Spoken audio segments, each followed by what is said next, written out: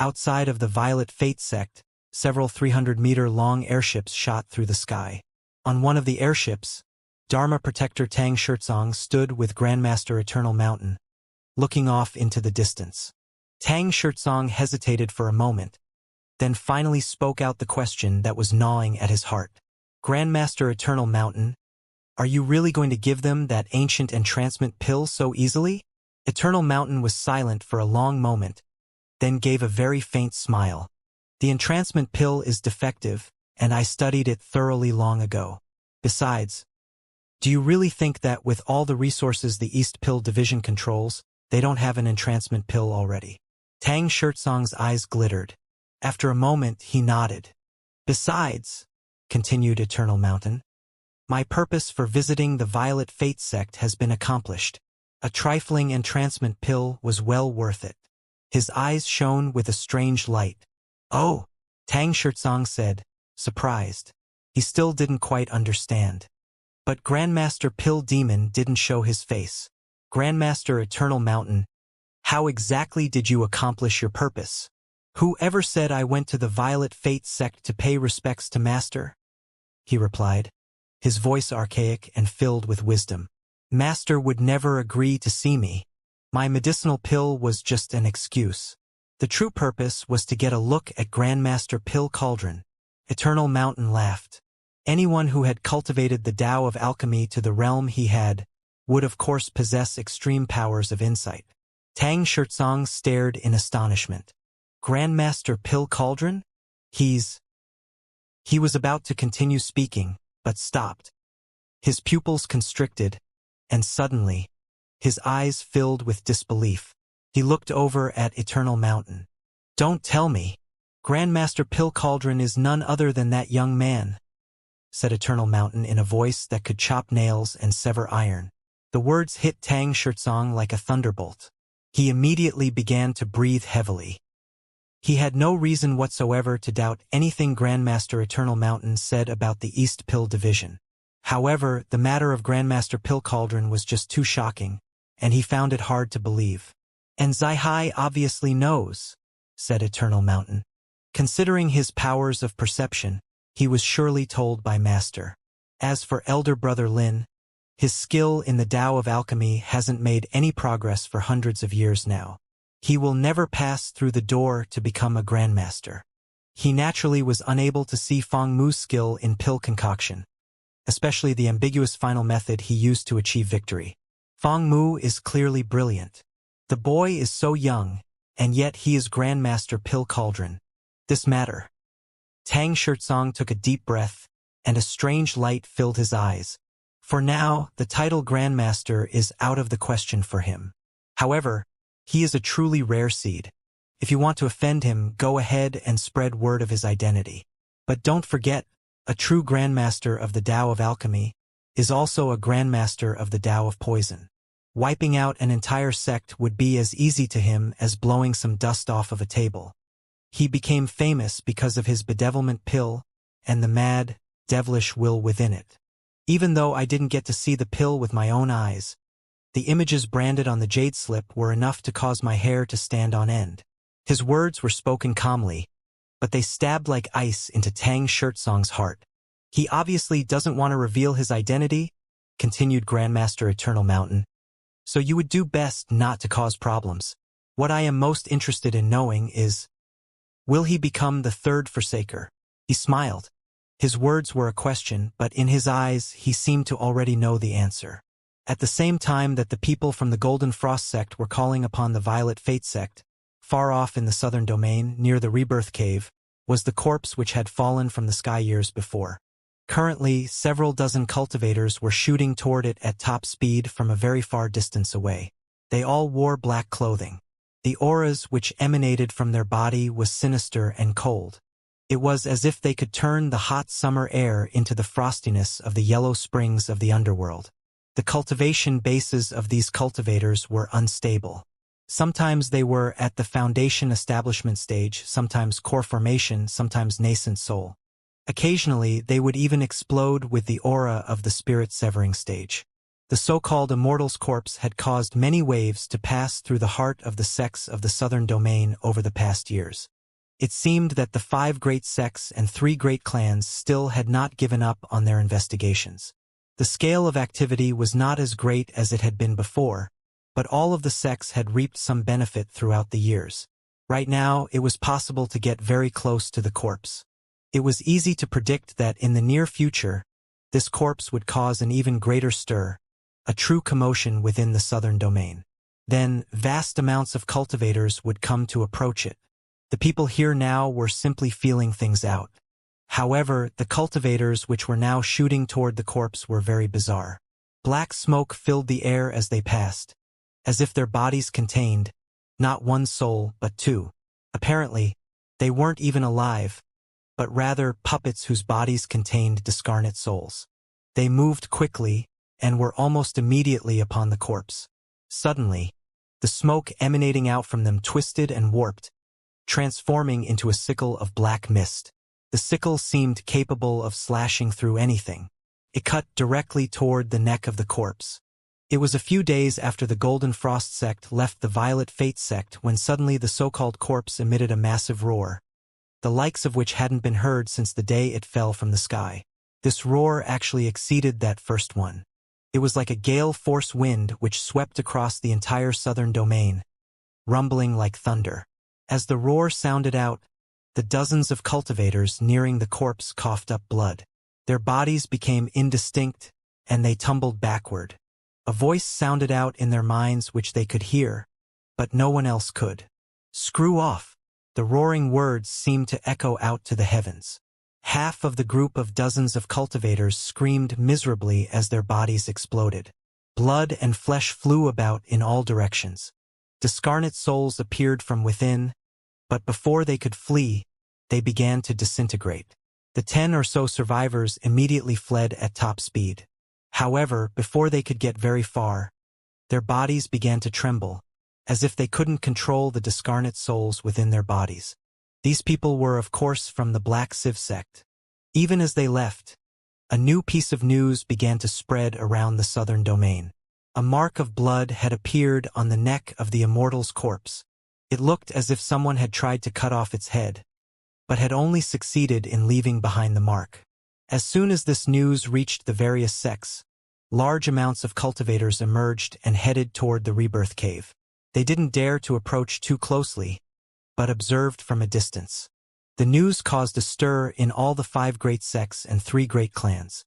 The news reached the East Pill division of the Violet Fate sect, of course, as did the sound of the roar emitted by the corpse. However, they were located quite a distance away. Furthermore, Feng Mu had just been promoted to Furnace Lord. Therefore, the sect didn't pay too much attention to it. Usually, the promotion of a Furnace Lord was a grand occasion for the East Pill division, second only to the promotion of a Violet Furnace Lord.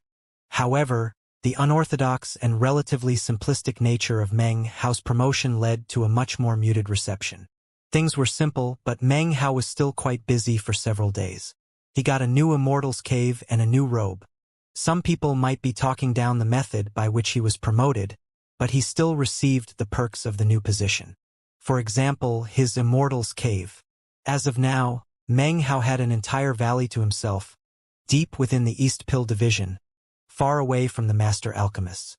It wasn't large, but couldn't be described as small either, and it belonged only to him. His alchemist's robe was black, interlaced with violet, and was equipped with a special function. It had a magical, short-range teleportation ability, which could be used to teleport anywhere within a 50-kilometer radius. After the ability was used 3 times, he could exchange the robe for a new one. As for pill furnaces, like Meng Hao's Blood Crane pill furnace, these would be provided to him by the sect as needed. Before, if he wanted to concoct some high-value medicinal pills, he would often have to trade with others to acquire the necessary medicinal plants. Now that he was a Furnace Lord, though, such things would be provided by the sect, free of charge.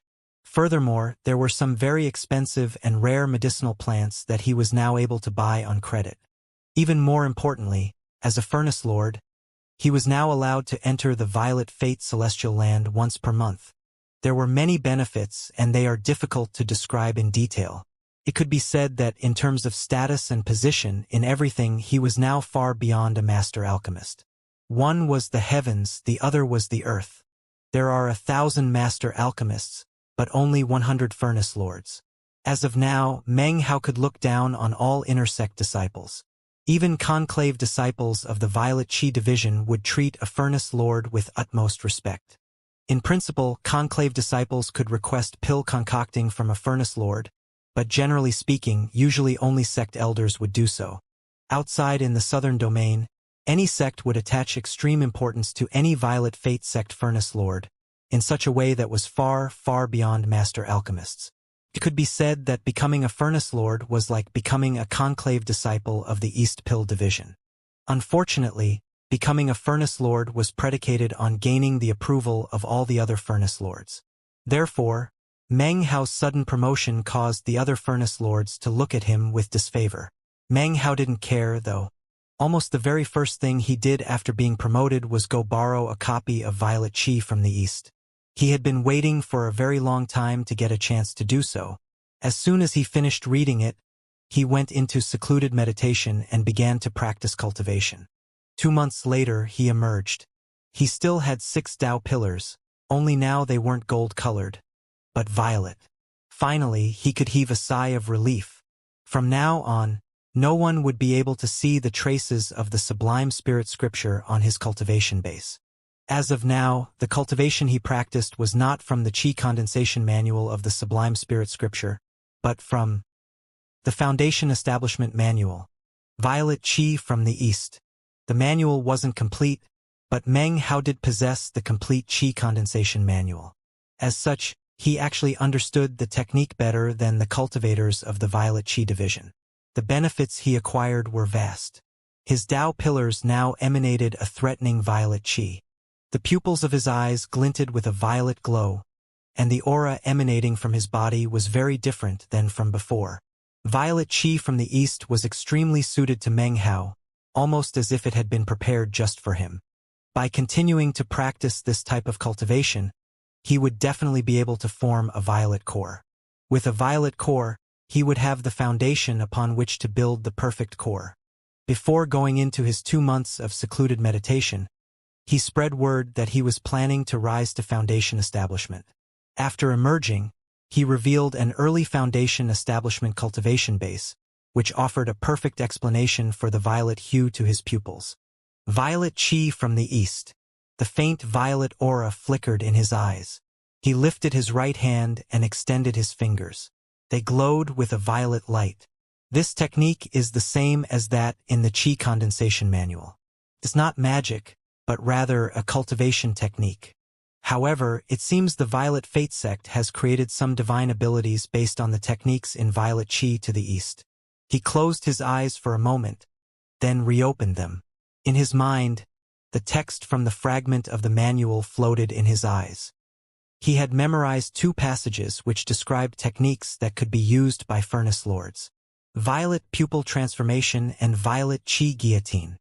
He gazed for a moment at the 5 fingers of his outstretched hand. Suddenly, he waved his hand, and violet smoke drifted out from his fingers. It congealed in the air into a violet, crescent moon. With a thought, Meng Hao sent it crashing into the wall of the Immortal's cave. The cave shook, as did the entire mountain peak, and a massive curved impression appeared on the wall of the cave. That was only 10% power. Meng Hao's eyes filled with a thoughtful look.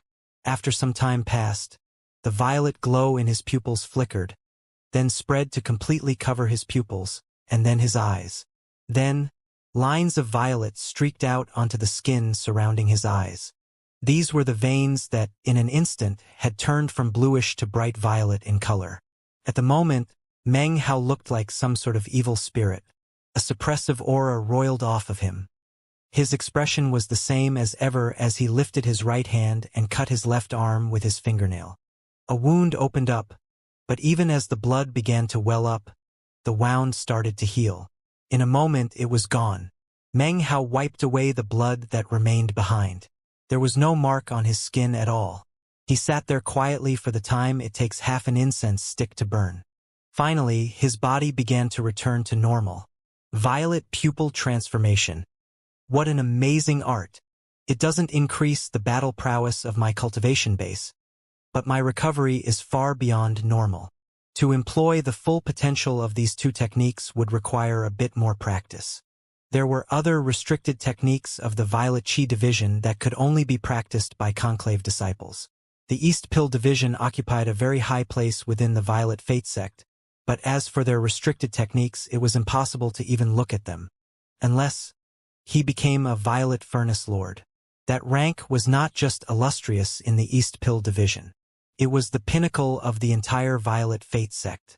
They were qualified to read the greater part of all the ancient records in the Violet Fate sect, with no restrictions whatsoever. After all, in all of the southern domain, there was only one sect who could ever hope to have Violet Furnace Lords, and as such they were given special treatment. Meng Hao took a deep breath. Putting the magical techniques out of his mind, he sank into thought.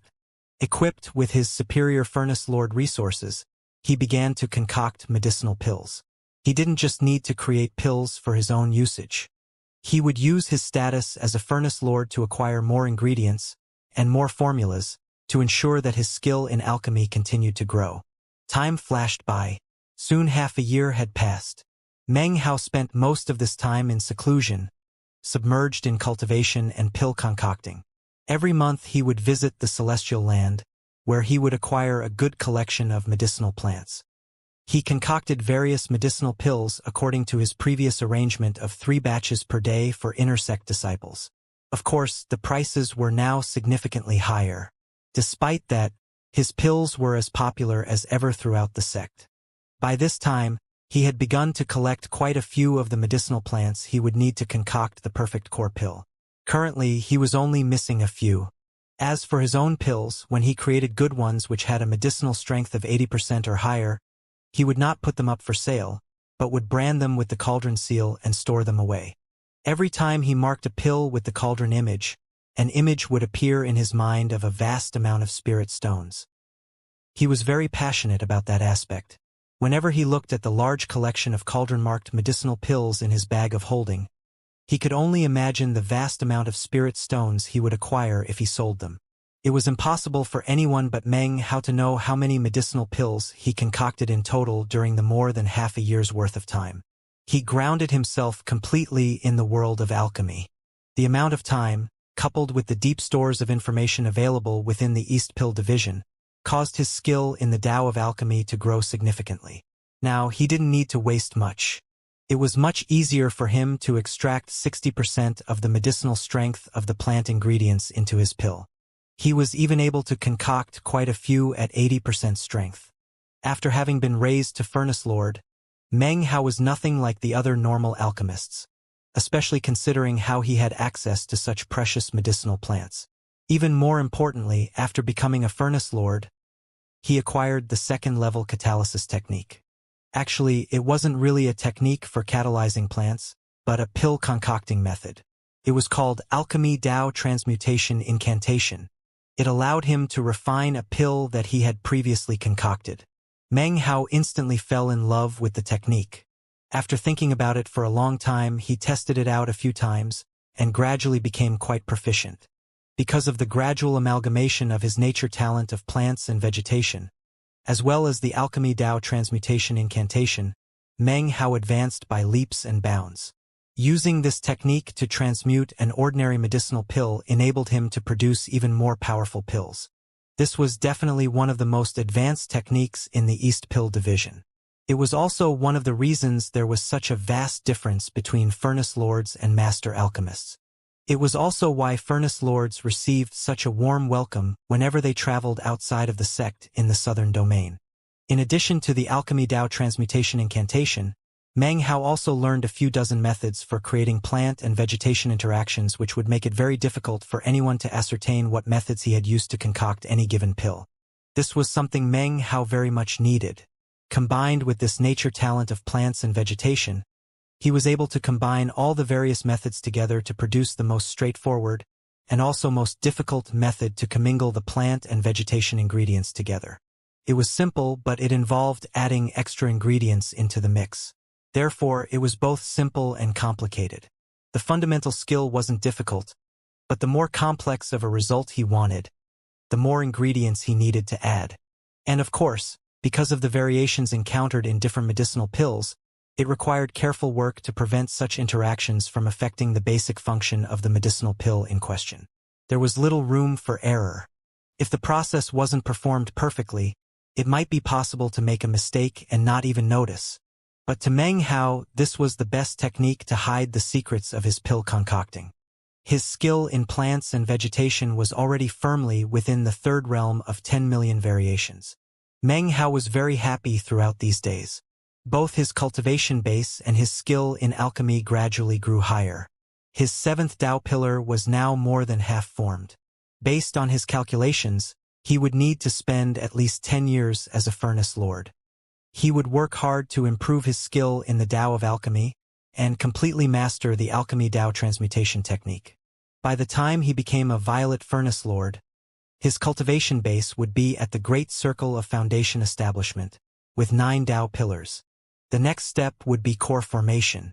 Chu Yuyan never came looking for Meng Hao. When he did venture out, he heard that recently she was obsessed with her search for the mysterious Grandmaster Pill Cauldron. She spent all her days trying to figure out who he was. After hearing this bit of news, a strange look appeared on his face. During the past 5 years, he had gotten used to this new identity of his. Just now, Meng Hao had finished concocting a batch of medicinal pills. He rubbed the bridge of his nose, then walked out of his Immortal's cave. It was midday, and the sun burned hot overhead. There was a slight breeze, but all it did was blow hot wind against his face. He looked out at the valley, the entirety of which belonged to him. Over the past half year or so, he had planted quite a few varieties of medicinal plants. The current heat wave caused them to emit a faint medicinal aroma which filled the valley.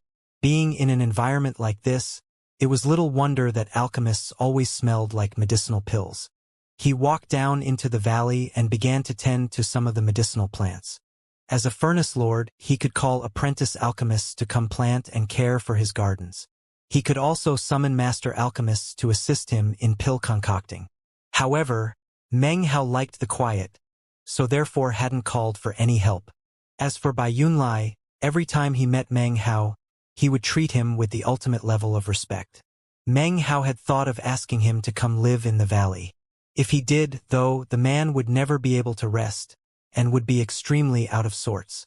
There was nothing Meng Hao could do about it. It was exacerbated by the fact that while no one on the outside knew anything about Grandmaster Pill Cauldron, Bai Yunlai did. Whenever he looked at Meng Hao, his eyes would fill with fervent ardor and respect. Meng Hao could only laugh bitterly at this. He was there in his garden tending to medicinal plants when suddenly his expression flickered. Behind him, 2 apprentice alchemists, each about 30 years of age, hurried into the valley. As soon as they entered, they saw him, and their eyes filled with respect. Clasping hands, they bowed and said, "Greetings, Grandmaster Fong." Meng Hao thought for a moment as he reached down to pluck some withered leaves off of a medicinal plant. After becoming a furnace lord, he had given one lecture about plants and vegetation. After calculating for a moment in his mind, he realized that it was about time for him to give another. "Time for another lecture?" he asked indifferently. This was one of the responsibilities of furnace lords. They were like masters to the master alchemists and patriarchs to the apprentice alchemists. By means of their lectures, it was ensured that the junior generation of the sect would continue to advance and grow. These 2 apprentice alchemists had been assigned to Meng Hao as servants to handle various trivial matters for him. "Grandmaster Fong, it was actually 2 days ago. However, you never came out, and we didn't want to disturb you." Meng Hao nodded. He finished tending to the medicinal plants, then followed the 2 apprentice alchemists out of the valley. As they walked through the East Pill Division, each and every apprentice alchemist he ran into was extremely respectful.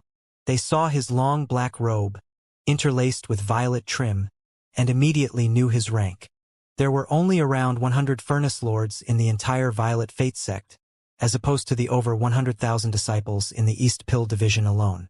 It was impossible for 100 people to remember 100,000 people, but for 100,000 people to remember 100 people was very easy. As soon as Meng Hao appeared, everyone recognized him. This was Fang Mu, who had risen to Furnace Lord just half a year ago. It didn't matter how he had been promoted.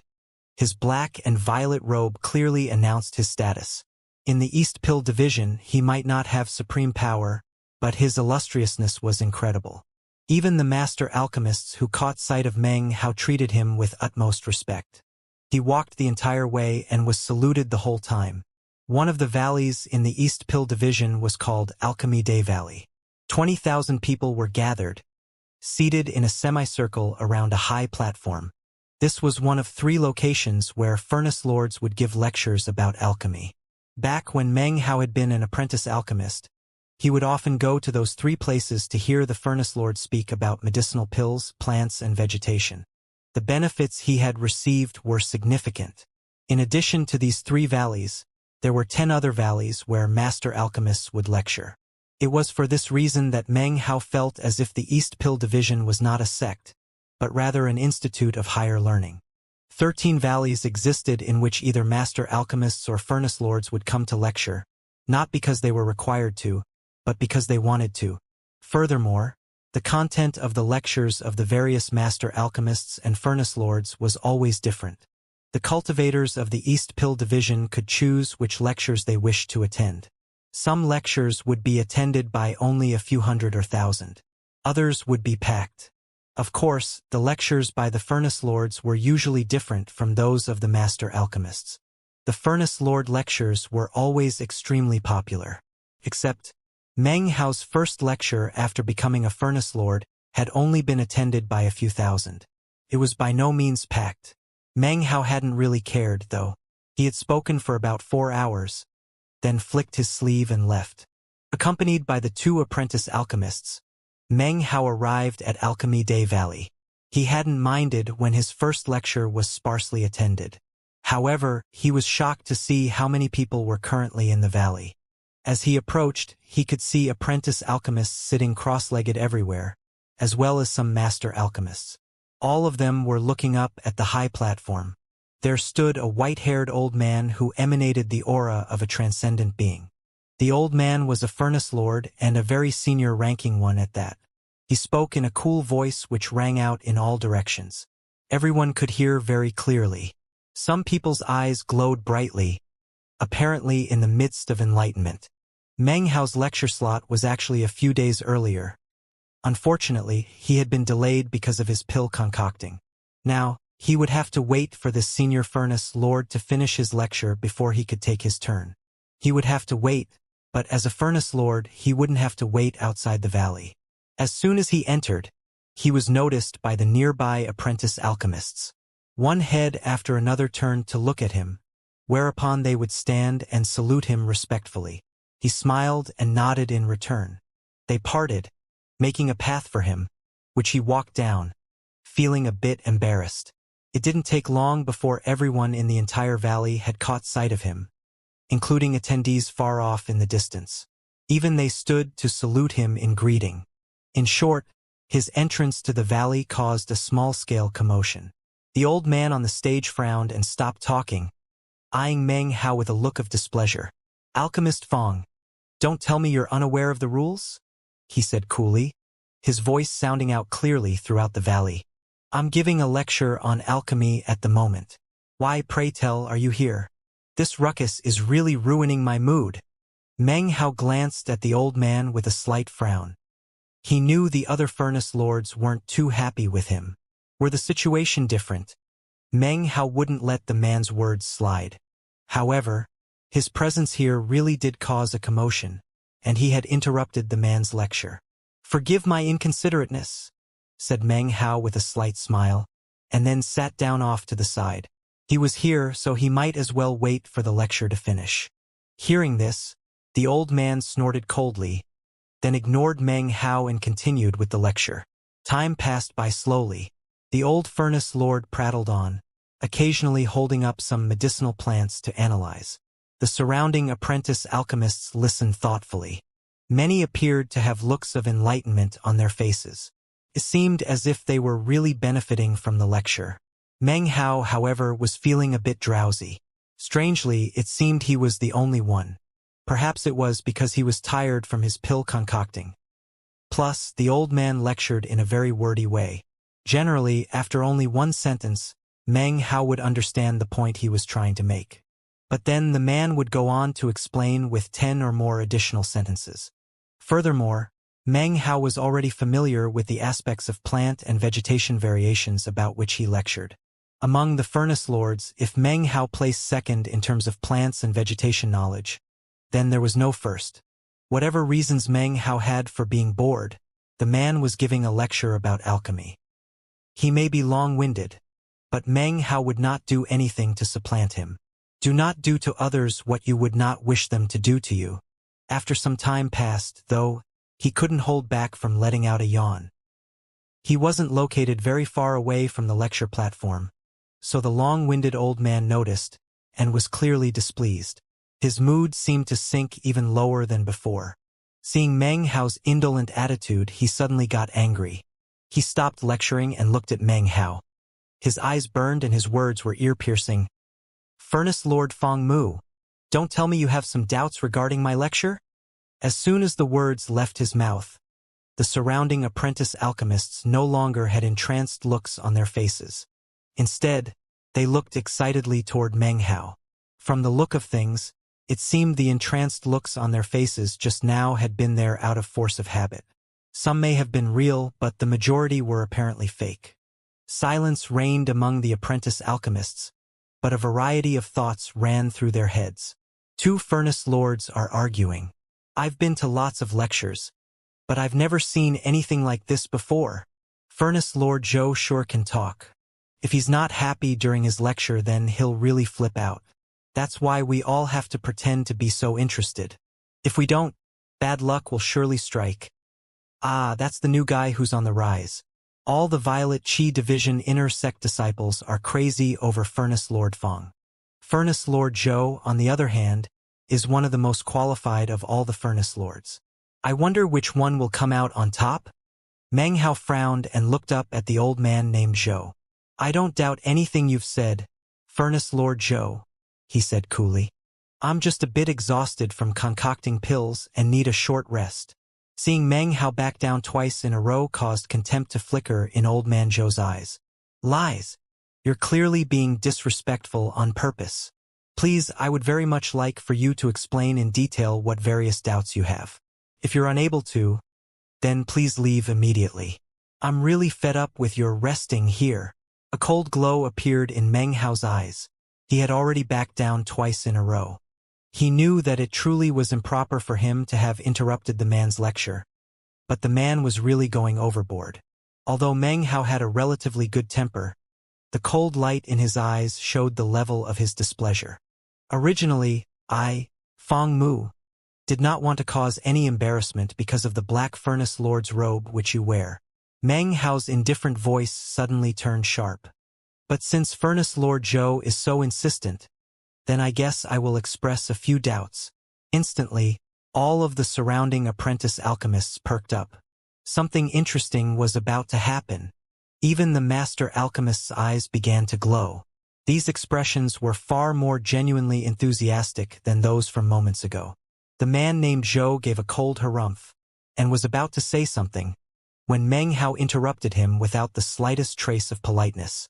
According to your understanding of the Tao of alchemy, one must first embrace into one's heart all of the variations of plants and vegetation, and then craft out a thorough plan. Afterwards, pills may be concocted. This concept is nothing more than a load of dog crap. Feng Mu, you've really got guts, roared the man, glaring furiously. I dare you to say that again. When Meng Hao replied, his voice was calm, but his words were aggressive and menacing. What pills do you intend to concoct with such a method? The Tao of alchemy was created by the heavens and requires personal enlightenment. Success can only come after constant defeat and subsequent improvement. It is the result of the concoction process itself. When concocting, one must identify what is true from what is false, select the proper time and location, adjust the flame to the proper temperature, and modify the interactions between the medicinal plants. Was I mistaken to say your words are dog crap? You want me to say it again? You're the senior, so in accord with your demand, I'll say it again. Your words are a load of dog crap. The words blew over Zhou, making him so angry that his body trembled. He lifted a finger and pointed at Meng Hao, a ferocious look filling his eyes. Treason! Heresy! He shrieked. There are rules on the path of medicinal pills. You ignorant child! The fact that you finagled your way into a Furnace Lord promotion is a humiliation to all other Furnace Lords. We're ashamed to even be associated with you. Apparently, you aren't familiar with the word rule, or the term pill formula. Pill formulas themselves are rules. The pill concocting to which I refer is one in which a pill formula is followed. Pill formulas are merely a simplified way of recording the process of pill concoction, replied Meng Hao calmly. They are there for alchemists to refer to, like a roadmap, or a light to use on a dark night. You! Meng Hao's words were growing more relentless. If you follow a pill formula, then of course you can concoct a pill. But if you concoct pills in such a way, doesn't that make you a mere master alchemist? Do you really deserve the title of Furnace Lord? It seems to me that you're nothing more than a boring old pill-concocting puppet. Why you? Pill formulas are rules. You? The old man sputtered in his anger, and was about to continue to explain when Meng Hao held his head high and interrupted again. You can't even speak clearly. Pill formulas are rules? Examine all of the pills that exist under heaven. How many of those pills have a variety of formulas which have been handed down throughout the generations? In fact, for some pills, more than 100 formulas exist, all with different interactions. And yet, each one produces the same pill. You speak of rules. Are you trying to say that multiple sets of different rules exist for each pill? Very well, assuming there really are rules, then after the first pill formula appeared, who was it that created the second pill formula? What about the third? Or the fourth? By the time you reach the 100th pill formula, can you explain who exactly created that pill? Meng Hao's indignant words filled the entire valley. All of the apprentice alchemists who were listening had looks of excitement on their faces, as well as the glow of enlightenment. The master alchemists were panting as they pondered Meng Hao's words. The looks on their faces were much similar to the looks on their faces as they had been listening to Zhou's lecture just now. However, the difference between the words of the two different Furnace Lords was incredible. Zhou's fury rose to the heavens. His entire body shook as he howled, "Treason! Heresy! Rebellion against the Tao of alchemy! Do you dare to proclaim that the creator of the next pill formula, the 101st, isn't among the East Pill Division disciples present today?" Hearing this caused a wave of excitement to pass through the apprentice alchemists. Ignoring Old Man Zhou, they immediately spoke out their agreement. Meng Hao's words smashed down onto Old Man Zhou like an iron hammer. He couldn't help but walk back a few steps, staring back at Meng Hao with bloodshot eyes. Can you say anything other than the words treason, heresy, and rebellion against the Tao of alchemy? Meng Hao sat there cross-legged, as calm as a spring breeze. His expression hadn't changed. He still had a smile on his face. But his words were incredibly sharp. The surrounding apprentice alchemists watched on, their faces shining with admiration. Zhou burned with wrath, and his mind was reeling. His words began to grow more venomous. "You ignorant youth," he said. "You don't even know what it means to concoct pills. I suggest you get the hell out of the sect and go back to suck your mother's teat. Wait until—" His words only caused Meng Hao's smile to disappear. The cold look in his eye grew icy. "You don't even deserve to utter the words, concoct pills. Medicinal pills are concocted, and concocting requires intelligence. That's why it's called concocting. Your Tao of alchemy is nothing more than copying. Concocting pills and copying pills.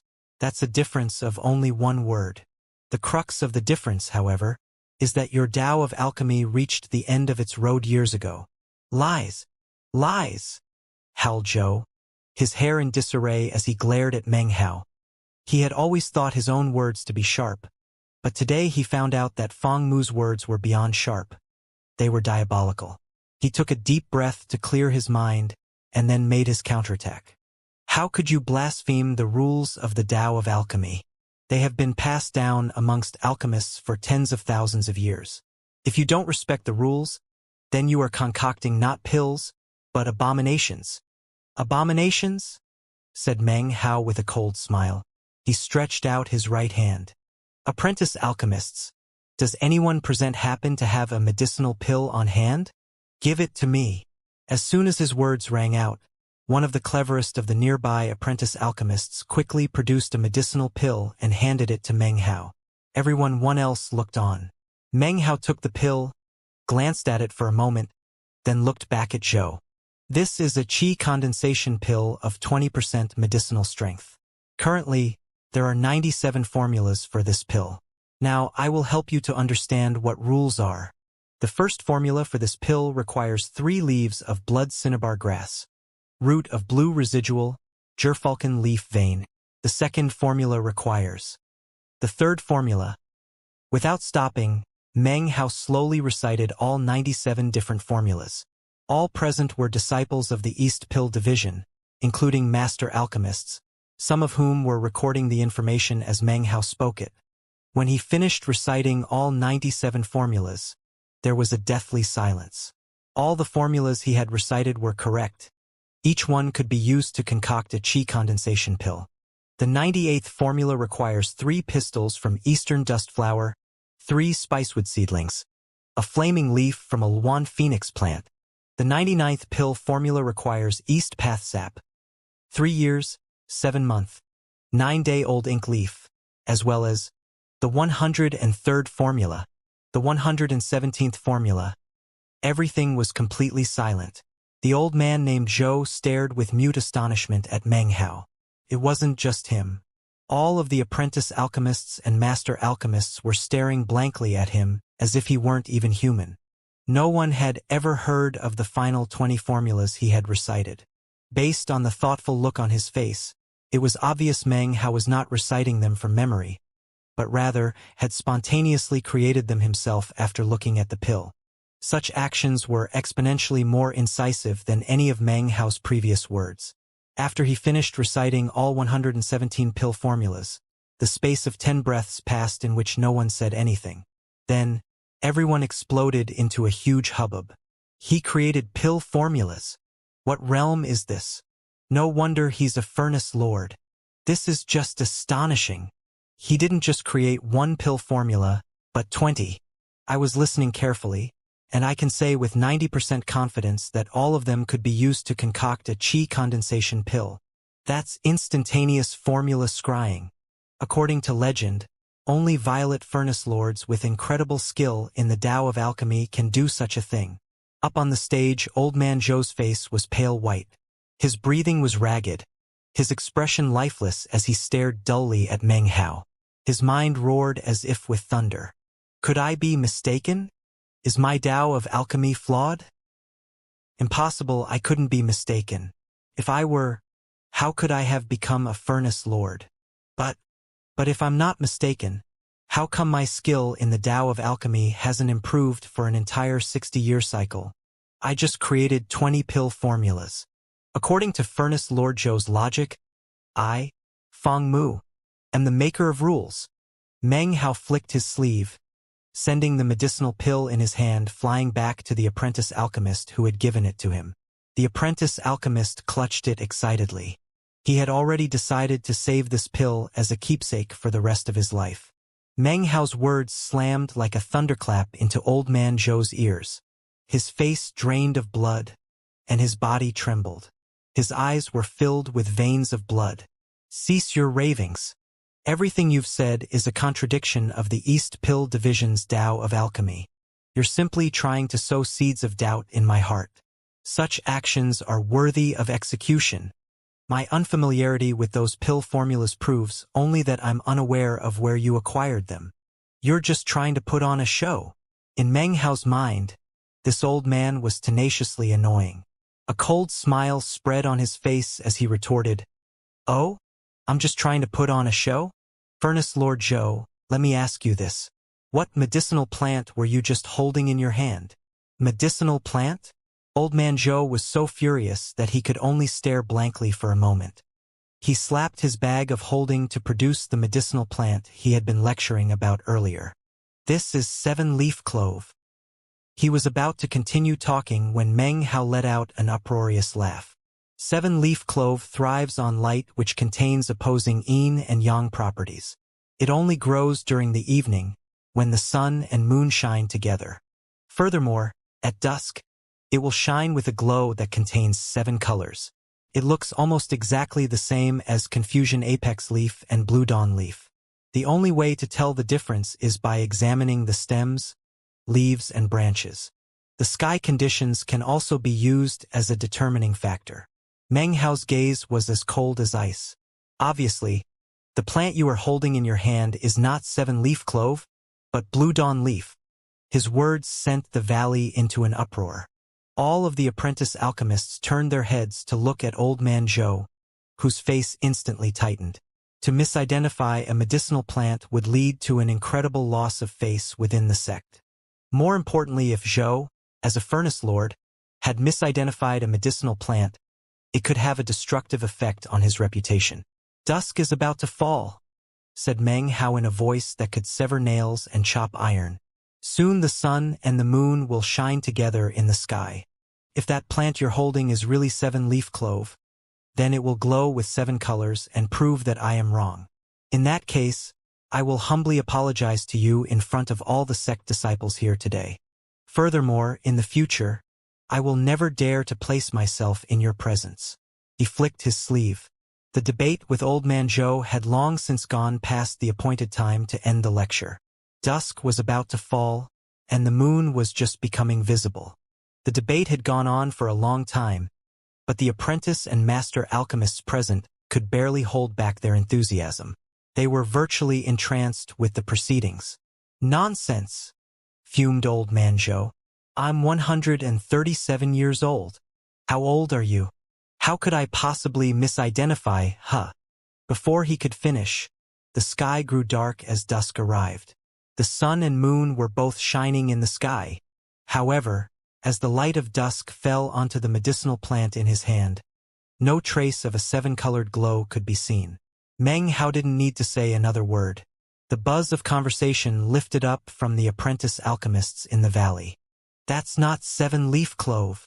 I can't believe Furnace Lord Zhou actually pulled out the wrong medicinal plant. If he can't even produce the right medicinal plant, who could possibly listen to him speak of the Tao of alchemy?" When Zhou heard all of the things people were saying, his face paled. He felt so ashamed that he wanted to hide. However, fury rose within his heart as he stared angrily at Meng Hao. It seemed he still had some fight left. "You ignorant youth. You're spouting nonsense. I became a furnace lord 60 years ago.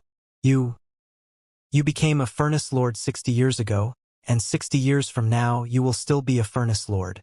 As for me, perhaps I'm ignorant and perhaps I'm young, but I am a furnace lord just like you.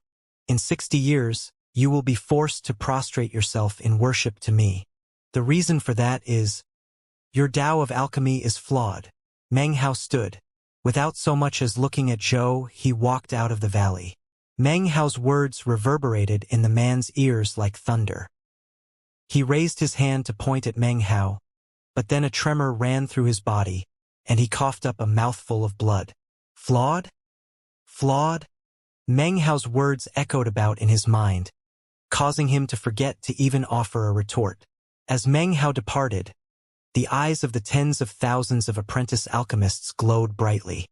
They watched him leave, absolutely certain that in the days to come, his name would continue to send shockwaves throughout the East Pill division. Furthermore, his future lectures would certainly be explosively popular. Unfortunately, the ways of the world are impossible to fathom. Meng Hao's days of comfort within the Violet Fate sect were soon to come to an end. A month after his debate with Old Man Zhou, Meng Hao sat in his Immortal's cave. He had just finished with a batch of medicinal pills, and was fantasizing about how he would take advantage of the resources of the sect to concoct more pills and then accumulate a vast amount of spirit stones. It was at this time that a command jade slip arrived. Based on the recommendation of all the furnace lords of the East Pill division, He was to be sent out of the sect to gain experience. After being promoted, all Furnace Lords were required to leave the sect for a period of time to get experience. It was actually a rule, although a flexible one. Generally speaking, alchemists prefer to concoct pills in solitude and don't like to travel on the outside. However, the Black Civ sect had offered vast compensation in exchange for the Violet Fate sect to dispatch 2 Furnace Lords, one to give lectures on the Tao of alchemy, one to concoct special medicinal pills. Such an arrangement was common within the great sects and clans. Even Li Tao, who wasn't a Furnace Lord, had been invited a month before to visit the Li clan. This was of course because they had purchased his Foundation Establishment Day. As for Meng Hao, the reason he had been recommended to the Black Civ sect in the first place was because of the unorthodox nature of his promotion to Furnace Lord. Of course, there were quite a few people who were just waiting for Meng Hao to make a fool of himself. The pills to be concocted outside for a great sect were not ordinary, and everyone would require the full skill of a Furnace Lord. Considering that Meng Hao had bypassed some of the requirements for becoming a Furnace Lord, there really was no way for him to refuse the order. The Black Civ sect. Meng Hao's brow furrowed. Meng Hao didn't really want to go, but the command Jade slip had been issued, and he had no good reason to refuse. Furthermore, he owed a lot of medicinal pills to the sect. All of his debts were in the official records, and although he didn't have to pay up immediately, sooner or later, he would. If he didn't, then his access to medicinal plants would be restricted. Therefore, this trip outside the sect would serve more than one purpose. Not only would he be able to gain experience, but he could reduce some of his debt to the sect. For Feng Mu, a trip to the Black Civ sect is a great opportunity. Determination glittered in Meng Hao's eyes. His decision to go to the Black Civ sect having been made, the image of elder sister Su appeared in his mind. He also thought of Han Bei as well as Zhou Jie, and all of the events which had occurred that year connected to the Black Civ sect. This time, I will be traveling in the southern domain as a Furnace Lord of the Violet Fate sect. Chuckling, Meng Hao flicked his sleeve to gather together the various items he would take with him. Then, jade slip in hand, he left his Immortal's cave. Several days later, Grandmaster Zhou, Grandmaster Feng, this is a Black Civ fruit, which we grow here in the Black Civ sect. The flavor is as delectable as fine wine, and they are usually only given to sect elders. Somewhere outside of the Violet Fate sect, a massive black airship shot through the air at top speed. It was crewed by several hundred Black Civ sect disciples, all of whom had extraordinary cultivation bases within the Foundation Establishment stage. There was one disciple of the core formation stage, the alchemy protector dispatched by the Black Civ sect to guard over the Violet Fate sect disciples. He sat with them in the center of the airship, smiling, concealing the thoughtfulness which exists in his mind. In front of him was a white-haired old man in a black and purple robe. He seemed to emanate the Tao and pure transcendence. Next to the old man was a handsome, fair-skinned young man. The old man's expression was that of indifference mixed with austerity. His cultivation base was at the late Foundation Establishment stage. This was none other than Furnace Lord Zhou, whom Meng Hao had debated in the valley 1 month before. The young man next to him emanated the faint scent of medicinal plants. He looked less like a cultivator than a scholar. Naturally, this was none other than Meng Hao. In addition to the core formation cultivator, the Black Civ sect had also dispatched a young man who appeared to be a bit over 30 years of age. He wore a long bluish-black robe and seemed to abound in profundity and knowledge. He sat wordlessly off to the side, looking somewhat taciturn. When Meng Hao had caught sight of him for the first time several days ago, he had felt shock in his heart. This was Zhou Jie, Tao child of the Black Civ sect. This was the same person Meng Hao had battled years ago, a battle of the peak of Foundation Establishment. In that battle, Zhou Jie had lost. His open and upright actions had earned Meng Hao's respect, and he had spared his life. Meng Hao hadn't seen him for 5 years, and now, something about him seemed different. Meng Hao couldn't quite tell what it was, but it left him with a very bizarre feeling. Such thoughts swirled in his heart, but were not revealed on his face. After hearing the words of the core formation cultivator, Meng Hao was still considering how to respond. when Old Man Zhou reached out to take one of the black sieve fruits. "What an extraordinary fruit," he said coolly. "It would be best used as a medicinal ingredient. I won't waste it by eating it." He glanced at Meng Hao. Meng Hao didn't say anything. With a smile, he accepted the black sieve fruit and then placed it in his bag of holding. Inwardly, he sighed. How could he possibly have imagined that the Violet Fate sect would send him out with Old Man Zhou? Zhou was responsible for giving lectures regarding the Tao of alchemy, whereas he would be in charge of pill concocting. For the entire time they had been on the airship, Zhou hadn't given Meng Hao anything but dirty looks. Of course, the people from Black Civ sect had picked up on this. The core formation cultivator had a wide smile on his face, but inwardly had some doubts. This Furnace Lord Zhou Dikun is famous and deeply qualified. He's one of the top Furnace Lords, and his frequent visits to the Black Civ sect show how much the Violet Fate sect respects us. However, this Fong Mu, after asking around, I found that he finagled his way to Furnace Lord half a year ago. He's really nothing more than a master alchemist. Of course, the man would never allow any expression onto his face which would indicate he was looking down on Fong Mu. However, he did treat Old Man Zhou with a higher level of respect. He laughed loudly. "If you'd like, Grandmaster Zhou," he said, his voice kind, "I can entreat the sect leader to provide both of you with even more black civ fruits." Off to the side, Zhou Jie sat taciturnly. He hadn't said a single word the entire time. In this respect, he was somewhat like Meng Hao, who wasn't in the mood for conversation. Furthermore, it seemed to please Old Man Zhou that he was left to handle all the formalities. The four people sat there, only two engaging in conversation, their expressions cheerful. Old Man Zhou seemed very proud of himself. "This time," he told himself, "I'll show this pup how formidable I truly am." Time passed. The airship traveled quickly, and even made use of several teleportation portals. A few days later, the 100,000 mountains of the Black Civ sect appeared off in the distance. Meng Hao had spent most of the time in secluded meditation.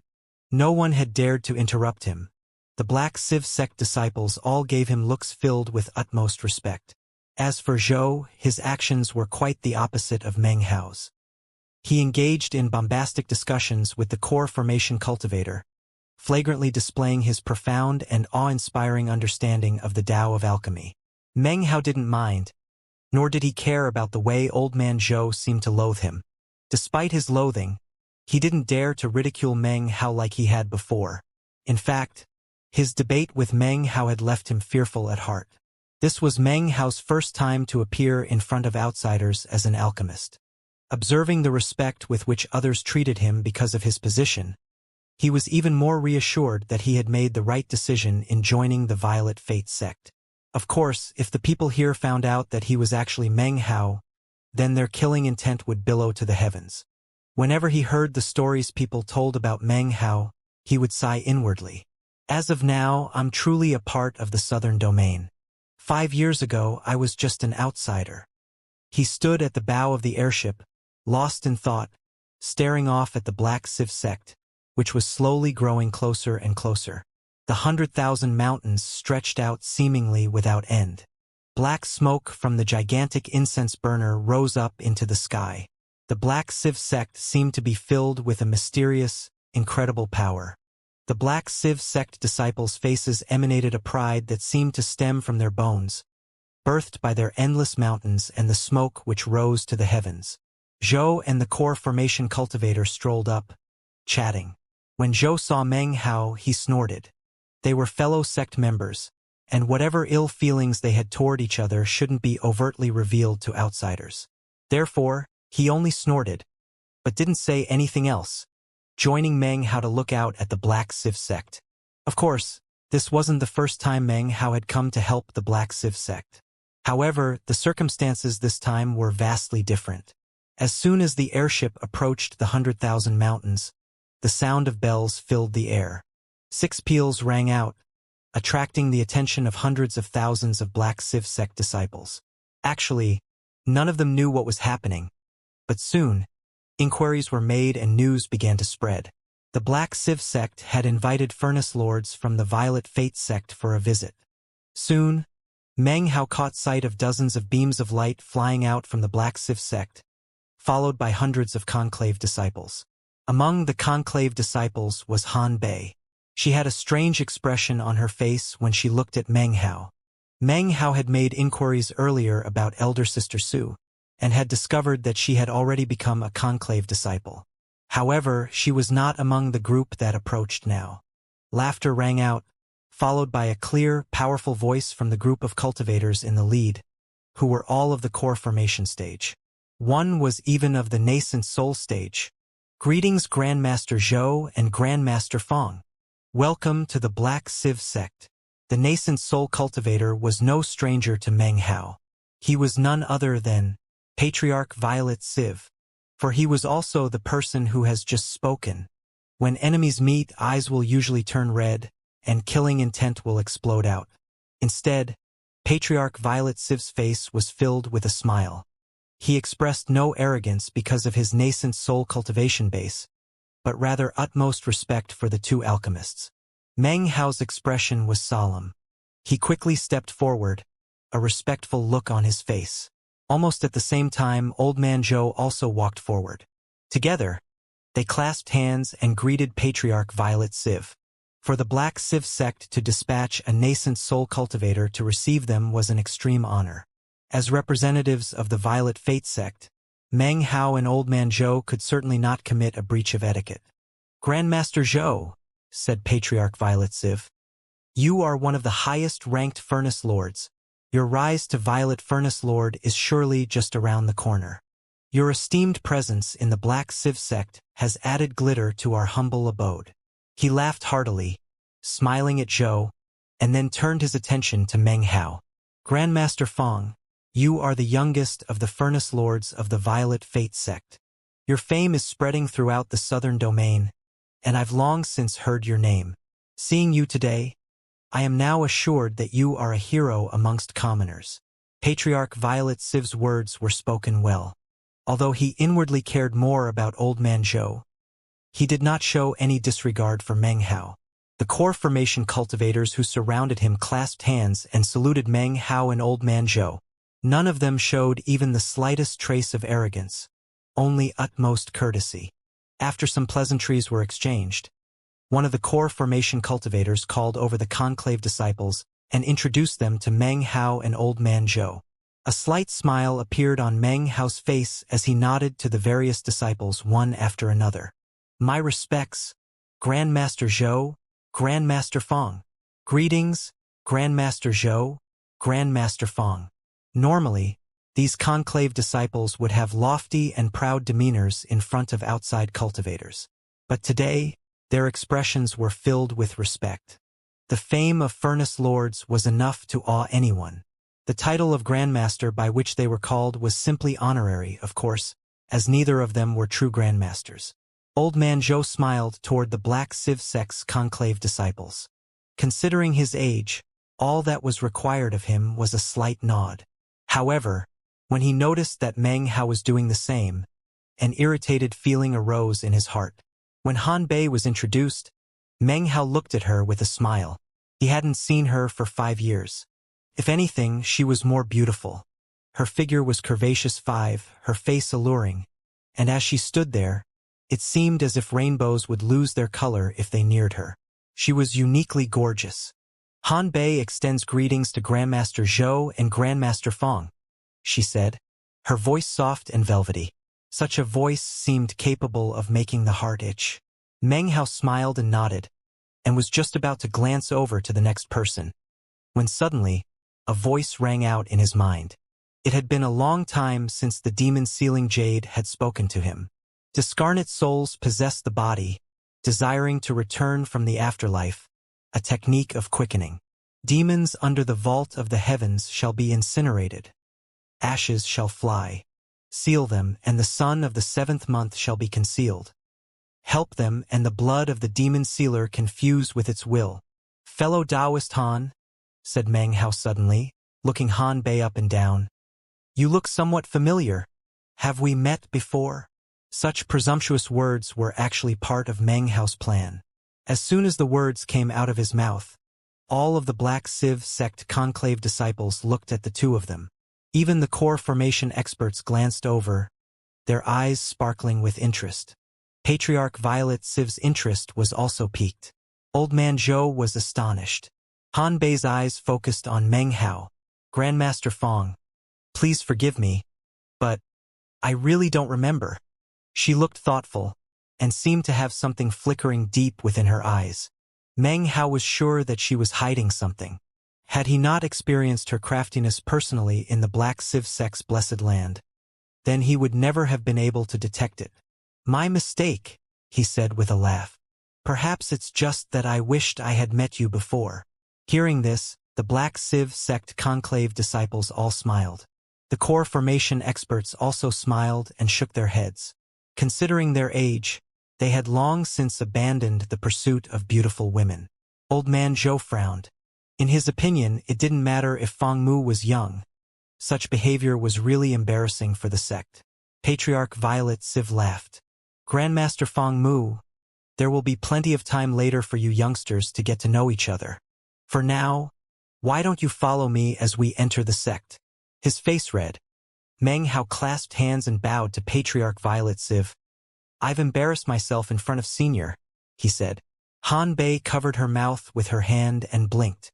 Meng Hao and Old Man Zhou entered the sect, surrounded by the various members of the Black Civ sect. It was at this exact moment that suddenly, Patriarch Violet Civ's expression flickered. He turned to look off into the distance. Everyone else stopped moving and followed suit. Patriarch Violet Civ chuckled.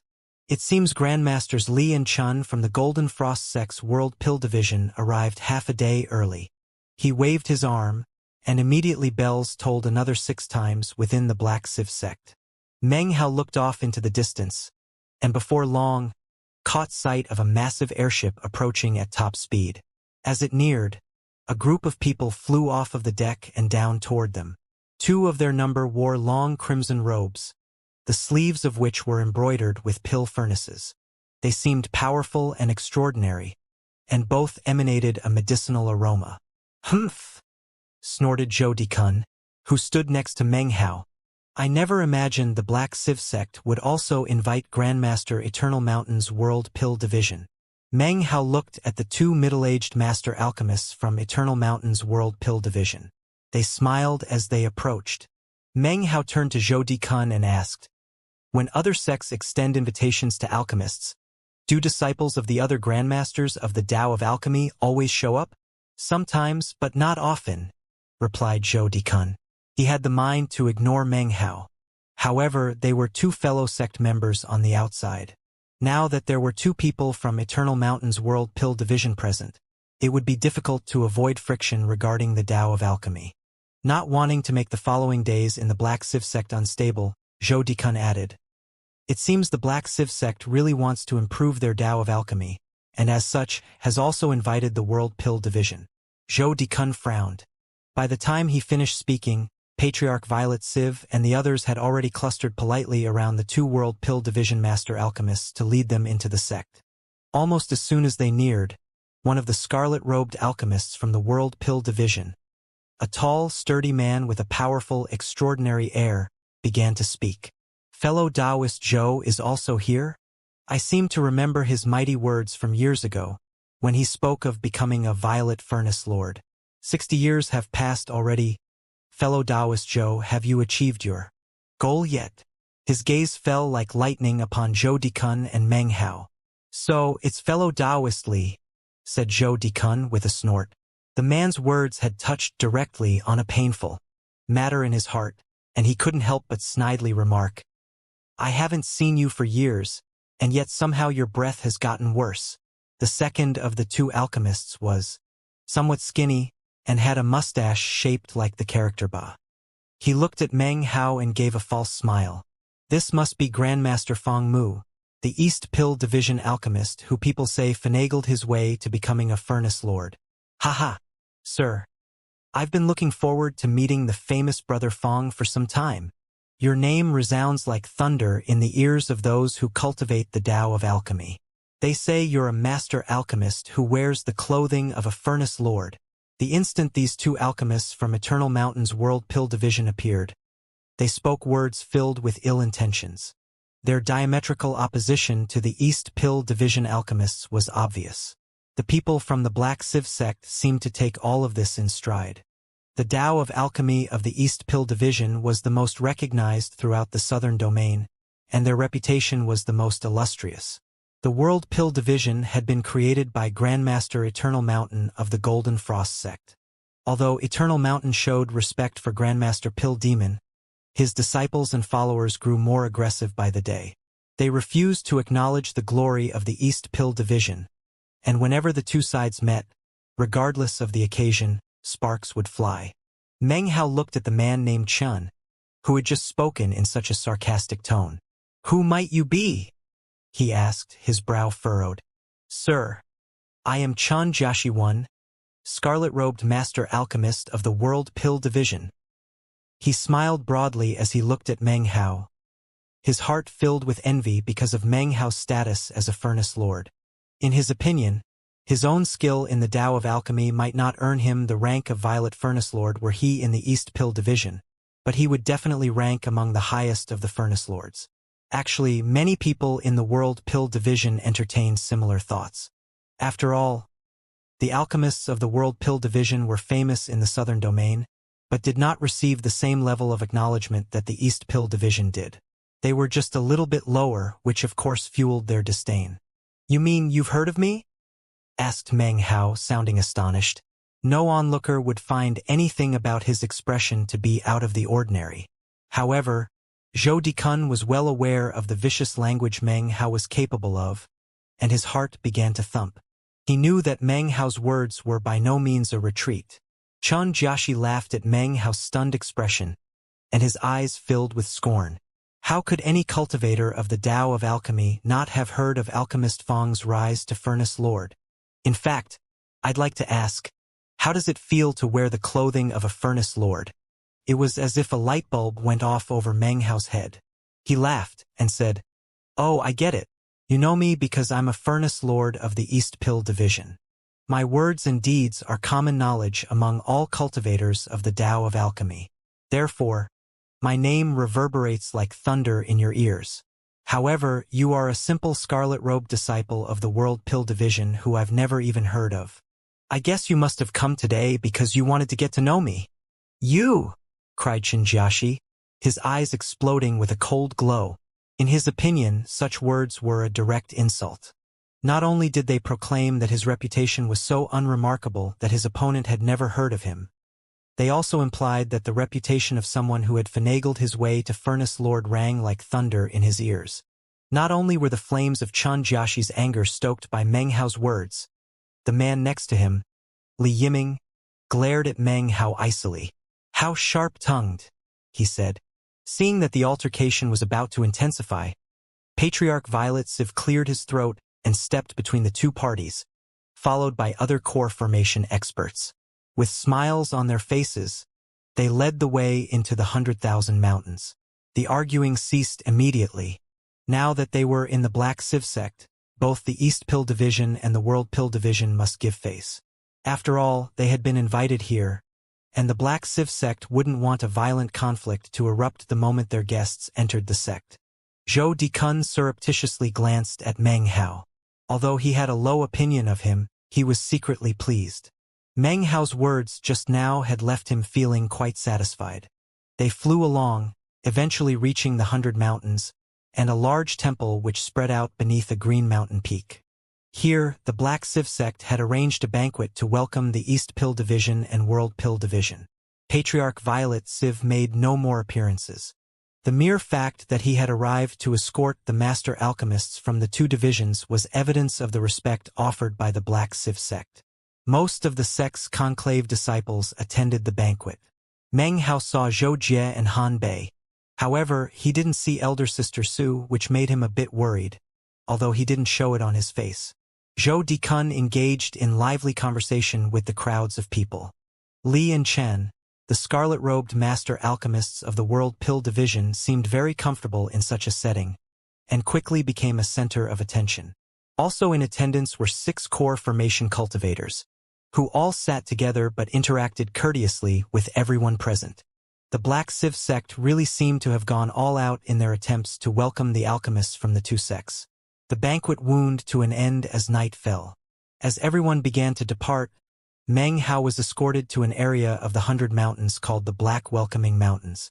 On the peak of one of the mountains was a luxurious residence which was surrounded by various restrictive spells that made it extremely safe. Considering Meng Hao came as a representative of the Violet Fate sect, the Black Civ sect could not possibly allow any harm to come to him. This, of course, was a matter of face and relationship between two great sects. Late in the night, Meng Hao sat cross-legged within the building, breathing deeply. After meditating for some time, his body began to emanate a white qi as he dissolved the alcohol from the beverages he had consumed during the banquet. Before consuming them, he had examined the alcohol using his skill with plants and vegetation, and knew that it was safe. Some time passed, and then Meng Hao's eyes opened. They glowed with a brilliant light. Han Bei is incredibly intelligent. Perhaps I shouldn't have openly addressed her earlier. What is she hiding? He thought about the matter for some time, but couldn't come up with any theories. I didn't see elder sister Su today. I wonder how she is? And what about Zhou? Something seems very off about him. He seems different than before. After more thought, his eyes began to flicker. What exactly did the demon-sealing jade mean? He closed his eyes and continued to meditate. Early the next morning, the dawn sun peeked out and sunlight fell upon Black Welcoming Peak. The mountain was verdant and green, and while there were no singing birds or fragrant flowers, Meng Hao's spirits were lifted as he gazed out of the second-story balcony at the lush vegetation of the surrounding mountain range. The undulating mountains, covered with emerald green vegetation, were illuminated by brilliant sunlight. The glow fell upon Meng Hao's black robe, causing its violet aura to grow stronger. Anyone who looked at it would have a hard time deciding if it were black or violet. The mountain breeze lifted up his long hair, making it seem as if Meng Hao himself wished to float away with the wind. As he stared off into the distance, a violet light gleamed within his eye. This was the manifestation of violet qi from the east, which had also turned his 6 Dao pillars a violet hue. After a long moment passed, Meng Hao took in a deep breath, then left the residence. As he began to walk down the mountain path which threaded through the Black Welcoming Mountains, he encountered Black Civ sect disciples who immediately saluted with clasped hands, their faces filled with politeness, yet maintaining some of the pride they felt as members of the Black Civ sect. Obviously, word had been spread throughout the sect regarding how to treat the visitors. Meng Hao smiled, returning the salute, and continuing on his way. He soon emerged from the Black Welcoming Mountains and found himself in the middle of the 100 Mountains. This was an area restricted to conclave disciples. Looking around at all the Black Civ sect disciples and buildings, and the enormous incense burner up above, Meng Hao sighed inwardly. Before joining the Violet Fate sect, he could never have imagined that one day he would be able to stroll about the Black Civ sect in such a leisurely fashion. It's a good thing the meat jelly shed its skin a long time ago. If that happened now, my identity would be revealed immediately. He walked among the buildings, eventually coming to a halt at the edge of a public square.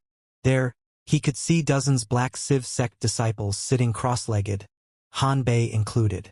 An old man was in the midst of giving a sermon, explaining various scriptures regarding Black Civ sect magical techniques. Meng Hao had seen this man before. He was one of the core formation cultivators who had received him yesterday along with Patriarch Violet Civ. The old man's voice rang out coolly. The magic of the Black Civ sect can be divided into the will of the Black Underworld, and the teaching of the Civ of Heavens. The Underworld represents the spirits of the 9 earths. The Civ represents the will of the 9 heavens. Therefore, in the Black Civ sect, underworld magic is used to kill, and the will of the heavens is divine. You must bear these sacred teachings in mind as you practice your cultivation. In the future, your path will lead to the heavens. It was at this point that he caught sight of Meng Hao. He nodded slightly, obviously aware of who Meng Hao was. He didn't say anything, but instead looked over his audience. Eventually his gaze came to rest on Han Bei. He gave her a meaningful look, and she sighed inwardly, then rose and walked over to Meng Hao. The old man's expression remained the same as he continued to discuss the sect scriptures. He would never have allowed any other outsider to hear such discussions of sect matters. But considering Meng Hao's status, it wouldn't be appropriate to drive him away. Therefore, he asked Han Bei to lead him away. Han Bei actually did not want to accept this assignment, but she really had no way to refuse. Without any trace of her feelings showing, she arrived at Meng Hao's side. A beautiful smile blossomed onto her face. "Grandmaster Fong, you're such an early riser. Why don't you accompany me? I'll show you some of the sights around the sect." She was as beautiful as a flower, her voice soft and entrancing. Meng Hao was well aware that it wasn't very appropriate for him to stay and listen to the sect sermons. He nodded pleasantly at Han Bei and then said, "To be accompanied by such a stunning flower would be my honor." The two of them strolled off. When they were some distance away from the square, Han Bei smiled and said, "Grandmaster Fong, you are truly refined and poetic. I don't deserve to be referred to as a flower." Her eyes sparkled, and her flowing, blue silk garment wrapped around her in a way that truly made her look like a flower. Han Bei was inherently beautiful, her smile dazzling.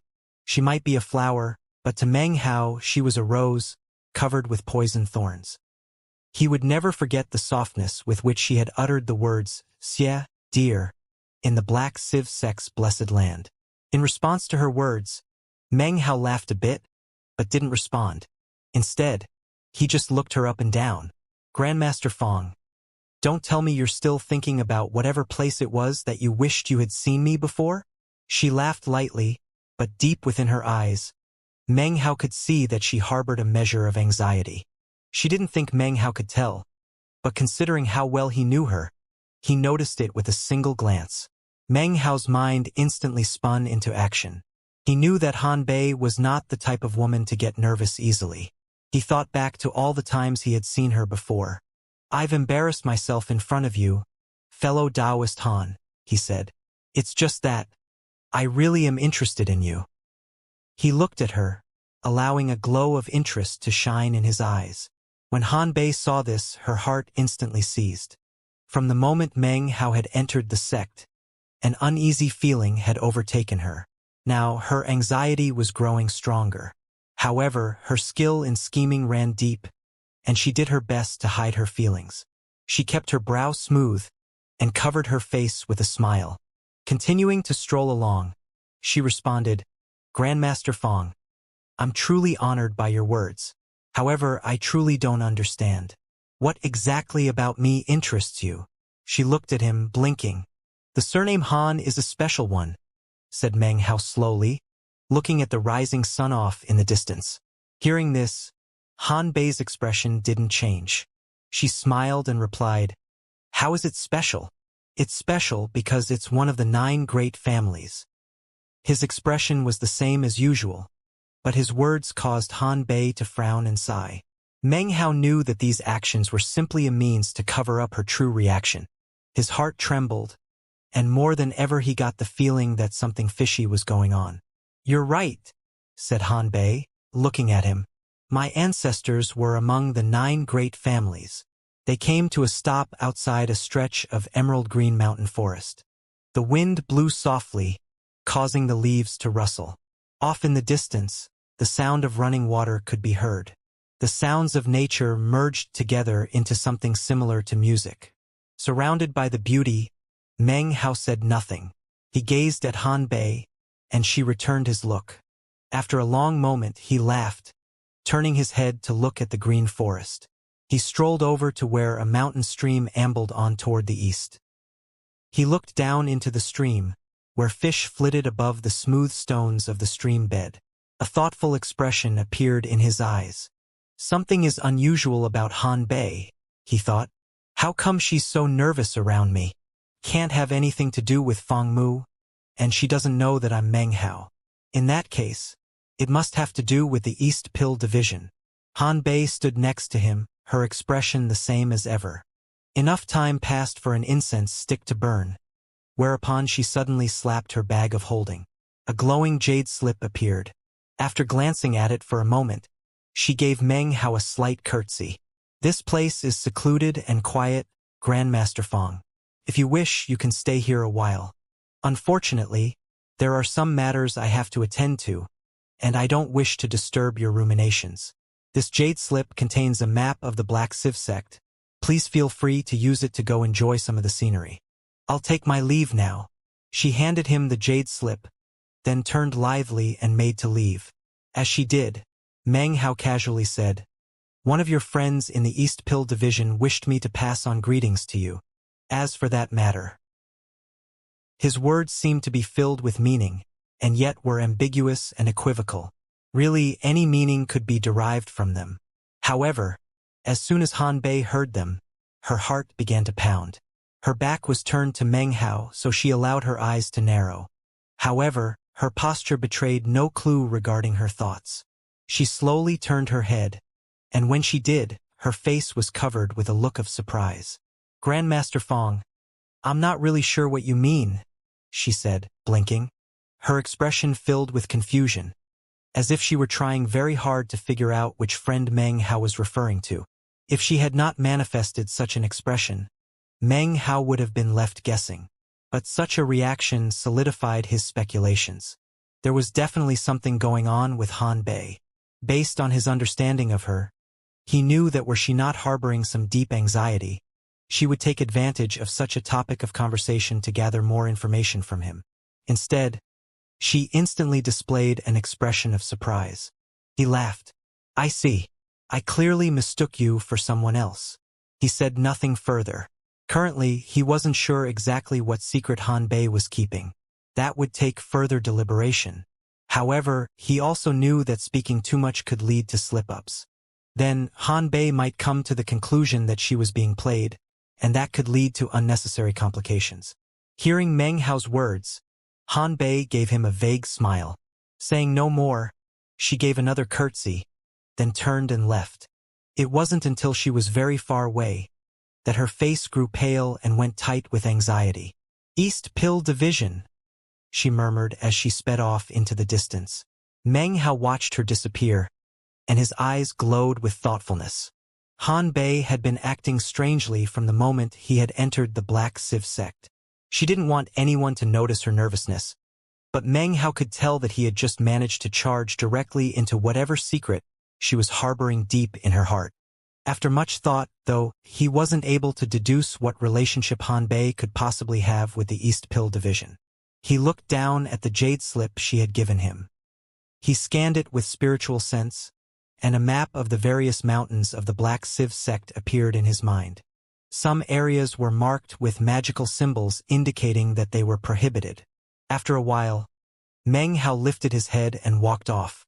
He strolled alone through the Black Civ sect until about midday. Off in the distance, he could see Black Welcoming Peak, and was just about to return when suddenly his eyes narrowed. He turned and looked off into the distance. In that exact instant, a shrill scream shattered the peace and quiet within the Black Civ sect. At the foot of a distant mountain, roaring could be heard. The ground trembled and a crazed cultivator flew forward, his hair whipping around his head. "Kill me! Kill me!" he bellowed, his voice shaking the surrounding land. As he flew forward, multiple beams of light flew up into the air and shot toward him. Meng Hao stared with narrowed eyes, because he recognized this cultivator. It was none other than Black Civ sect Dao Child Zhou Jie. The incoming figures flew with incredible speed, but Zhou Jie was even faster. His howls echoed up as he transformed into a beam of light that sped through the air. He wasn't far from Meng Hao, and soon grew even nearer. Meng Hao could clearly see Zhou Jie's insanity and confusion. His eyes were bloodshot and filled with pain. It seemed as if he truly wished to die. "Kill me!" he screamed.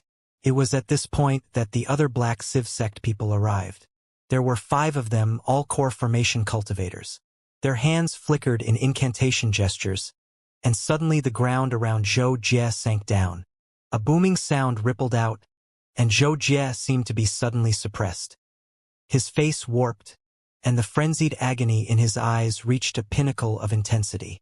A massive boom exploded out from Zhou Jie's body, sending the 5 core formation cultivators tumbling backwards several paces. their faces pale and blood spewing from their mouths.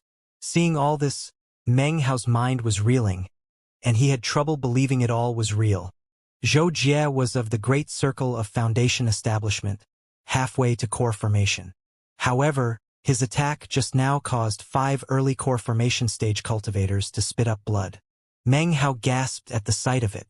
Suddenly, Zhou Jie's cultivation base started to climb. Explosive power emanated out, and his howls reached up to the heavens.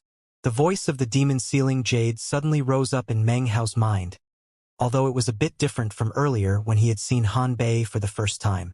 Discarnate souls possessed the body, returned from the afterlife, a quickening. Intentional or not, the soul has already been harmed. Suddenly, a person appeared next to the crazed Zhou Jie. He lifted his hand and pressed down onto Zhou Jie's shoulder. Zhou Jie's body trembled, and his power began to dissipate. The insanity seeped out of his eyes, and the confusion disappeared. The only thing that remained was a strange pain. His body trembled. The pain in his eyes seemed to contain immeasurable torment. This was a Tao child who had won Meng Hao's respect all those years ago. He seemed clear-headed now, but he still uttered 2 words. "Kill me." Most people are not capable of truly seeking death. The desire to live is ever present. The only people who will truly seek death are those whose lives are a living hell. After speaking, Zhou Jie lost consciousness. The figure who had appeared next to him was none other than Patriarch Violet Civ. His expression was dignified as he grabbed unconscious Zhou Jie and made to leave. Suddenly, he turned his head to look at Meng Hao. "Grandmaster Feng Mu, we've incurred your ridicule." This kid Zhou Jie became addled while practicing cultivation, and went a bit crazy. He sighed and shook his head. With that, he carried Zhou Jie away, followed by the 5 core formation cultivators. Meng Hao stood there silently. Everything that had just happened had left him shaken. The Tao child from 5 years ago and the Zhou Jie from right now were completely different. What had happened to cause such an unfortunate change? He began to think subconsciously about his battle with Zhou Jie that rainy night. Late morning had arrived. Meng Hao turned and headed back to the black welcoming peak, and his residence there. He sat down cross-legged, reviewing everything that had just happened with Zhou Jie, as well as the words of the demon-sealing jade. The bizarre secrets of the Black Civ sect seemed to grow even more numerous. A long time passed, and Meng Hao finally shook his head and put the matter aside. He slapped his bag of holding to produce a pill furnace. He was outside of his sect, but he still would maintain his custom of concocting pills every day. He tapped the pill furnace, and a roaring could be heard. He produced some earthly fire crystals and prepared to concoct a batch of poison pills. After becoming a furnace lord, poison pills were what he concocted the most often. Based on the various interactions of plants and vegetation, powders or poison pills could be created. There were countless varieties, each with their own unique characteristics. Based on the requirements, Meng Hao would produce a medicinal plant and catalyze it. At the moment, he held a treasure leaf flower in hand, which wasn't poisonous. Meng Hao catalyzed it until it was almost withered. By catalyzing it to this point, and then grafting it onto another medicinal plant, he could create traces of undetectable poison. A purple glow rose up from Meng Hao's palm, the power of catalysis. The treasure leaf flower began to sway and grow. It was at this point that a tremor suddenly ran through Meng Hao. His eyes went wide and began to shine. He began to breathe heavily, and in his mind, thoughts flashed about like lightning. He just had an idea. It was an idea related to Zhou Jie, Han Bei, and the East Pill Division. As soon as the idea flashed into his head, great waves seemed to seethe within his mind. His concentration was broken, and his spiritual power grew unstable. The precious treasure leaf flower in his hand suddenly began to collapse. At the moment, Meng Hao didn't care about how valuable the treasure leaf flower was. His breathing was agitated and his eyes glittered. He stood up, forgetting about his pill concocting and focusing fully on the idea, which grew and expanded in his mind. Meng Hao began to mutter to himself. With each statement, his eyes began to shine more and more brightly. East Pill Division. Violet will incantation. The power of catalysis. It causes medicinal plants to grow, speeds up pill concocting. The Han clan, one of the 9 great families. Han Bei, refining time, forging a treasure of time, something which can transform time. By this point, his eyes seemed to be shining as brightly as the sun. He suddenly lifted his head up and gasped. The East Pill Division's Violet will incantation is clearly the time-refining skill of the Han clan. Meng Hao slapped his bag of holding to retrieve the time-refining jade page that he had acquired with Han Bei in the ancient Blessed Land. This wasn't the first time he had studied the jade page. It recorded information about how to refine time and forge the time treasure. Meng Hao strongly desired to possess such a treasure. However, this was only one jade page of 3. The first remained in the cauldron in the Blessed Land, and another had been swallowed by the meat jelly. Meng Hao had the third page, which did contain information on how to refine the time treasure. However, to do so would require several hundred years to build up sufficient time power. After learning this, Meng Hao had given up. It would simply take too long. It was impossible for him to forge the treasure that way. Time passed, and soon it was nighttime. Moonlight covered the land. Meng Hao took a deep breath and began to compose himself. His eyes glowed with an unprecedented light. I should have thought of this earlier. Refining time, Violet will catalysis. They are both essentially the same type of divine ability. Basically, they are both magical techniques that were developed from the same magical source. This third page describes a time-sealing technique. The power of 1 year of time can be locked in for every 10 years. 600 years will lock in 60 years of time. In that case, the power of 10 60-year cycles could be used to create a lesser version of the time treasure. Meng Hao slapped his bag of holding to produce a spring and autumn tree.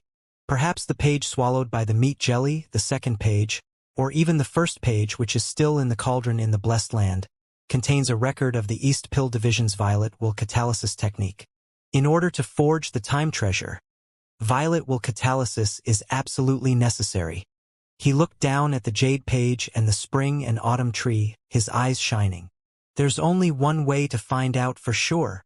Without hesitation, Meng Hao caused a violet glow to appear in his hand. A look of concentration filled his face as he employed the full power of the Violet will incantation and poured it into the spring and autumn tree. Time passed. Soon 2 hours had gone by. Meng Hao frowned. The spring and autumn tree was like a black hole which relentlessly sucked in all the catalyzing power of the Violet will incantation. It didn't seem to have any effect whatsoever on the spring and autumn tree. Meng Hao muttered to himself and looked around. Finally, he let out a cold harumph and then produced his Furnace Lord medallion. He pressed it, and a violet shield emerged, surrounding Meng Hao's residence. This was a function of the Furnace Lord medallion. It would create a screening shield that could block even spiritual sense. In this way, the Furnace Lords couldn't be spied upon while concocting pills. It had taken quite a bit of resources for the East Pill Division to develop such an art. To date, no one had ever been able to break it. Furnace Lords didn't always use it when concocting pills. However, it would last for several hours, during which time it was impenetrable. If too much time passed, though, it was possible for spiritual sense to break through. With the shield in place, Meng Hao ceased to restrict his cultivation base. Immediately the full power of his 6 perfect Tao pillars was unleashed. The shield around him glowed with a gentle warmth, covering everything with its protection. At the same time, the meat jelly's transformative powers dissipated. Meng Hao exploded with the full power of his cultivation base. He knew that he couldn't keep this up for a very long time. He didn't want to cause any complications with his current situation. Therefore, he went all out with his power, employing the peak of the power of Violet will catalysis. In the blink of an eye, the spring and autumn tree slowly began to grow green. Suddenly, a bud appeared. Seeing the bud caused Meng Hao's eyes to fill with excitement. The power of his cultivation base instantly dissipated. He lifted his left hand and performed an incantation. Phantom images appeared, 10 seals, which he immediately slapped down onto the spring and autumn tree. These 10 sealing incantations were none other than the time-sealing magic.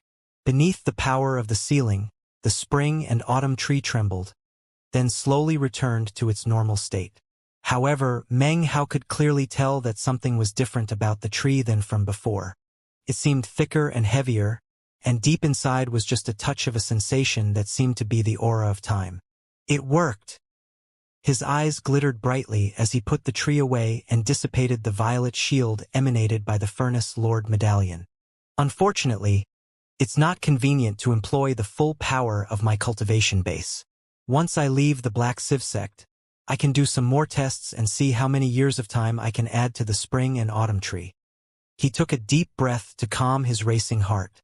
He had thought a lot about the time treasure throughout the years. But when it came to the hundreds of years of refinement that were required, he could only sigh. Now, though, he had a method that seemed to be able to allow him to proceed with creating the time treasure. He was confident that it wouldn't take long for him to do so, and end up with a treasure that contained a full 60-year cycle of time. He wasn't sure exactly what powers such a treasure would have, but he keenly anticipated finding out. He was sure that a treasure forged by either the Han clan's divine ability or the East Pill Division's Violet Will incantation would not disappoint. Well, it seems this trip to the Black Civ sect was by no means for naught. Having put away the spring and autumn tree, Meng Hao smiled. However, deep in his eyes flickered a bit of doubt. There seems to be a deep connection between Han Bei and the East Pill Division. I wonder what secret lies there. He thought about it for a bit, but then put the matter aside. Early morning light once again filled the sky outside. As for Zhou Jie, why did he go crazy? When I re-encountered him for the first time earlier, something didn't seem right. Discarnate souls possessing the body returned from the afterlife. Meng Hao sat there lost in thought for a while, before raising his head to look outside. Moments later, he heard a respectful voice from outside. Grandmaster Fong, the World Pill Division's Grandmaster Chun will deliver an alchemy lecture today. Would you like to attend? Meng Hao thought about it for a moment. He was curious as to how these alchemists from the World Pill Division understood the Tao of alchemy. He rose to his feet and joined the disciple from the Black Civ sect. Together, they descended Black Welcoming Peak. The location of the alchemy lecture was the 57th mountain of the Black Civ sect. This mountain had no peak. Its top had been shorn off to create a massive public square, which was filled with rings of seats that could fit tens of thousands of spectators. By the time Meng Hao arrived, there were already more than 20,000 Black Civ sect cultivators present. They represented a variety of stages, including Qi condensation, foundation establishment, and core formation, all seated around a raised dais. Chun Jiaxi and Li Yiming from the World Pill Division sat cross-legged atop the dais, meditating. Surprisingly, off in the distance were 3 tables, seated behind one of which was Patriarch Violet Civ. Next to him was a beautiful middle-aged woman. Meng Hao recognized her as the same woman who had taken elder sister Su from the Reliance sect all those years ago. At the 3rd table was a ruddy-faced old man who sat at his table, his eyes flashing like lightning. It was impossible to fathom the level of his cultivation base, but it seemed to Meng Hao that he was slightly more powerful than Patriarch Violet Civ. To have 3 nascent soul cultivators present would make this alchemy lecture especially superb. Seated cross-legged some distance in front of the 3 tables was Zhou Dikun, who was currently staring grimly at Chun Jiaxi and Li Yiming. Meng Hao strode over and sat down next to him, his expression the same as ever. Seemingly ignoring his previous distaste for Meng Hao, Zhou Dikun said, "These two are far too arrogant. They came to visit me yesterday on the pretense of paying their respects. In actuality, their words were filled with haughtiness. Apparently they believe that the World Pill Division has already exceeded the East Pill Division. He really seemed to hate the 2 alchemists from the World Pill Division. Furthermore, Meng Hao was a fellow sect member. There had been friction between them, but now they were in the outside world and had to stick together." Meng Hao had barely seated himself before Zhou Dikun continued to rant. The Black Civ sect invited alchemists from 2 other sects to help train their own alchemists. Instead of having us lecture first, they asked the World Pill Division to speak. It's outrageous. The 2 of us need to be careful. The World Pill Division clearly has ill intentions. They obviously want to humiliate us. If that happens, then we'll lose a lot of face when we go back to the sect. Zhou Dikun clenched his jaw and stared fixedly at Chun and Li. I probably have it a bit better off than you, he continued. You need to be careful in your pill concocting. Alright, listen. If you have any problems with your pill concocting in the coming days, come find me immediately. I can answer any questions you have. I'll do my best to help you get up to speed as quickly as possible. Meng Hao smiled. There had been friction between the two of them, but the recent days spent together caused him to realize there was no reason to be so irked by the man. He shook his head with a smile. I don't think I'll make any mistakes, don't worry. Fang Mu, we've had our differences. Big or small, it doesn't really matter. Right now, the World Pill Division is trying to provoke us. We are here to represent the East Pill Division. He looked over at Meng Hao. With a sigh, he slapped his bag of holding to produce a jade slip which he handed over. I prepared this for you last night. It's a collection of information based on my 100 years of cultivation of the Tao of Alchemy. All of my knowledge and experience is collected together here. Take a close look and we can corroborate and test the information together. I'm sure it will help you improve your skill in the Tao of Alchemy.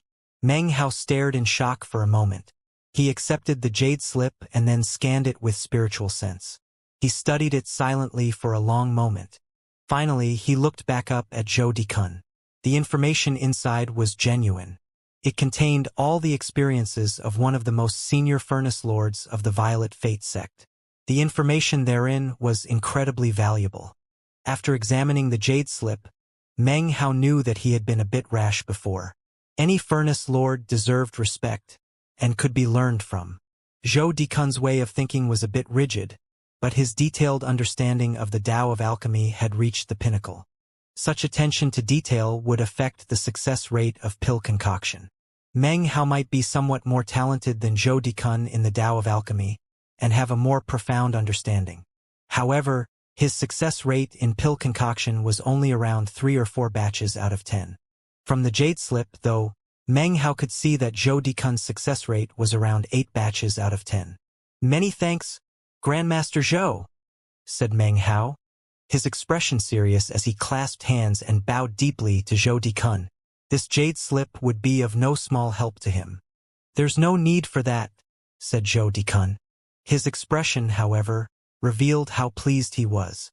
In his mind he thought, this kid might have finagled his way to being a furnace lord, but he doesn't seem that bad. When I get back to the sect, I'll have to discuss things with the other furnace lords and see if I can improve his reputation. He cleared his throat, and then sighed and finally brought up something that had puzzled him endlessly. For the past few days, I've been thinking about what you said in the valley that day. Actually, some of it does make sense. Also, I wanted to ask you something. I really was sure that the plant I was holding was a 7-leaf clove. I really didn't think I could have made a mistake. But I know that the leaves should glow with 7 colors at dusk.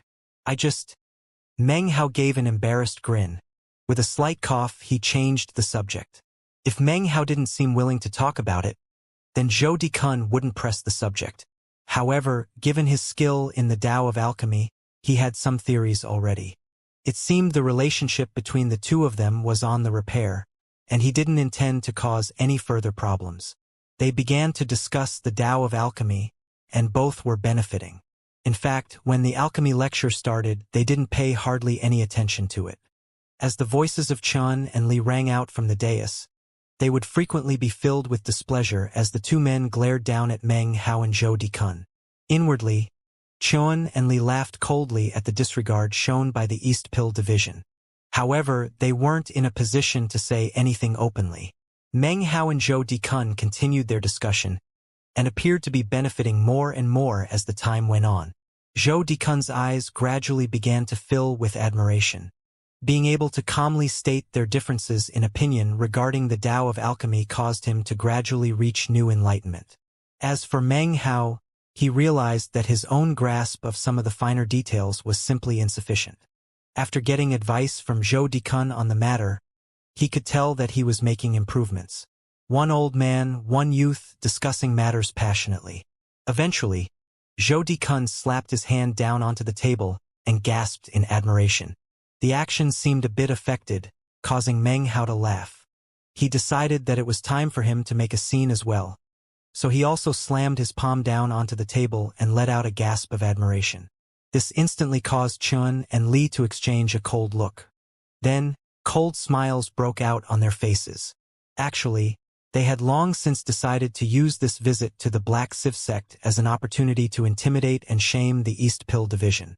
They didn't plan to do so by means of the alchemy lectures, but rather the pill concocting. In this way, word would spread throughout the southern domain, and the two of them would immediately rise to prominence and gain sterling reputations. Therefore, they held their tongues. Their alchemy lecture went on for 2 days, and not a single person left. However, throughout the course of the lecture, the spectators gradually divided into 2 groups. More and more people began to cluster around Meng Hao and Zhou Dikun to listen in on their discussion. They listened in entranced, understanding the majority, but not all, of the things which were being said. This had been Zhou Dikun's intention all along, so he was quite pleased. Chun Jiaxi's eyes grew darker. Finally, he finished his lecture, then turned to glare coldly at Zhou Dikun and Meng Hao. His voice grim, he said, "You two have been talking for 2 days. Well, now it's time for the East Pill Division's lecture. I'm very interested in hearing your understanding of the Tao of Alchemy." Next to him, Li Yiming's face was filled with displeasure. With a cold laugh, he said, "That's right. The East Pill Division occupies the pinnacle of the Tao of Alchemy in the southern domain. I'm very curious about your honored sect's understanding of the Tao of Alchemy. What exactly is so amazing about it?" Meng Hao frowned slightly. At first, he and Zhou Dikun had really been exchanging important knowledge about the Tao of Alchemy. The majority of the time, though, they had mostly been putting on a show. As such, he had been able to listen to some of the World Pill Division's understanding of the Tao of Alchemy. They had some truly unique perspectives, many of which seemed reasonable. Zhou Dikun gave a cold snort as he stood and headed up to the dais. As for him, he had also noticed some of the special areas from the World Pill Division's lecture. How could he not have picked up on some of the uniqueness of their understanding? As the assigned lecturer during this trip to the Black Civ sect, he would not shrink back. He felt as if his knowledge had been honed by his chat with Meng Hao.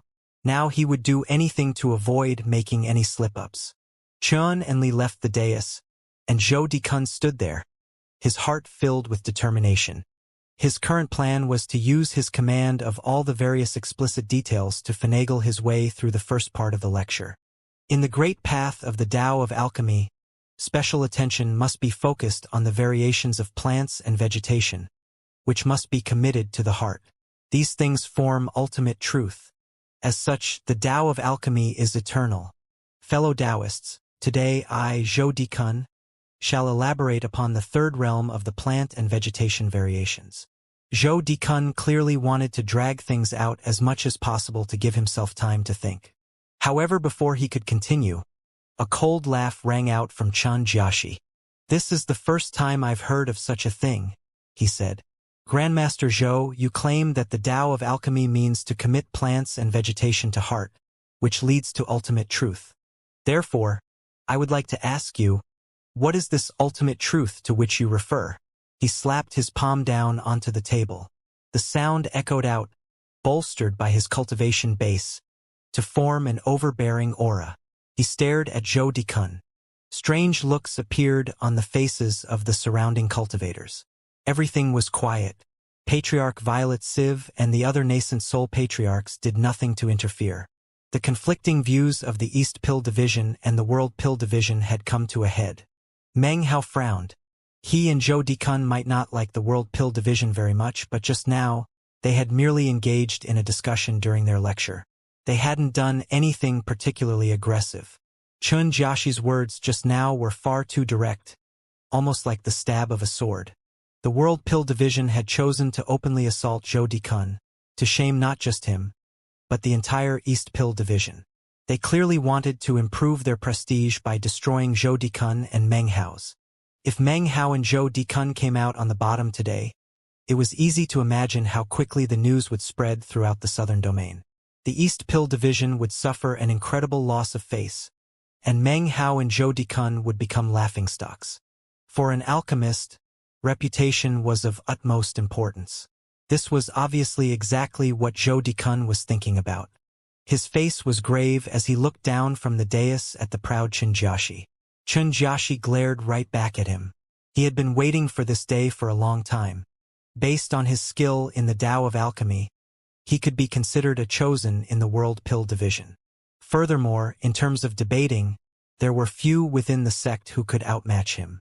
Days before, when he'd learned that the Black Civ sect had extended invitations to both the East Pill Division and the World Pill Division, he had immediately realized that it was an excellent opportunity.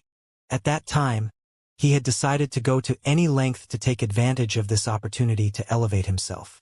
As an alchemist, there was no better method to rise to prominence than humiliating a furnace lord of the East Pill Division. The mere thought of it made him incredibly excited. As he stared at Zhou Dikun, what he saw was not a cultivator, but a stepping stone to fame. After I crush this old fogey and that punk kid from the East Pill Division, he thought, the name of Xianxia will rise to fame both within the sect and without.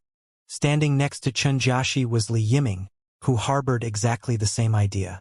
Zhou Dikun looked away from them and began to continue his lecture. There are 3 realms of plants and vegetation. The first contains 100,000 medicinal plants. The second, before he could continue, Xianxia laughed uproariously. It echoed out gratingly. He slammed his palm down onto the table and stood up. Grandmaster Zhou Dikun, Furnace Lord of the East Pill Division, don't tell me you deny other fellow Taoists the right to question or doubt the content of your lecture. Are you scared? Or simply spouting nonsense? Or could it be that you're trying to hoodwink the fellow Taoists from the Black Civ sect? His words were filled with sarcasm, and the sneer on his face was impossible to ignore. Complacency filled his heart. In his mind, he had already won. Zhou Dikun angrily spun to face Xianxia. At this point, there was no way he could pretend to not have heard the words which were blatantly directed, not at him but at the East Pill Division. Even if the attack was complete nonsense, he had no choice but to address it openly. Seeing Zhou Dikun's reaction filled Xianxia with confidence. Before coming to the Black Civ sect, his inquiries had revealed that Zhou Dikun would be coming. The man was quite famous, but Xianxia's thorough investigation left him confident that he could defeat him in terms of understanding of the Tao of alchemy. The Black Civ sect disciples in the square observed silently, but seemed to be getting excited. Many present were conclave disciples, including Han Bei, who watched on with a smile as the conflict between the East Pill Division and the World Pill Division intensified. The 3 nascent soul patriarchs sat there with eyes closed, apparently meditating. They did not interfere. Apparently they were more than happy at the scene which was unfolding.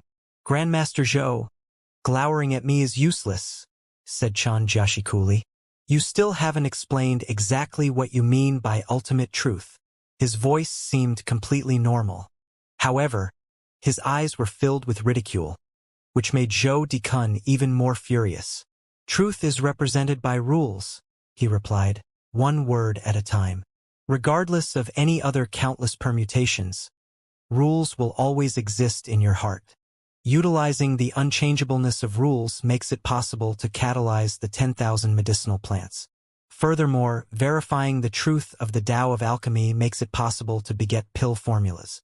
With enlightenment, one can sense the vast length of that which we call the path of alchemy. Continued exploration is the true goal. Xianxia stared in shock at his words. He had never imagined that Zhou Dikun would be able to respond in such a way. Actually, before meeting Meng Hao, Zhou Dikun wouldn't have been able to. However, their discussion just now had contained both verification of his previous understandings and also new enlightenment. Xianxia and Li Yiming both frowned. The surrounding cultivators also seemed to have gained new enlightenment. Grandmaster Zhou, I really can't agree with your explanation, said Xianxia, his eyes gleaming. As of this moment, he no longer looked down on Zhou Dikun, but actually took him seriously. If the self is unchangeable, he said slowly, then where do transformations come from? The self is like a river. If the river does not flow, it will die. Moving water ensures the never-ending flow of the river. Similarly, a changeable self ensures continued existence. His words caused Zhou Dikun's face to flicker. He was about to respond when Chen Jiaxi flicked his sleeve and interrupted. Can a tree remain motionless amidst the wind? The only tree that doesn't is the tree that exists in a painting. The movement of the tree is evidence of the blowing wind, and of its own very existence. Grandmaster Zhou, you claim that the self is unchangeable. How laughable! Perhaps this is why you are still not a Violet Furnace Lord. Your understanding of the Tao of alchemy makes it clear that you are like a flower in love with its own fragrance. You're simply fishing for fame and compliments. The only place you will become a Violet Furnace Lord is in a fairy tale. The increasingly vicious words caused Zhou Dikun to tremble. He pointed at the man and said, You, I what? Don't tell me you're at a loss for words? A motionless river is nothing but dead water. An unmoving tree can exist only in a painting.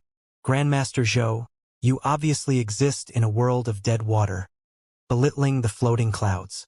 Are you, or are you not, fishing for fame and compliments? You live in a painting, ignoring heaven and earth, blithe to the brilliance of the world outside. I say you are a flower in love with its own fragrance. Am I wrong? Chen Jiaxi's voice continued to grow louder. By the time he reached the end of his tirade, Zhou Dikun's face was pale, and his eyes seemed on the verge of bursting forth with flame. It was obvious to him that his opponent was twisting his words, and yet the words somehow also seemed reasonable. His mind filled with words of response, but he just couldn't get them out of his mouth. Nonsense! He cried furiously. Hearing this, Meng Hao sighed inwardly. Nonsense? Said Chen Jiaxi. Very well. Let me explain to you what truth really is. Consider the yin and the yang, the moon and the sun. In the great world of alchemy, the boundless sun is the yang, which encompasses everything that melts and burns. This is the pill furnace. The bright moon is the changeable yin, which is the pill formula. This is truth. Grandmaster Zhou, if you really stand at the pinnacle of the Tao of alchemy, do you really dare to claim that the pill furnace, which is represented by the boundless sun, can exist in your heart? Are you bold enough to claim that the moon, which represents endless pill formulas, can be formulated in your heart? To say that you are fishing for fame and compliments, a flower in love with its own fragrance, is really going easy on you. There was no response but silence. Chen Jiaxi's words echoed back and forth in the square. All of the Black Sieve sect disciples looked on in shock. Patriarch Violet Sieve and the beautiful woman had opened their eyes and were looking at Chen Jiaxi, their expressions serious. Zhou Dikun's body trembled. He wanted to speak, but his mind was in chaos. All eyes were focused on him. To be openly ridiculed in such a way made him so upset that he was speechless. Just when he was opening his mouth to speak, Meng Hao's cold voice rang out. I, Fang Mu, have a few questions. He stood, flying up to stand next to Zhou Dikun atop the dais. Zhou Dikun looked at Meng Hao as if he were a blood relative.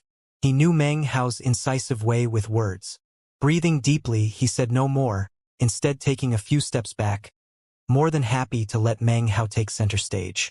Meng Hao's cold gaze swept about, eventually landing on Chen Jiaxi. Please elaborate, Chen Jiaxi said, smiling. His expression was one of indifference, but inwardly, he was composed and ready.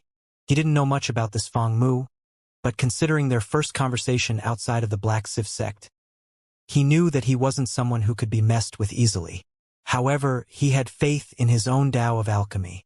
Besides, Fang Mu had finagled his way into being a furnace lord. Therefore, Chen Jiaxi was supremely confident.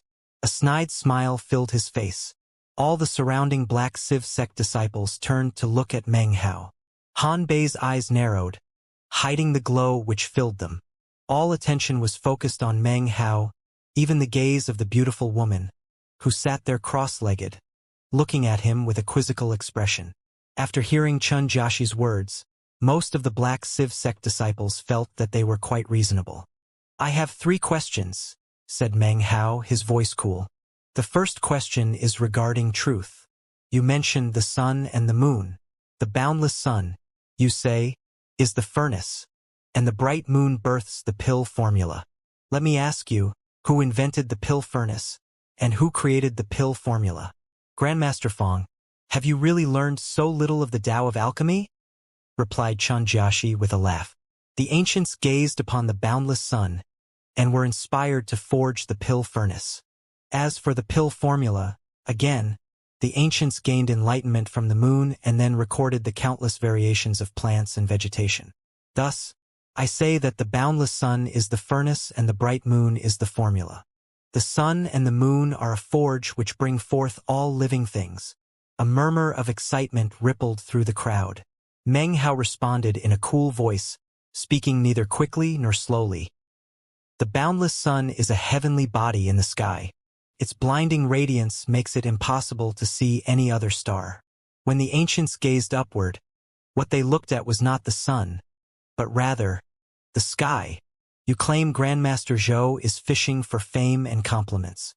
Well, Grandmaster Chun, I say that you are a frog in a well, who looks at the blazing sun, but cannot see the sky which contains that very sun. The moon is another of the many heavenly bodies, frequently seen in the night sky. Because of the existence of the darkness and the light, people believed that the night sky and the bright daytime moved in rotation. In reality, among all the heavenly bodies, the only thing that does not move are the heavens themselves. You assert that Grandmaster Zhou is a lone flower in love with its own fragrance. Grandmaster Chun, I say that you are short-sighted. You, a tiny alchemist, dare to claim that the sun and moon are a forge that give birth to all living things.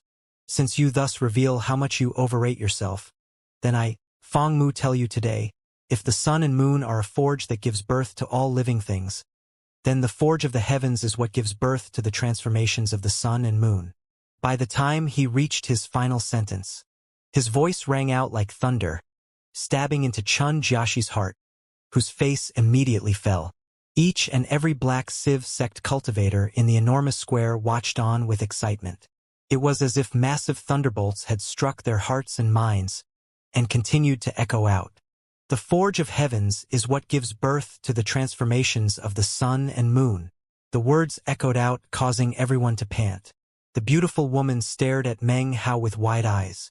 Next to her, Patriarch Violet Civ was so moved that he closed his eyes. Everything grew silent. You? Chun Jiaxi's expression immediately changed. How could he possibly have imagined that Fong Mu would be able to speak so viciously? He felt as if a sharp blade had pierced into his very heart. Zhou Dikun took in a deep breath and stood there, trembling. He wasn't excited, though. Actually, moments ago he had actually thought Chun Jiaxi to be correct. But hearing Fong Mu speak, he knew what he said to be the truth. Chun Jiaxi took a deep breath and composed himself. Grandmaster Fong, you startled me, he said, staring dead at Meng Hao. However, it doesn't matter whether you are talking about the sun and moon, the sky, or the forge of heaven and earth. All exist on the path of alchemy. All types of plants and vegetation can be concocted into medicinal pills. All spirits and souls can concoct the spirit of the pill. What I disagreed with just now was Grandmaster Zhou's assertion that the self is unchanging, but that pill formulas contain countless variations. I said nothing about the transformations of the sun and moon of which you speak. In my opinion, alchemists must embrace transformation of the self. Only by embracing transformation can countless variations be produced. Only in this way can you speak of endless pill formulas, or concoct the endless varieties of medicinal pills that have existed since ancient times. Your Excellency did mention a person being able to produce countless variations, said Meng Hao coolly. Once again he spoke slowly and calmly. As he stood on the dais, the breeze lifted his long hair, blowing it across his face, partially obscuring the stellar glow in his eyes. Countless variations? The wind and clouds, the thunder and lightning, these are all heavenly changes. The quaking of the earth, the rise of mountains, the flow of great rivers, these are earthly changes. Are you responsible for these great changes of heaven and earth? Is the rain which falls from the sky birthed by the will of Grandmaster Chen? Grandmaster Chen, is it your will which causes the rise and fall of mountains? That was to be my second question. However, there's no need for you to attempt to respond to it because you can't. In truth, you are no Grandmaster. Even if you become one in the future, you will never be worthy to lay claim to such transformations. Can the transformations of heaven and earth truly be contained in your heart? How laughable! As conceited and arrogant as the king of Yelong. You truly overestimate yourself.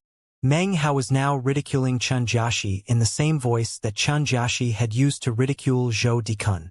The words cracked like lightning, causing Chen Jiaxi's face to flicker. You really do have a sharp tongue. That's obviously not what I meant. You're completely exaggerating what I said. I was speaking only of pill concocting philosophy. Philosophy? I would love to hear some more details. I speak of nothing other than the philosophy of transformation, he replied immediately. Take the best of many schools of thought and fuse it into your own. Absorb the finest aspects of your acquaintances. Eliminate the dregs which exist in the self. Refining pills is like refining the self. By reaching perfection, the path to the pinnacle can be trodden, and the full power of transformation can be employed. The surrounding Black Civ sect disciples seemed to approve of his words. He continued in a voice that could sever nails and chop iron. It's like when a painter paints a mountain. He first observes millions of mountains, and then is capable of painting his own. That mountain he paints will contain the essence of all the other mountains he observed. Thus, a masterpiece is created. Similarly, millions of tiny streams will fuse together to create a great and boundless river. This is the philosophy of which I speak. Assemble the thoughts from many schools and coalesce them in the self. This is my path, and how I achieve the Tao of alchemy. He flicked his sleeve, and his eyes glittered as he stared at Meng Hao. I'm curious to hear Grandmaster Feng's philosophy of alchemy. His words echoed out into the hearts of the tens of thousands of Black Civ sect disciples. Han Bei looked on thoughtfully. Behind Meng Hao, Zhou Dikun stared, an introspective look in his eyes. Meng Hao looked back at Chen Jiaxi, his expression the same as ever. His tone light, he began. When a painter observes millions of mountains, then paints one, perhaps his painting contains the essence of the mountains he observed. However, the mountain he paints is not real. It emerges from his imagination, and is what he believes a mountain to be. In truth, he has already forgotten the first mountain he ever saw, because he has seen too many. He has also forgotten the feeling he experienced when he gazed at that first mountain's peak.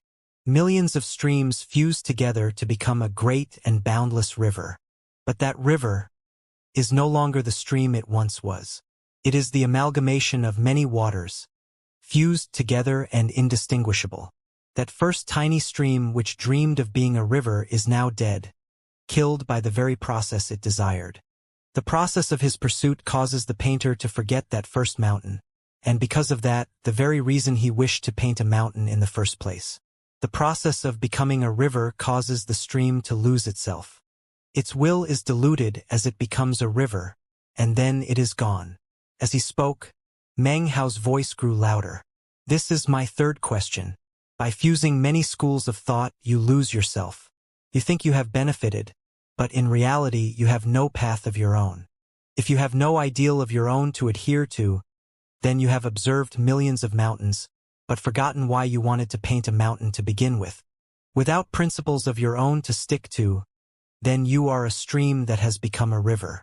However, such a river has no soul. That is true death. Meng Hao flicked his wide sleeve. His words poured into Chen Jiaxi's ears and sent his mind spinning. As cultivators, we must adhere to our own set of principles. As alchemists, we must adhere to our own Tao of alchemy. Acquaintances and other schools of thought can bolster or support our confidence. But we must never allow the process of the search to result in losing our own ideal. If the heart is unyielding, nothing can ever supersede it. This type of heart may seem as if it contains transformations, but in reality is stable, a foundation. From beginning to end, it will never disappear. It will always exist. An unchangeable heart. Meng Hao's powerful words shook the square. Chun Jiaxi's face twisted, and without even thinking about it, he retreated a few paces. His eyes shone with confusion. If your heart yields, how can you create anything lasting? Meng Hao continued. Grandmaster Chun, you do not possess a resolute heart. Do you truly have the confidence to mention other schools of thought? Do you have the courage to boast shamelessly of blending together your own path? Do you truly dare to speak to me of the Tao of alchemy? Silence filled the square for a moment, and then conversations filled the air. Chun Jiaxi was panting, and his heart was filled with confusion. Behind Meng Hao, Zhou Dikun trembled, his mind reeling. All of a sudden he realized why, after all this time, he had never been able to become a Violet Furnace Lord. Over the years, I've paid too much attention to the Tao of alchemy of those around me, he thought. I've picked and chosen randomly. I've forgotten about the path I originally wished to tread. If your heart yields, how can you create anything lasting? Patriarch Violet Civ and the beautiful woman exchanged a meaningful glance. Only the ruddy-faced old man next to them sat there with his eyes closed, not having moved a muscle. A buzz of conversation rose up from the Black Civ sect disciples. Meng Hao's words had caused great waves of emotion to rise up in their hearts. You! Chun Jiaxi's face was pale. Next to him, Li Yiming was breathing heavily. Meng Hao flicked his sleeve. His voice thundered up to the heavens. Because the self never changes, the heart can tolerate the ever-changing transformations of the sun and moon, the maelstrom of heaven and earth, and those arduous journeys through thousands of crags and tens of thousands of torrents. The Tao of alchemy is eternal. The countless transformations contained within the heart are the pill formula. The unchangeable self is the pill furnace. I am the pill furnace, and my heart is the pill formula. Refine the interior to achieve immortality. Refine the exterior to achieve the boundless Tao of alchemy. Fuse them together, and this is the truth of alchemy. Alchemy is the heavens. Alchemy is the earth. Alchemy is the world. This is my Tao of alchemy. Finally, the ruddy-faced man next to Patriarch Violet Civ opened his eyes and looked at Meng Hao.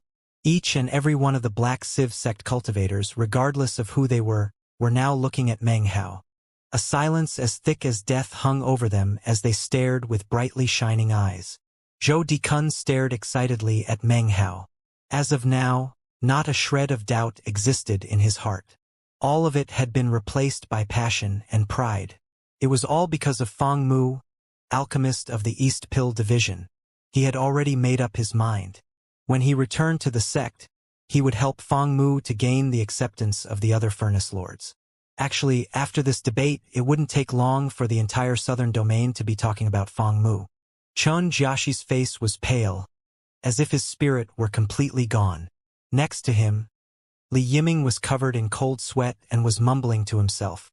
What no one could tell was that he was actually reciting Meng Hao's words and branding them onto his heart. An indescribable silence filled the square. Everyone was shaken to the core by Meng Hao's words.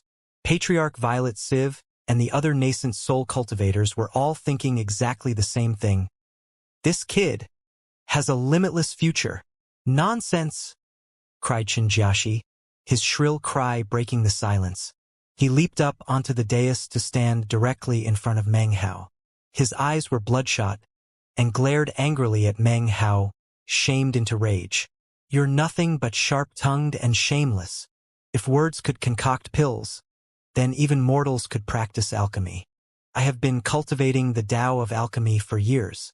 I have memorized 100,000 varieties of plants and vegetations. I know of 800,000 grafting variations. You finagled your way to being a Furnace Lord, but really, you're nothing more than a master alchemist. In this regard, do you dare to compete with me? Chun Jiaxi really had no other option left.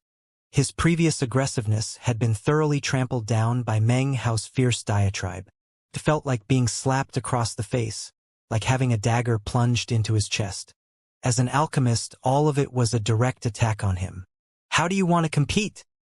replied Meng Hao, his voice cold, and his eyes filled with an icy air. He had long since decided to thoroughly crush Xianxia. You and me, a contest of plant and vegetation knowledge, said Xianxia, glaring at Meng Hao.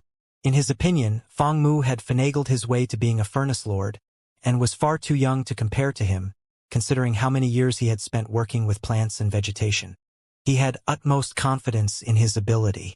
True, there were people within the sect who could surpass him, but he was absolutely sure that he could achieve victory over this trifling, sharp-tongued Fang Mu. Even as he spoke, he waved his right hand, causing two black, withered branches to fly out of his bag of holding. Dried spring equinox sapling, thought Zhou Dikun, staring at the dried branches. These treasured items have been passed down since ancient times. Dried spring equinox sapling. Xianxia grabbed one of the branches and held it in his hand. Grandmaster Fang Mu, you most likely do not recognize this item, so allow me to explain. This plant is rarely seen in the modern world, and does not occur naturally. The ancient method used to produce it has long since been lost.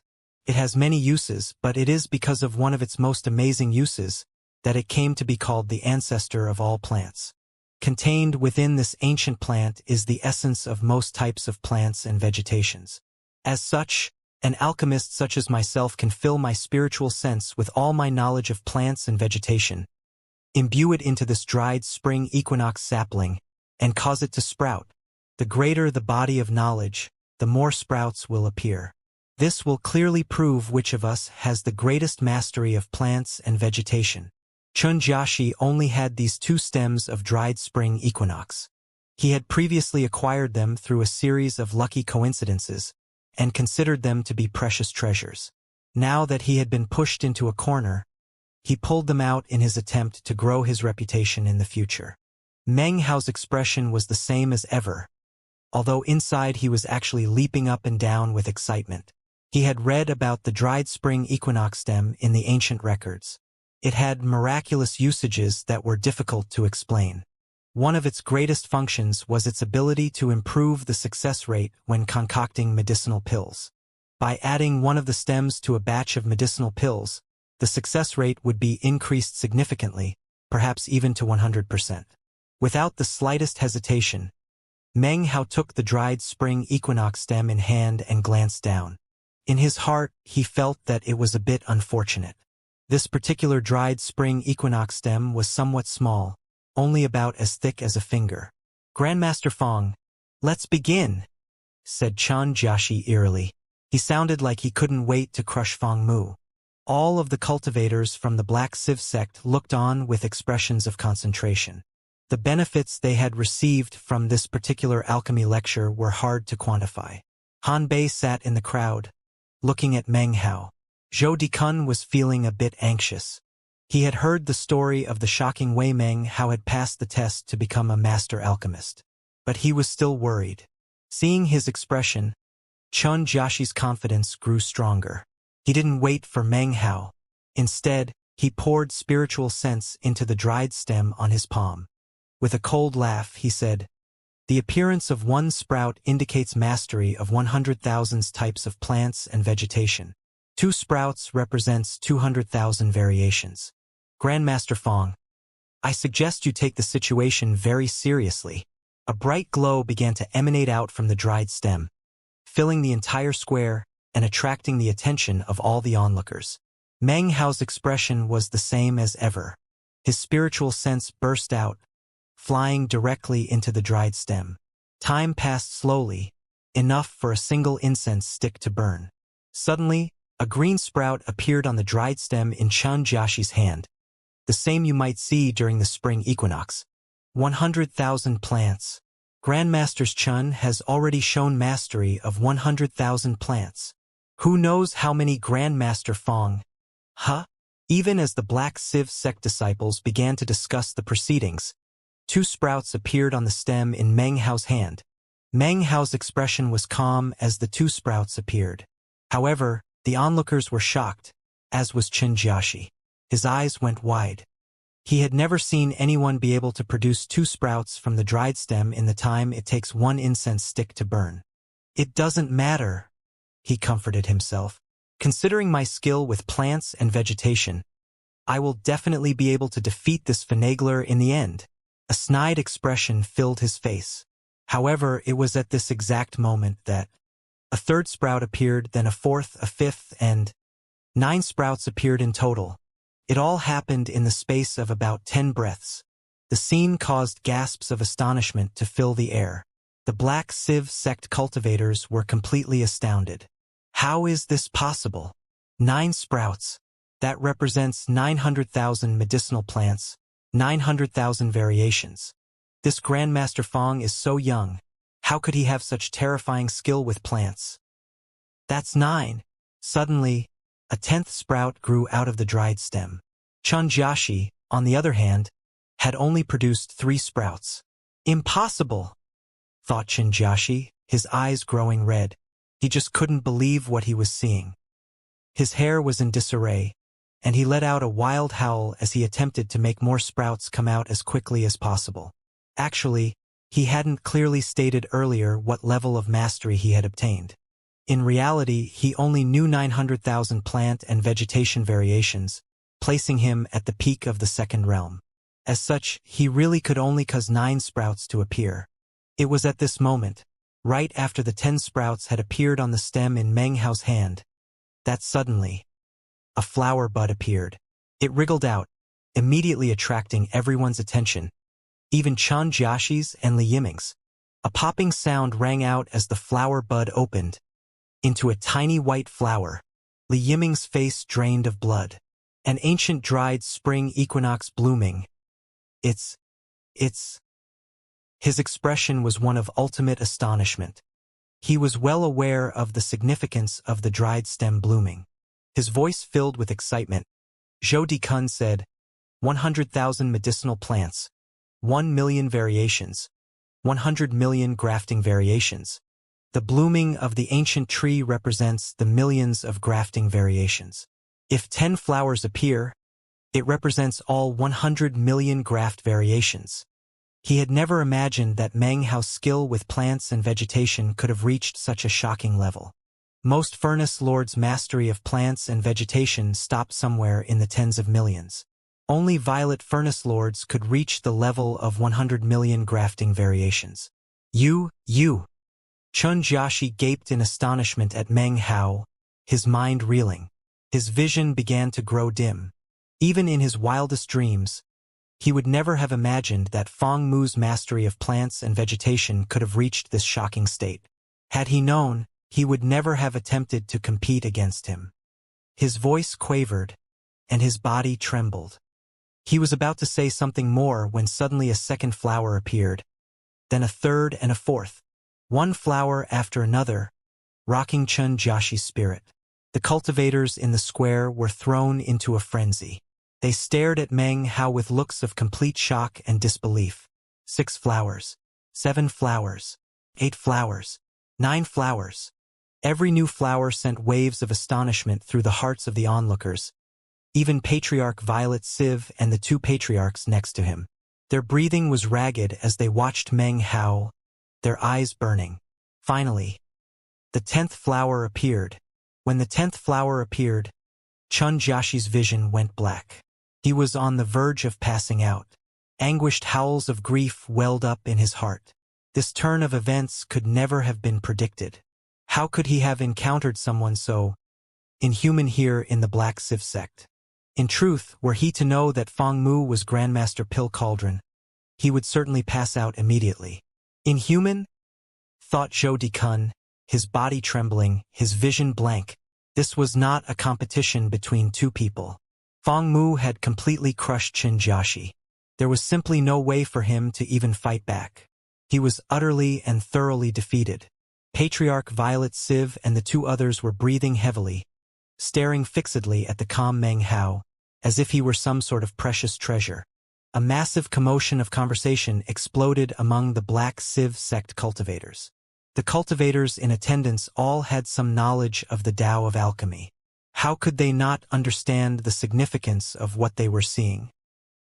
Grandmaster Fong Mu! The dried stem blossomed 10 times. The ultimate achievement. 100 million grafting variations. Amidst uproarious hubbub, Meng Hao suddenly lifted his head. Without even looking at the dried stem, he put it into his bag of holding. Obviously, he didn't plan to return it. So, do you still want to compete in plants and vegetation? He said. In front of him, Chun Jiaxi's face was deathly pale, and his entire body was quivering. He tilted his head back. His hair was disheveled, and his eyes shone with demented insanity. Yes! He cried, staring at Meng Hao, his eyes filled with jealousy and hatred. He hated that his opponent was so young, yet possessed such mastery of plants and vegetation. He hated that his opponent was an East Pill Furnace Lord. He hated that his opponent left him speechless, both with his words and his Tao of alchemy. He especially hated that his opponent wouldn't let him win, wouldn't let Qin Jiaxi trample over him to rise to prominence. His hatred seeped into his bones, giving rise to devilish insanity. We will compete in instantaneous formula scrying, said Qin Jiaxi, his voice hoarse. Down below, Li Yiming had planned to pull him back. However, after seeing the wild, animalistic look in Qin Jiaxi's eyes, he simply sighed inwardly. All right, if you want another competition, you'll have it, said Meng Hao coolly.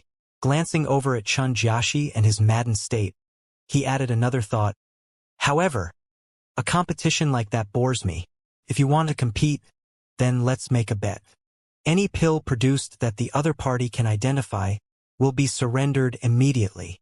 Zhou Dikun gasped at the viciousness of it. This would truly be the fatal blow. Li Yiming's face twisted. At the same moment, Qin Jiaxi seemed to recover some of his common sense. However, he couldn't let go of the hatred within his heart. He pushed his common sense down, ignoring it. Fine. I won't stop until I win. His voice rang out, causing all of the Black Civ sect disciples to let out a collective gasp. Li Yiming and Zhou Dikun both seemed to be shaking with anxiety. I won't stop until I win indicated that the competition wouldn't be over as long as there were medicinal pills to produce. The only way it could end would be for someone to quit, and that would be the ultimate defeat. Li Yiming was incredibly worried as he watched red-eyed Qin Jiaxi slap his bag of holding to produce a medicinal pill, which he then tossed over to Meng Hao. Meng Hao grabbed it and looked at it. World Mirage Pill. Heavenly Dawn Sap, 100 Tomb Soil, Peace Dissemination Leaf, 9th Sexagenary Grass. Having finished speaking, Meng Hao placed the medicinal pill in his bag of holding and looked at Qin Jiaxi. Qin Jiaxi glared at him. He wanted to say that Meng Hao was wrong. However, they were both alchemists. To do that would lose him even more face than being openly defeated, and he would lose any right to continue. He slapped his bag of holding to produce another medicinal pill, which he threw over to Meng Hao. Frigid Lightning Pill, said Meng Hao coolly. Not many of these pills exist.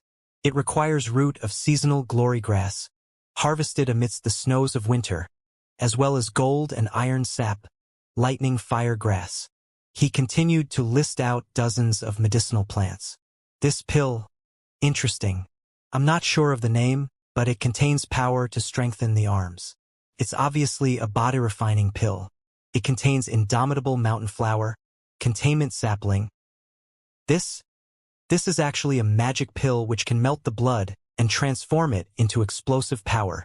It contains crushed green burst, celestial heaven oil. Fellow Taoist Chun, you have many unique pills. Excellent, excellent. I'm not sure the name of this pill, but it's clearly a poison pill. It contains. Time passed by slowly. Zhou Dikun stared on in shock. Qin Jiaxi seemed to be on the verge of collapse, his face as pale as death as he tried to outdo Meng Hao. However, he really had no chance. He was essentially just handing over his medicinal pills. In the time it takes for only half an incense stick to burn, he had already delivered nearly 100 different medicinal pills over to Meng Hao. In the time it takes for half an incense stick to burn, 100 different types of medicinal pills had been delivered over. Qin Jiaxi trembled. His face was ashen. His madness had reached an explosive height as he found that there wasn't a single medicinal pill he could produce that his opponent couldn't identify. This level of skill left Qin Jiaxi in despair. He wanted to cry that his opponent was wrong, but he didn't dare. If Feng Mu then used the formula to concoct an identical copy of the pill, Chen Jiaxi's entire reputation would be in ruin. Li Yiming stood off to the side, watching bitterly as Chen Jiaxi handed over pill after pill, and Meng Hao put pill after pill into his bag of holding. His scalp was numb, and his heart had filled with an indescribable fear. The surrounding Black Civ sect disciples watched the scene in astonishment. From their perspective, Chen Jiaxi wasn't competing with Feng Mu, he was just giving him pills. On the other hand, Meng Hao's actions left them buzzing with shock. His unfathomable skill with plants and vegetation, his irrefutable logic regarding the Tao of alchemy, and his fearsome instantaneous formula scrying just added layer after layer of mystery. As they watched him, their faces filled with continuously growing amazement. From beginning to end, Meng Hao didn't pull out even a single medicinal pill. This was because he never misidentified any of the pills that were produced. Eventually, he started to feel a little bit embarrassed. Chen Jiaxi, of course, had the worst of it all. His heart bled, his eyes were growing dry, and his body trembled. Everything seemed to be going black. However, he continued to pull out medicinal pills. He had utmost confidence in each pill, and yet they all ended up in his opponent's bag of holding. There was no way to put an end to it. Just now, he had said, "I won't stop until I win." He wouldn't be able to end until he ran out of medicinal pills. As he pulled out the 127th pill, he suddenly lifted his head to look at Meng Hao. Then, he radiated madness as he slowly put the pill back into his bag of holding and instead retrieved a jade box. The jade box was covered with black splotches, as if it had been entombed in the earth for countless years. This was an object that Chen Jiaxi originally hadn't intended to reveal. To him, it was a precious treasure of a lifetime. In fact, when he had uttered the words, "I won't stop until I win," he hadn't even considered to include this item in the statement. Suddenly, he realized that if he wanted to gain complete victory, he would have to win at least one time. And if he wanted that, then he must use the item in the jade box.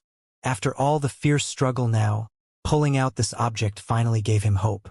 The instant the box appeared, all eyes came to rest upon it. Anyone could tell that the pill inside this box would most certainly determine victory or defeat. The black stains on the box made it obvious to all the onlookers that the box was so old it was beginning to decay. There was even a faint, gruesome death aura wafting out from the box. A serious look filled the eyes of Patriarch Violet Civ and his two companions. Chen Jiaxi gritted his teeth and slowly said, "If you know the formula to this pill, then I, Chen Jiaxi, will admit defeat and, if I ever meet your excellency in the future, will immediately fall to the ground and kowtow to you. If you don't know the formula, then I will not cause any further trouble for you. I will only require that you return all the pills I produced just now. Then, this matter will be concluded." Zhou Dikun's eyes narrowed, and before Meng Hao could say anything, he strode forward and beratingly said, "Chen Jiaxi, you are a scarlet-robed master alchemist of the World Pill Division. Do you have any face? This is obviously an ancient medicinal pill whose pill formula has been lost for countless ages. How could a modern-day alchemist possibly be able to identify it?" He was obviously worried about Meng Hao leaping to accept the challenge. A buzz rose up from the surrounding Black Civ sect disciples. An ancient medicinal pill. Such pills from ancient times were very rare. Even one would be enough to cause an incredible stir.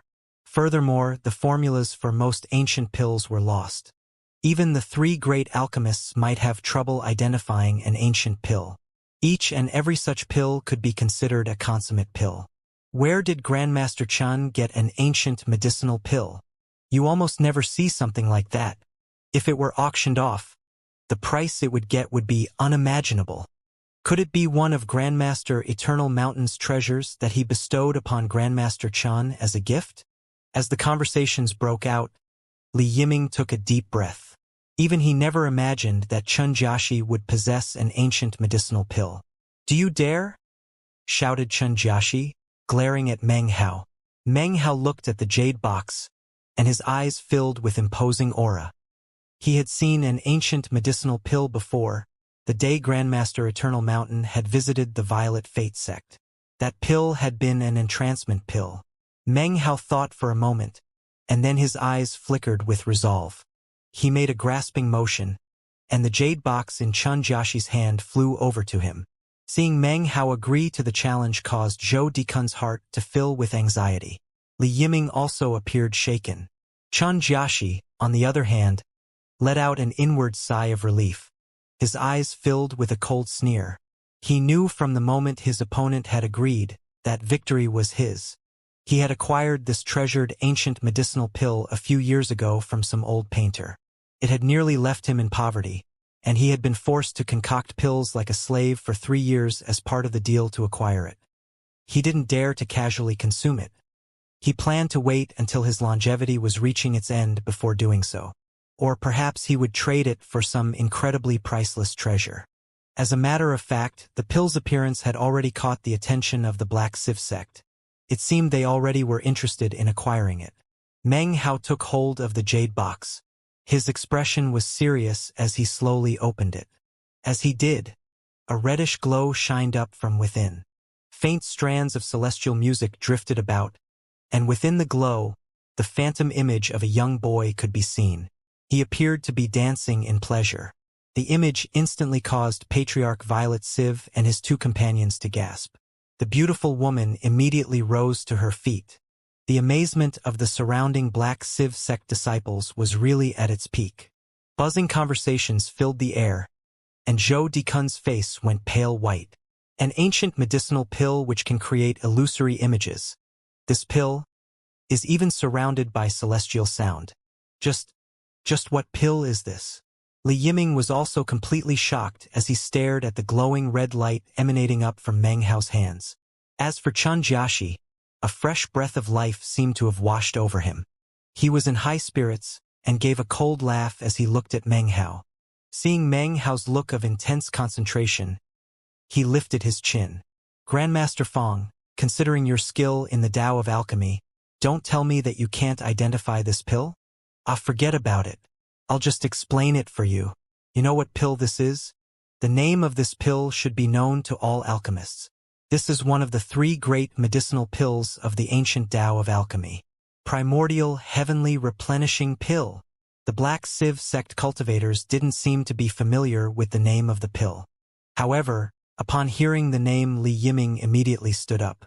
A look of disbelief filled his face as he stared at the glow rising up into the sky. Primordial Heavenly Replenishing Pill. Zhou Dikun was panting, and his body shook. He took a few steps forward, breathing raggedly, staring at the medicinal pill in Meng Hao's hands. Suddenly, his voice rang out through the Black Civ sect's massive square.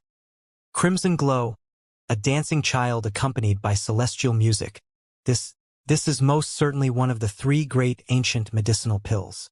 Primordial Heavenly Replenishing Pill. According to the legends, anyone who consumes this pill can steal luck from the heavens and increase their longevity by 1,000 years. The audience buzzed in excitement. A medicinal pill which can increase longevity, even if only by a 60-year cycle, would be incredibly rare. The price people would be willing to pay for such a thing would be unthinkable. A consummate pill which could increase lifespan by 1,000 years was even more incredible. Patriarch Violet Civ's eyes shined with unprecedented brightness.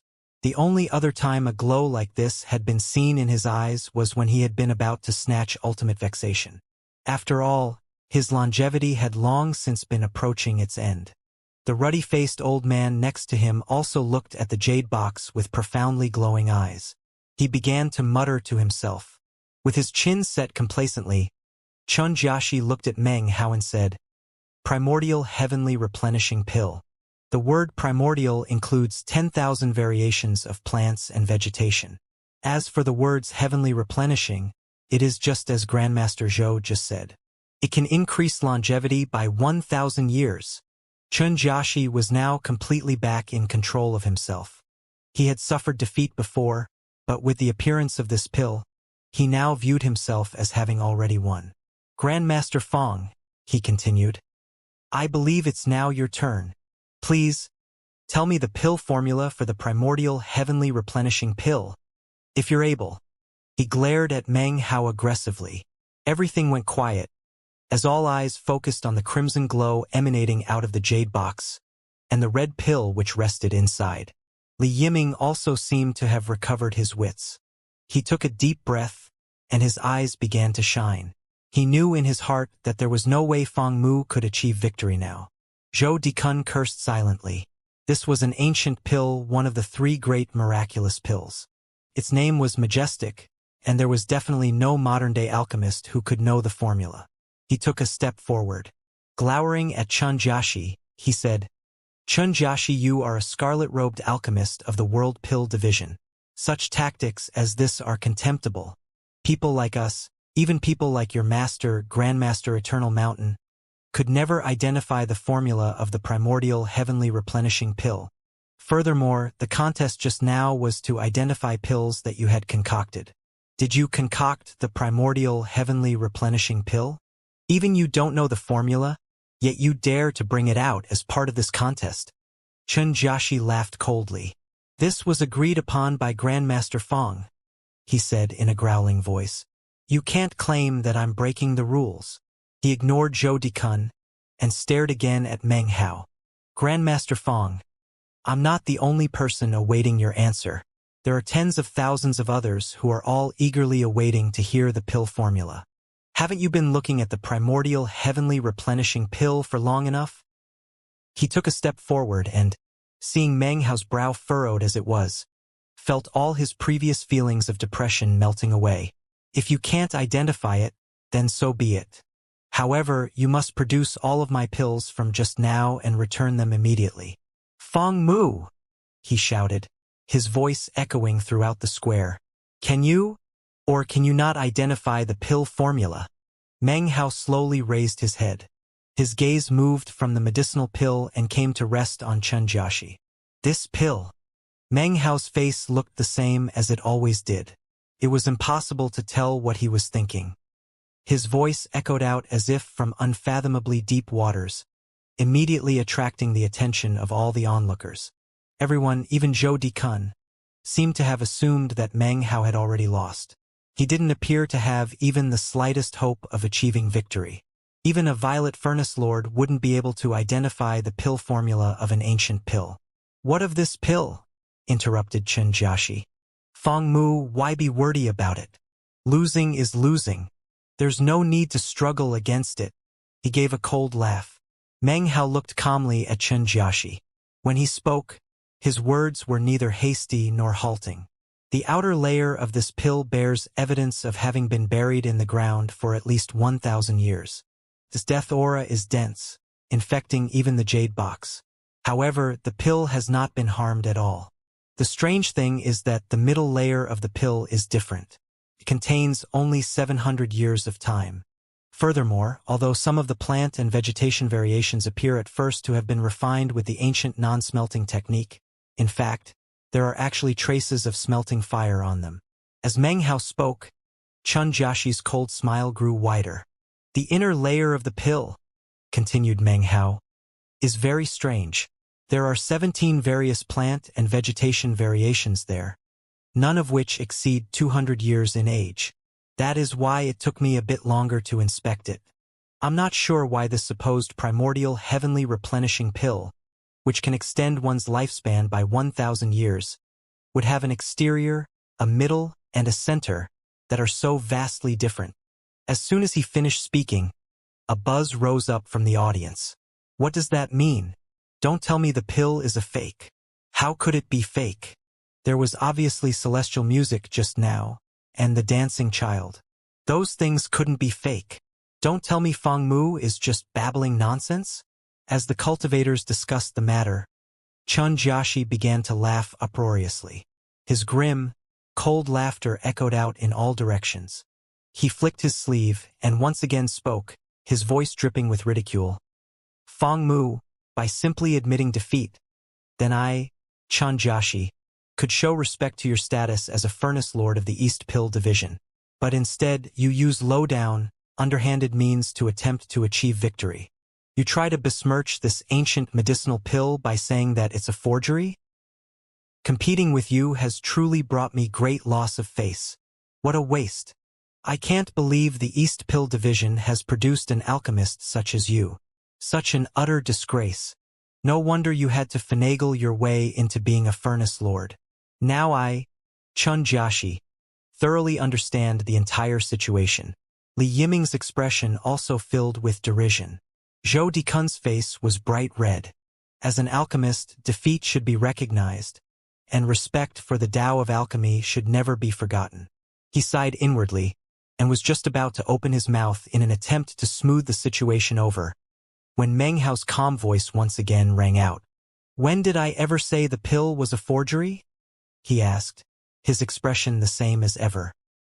He appeared to be completely oblivious to the gazes of the onlookers, as well as to Chen Jiaxi's complacency. "You sharp-tongued punk!" cried Chen Jiaxi, throwing any thoughts of mercy to the wind. "Are you still trying to argue? Just now you obviously implied that the pill was fake, didn't you? Do you have an explanation for that? Feng Mu, do you have even the slightest scrap of face left?" All the Black Civ sect disciples were now looking at Meng Hao. Their faces were filled with strange expressions. Patriarch Violet Civ and the other two watched on wordlessly with furrowed brows. "Would you pipe down?" roared Meng Hao. His eyes filled with a brilliant light that shone like lightning on a pitch-black night. His words echoed out like thunder across a plain, echoing out with such force that Chun Jiaxi's mind was instantly shaken. Without realizing it, he stepped backward a few paces, the sound ringing in his ears. Meng Hao stepped forward. He spoke, his words devoid of any courtesy. "You babble nonsense. You invert right and wrong.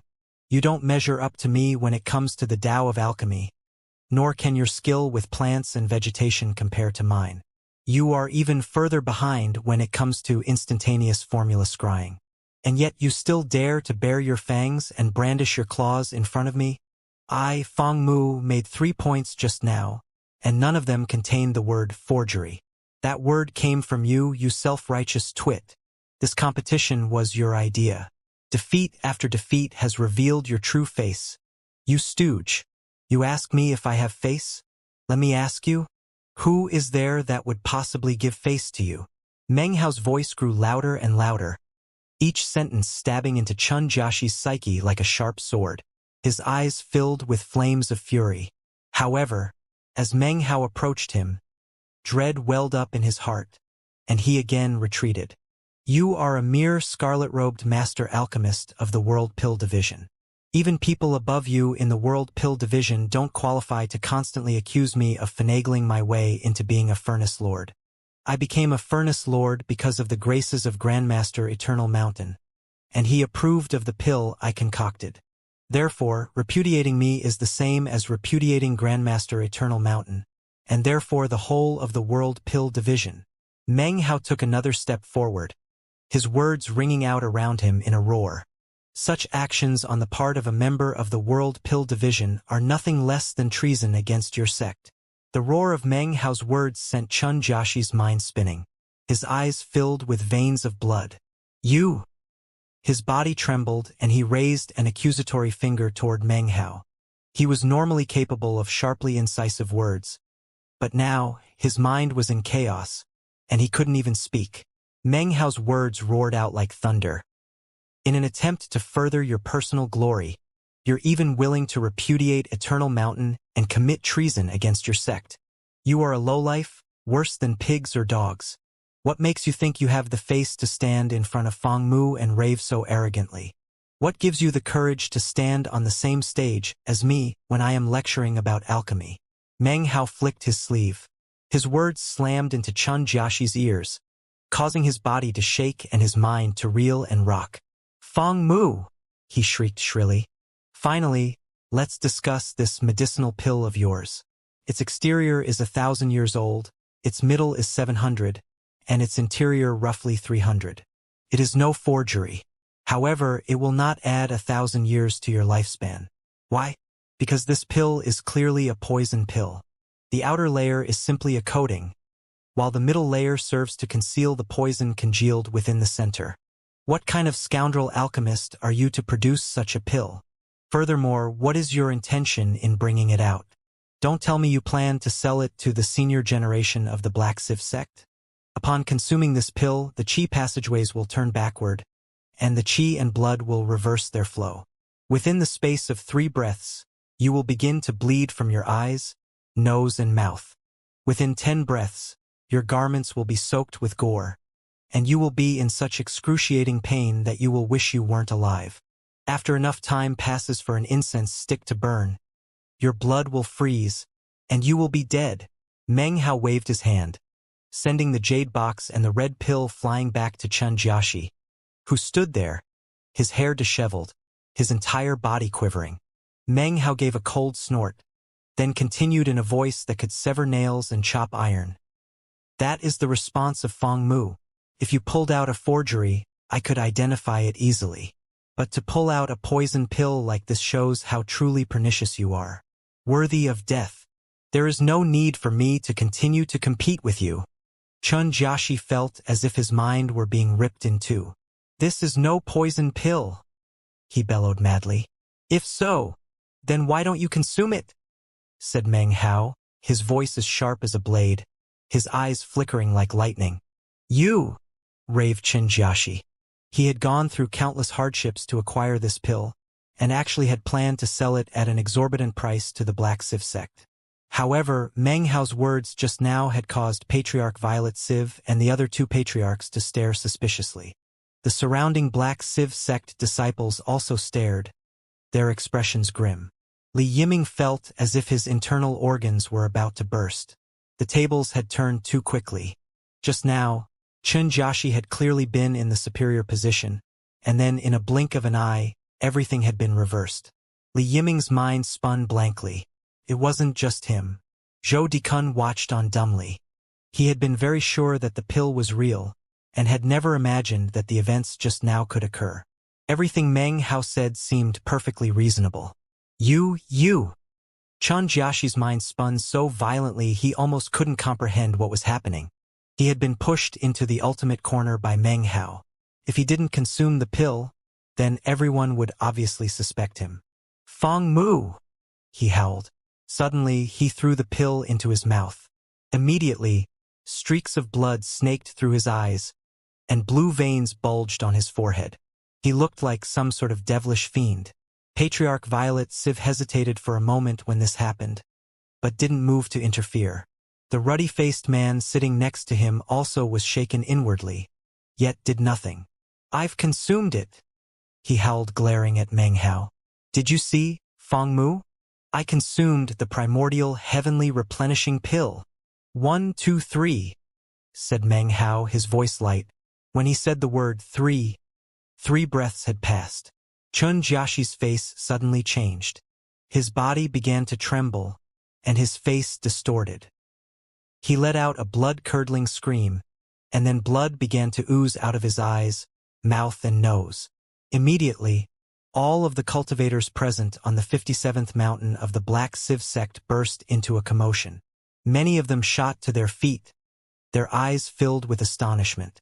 Li Yiming's vision began to grow dark, and his mind filled with a spinning roar that caused him to nearly lose consciousness. Zhou Dikun gasped, his face filled with disbelief as he looked at Chun Jiaxi standing there, screaming miserably, blood dripping down his face. Patriarch Violet Sieve's pupils constricted, and then began to fill with fury.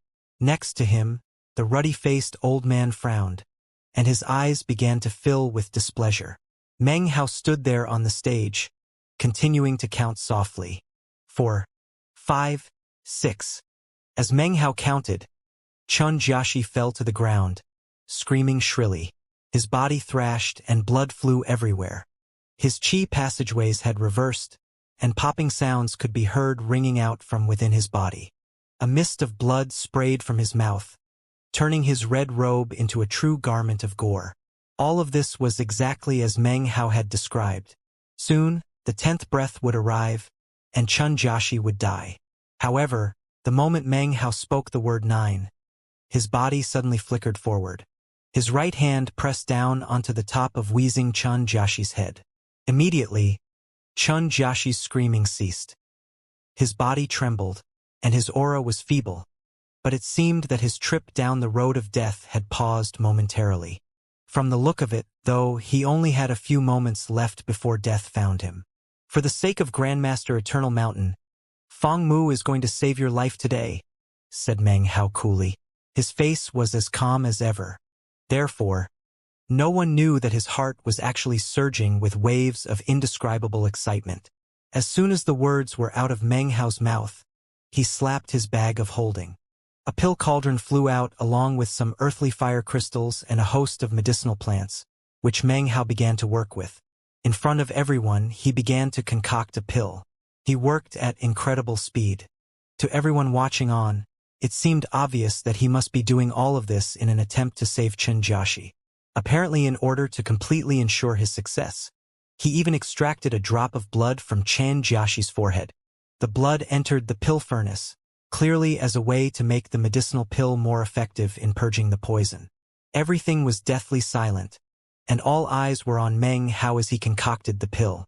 From the moment he had stepped foot into the Tao of Alchemy, this was the quickest he had ever concocted a pill. It only took a few moments for a fragrant aroma to fill the square. Meng Hao then waved his hand, and a pink-colored medicinal pill flew out. It shot like lighting into Chen Jiaxi's mouth. His life clearly hung by a mere thread at the moment. Tens of thousands of eyes were fixed on Chen Jiaxi. As soon as he consumed the pill, a tremor shook his body. Then, even more shockingly, his hair began to rapidly change color, from black to white. His skin began to wither, as if his vitality had seeped away. In the space of a few short breaths, he seemed to have aged nearly 100 years. Before, he had been middle-aged, but now he looked like an old man with one foot in the grave. Wrinkles covered his face, and he emanated ancientness. Before, his cultivation base had been at the late foundation establishment stage, but now it seemed to be vanishing because of his decrepitness. The entire process, from beginning to end, only took about 10 breaths worth of time. Chen Jiaxi looked completely different. He was now a feeble old man with no cultivation base. However, the death aura which had been drifting off of him moments ago had been replaced with life force. When this happened, his eyes suddenly opened. Suddenly he coughed up a massive congealment of blood, along with what remained of the medicinal pill. It was about the size of a fingernail, half as large as it had been before. It wasn't the pill Meng Hao had concocted, but the pill everyone had taken to be the primordial heavenly replenishing pill. As soon as he spat the pill out, Meng Hao waved his sleeve, collecting it into a pill bottle. Before he could put it into his bag of holding, however, Patriarch Violet Siv's eyes flickered. He waved his right hand, causing the pill bottle to fly out of Meng Hao's hands and into his own. Meng Hao ignored this, focusing instead of Chen Jiaxi, who was trembling, a look of confusion in his eyes. In the moment before the poison killed you, I managed to prevent it from continuing to dissolve. The poison is not impossible to dispel. However, given my current skill in the Tao of Alchemy, I was unable to find the proper combination of medicinal plants in such a short time. Therefore, I used the simplest method possible and also the most direct. I stimulated your life force and shattered your cultivation base. In this manner, I was able to force out the poison. As for your cultivation base, if you practice recuperative cultivation, it should slowly recover. Chen Jiaxi said nothing as Li Yiming rushed over and helped him to his feet. Chen Jiaxi stared blankly at Meng Hao, then let out a bitter laugh. Eternal Mountain once said that alchemic battles are just like magical battles. Death can come with a single thought. As of today, I am convinced of this truth. With that, he clasped hands in salute. His body trembled, and he lowered his head to conceal the venomous hatred which seeped out from his heart. Li Yiming also clasped hands and bowed to Patriarch Violet Siv and the others. They clearly could not stay on the mountain. So, he took hold of Chen Jiaxi and flew up into the sky, disappearing off into the distance. A few black Civ sect cultivators rose to accompany them as they left. Considering all of Meng Hao's experiences, it was impossible for him to not notice Chen Jiaxi's hatred. Had that hatred not been there, Meng Hao, well aware of how much he had come out on top, would have helped the man recover his cultivation base more quickly. But now he abandoned such thoughts. Long before he had become Feng Mu, he had learned to treat his enemies with icy coldness. Meng Hao turned to look at Patriarch Violet Civ, who was currently examining the medicinal pill which Chun Jiaxi had just vomited out. "Elder Violet Civ," he said with a polite smile, "I won that pill in the competition just now. If you would like it, sir, perhaps you could state what you intend to trade for it." Patriarch Violet Civ laughed loudly. Shaking his head, he flicked his sleeve, and the medicinal pill in its bottle flew back to Meng Hao. He had scanned it with divine sense just now. Even though he didn't know much about the Tao of alchemy, he was a nascent soul cultivator who had lived many, many years. How could he not have an understanding of things like the ancient medicinal pills? Actually, he had previously specifically studied ancient medicinal pills. Just now, no matter how he examined it, he couldn't see anything particularly special about the pill. In fact, when he held it in hand, he could detect a fishy, rotten odor. After a brief discussion with the ruddy-faced man using divine sense, they had determined that it definitely was a poison pill. The fact that he so quickly returned the pill to Meng Hao had a lot to do with everything that Meng Hao had just said and done. Before, everyone in the Black Civ sect, including Patriarch Violet Civ and his companions, hadn't paid much more than a glance to Feng Mu. As of now, though, it was obvious to everyone that Feng Mu far exceeded Zhou Dikun. This was especially true of his final vicious display. From now on, Patriarch Violet Civ would pay closer attention to this Feng Mu. Meng Hao accepted the pill bottle with a smile, then casually tossed it into his bag of holding. The alchemy lecture was now over. Zhou Dikun invited Meng Hao to join him at a feast thrown by the Black Civ sect, but he politely declined. His face covered with exhaustion, he returned to Black Welcoming Peak. Back in his residence, he sat down cross-legged to restore his energy. Time passed by, and soon moonlight filled the sky. Meng Hao suddenly opened his eyes and waved his right hand. A pill furnace appeared, along with an earthly fire crystal. He also produced his Furnace Lord medallion and its protective shield. After securing himself within the shield, he slapped his bag of holding to produce the pill bottle and the poison pill. He took a deep breath and took out the jade box. He had placed it in his bag of holding much earlier. In reality, the medicinal pill really was one of the 3 ancient medicinal pills, the primordial heavenly replenishment pill. It was only half of the original pill, therefore, the essence of time and the medicinal strength within the pill hadn't completely vanished. In ancient times, pills were not concocted using flames. Instead, the power of heaven and earth was used. The jade box was actually the final step of the concoction process. After being sealed inside, the pill would gradually become complete. This was common knowledge. Almost all ancient medicinal pills that had been discovered were like this. Despite being sealed in the jade box, the passage of so much time caused most such ancient medicinal pills to gradually dry out and become defective, although they generally contained a bit of medicinal strength. Meng Hao had no idea how long this primordial heavenly replenishment pill had existed, but for some reason, it hadn't dried out and had contained the full level of medicinal strength. Furthermore, the pill contained the power of time. If Meng Hao had not mastered the technique to refine time, achieved enlightenment regarding the violet will incantation, and refined a spring and autumn tree, then it would have been very difficult to spot the uniqueness of this medicinal pill. All 3 were essential. If one were missing, he wouldn't have been able to pick up on the clues. Time was both visible and corporeal, yet at the same time invisible and incorporeal. Ancient medicinal pills will dry out and reveal their ancientness. This was a result of their passage through time. However, this medicinal pill was different. It sucked in time, filling the pill with its illusory power. This pill was actually a time treasure. Because of that, when consumed, the pill would reverse the qi and blood passageways, and immediately cause the body to begin to wither and age.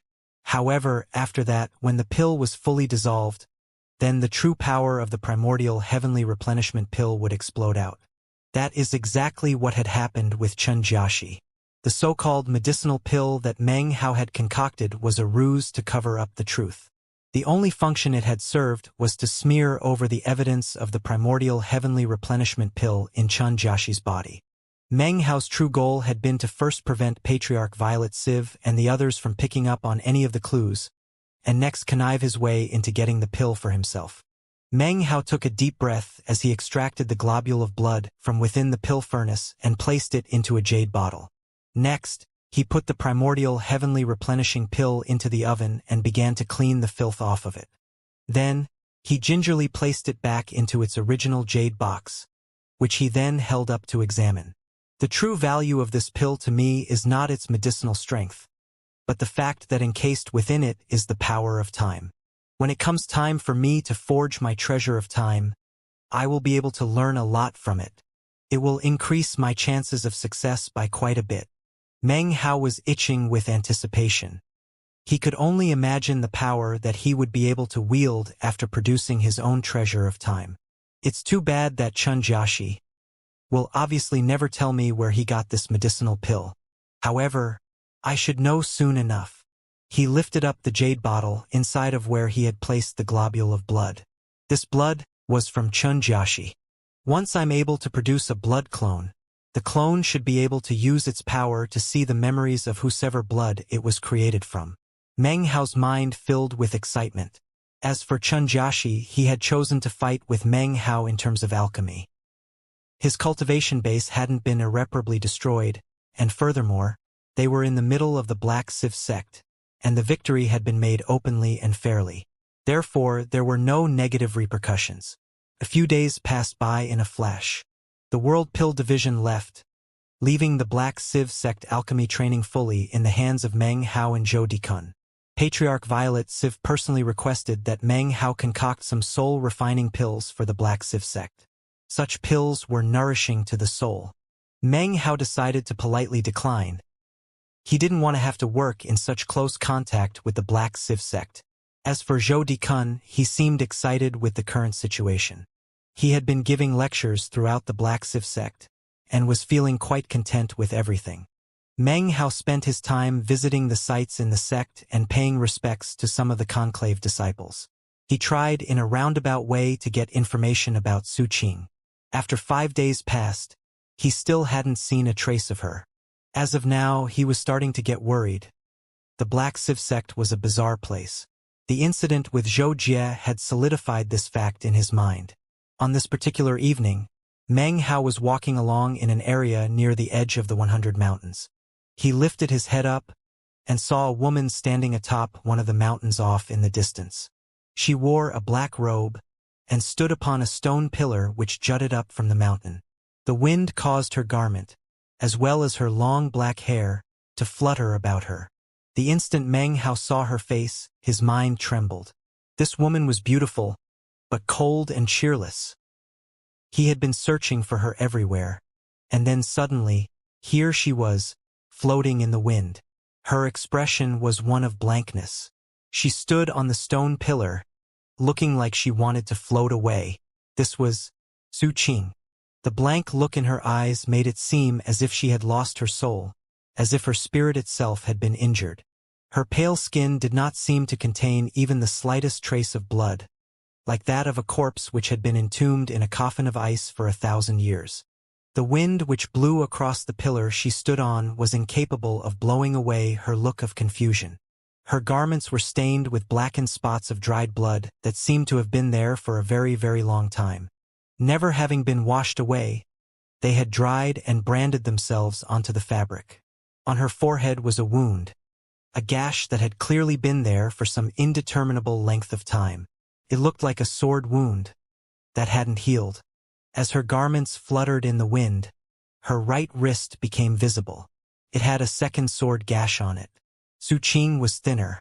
She was thin and even colder than before. She looked as if she had just emerged from the midst of a frigid snowstorm. Her garment was blue. Her long hair draped around her like a cloak. Her skin was so delicate it seemed as if a breeze could puncture it. Meng Hao stared up at her beauty, seemingly unwilling to even blink. If he blinked, everything would go dark, light would disappear, and he would no longer be able to see the beautiful figure in front of him. He saw the sword wounds, as well as her blank look. He also saw that her blood vessels had been damaged. In that moment, the entire world seemed to disappear, except for Su Qing, standing there on the mountain peak amidst the wind. Meng Hao suddenly felt a twinge of pain in his heart. He could ignore Han Bei's secret. He could ignore Zhou Jie's bizarre behavior. The demon-sealing jade had spoken to him twice, but be it Han Bei or Zhou Jie, Meng Hao felt as if it didn't have much to do with himself. Their life or death, their bizarre situations, were things he didn't want to get involved with. After all, the root of all the various situations was none other than the Black Civ sect itself. Meng Hao had grown up as a scholar and was innately intelligent and farsighted. How could he not understand the meaning of the words of the demon-sealing jade? It was especially obvious considering the divine ability Zhou Jie had used at the end of their battle that year, and the discarnate souls which had appeared. How could he not understand what had happened to Han Bei and Zhou Jie? And how could he not understand the terrifying power of the Black Civ sect? He did understand. In fact, he knew that the Black Civ sect's forces were much greater than the people who walked about on the surface of the land. Discarnate souls possess the body, he thought to himself. The discarnate souls are like those which appeared along with Zhou Jie's divine ability that year, cultivators who have long since died. It seems countless discarnate souls exist underneath all of the 100,000 mountains of the Black Civ sect. This Black Civ sect is a sect of the underworld, returned from the afterlife, desiring to rejoin the world of men, possessing the bodies of cultivators and living parasitic lives. Zhou Jie exists in this very state, his body having been possessed. He is incapable of recovering his own mental faculties, and should not have been able to seek out death as he did that day. Clearly, something unexpected had occurred after his possession. Because of that unexpected event, the discarnate soul that had possessed him was injured, which allowed his own soul to reawaken. That was what had caused his confusion, his madness, and his struggle. As for Han Bei, there is clearly nothing wrong with her. However, she wants outsiders to think that her body has been successfully possessed. This is because there are not two souls within her, but three. One is her own, one is a discarnate soul from the Black Civ sect, and the third is the Han clan patriarch which emerged from the statue in the Black Civ sect's blessed land, and then entered her body. How could Meng Hao not understand these things? It was because he understood that he didn't want to get sucked into the situation. But as time passed, and he hadn't been able to track down Su Qing, he'd started to get nervous. Finally today, he was able to see her, and now he understood that he could not ignore the situation. Su Qing's soul possession was a bottom line that Meng Hao couldn't accept. He took a deep breath, then strode forward, heading directly toward the peak of the mountain. His body transformed into a prismatic beam. In an instant he had arrived behind the pillar upon which Su Qing stood. He looked at her back, and was about to approach her when she turned. Her cold features were no longer filled with a blank look. Instead, a grim expression appeared. In that moment, a sense of impending crisis welled up from the bottom of Meng Hao's heart. As he looked at Su Qing, he couldn't see a foundation establishment cultivation base anymore. Instead, everything was blurry. Meng Hao's expression did not change. He looked at her, and at the same time surreptitiously performed an incantation gesture with his right hand. Within his mind floated the 8th demon-sealing hex. Because of the way he had performed the incantation, the hex changed. It floated about in his mind, and stayed there, not moving out even the tiniest bit. However, as soon as the 8th demon-sealing hex appeared in his mind, his eyes, though they didn't look any different, now viewed the world in a completely different way. The mountains were still green. The land below was the same land as before. But the greenness of the 100,000 mountains was now covered with a black aura. This black aura roiled up from all the mountains to circulate about in the air. In this moment, it looked to Meng Hao as if the Black Civ sect really had become a sect of the underworld. Strands of black aura drifted up off of Su Qing's body and swirled around her. Its nucleus seemed to be in the pit of her stomach, where a flickering globule of black mist existed. Deep within that black mist, Meng Hao could see Su Qing's soul, sleeping, as if it had been sealed. The black aura emanated out constantly, and in fact, behind Su Qing, it congealed together to form into the blurry image of a woman. The phantom figure emanated a seemingly endless ghastly aura. It was bizarre, and emitted thick an aura of death as it looked at Meng Hao along with Su Qing. "Who are you?" said Su Qing, her voice unhurried. From Meng Hao's perspective, this voice did not belong to Su Qing, but rather the gruesome discarnate soul which floated behind her. As her words drifted out, Meng Hao suddenly sensed that the surrounding black aura was rushing toward them. It swirled around, forming into countless faces that grinned hideously as they stared at Meng Hao. Of course, they were unaware that Meng Hao could see them as they floated around. "I am Feng Mu of the Violet Fate sect," Meng Hao replied with a smile. "Elder sister, are you a conclave disciple of the Black Sieve sect? I've been here for a few days, but this is my first time seeing you." As he clasped hands and bowed, he allowed the 8th demon sealing hex to dissipate, and the world around him returned to normal. "Oh, so you're Grandmaster Feng," Su Qing said coolly. "This is a prohibited mountain. Please leave immediately." She turned, ignoring Meng Hao and staring off into the distance. A blank look once again filled her face. His expression the same as usual. Meng Hao bowed again and then turned into a beam of light that shot away from the mountain. He took his time going back, enjoying the sights along the way. By the time he got back to Black Welcoming Peak, the moon hung high in the sky. He entered the building and immediately settled himself in the protective shield of the Furnace Lord Medallion. His face instantly grew grim. He had been extremely cautious on his way back, careful to make sure nothing at all seemed amiss about him. However, there were still some discarnate souls who followed him. They had swirled around him the entire way, finally disappearing when he arrived at Black Welcoming Peak. To save Su Qing, I have to get close to her, he thought. Furthermore, I can't let anyone find out about it. This Black Sieve sect is obviously an underworld sect, with discarnate souls flying around everywhere. Had he made an open move just now, not only would he have been unable to save Su Qing, but he would also have broken his own cover. He sat thinking, his eyes flickering. After some time passed, he closed his eyes. Early the next morning, his eyes snapped open. He lifted up a jade slip, branded it with some information, then flicked his sleeve to send it flying out of the building. His cool voice echoed out, "I have a matter to discuss with Patriarch Violet Sieve regarding pill concoction." As soon as the jade slip flew out into the air, a cultivator appeared out of nowhere to grab it. It was impossible to determine his cultivation base, but he wore a black robe. He immediately disappeared off into the distance. Inwardly, Meng Hao gave a cold laugh. Ever since his alchemic showdown with Chun Jiaxi, he had sensed an aura outside of the Black Welcoming Mountains. Obviously someone was there watching him. A few moments later laughter could be heard, followed by Patriarch Violet Sieve, who had come in person to discuss things with Feng Mu. He stood there with a smile on his face, clasping hands and bowing to Meng Hao. "Grandmaster Feng," he said with a smile, "please don't take offense. I arranged for a disciple to stand watch outside to ensure your safety. After all, our sect is a complicated place, and I'm incapable of controlling everything. According to the information in this jade slip, you say you can concoct the soul-refining pill. Well?" Meng Hao sighed and then in an embarrassed voice said, "Elder Violet Sieve, actually. I've never heard of the soul-refining pill. Considering that, along with its strange name, it obviously has something to do with souls. I fear that the concocting such a pill would be extremely difficult. With so many variations, it would be very draining. That is why I hesitated to agree." Patriarch Violet Sieve didn't reply.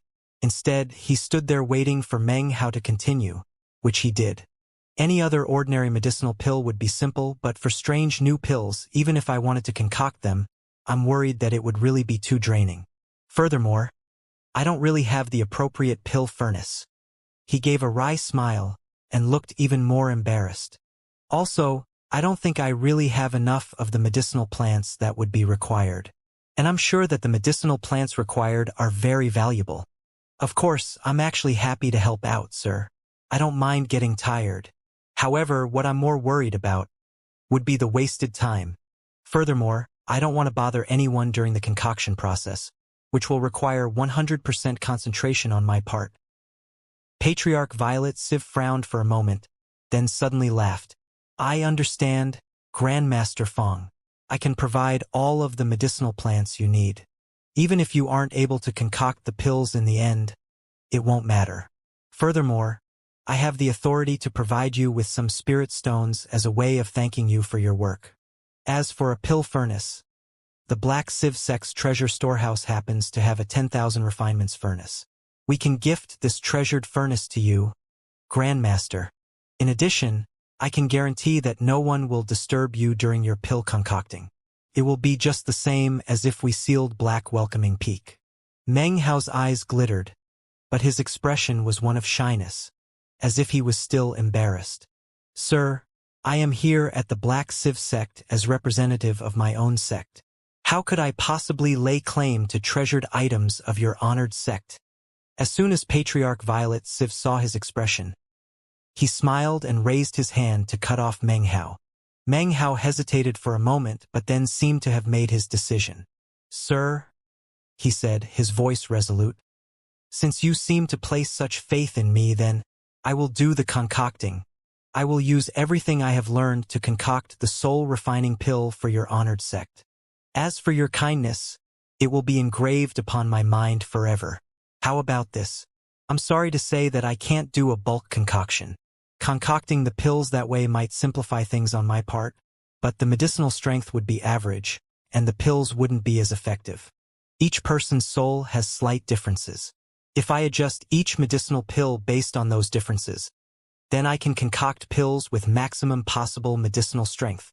Patriarch Violet Civ looked at Meng Hao thoughtfully for a moment. From the moment Fong Mu had entered the sect, Patriarch Violet Civ had not noticed anything about him that was amiss. As far as his background, his identity, his skill in the Tao of alchemy, there was nothing at all to cause him to be suspicious. He had been a bit skeptical regarding the matter with the primordial heavenly replenishing pill, but after thinking about it for a long time, he couldn't come up with any evidence of anything fishy. The matter of the soul-refining pills was currently of extreme importance to the Black Civ Sect. However, the alchemy cultivators of the Black Civ Sect were incapable of concocting such pills. Only the East Pill Division and the World Pill Division were skilled enough to handle matters related to souls. With the World Pill Division gone, and Fong Mu being so prominent, Patriarch Violet Civ only had to think for a moment before nodding. There are 13 conclave disciples in the Black Civ Sect who, because they cultivate a special type of divine ability, ended up injuring their souls.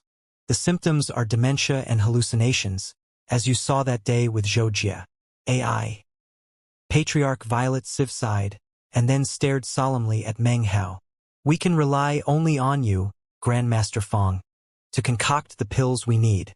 I will arrange for the 13 conclave disciples to be sent here one at a time for you to examine and concoct pills for.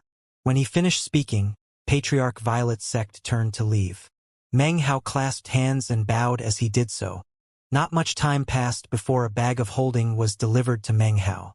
Inside were a large amount of spirit stones, roughly 100,000. Seeing this caused Meng Hao's heart to start pounding. In addition, there was a vast collection of medicinal plants, as well as the formula for the soul-refining pill. Last of all was a pill furnace. Meng Hao took it out, and immediately his eyes began to shine. The pill furnace was completely white, seemingly jade, and yet not. There were no carvings on its surface, and was a very unusual shape. Not a bit of medicinal aroma wafted out from it. However, what Meng Hao did see were strands of white-colored qi circulating around inside. 10,000 refinements furnace, murmured Meng Hao, palpitating with eagerness. Back in the East Pill Division, he had studied a jade slip with introductions to all the various types of pill furnaces. There was one type which, after having successfully concocted 10,000 batches of medicinal pills, would gain sentience because of all of the nourishment it had received from the qi of the medicinal pills. Such a furnace would have been constructed from incredible materials to begin with. After the 10,000 concoctions, it would become even more incredible. Such pill furnaces were rarely seen in the world. Generally speaking, pill furnaces are viewed as consumable items and will explode after 100 uses or so. For a pill furnace to survive for 10,000 batches placed its value at an incredible level. Meng Hao took a deep breath and then swirled his hand about inside of the furnace, grasping one of the strands of qi and pulled it out to examine. After a moment he sighed, sounding somewhat regretful. It seemed this pill furnace had been used to concoct 10,000 of the exact same type of medicinal pill. In this case, it couldn't quite measure up to some of the other of this type of furnace which had been used to concoct countless different types of medicinal pills. However, as far as Meng Hao was concerned, this furnace far exceeded his blood crane furnace. Putting away the 10,000 refinements furnace, Meng Hao stood and then looked outside. A group of dozens of Black Civ sect disciples had surrounded the mountain and were now sitting cross-legged in meditation. Bluish light flickered around them. Clearly, once Meng Hao began his concocting, they would employ the full power of the light to create a shield around the mountain, ensuring that he wouldn't be disturbed. Meng Hao muttered to himself for a moment, then decided to prepare for any emergencies which might arise. He lifted his Furnace Lord medallion, then branded it with some information. It immediately flickered.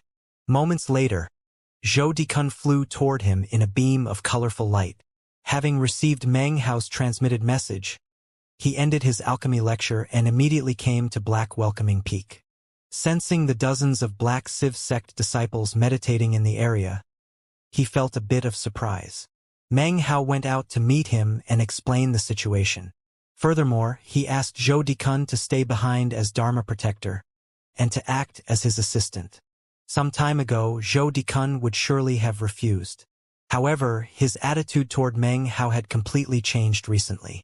Hearing all the information, he nodded solemnly and pulled out his Furnace Lord medallion.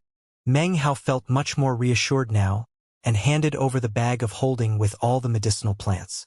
With the protection of 2 Furnace Lord medallions, no matter what the Black Civ sect did, he would have temporary protection from any sort of divine sense. As far as the discarnate souls went, Meng Hao had some methods that would prevent them from noticing anything untoward. In any case, he did not plan to do anything too noticeable. In this whole matter, caution would be of the utmost importance. Not much time passed before 2 cultivators appeared, carrying between them a young man in a blue robe as they hurried over. When they arrived, Meng Hao and Zhou Dikun both took a close look at the young man, and then frowned. His face was pale white, seemingly without any trace of blood. His eyes were vacant and blank, and his body was emaciated. His skin so thin that you could see the bones sticking out from within. It was obvious that his qi passageways were not even moving. He was almost like a mortal. One of the middle-aged men supporting him said, "This is conclave disciple Huang Zhongxi." While cultivating a secret magic, the technique backfired, weakening both his body and soul. If the sect elders didn't maintain his life with magical power, he would have long since died. The man sighed, and then bowed deeply to Meng Hao. "Muscle atrophy and a weakened body," said Zhou Dikun, his voice soft. "The soul is spilling out and the mind is dying." This man? Meng Hao looked closely at the young man, who clearly seemed to have lost his spirit. After a long moment, he approached the young man and placed his fingers onto his neck.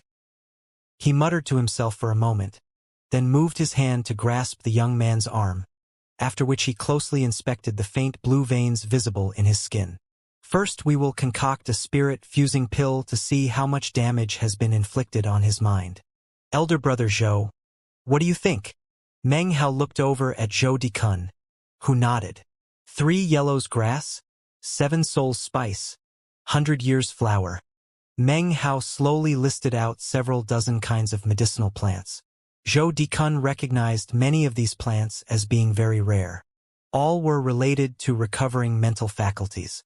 He quickly retrieved the medicinal plants from the bag of holding provided by the Black Civ sect and began to catalyze and prepare them according to Meng Hao's directions. Meng Hao pulled out the 10,000 refinements furnace. When he saw it, Zhou Dikun's eyes went wide. However, he knew that now was not the time to ask about it, and suddenly understood why Meng Hao attached such importance to this job. After placing the various medicinal plants into the pill furnace, Meng Hao performed a catalyzing incantation with his left hand, and then pressed a finger from his right hand directly into the forehead of the young man, opening up a small wound and retrieving a drop of blood. The drop of blood floated in front of Meng Hao for a moment, and then flew into the pill furnace. A few moments later, a black-colored medicinal pill appeared. With the flick of a sleeve, Meng Hao sent it into the mouth of the young man. About 10 breaths passed, and then suddenly, the young man's body began to tremble. He let out a miserable howl, which caused the faces of the two middle-aged cultivators to flicker. Meng Hao's expression was the same as ever, completely calm.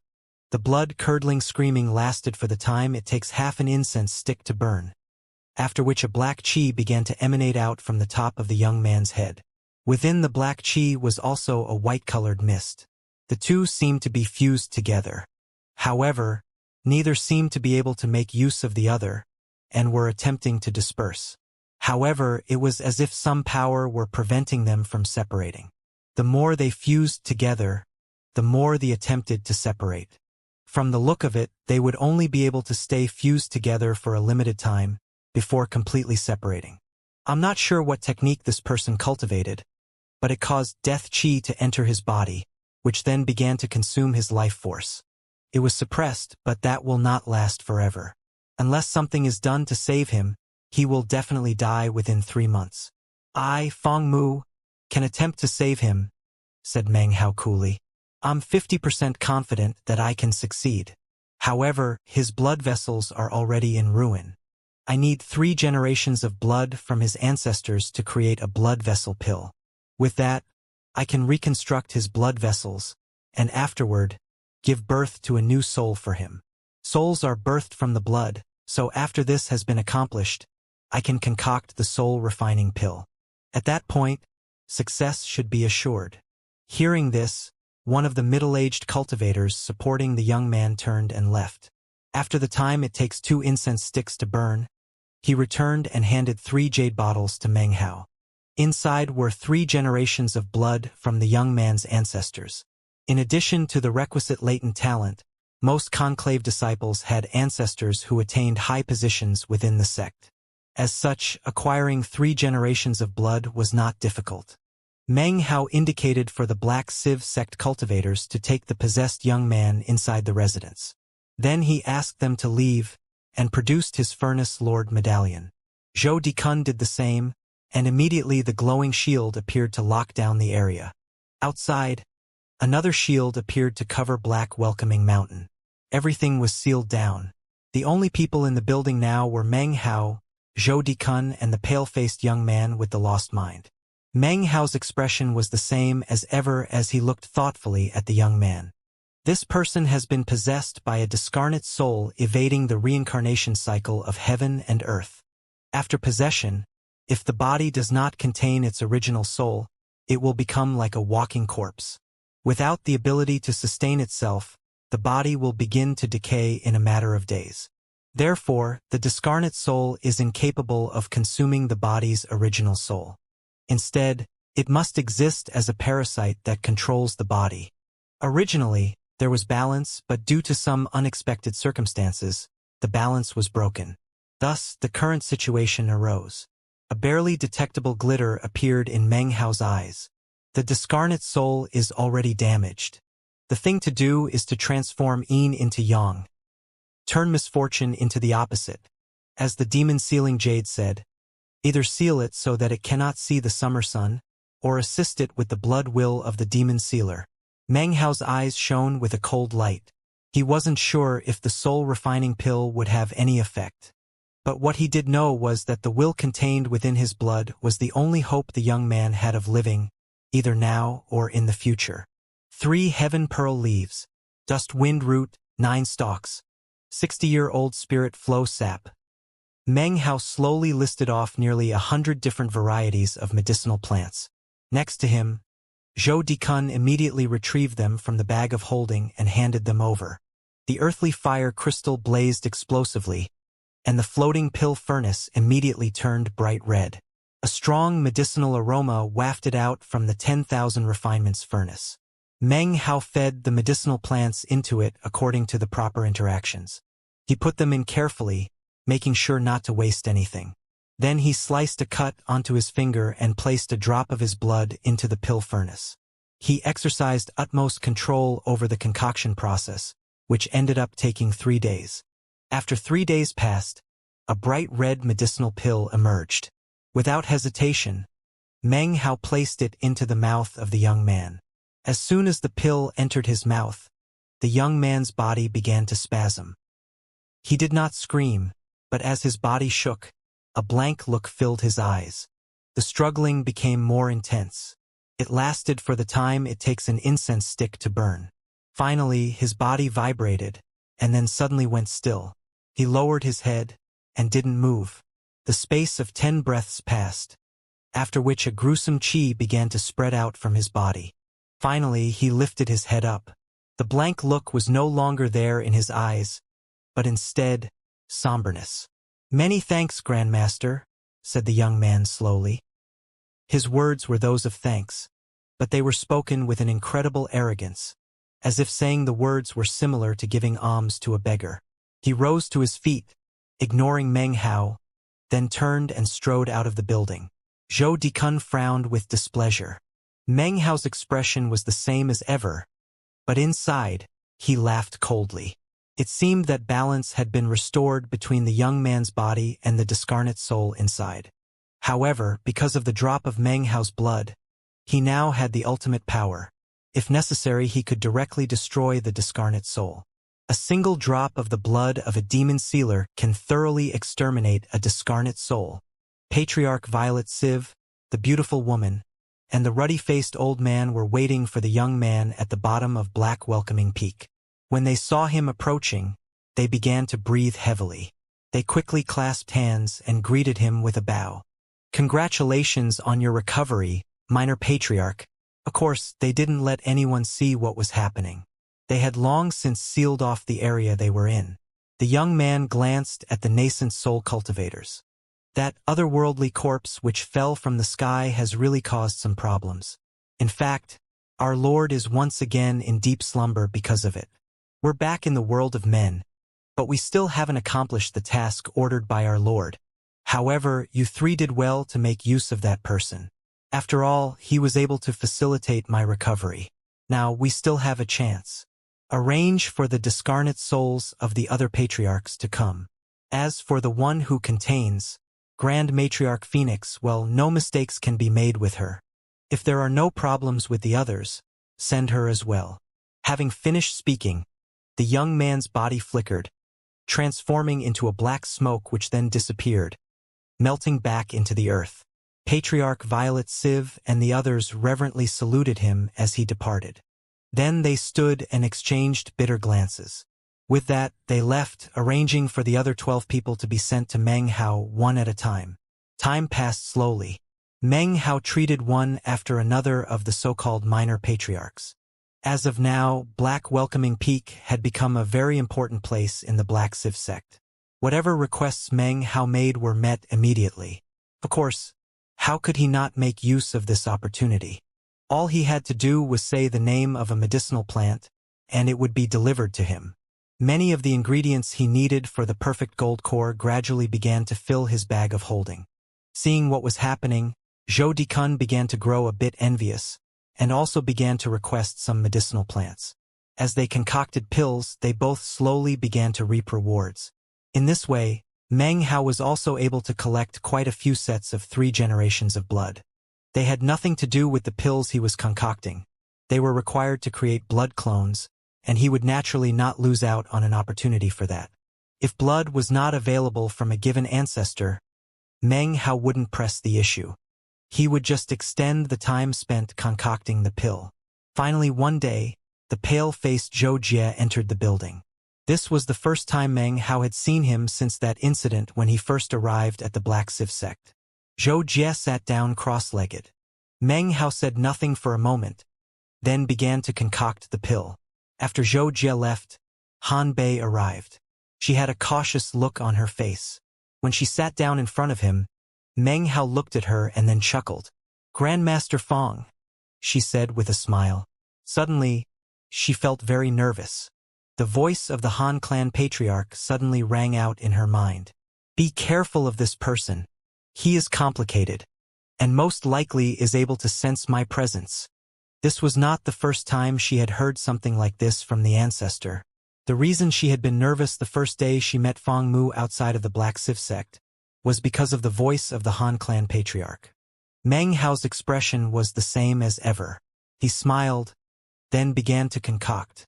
When the pill came out, Meng Hao looked over at Han Bei. Her expression was also the same as usual. However, her heart was trembling.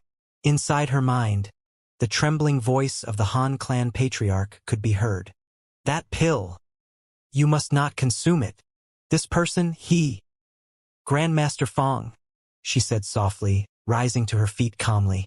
I'll take the pill away and consume it later. Meng Hao turned to Zhou Dikun, clasped hands and said, Elder brother Zhou, I have a small personal matter I wish to discuss alone with fellow Taoist Han. Zhou Dikun laughed. He had long since sensed that something was amiss. However, having been able to collect so many medicinal plants in the past days, he paid it no heed and immediately left the building. Seeing Zhou Dikun leave, Han Bei's heart trembled. Grandmaster Fong, she said, keeping her expression the same as always, like a flower. She was about to continue speaking when Meng Hao interrupted her. If you don't want to consume the pill, very well. In that case, however, you will owe me a favor that must be repaid at some point in the future. He looked at Han Bei with a profound look that seemed to penetrate deep into her mind. Han Bei looked back at him and gritted her teeth. She was full of schemes, but right now couldn't think of any way out. A blank look appeared in her eyes. Grandmaster Fong, she said, I don't quite understand what you mean, but I suppose I can agree to this favor. I don't need a favor from you, replied Meng Hao coolly, but rather the third soul that exists within your body. The words entered Han Bei's ears like a thunderbolt. Her expression immediately changed completely. She was about to say something when, suddenly, a blue chi emerged from the top of her head. It congealed above her into the shape of a man. He stared at Meng Hao for some time before finally nodding. The Han clan owes you a favor, he said in an archaic voice. Meng Hao clasped hands and saluted. The figure disappeared, and Han Bei stared at Meng Hao, an expression of shock and fear on her face. After a long moment passed, she turned and left as quickly as possible. Before leaving the building, she collected herself, then caused a cold, somber look to shine in her eyes. As far as any outsider could see, there was nothing unusual about her. Soon, she disappeared off into the distance. A month of pill concocting went by until finally, the Black Civ sect sent the last person to Meng Hao. It was none other than Su Qing. Based on all of Meng Hao's experiences, the fact that she was the last to be sent was very telling. The discarnate soul inside of her must be someone not to be trifled with in the Black Civ sect, someone of utmost seniority. Just as Meng Hao had suspected, as soon as she arrived, things immediately changed around Black Welcoming Peak. The protective shield protecting the mountain grew stronger, and countless discarnate souls circled around up in the air. All of them seemed to be looking down toward Black Welcoming Peak. Seeing all of this, Meng Hao's heart sank a bit. However, the feeling didn't show on his face. He watched Su Qing slowly enter the building and sit down cross-legged in front of him. She looked calm, and there was much less blankness in her eyes. Meng Hao looked at her, glanced at the wound on her forehead, then activated his Furnace Lord shield. His face was the same as usual, but as he concocted the pill, he put in, not a normal drop of blood, but a drop of blood from his cultivation base. Such blood contained the essence of his life force, including his identity as the 9th demon sealer, and the persistence of his will. It entered the pill and joined the various interactions. Furthermore, Meng Hao used some of the power of the meat jelly to ensure that no clues would spill out. When the concocting was done, he held the pill out to Su Qing. She picked it up with her delicate hands, but didn't consume it. So, this is the pill which helped everyone to recover? She said, her voice cold as she looked at Meng Hao. Without waiting for his response, She rose to her feet and strode out of the building. Meng Hao watched her leave, then sat there thinking silently. He was certain that although she didn't consume the pill in his presence, she would soon. This was because although she appeared to be in the process of self-recovery, it was actually just a front. The problems with the discarnate soul in her body far exceeded those of the others he had seen, by at least 2 or 3 times. In fact, her situation was the most grave he had seen so far. This was evident by the fact that the wound on her forehead was much worse than when he'd seen it the first time. The next day at evening, within the 7th mountain of the Black Sieve sect, Su Qing sat cross-legged within her Immortal's cave. Her face was pale white, and her eyes filled with both struggle and blankness. Her body trembled. She continued in this way for several hours before finally lifting up her hand from her bag of holding. Inside was the medicinal pill concocted by Meng Hao. The process of lifting it up to place into her mouth took nearly 10 breaths. If Meng Hao were here, he would be able to see multiple discarnate souls drifting around her body. All of them were staring nervously at Su Qing as they flew to and fro. In fact, outside, all of the Black Sieve sect disciples whom Meng Hao had saved, including Zhou Jie and Han Bei, kneeled before the Immortal's cave, bowing respectfully. It seemed as if they were waiting for a summons to enter. Su Qing still held the pill in her hand. After a long moment passed, the gruesome coldness in her eyes overcame the blankness and struggle. The discarnate soul inside of her sighed. She knew that because of the injury to the soul, balance couldn't be restored in this body. She was fading, and the original soul of the body was also fading. The body's life force was disappearing, and the wound on her forehead was growing worse. She knew that if she put things off any longer, the body would begin to decay. Originally, she had never believed that consuming medicinal pills created in this world could lead to recovery. However, seeing the recovery of all the other discarnate souls caused her to question her view. After studying the pill for some time, she was unable to unlock its mysteries. Therefore, she decided that she had no other choice than to consume it. She placed the pill into her mouth. As soon as the pill entered her mouth and began to dissolve, Meng Hao's blood began to emit a crimson glow. At the same moment, the soul of Matriarch Phoenix within Su Qing's body began to shake. A sense of impending life or death danger appeared, but before she could do anything, a frightening aura submerged her, making it impossible to send a warning to anyone on the outside. Suddenly, Su Qing's soul, which had previously been in a state of slumber, was infused with the red glow, nourishing her, causing her to recover. Su Qing's soul was being directed. Matriarch Phoenix was being suppressed by the blood of a demon sealer, allowing Su Qing to rise from her weakness, whereupon a soul consumption began to take place within the body. This soul consumption had been Meng Hao's goal all along. He wanted Su Qing to be able to do what Han Bei had done. Fuse the discarnate soul, make it her own. Such a fusion would be undetectable by the Black Sieve sect and the other discarnate souls. No one would be able to tell who truly held mastery over the body. One in the midst of the other, a dangerous rebirth. As Su Qing raised the pill to her mouth, Meng Hao was sitting cross-legged in his residence. When the pill entered her mouth, his eyes opened. They were filled with a brilliant light. The blood in his pill came from deep within him, so obviously he could sense what was happening. The power of the meat jelly's ever-changing forms really is hard to penetrate. Meng Hao rubbed his face for a moment, then slowly lifted his hand, within which was a jade bottle. Inside the jade bottle was a medicinal pill. This was a pill he had concocted back in the Violet Fate sect, before coming to the Black Sieve sect. The pill bottle was sealed with wax, and hadn't been opened. Originally, he had planned to give it to Su Qing, but up until now hadn't had a chance to. He looked at the pill bottle and then closed his eyes. Early the next morning, Meng Hao walked out of his residence. Immediately, the disciple dispatched by Patriarch Violet Sieve to guard Black Welcoming Mountain turned and saluted him with clasped hands. Please deliver this pill bottle to fellow Taoist Su Qing. She requested me to concoct it when she visited the other day. He handed the bottle to the cultivator. Because of Su Qing's special standing within the Black Sieve sect, He felt it was unlikely anyone would open the bottle. Even if someone did, they wouldn't understand. A few days passed.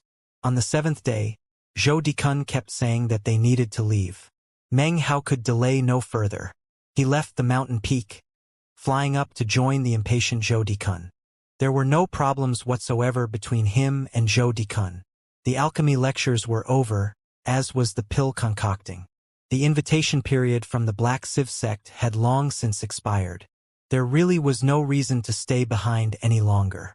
Meng Hao had had no other choice than to give in to Zhou Dikun's prompting.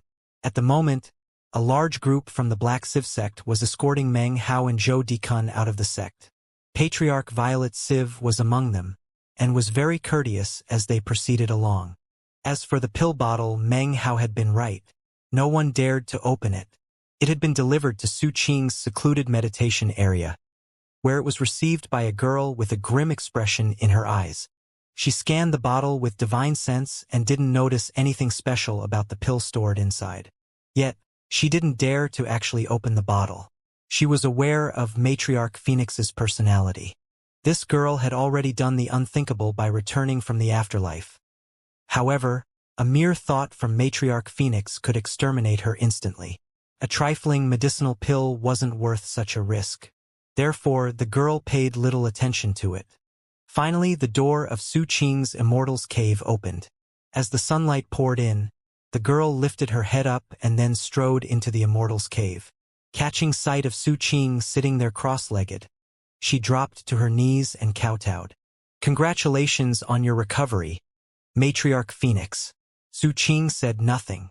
The girl didn't dare to lift her head, and as such, didn't notice the blank look which appeared in Su Qing's eyes, followed by surprise. After a few moments passed, Su Qing stood up. She wore a long, greenish-blue robe, and her features were cold. As she left the Immortal's cave, she coolly said, "Rise." The girl took a deep breath and then quickly rose to her feet, carefully following Su Qing out of the Immortal's cave. Su Qing looked up at the azure-blue sky and the bright sun, and the strange expression in her eyes slowly faded away and turned into coldness. Deep within this coldness, however, was emotion, something only she was aware of. "Please call over the other 12 black clan souls," said Su Qing, her voice cool. The girl immediately nodded, and was about to leave, when she suddenly hesitated. "Yes?" said Su Qing, the coldness in her eyes glistening as she looked at the girl. The girl's body trembled, and she quickly said, "Grand Matriarch Phoenix, a few days ago alchemist Feng Mu delivered this pill bottle. He said you had requested a pill to be concocted." For some reason, the girl felt as if Grand Matriarch Phoenix was now even colder than she had been before. She retrieved the pill bottle from her bag of holding and held it out. Su Qing's expression was calm as she looked at the pill. Inwardly, though, her heart trembled, and her breathing grew rapid. She made a snatching motion, and the pill bottle flew into her hand. She unsealed the wax and poured the pill out of the bottle. It was an ordinary medicinal pill worth very little. However, despite its relative lack of worth, it caused an enormous storm of emotions to rise in her heart. This was none other than a cosmetic cultivation pill. She stared in shock at the medicinal pill. "Which mountain is he located in?"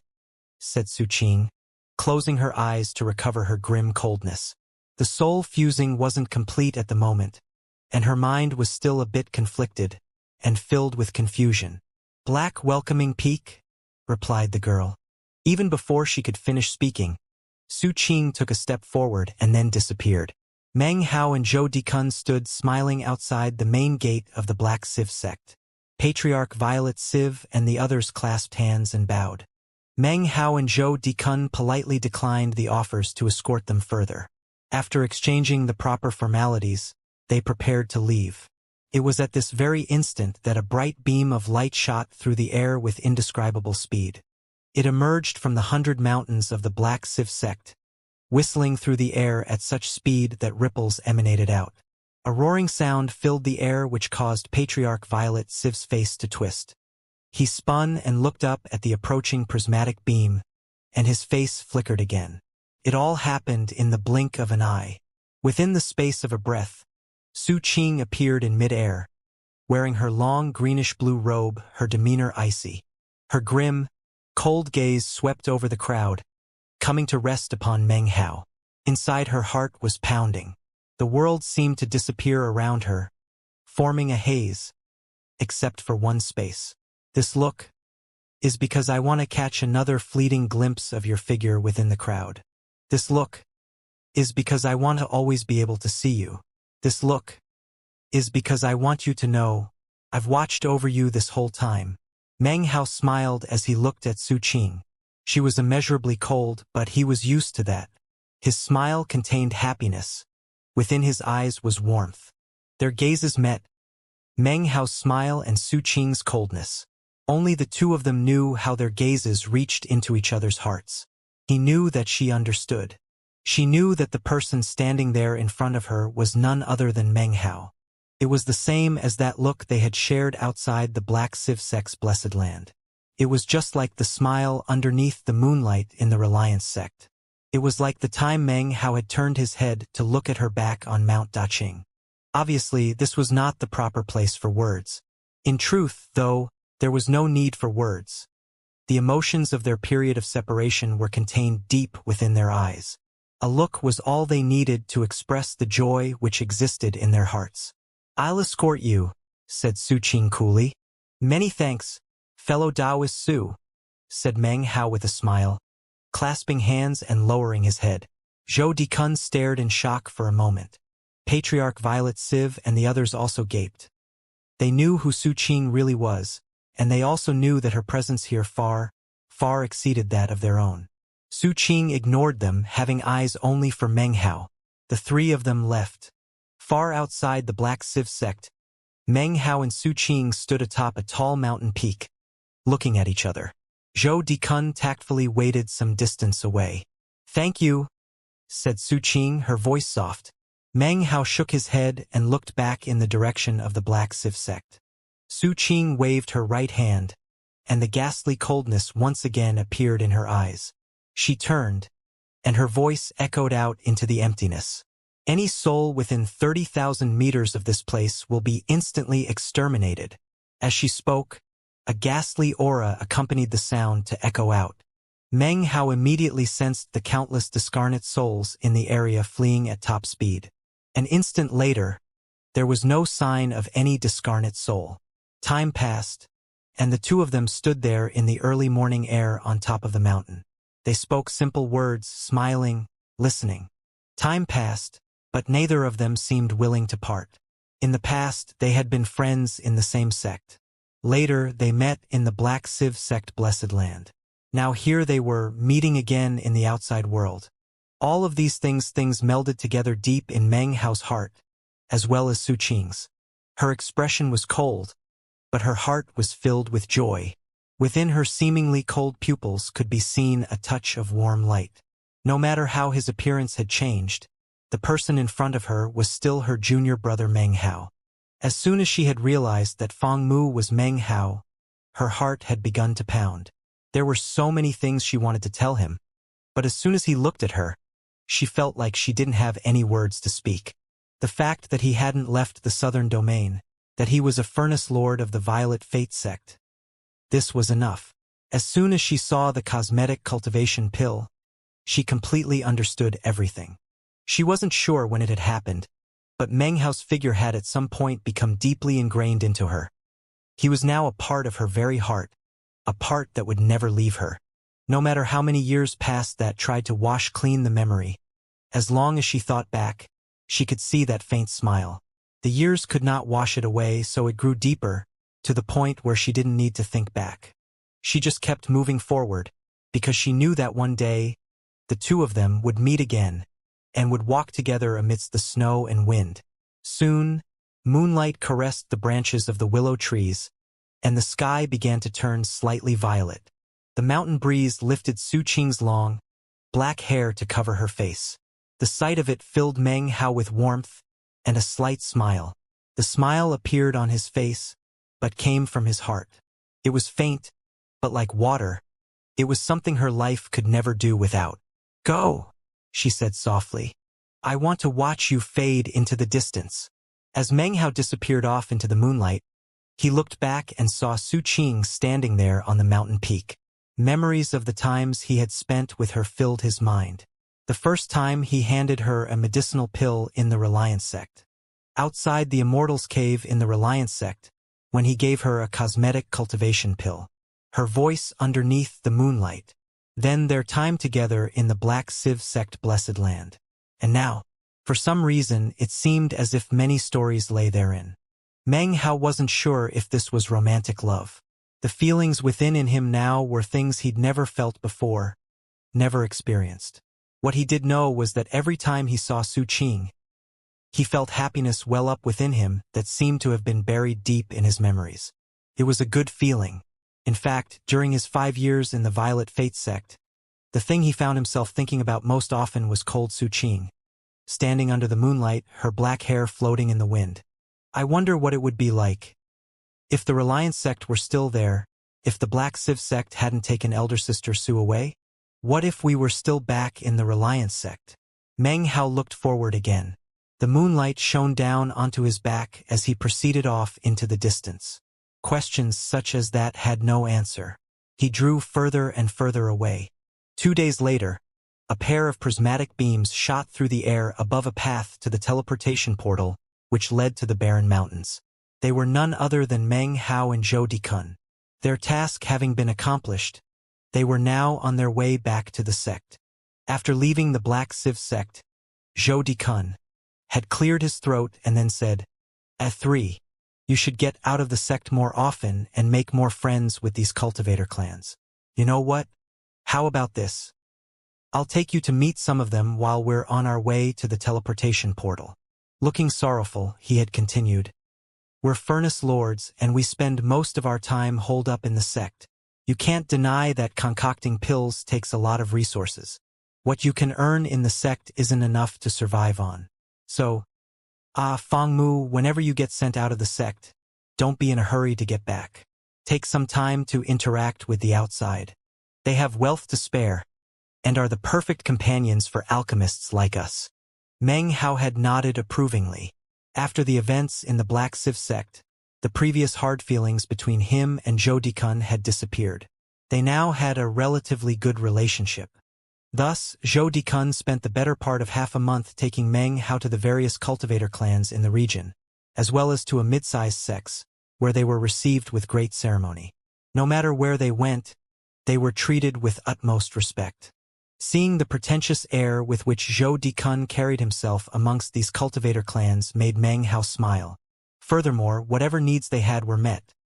In fact, whenever there were opportunities to sell medicinal pills, the spirit stones came flowing into their bags of holding. That caused Meng Hao's eyes to shine brightly. During the half-month, he was able to sell quite a few medicinal pills. Actually, most of the pills he had sold were ones he had acquired from Chen Jiaxi. Finally, half a month later, Meng Hao and Zhou Dikun were nearing the teleportation portal that led to the Barren Mountains. The Barren Mountains were located very near to the center of the southern domain, an area that could be considered a major intersection between the various sects and clans.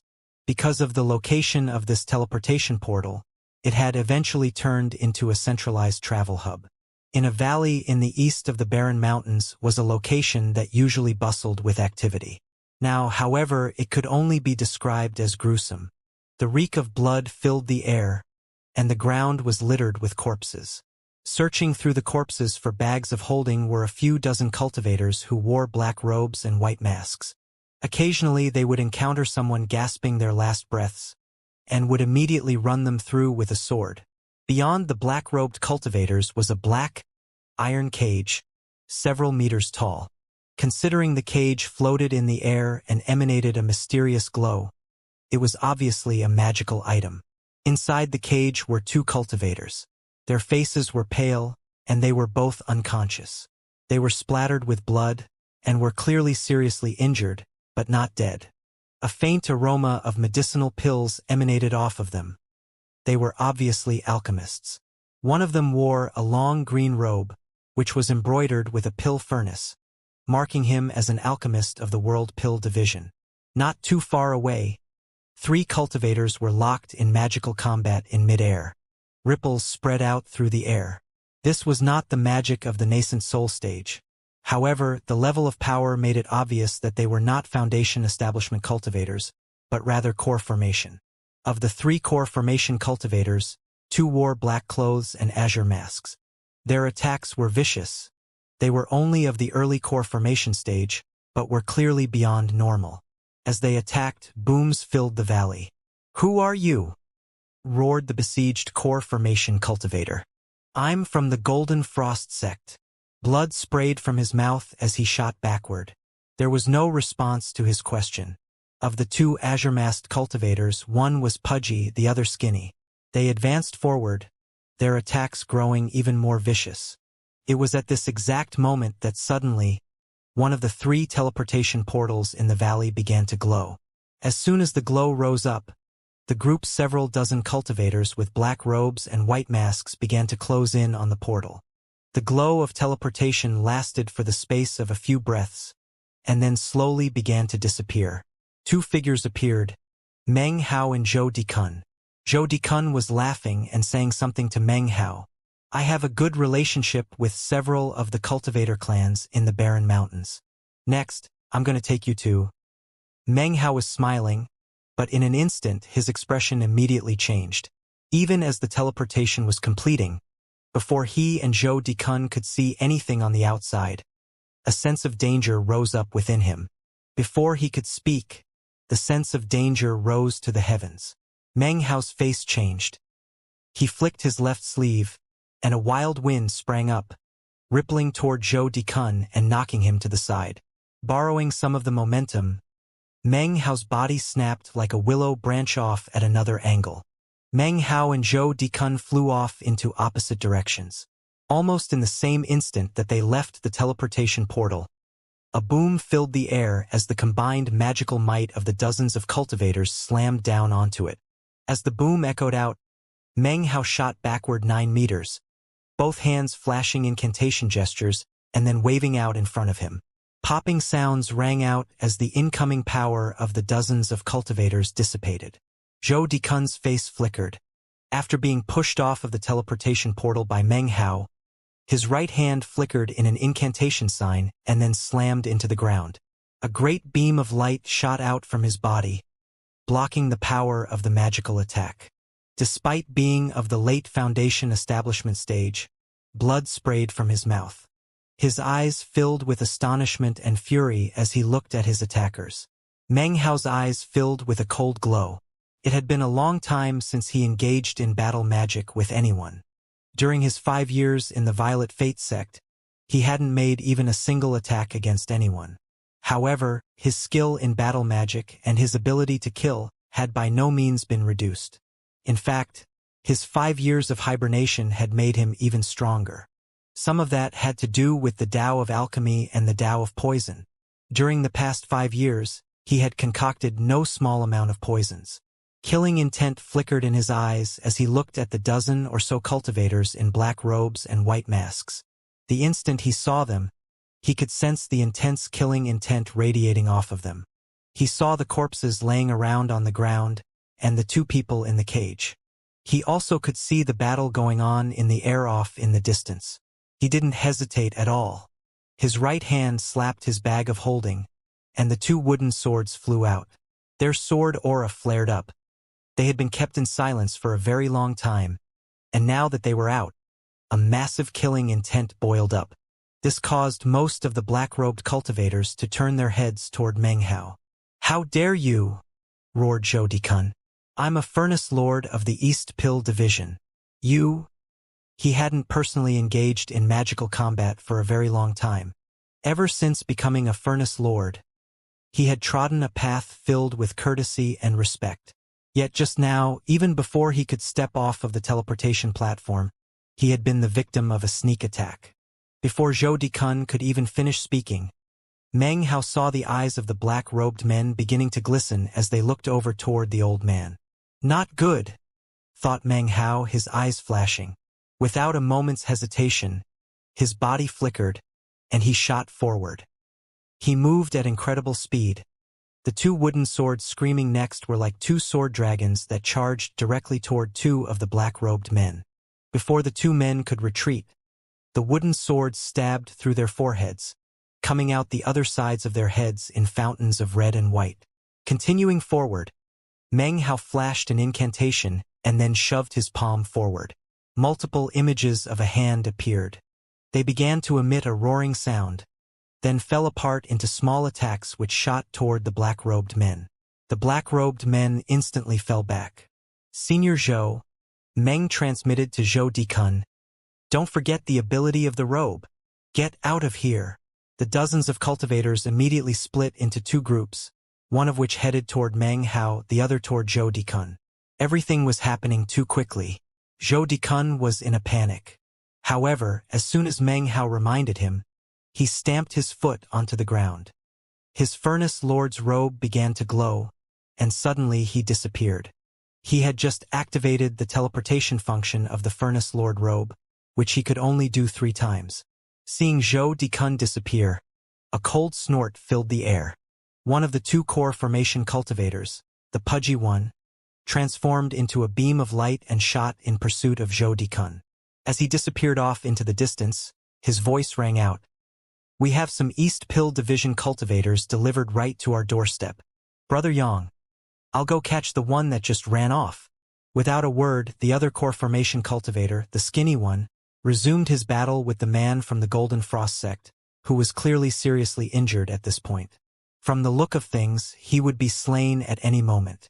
Down on the ground, the dozens of black-robed men turned their attention from Zhou Dikun to Meng Hao.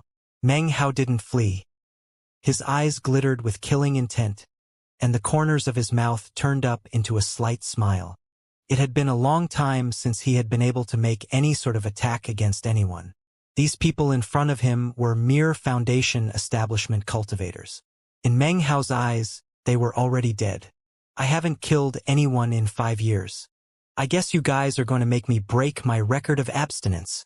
This was the first time in 5 years in which Meng Hao's cultivation base would explode to its full potential. Fleeing was far from the first of his thoughts. Before fleeing, he must first make the enemy pay a price. That was Meng Hao's personality.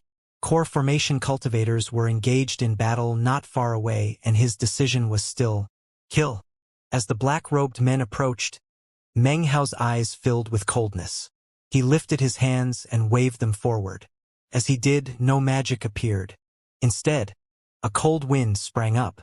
The wind blasted over the dozens of black-robed men, causing a displacement force to spring up. Immediately, the corpses of the 2 men Meng Hao had just slain with the wooden swords began to expand. It happened extremely quickly. In the blink of an eye, they had expanded to the point of explosion. Boom! Amidst the roar, chunks of blood and gore showered out in all directions, rapidly turning black. A rotten smell filled the air. As the blood and gore flew out, miserable screams could be heard. The 7 or 8 black-robed men nearest to the corpses were clearly infected by the black blood. The blood contained poison. As a Furnace Lord who focused on studying the Tao of poison, he had long since coated the 2 wooden swords with poison that he himself had created. He had done this even when he was still in the Violet Fate sect. The black-robed men looked on in shock for a moment.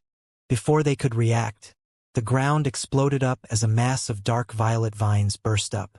There were more than 10 of them which shot toward the crowd of people. All of this happened in an instant.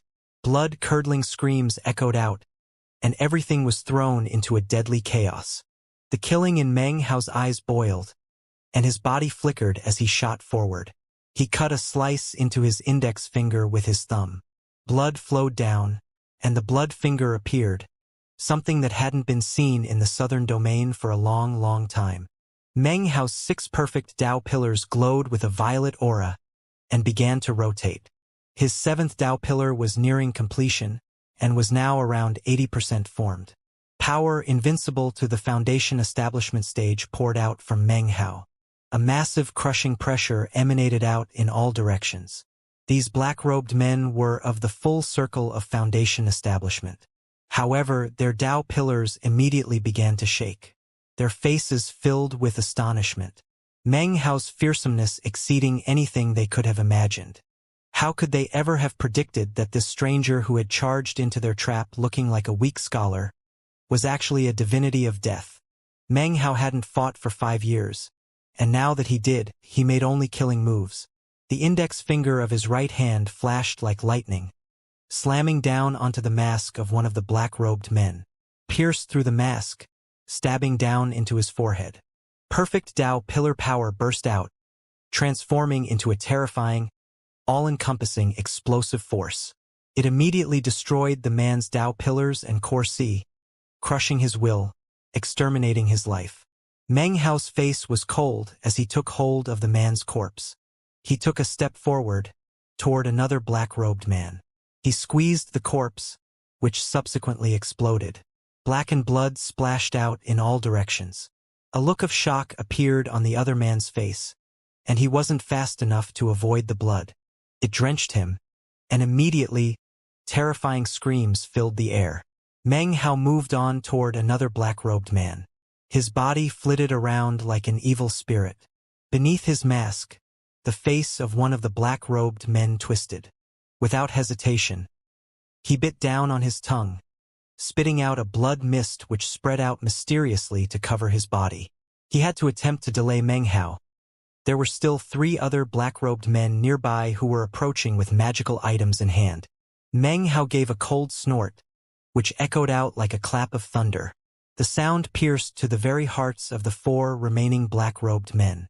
The 3 who were currently approaching suddenly stopped in their tracks. The man who had just employed the blood mist felt as if his mind was spinning out of control. Meng Hao's right knee flew into the air, slamming viciously into the blood mist.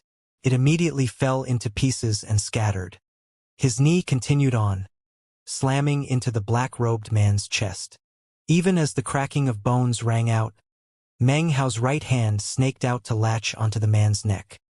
He turned and spit out the lightning mist, and a boom filled the air as it enveloped them all. Screams rang out, and after the space of a few breaths, Meng Hao emerged from within.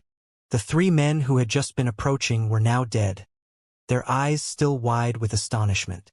Even up to the moment death took them, they couldn't understand how an alchemist could have such intense killing intent. Originally, there had been 27 black-robed men. In just a few moments, their numbers were reduced to 11. Their minds were shaken, and they backed up nervously. The person in front of them didn't seem to be a single cultivator, but an entire army. Meng Hao's hair swirled around his head.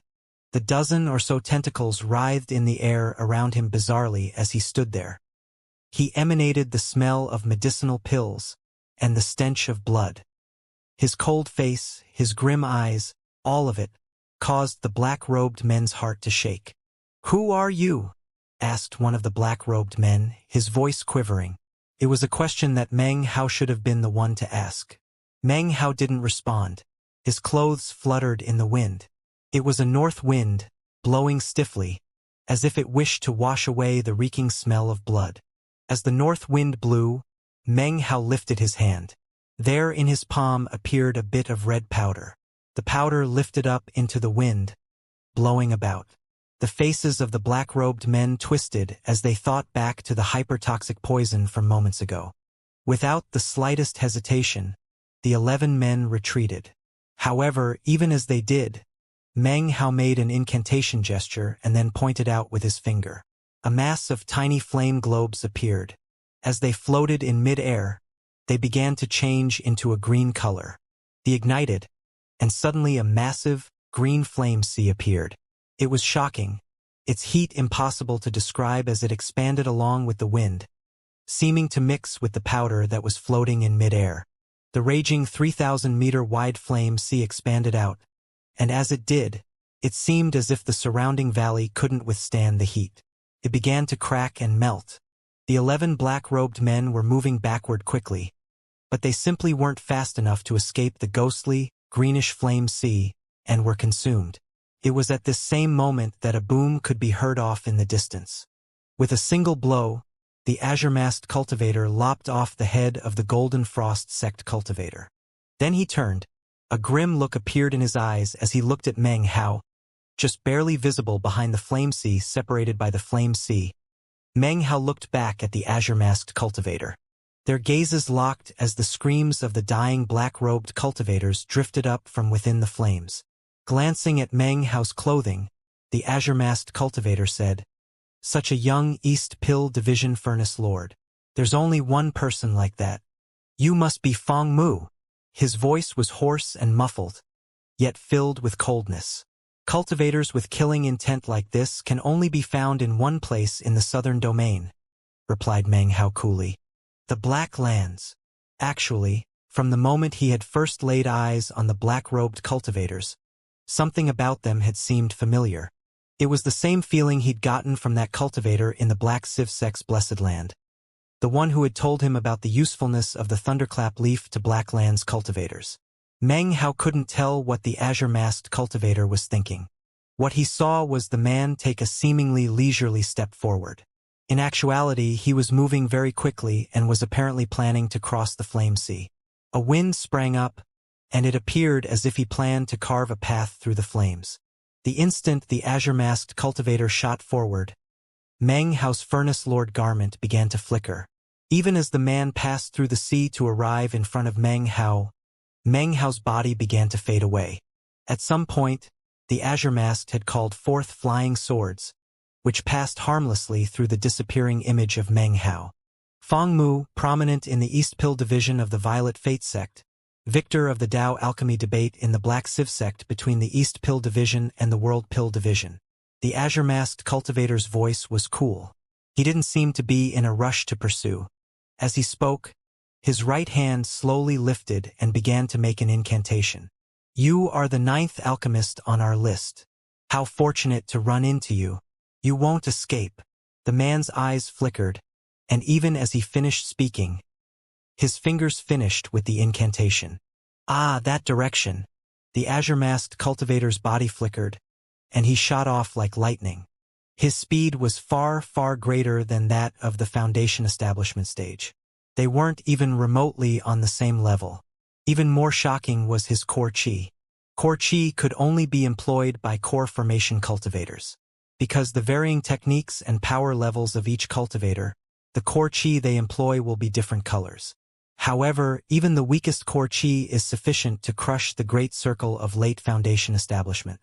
Even a group of late Foundation establishment cultivators wouldn't have the hope of raising a hand to a core formation cultivator using core chi. Core chi can make core formation magic reach the pinnacle. Afterwards, when the cultivator reaches the nascent soul stage, their magic will be halfway to the point of divine ability. This azure-masked cultivator's core chi was a light yellowish color, which indicated that he had an orange core.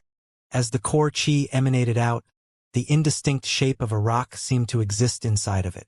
Core chi had ever-changing forms which can alter according to the will of the cultivator. For example, the rock which appeared in the mind of this cultivator added explosive speed to the core chi. It was because of this characteristic that allowed core formation magic to employ its greatest power. It was also why it only took about 10 breaths of time before Meng Hao, who was fleeing at top speed, suddenly sensed an incredibly powerful aura approaching from behind him. This was not the first time he had faced core formation cultivators. He didn't have much reverence for them.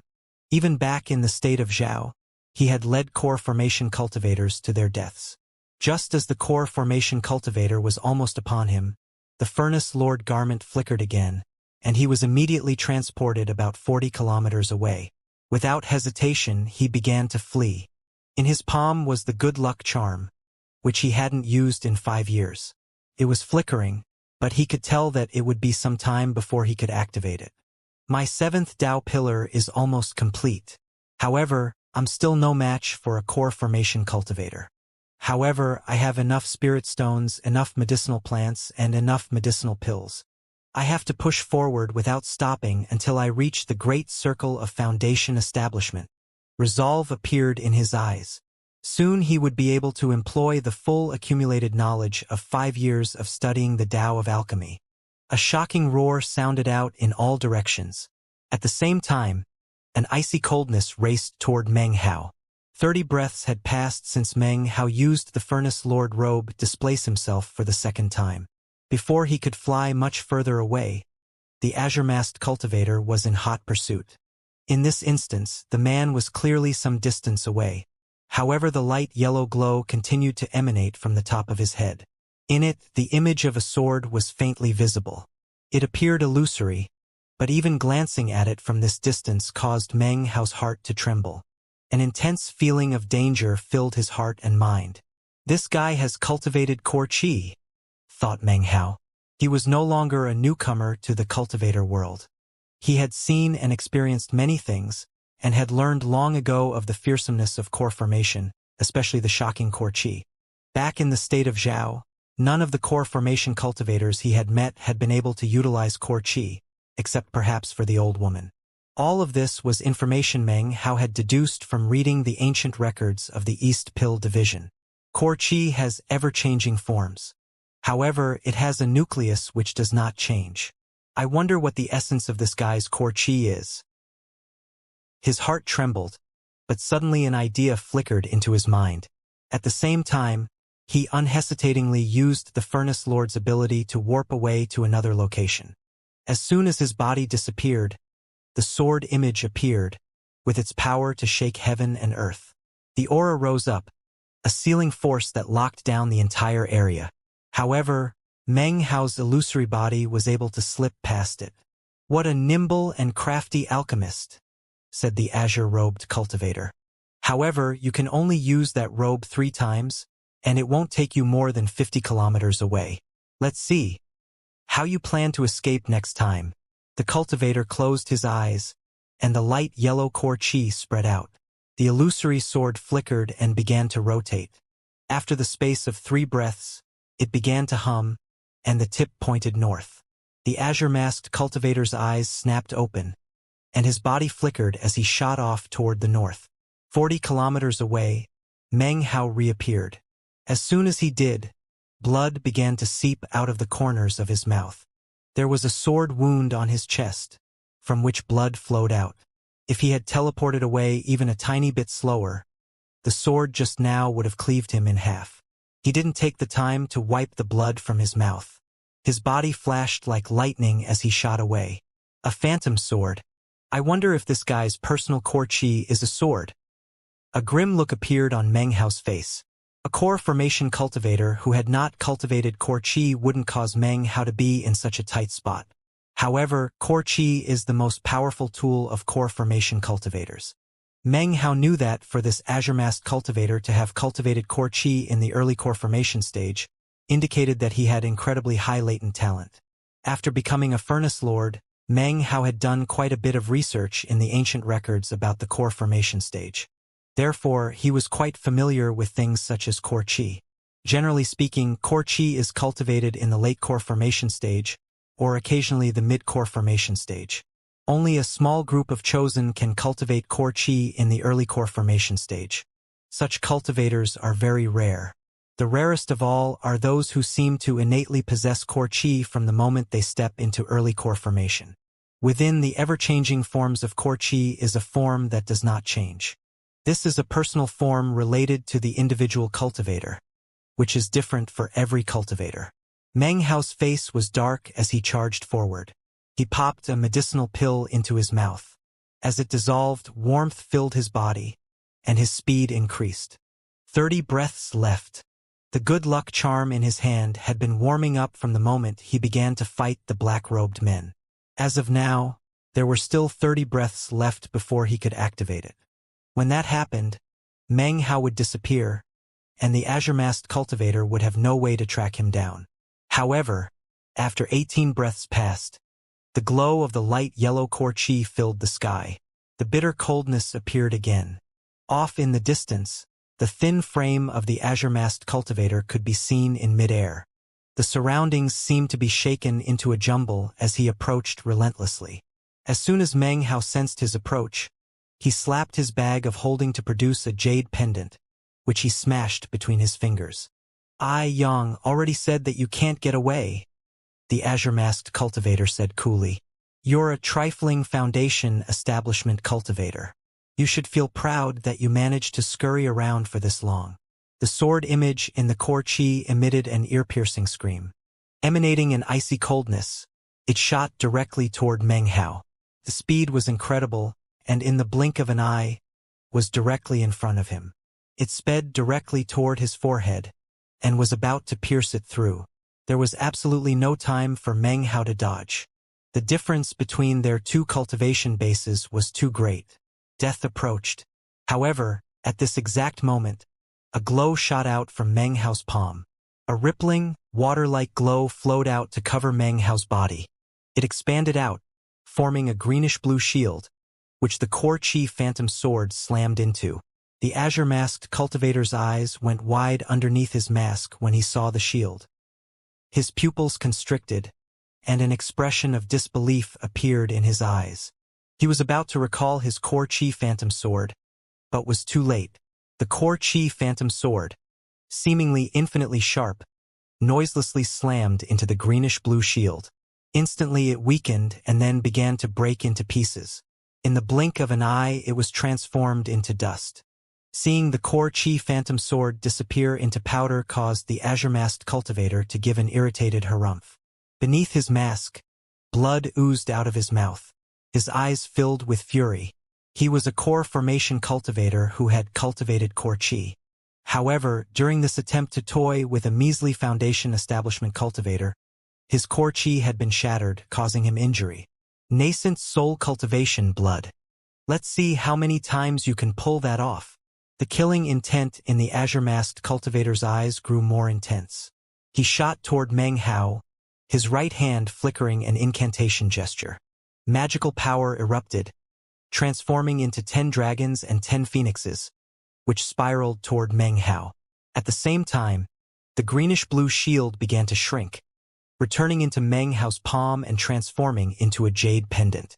This pendant was one of the spoils of his victory in the solitary sword sect.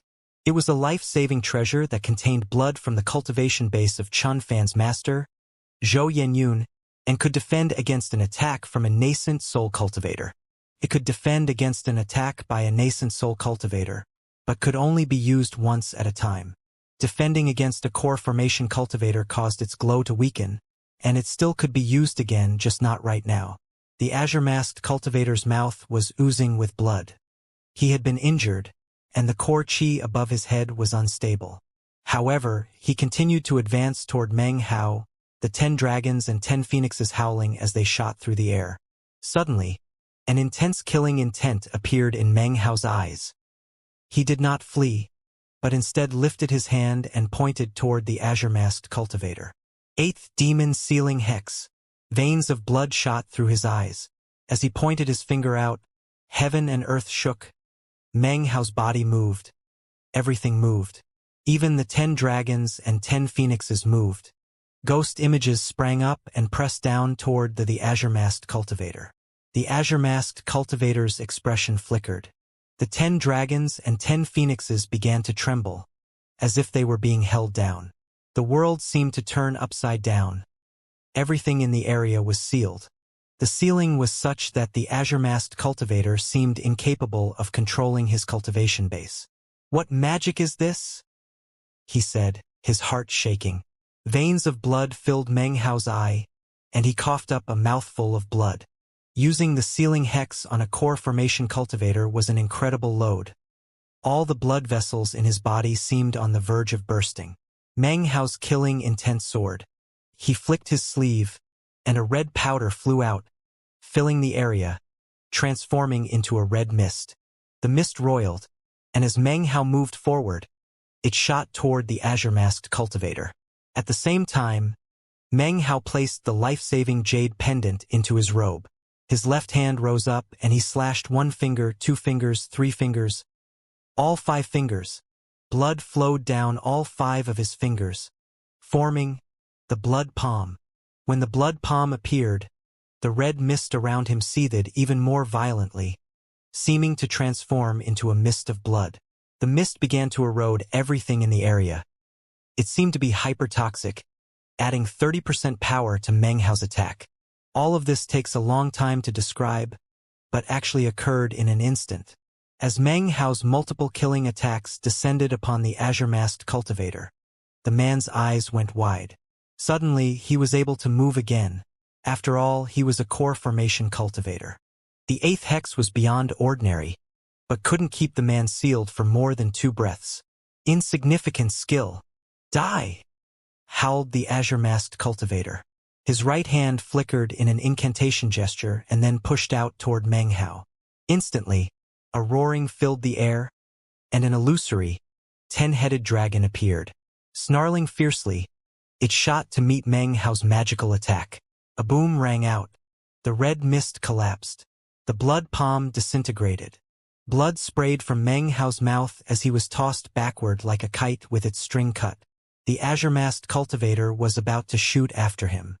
However, the man's eyes went wide as Meng Hao, even in the midst of being seriously injured and tossed backward, suddenly slapped his bag of holding. He flicked his sleeve, sending more powder out to fill the air. It was thin, but it was enough to cause the azure-masked cultivator to pause momentarily.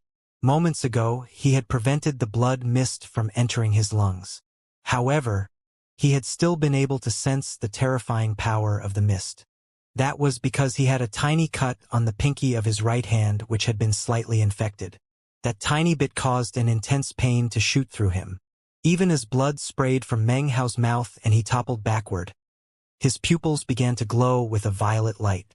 His skin and qi passageways also began to glow violet, making his entire body glow. This was the violet pupil transformation. Within violet pupil transformation, Meng Hao's body began to recover rapidly. Surrounded by poison mist, he glared at the azure-masked cultivator and the core qi which emanated from his head. The man was stabilizing rapidly. Within 10 breaths at the most, he would be able to release his core qi. Meng Hao didn't hesitate a moment longer. He immediately pressed down on the good luck charm, activating the teleportation ability. Instantly, a black hole appeared, a massive mouth which consumed Meng Hao. This turn of events caught the azure-masked cultivator completely by surprise. His face flickered and he shot forward in pursuit. He was too late. The azure-masked cultivator's expression was somber. His eyes radiated coldness, a deep coldness that contained fury. From the moment he had entered the core formation stage and cultivated core qi, he had been able to sweep with ease across any other cultivator who lacked core qi. But today, a foundation establishment cultivator had disintegrated his core qi, injuring him in the process, and then had just as quickly suppressed him. Despite all this, his fury burned as hotly as ever.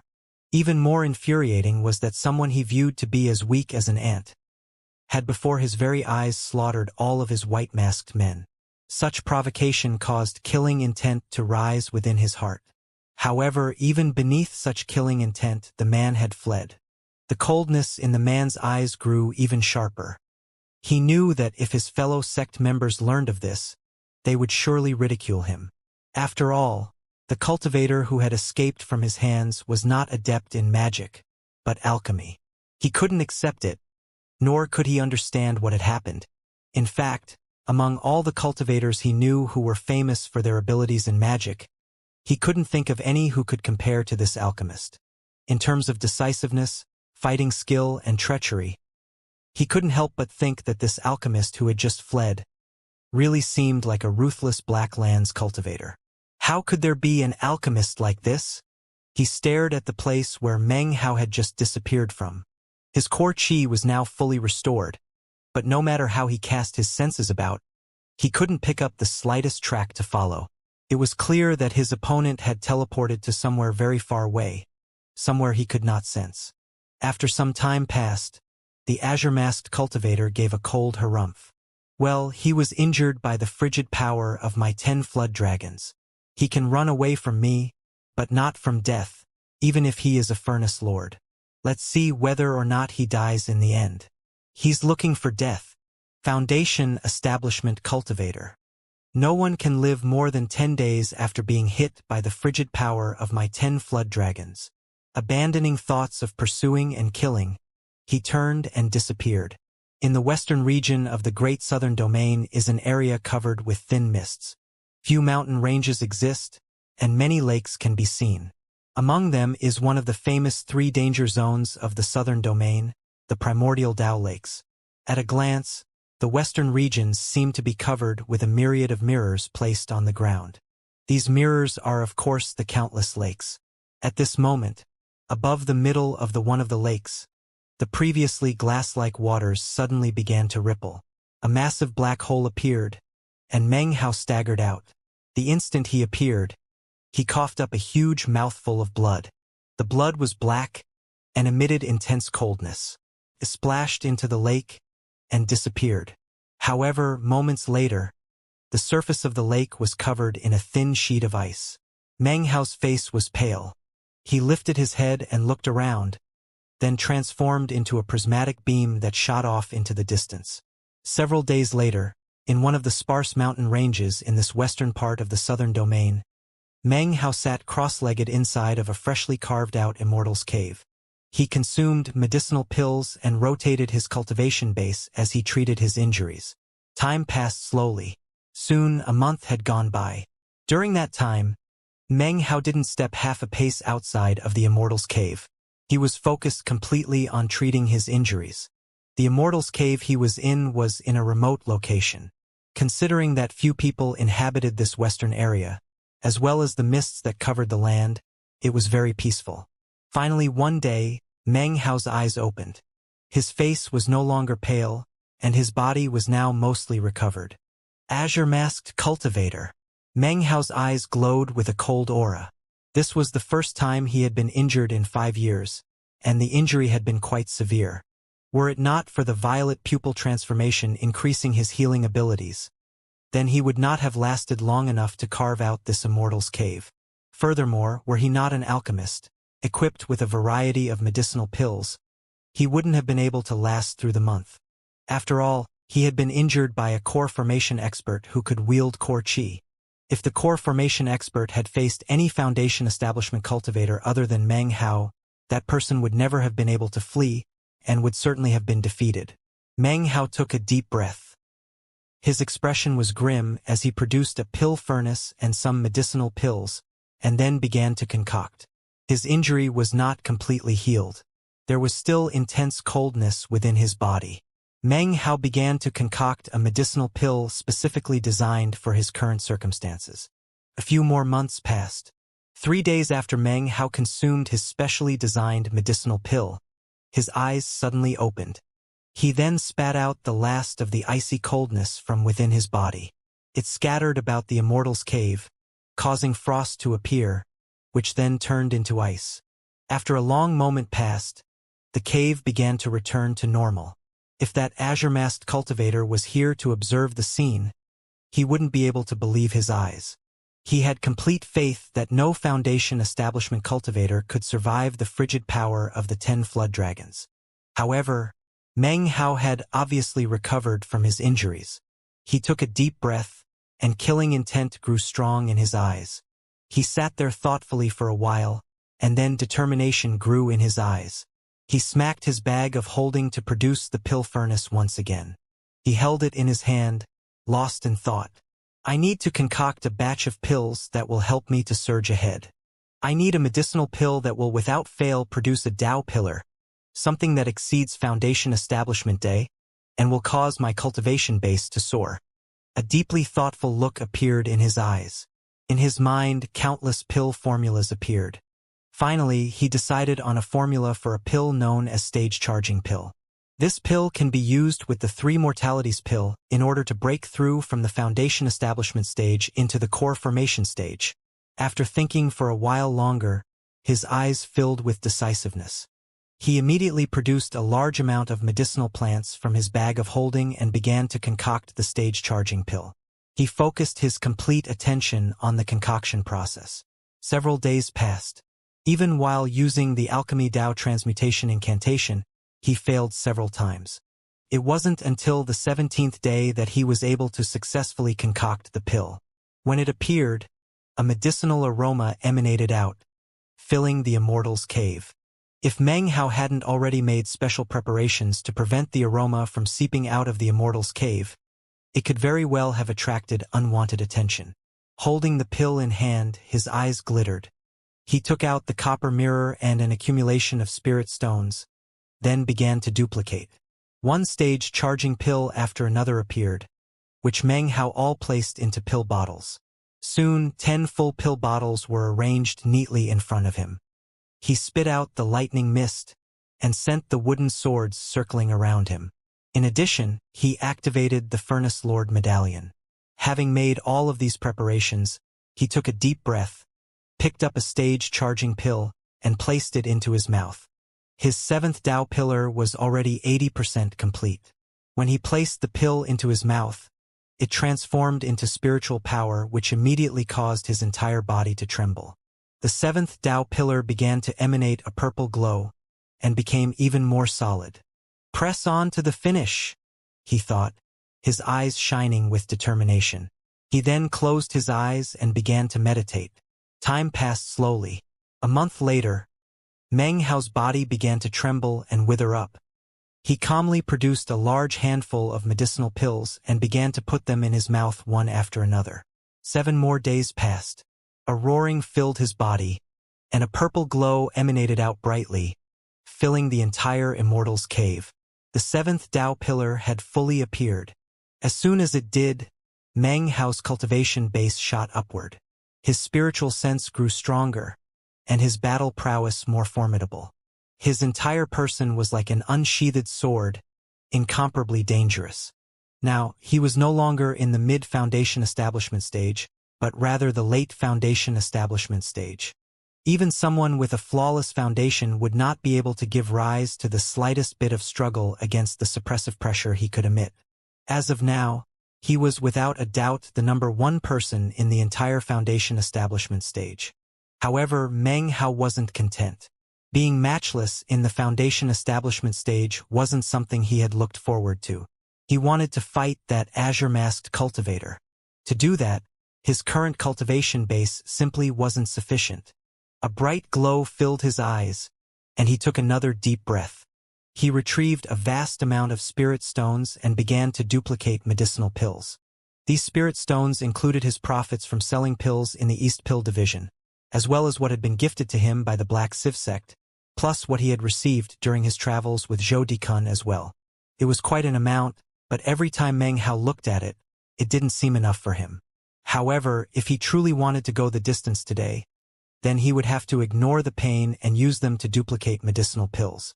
The cultivation he was about to practice was something that no one in the southern domain had ever seen before.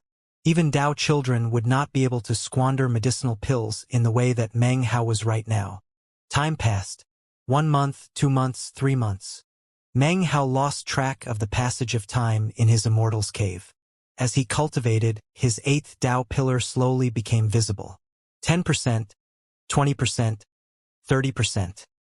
After half a year, his 8th Dao pillar was now 80% complete.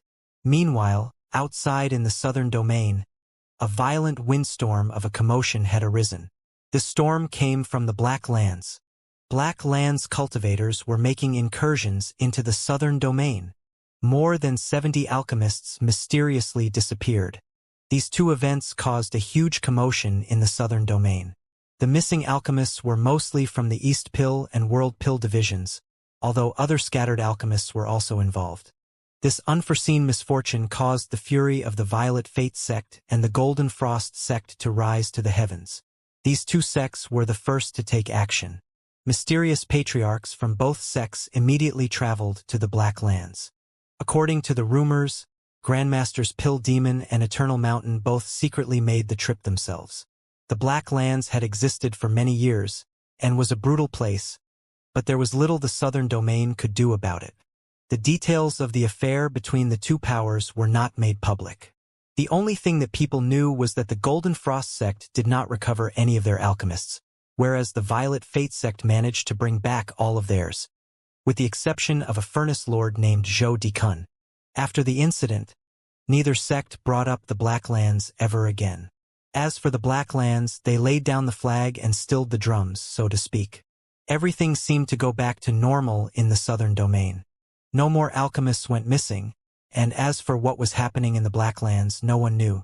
After half a year in which the Black Lands' aggressiveness had been reined in, a Dao geyser appeared not far away from the primordial Dao lakes, in the western part of the southern domain. Within the fountain of water that shot up from the geyser, an illusory image could be seen. It was an image from ancient times of a Foundation establishment cultivator breaking through into the core formation stage. The appearance of the geyser immediately caused a huge stir among the great sects and clans of the southern domain. Veteran old-timers from the various sects went to inspect the geyser, then left. Afterward, chosen disciples of the Foundation establishment stage, as well as Dao children, were dispatched to continue observation of the geyser. A message was sent out by a late nascent soul stage patriarch from the solitary sword sect.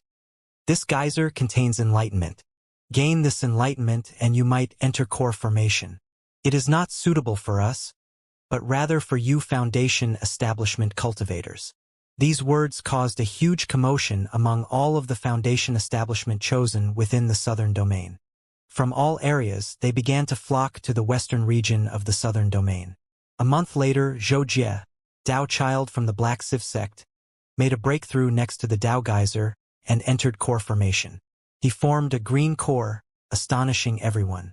After Zhou Jie of the Black Civ sect reached core formation because of the ancient Dao geyser, a long-lasting storm wind kicked up among the Foundation establishment cultivators of the southern domain. It swept across the great sects and clans, causing all disciples of the Foundation establishment stage to rush to the western region of the southern domain. Now, the western region, which previously contained hardly the trace of a person, quickly became a convergence of chosen. Of course, friction immediately broke out. For months, there were countless battles. Whoever came out on the top of such battles would instantly become famous. Spontaneous conventions such as this rarely occurred in the southern domain. It was not often for there to be such an assemblage of chosen, all gathered together in one place and contending for supremacy. That was exactly what was happening now, though, thanks to the appearance of the ancient Dao geyser. The geyser erupted on a monthly basis. Furthermore, there was limited space in which to properly observe it. As such, it was common for magical battle to erupt. In the second month after the appearance of the ancient Dao geyser, conclave disciple Su Qing of the Black Civ sect defeated Li clan Dao child Li Daoi I, which rocked the entire western region. Before the battle, few knew the name of Su Qing. Afterwards, though, it spread far and wide. In the fourth month, Dao child of the Wang clan, the one who had been rumored to have died all those years ago, Wang Lihai, along with Han Shandao II, one of the 7 sons of the solitary sword sect, both gained the enlightenment of the ancient Dao geyser. Although they didn't have breakthroughs, their cultivation bases experienced significant growth. According to the rumor, both of them received enlightenment regarding a certain magical technique. In the 5th month, Dao child of the Song clan, Song Yunshu III, battled Qin Fan, another of the 7 sons of the solitary sword clan. In the end, they were evenly matched. However, because of the battle, Chun Fan's reputation grew rapidly. During the same month, Dao child of the Blood Demon clan, Li Shiqi IV, fought heroine Shan Ling V of the solitary sword sect. The explosions caused by the battle filled the area and did not end with victory or defeat, but rather, with both parties gaining the enlightenment of the Dao geyser. In the 6th month, friction arose between the Golden Frost sect's Dao child and Wang Yukai VI, chosen of the Blood Demon sect. A bloody battle was fought, during which the Dao child's arm was severed. This sent mighty waves of astonishment throughout the southern domain. During the same month, Wang Tingfei, chosen of the Wang clan and younger brother of Wang Lihai, also achieved enlightenment. He made a breakthrough in his cultivation base, reaching the great circle of Foundation establishment. This also caused quite a stir.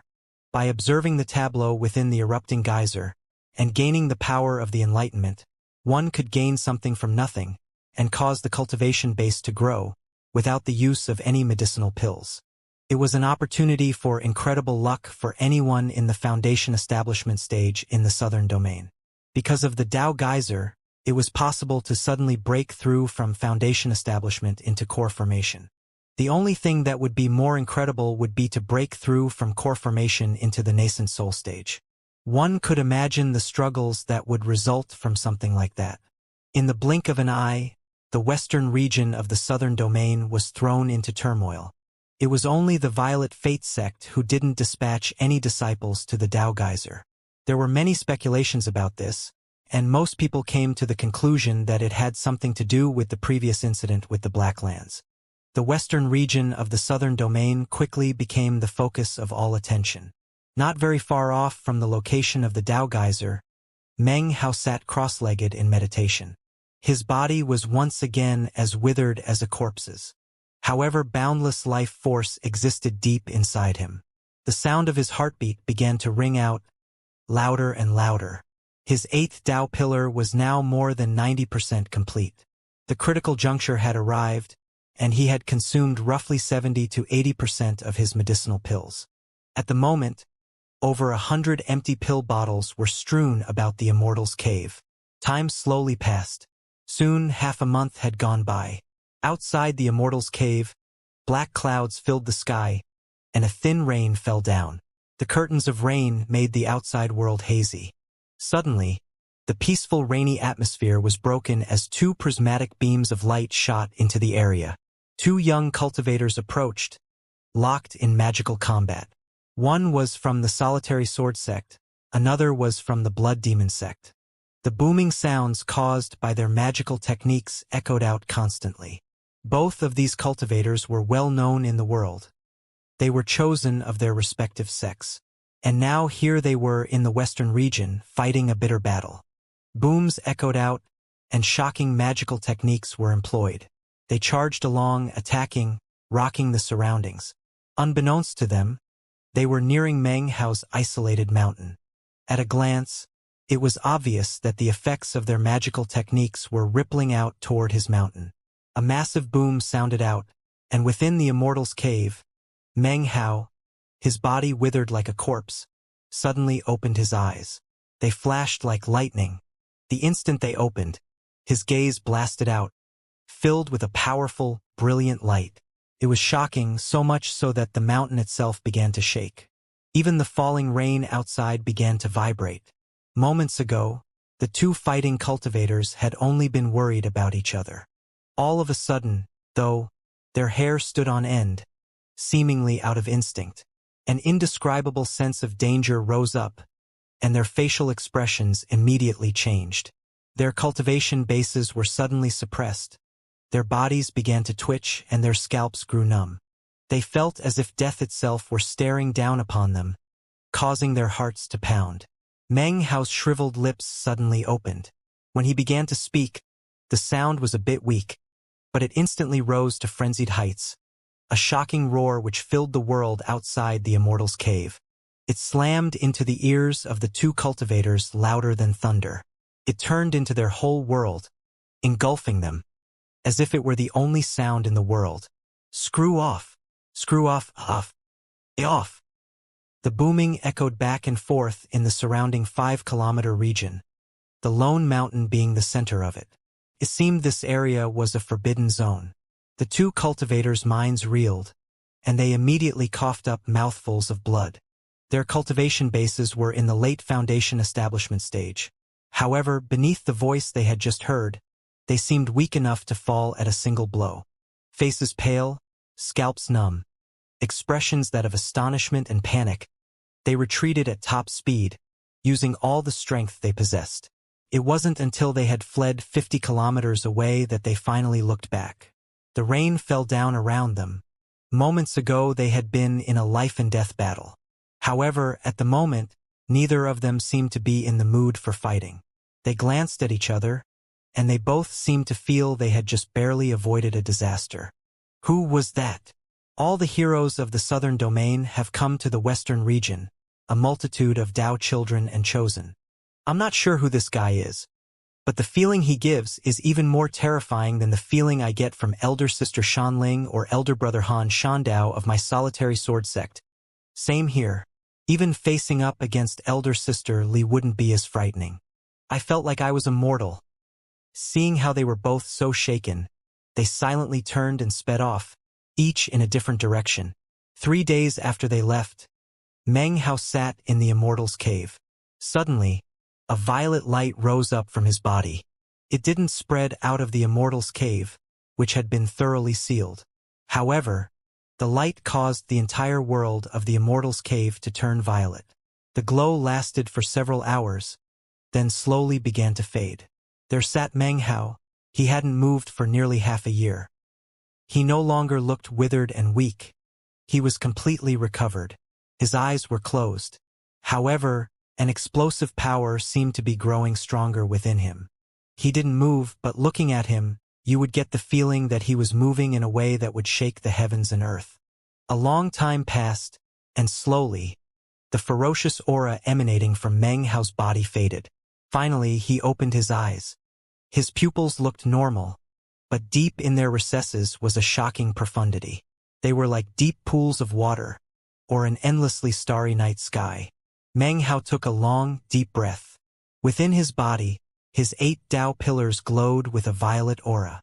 They rotated, emitting spiritual power throughout his body which far, far outmatched his previous power. It's still not enough, he thought. But it's the best I can do for now. 8 Tao pillars. I don't have quite enough to pass the critical juncture for the final Tao pillar. It wasn't that he didn't have enough medicinal pills. For some reason, he had the strange feeling that there was something about the 9th Tao pillar that didn't have anything to do with medicinal pills. He felt as if he were in a bottleneck, and that at some point he would reach a turning point. Once that turning point arrived, he wouldn't need any medicinal pills whatsoever. Instead, he would be able to rely on his 8 Tao pillars to create the 9th. Then he would have completed the great circle of foundation establishment. He took a deep breath and sat there thoughtfully for a long moment. Finally, he lifted his head and looked outside of the Immortal's cave. It was still raining. The murmur of the rainfall filled the land. Everything looked dim and hazy.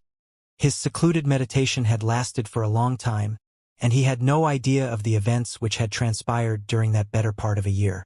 He also had no idea whether or not Zhou Dikun had escaped with his life. For the moment, Meng Hao chose not to go out. His eyes shining, he looked down at his bag of holding and then produced a spring and autumn tree. Having been in secluded meditation for more than half a year already, he didn't really care much about how much time had passed.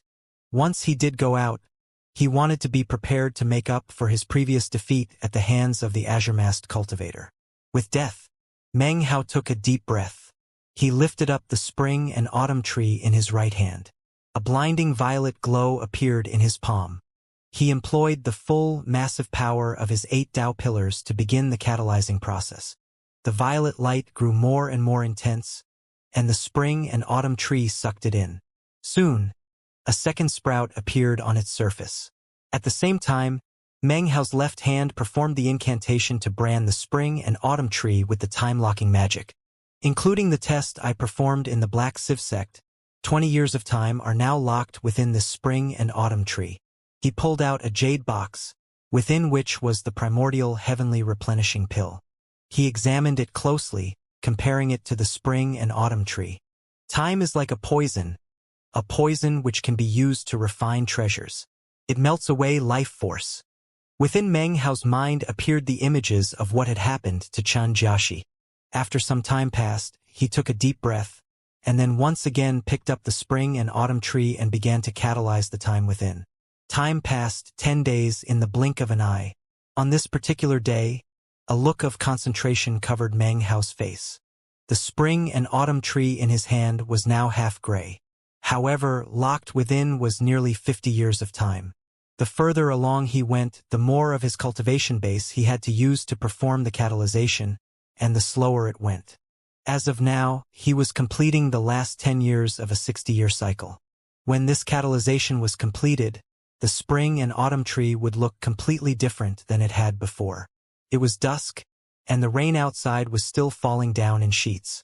Meng Hao was completely focused on the spring and autumn tree. He continued catalyzing without pause. Suddenly, his expression flickered. The spring and autumn tree had begun to wither. It seemed as if the tree couldn't handle the 50 years of time. Regardless of what mystical properties the spring and autumn tree had, at this moment it was decaying.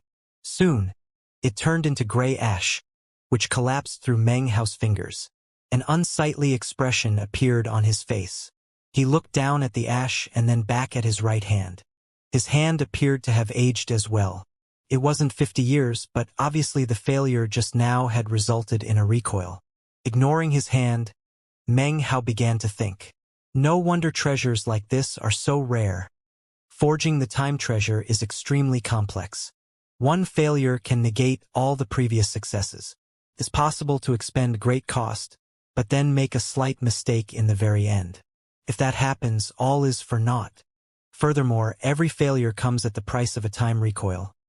Meng Hao could clearly sense that the recoil just now had caused some of his life force to disappear.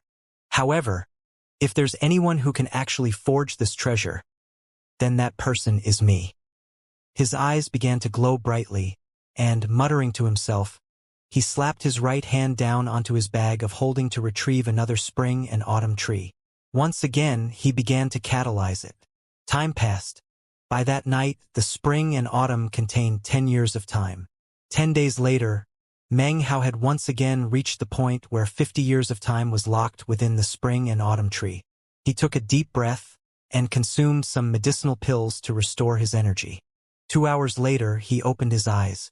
He didn't begin to immediately catalyze the final 10 years of time.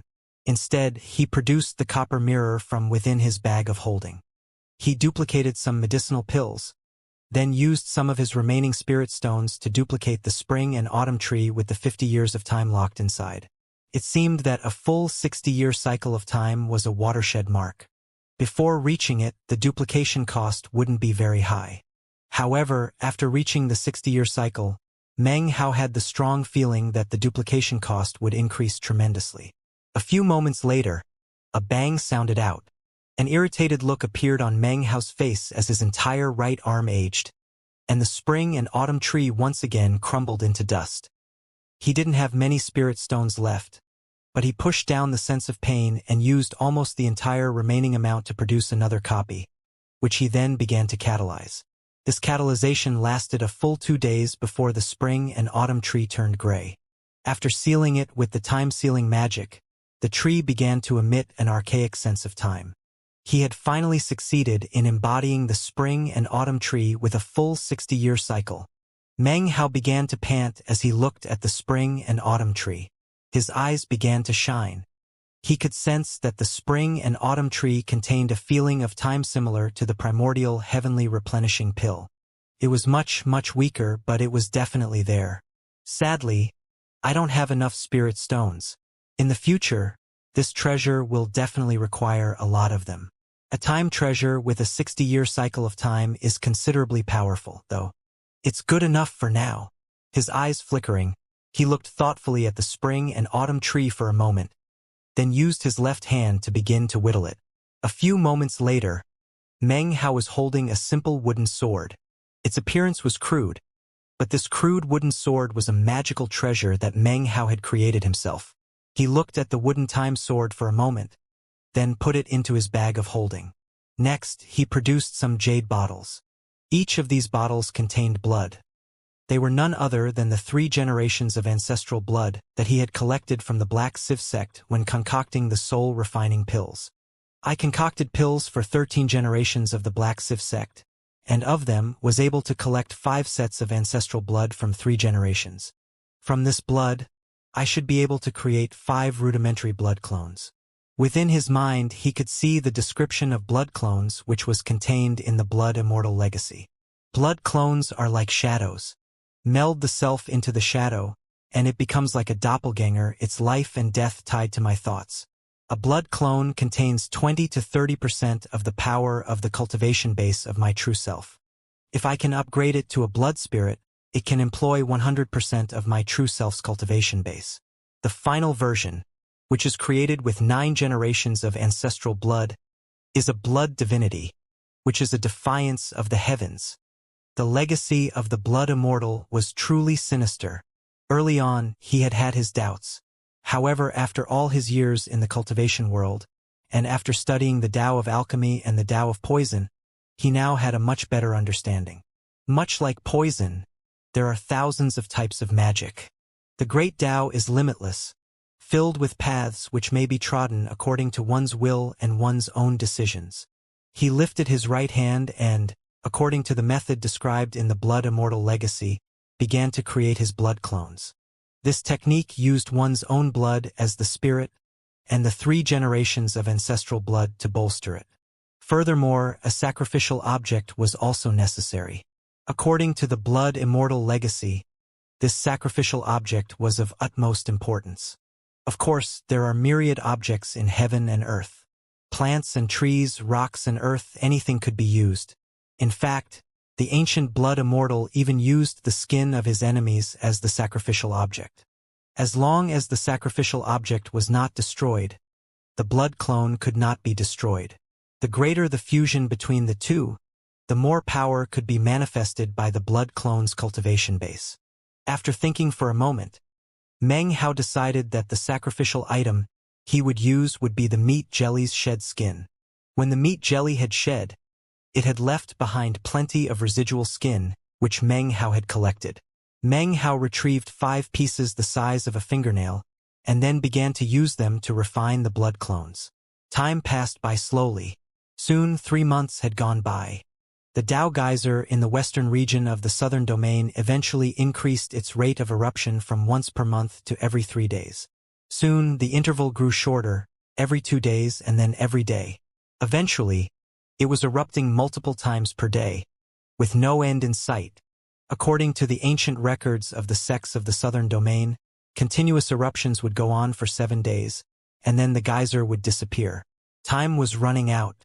The chosen of the great sects and clans spent all their time and focus on trying to gain enlightenment, vying for a chance to receive good fortune at the critical moment. One day, blood demon sect Dao child Li Shiqi gained enlightenment and made a breakthrough, reaching core formation. Spiritual energy poured out of the geyser, absorbable only by her. No one else dared to steal away even a scrap. After her was Dao child of the Li clan, Li Daoi, the very same one who had been defeated but not killed by Su Qing. His name immediately spread throughout the southern domain as the 3rd cultivator to break through to core formation. Again, the spiritual energy which poured out of the Dao geyser could only be absorbed by him, the one who had gained enlightenment. The southern domain was in full commotion. It was during this period of time that Meng Hao finally left his secluded meditation, after nearly a year. He stepped out, his hair long, his right hand somewhat withered. He no longer wore the clothing of a violet fate sect furnace lord, but instead an azure robe. It was a rainy morning when he emerged. He immediately transformed into a beam of prismatic light that shot off into the distance. His expression was placid, but his eyes seemed to contain the profundity of the stars. His cultivation base was still in the foundation establishment stage, but his battle prowess was no longer on the same level as foundation establishment cultivators. As for exactly how much more powerful, Meng Hao wanted to find out for himself. Therefore, he would go to battle. By battle, he would gain enlightenment of heaven and earth. By battle, he would gain enlightenment regarding his 9th Dao pillar. By battle, he would shock the world. He would seek out that turning point which would lead to a breakthrough in his cultivation base. 7 days later, massive, figurative storm winds buffeted the southern domain. The hearts of each and every southern domain cultivator in the western region was completely shaken. All of this was because of one name, the faceless azure hero. According to the rumors, he wore a long, azure-colored robe, and his face was nothing but a blur. According to the rumors, he was only in the late foundation establishment stage, but his battle prowess was incredible, something rarely seen. According to the rumors, whenever he attacked, he would only say one thing: fight! The rumors had begun to spread immediately after his first battle, 7 days before. He had fought a chosen of the Golden Frost sect, who was of the great circle of late foundation establishment. They had met each other flying in mid-air, and for no apparent reason, the words fight had been uttered, whereupon a boom filled the sky. In an instant, the Golden Frost sect chosen was defeated. It happened in the blink of an eye, as if the man were dry weeds or rotten wood, just waiting to be crushed. Many people saw the fight. It was incredibly shocking, but before they could even spread the news, they witnessed the faceless Azure Hero's second battle. His opponent was a chosen of the Blood Demon sect. Again, the chosen was defeated in an instant. Their lives were spared. However, Such decisive defeats were like massive floodwaters that could smash away one's self-confidence, and left each opponent at a complete loss.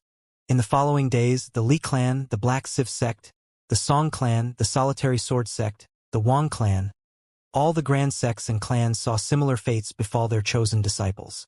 Anyone who met the man in the azure robe would never even have a chance to make 2 attacks. They were all instantly defeated. The western region of the southern domain was in an uproar as everyone began to speculate regarding the identity of this faceless, azure-robed man. Opinions were widely varied. On the 8th day, roughly 1,500 kilometers away from the Dao Geyser, where the Solitary Sword sect disciples were gathered together, an azure-robed form flitted about in midair. Up ahead was a middle-aged man with a flushed face. His eyes shone brightly as he stared at the azure-robed man in front of him. "Just who exactly are you?" The azure-robed man was naturally none other than Meng Hao. For the past several days he had been constantly fighting, all in an attempt to gain battle enlightenment regarding his 9th Dao pillar. He had heard of the Dao Geyser, of course, as well as of the people who had reached core formation. However, he didn't immediately go to the Dao Geyser. Instead, he continued to issue challenges to the heroes of the southern domain. After days of facing off against multiple opponents and achieving victory after victory, he now had his sights set on the Dao children of the various sects and clans. The middle-aged man in front of him was none other than the first of the 7 sons of the Solitary Sword sect, Han Shandao, of the Great Circle of Foundation Establishment, halfway to core formation. "Fight? Or not?" asked Meng Hao, his voice cool. Han Shandao's eyes shone brightly. Lifting his head to the sky, he laughed heartily, then rose his right hand, sending his massive greatsword screaming out. The sword aura shone up to the heavens as it shot toward Meng Hao. A light smile touched the corners of Meng Hao's lips, and he advanced forward a step. A massive boom filled the air, and at the same time, blood sprayed from Han Shandao's mouth as he tumbled backward through the air. Astonishment filled his face. His greatsword had begun to crumble into pieces. Hidden inside was a flying dagger which could unleash the power of core formation. However, it too was shaking and covered with cracks, and flew backward along with Han Shandao. One moment, one move, utter defeat. A long slash stretched from Han Shandao's right shoulder all the way to his left armpit. Bone could be seen within the wound, and blood gurgled out from within. Han Shandao's face was pale as one of the other Solitary Sword sect disciples helped him to his feet. He took a deep breath and stood there on wobbly legs. "Your Excellency has gained enlightenment regarding the ancient battle incantation contained in the Dao Geyser. I concede defeat." Meng Hao didn't respond. He simply turned and left. During these 8 days he had battled many people. Quite a few of them brought up the matter of the Dao Geyser and the ancient battle incantation. After Meng Hao took his leave, the blurriness on his face changed. A moment later he once again looked like Feng Mu. However, he still wore the azure robe. An hour later, Meng Hao looked out over a massive lake. It was a lake, but it would be more proper to call it a Dao Geyser. The lake was surrounded by quite an assembly of cultivators, over 10,000 of them. They all sat cross-legged, seemingly deep in meditation. Meng Hao's arrival didn't attract any attention whatsoever. He looked around at the crowds, and then selected a spot with fewer people, where he sat down cross-legged and began to silently observe the Dao Geyser. Time passed. On the 2nd day, Meng Hao noticed that more and more cultivators were arriving, from all directions. By midday, there were now several tens of thousands of people present. By evening, the entire area was packed. There appeared to be nearly 100,000 cultivators. Suddenly, water shot up and then glowing lights appeared above the Dao Geyser. The lights interlocked to form a screen in the sky. Within the screen was the indistinct image of a person, sitting cross-legged in meditation, both hands flashing an incantation. It was a Dao projection. It's appeared. What exactly is the enlightenment contained in the Dao Geyser? What the hell? I've been here for nearly a year, but my cultivation base hasn't made the slightest bit of progress. The voices of the surrounding cultivators filled the air. Meng Hao looked up to examine the screen. As he did, The blurry image began to glow clearer, as did the man's two hands. Meng Hao suddenly realized that the illusory image of the man was emanating killing intent. The killing intent was faint, but Meng Hao was sure it was there, and that he was not the only person to notice it. Murmuring to himself, he calmed his heart and forced himself into a state of tranquility. He stared at the figure on the screen and gradually began to zone out everything else. He was in this state for an entire night. Early the next morning, he frowned. He had made no progress whatsoever. Even as he sat there thoughtfully, an eager voice came to him from off to the side. "Hey, fellow Taoist, check this out." It was a middle-aged man, gaunt, but with bright eyes. His entire person seemed to radiate shrewdness. Meng Hao had noticed him earlier. He had been making his way through the crowds surrounding the Tao Geyser, peddling books from out of his bag of holding. Few people seemed interested in buying, though, and the vast majority seemed to find him extremely annoying. The man was discreet, though, and as soon as he sensed he wasn't wanted, would smile and take his leave. He stood next to Meng Hao, his expression one of eagerness. With an ingratiating bow toward Meng Hao, he bowed from the waist and hurriedly began to speak. "Fellow Taoist, are you worried because you haven't gained the enlightenment of the Tao Geyser?" His voice was filled with infectious enthusiasm. "Have you encountered a mountain of treasure, but aren't really sure what to do with it?" Meng Hao stared at the man, taken aback. "Don't worry a bit," continued the man, his eyes shining brightly. "You are about to gaze upon the Exalted Lord's limitless ancient Tao Geyser Enlightenment Primer." He slapped his bag of holding and immediately a faded pamphlet appeared in his hand. "In this Exalted Lord's limitless ancient Tao Geyser Enlightenment Primer, I have humbly recorded the enlightenment of countless fellow Taoists. In fact, at no small cost, I even went to pay my respects to Celestial Goddess Su Qing of the Black Civ sect, Celestial Goddess of the Blood Demon sect Li Shiqi, as well as Tao Child of the Wang clan Wang Lihai. All of their enlightenment is contained therein. It also contains the knowledge of more than 100 chosen from various sects. It was with copious blood, sweat, and tears that I produced this Exalted Lord's limitless enlightenment primer." The man spoke very quickly, holding the book in one hand and making various gestures with the other. Meng Hao stared in shock. "Fellow Taoist, I know what you're thinking. The value of a book such as the Exalted Lord's limitless ancient enlightenment primer is impossible to determine. It's priceless, right?" He slapped his thigh, as if forcing himself to make a decision.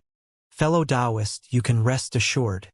The cost to acquire this Exalted Lord's limitless enlightenment primer is not 100,000 spirit stones. It is not 10,000 spirit stones.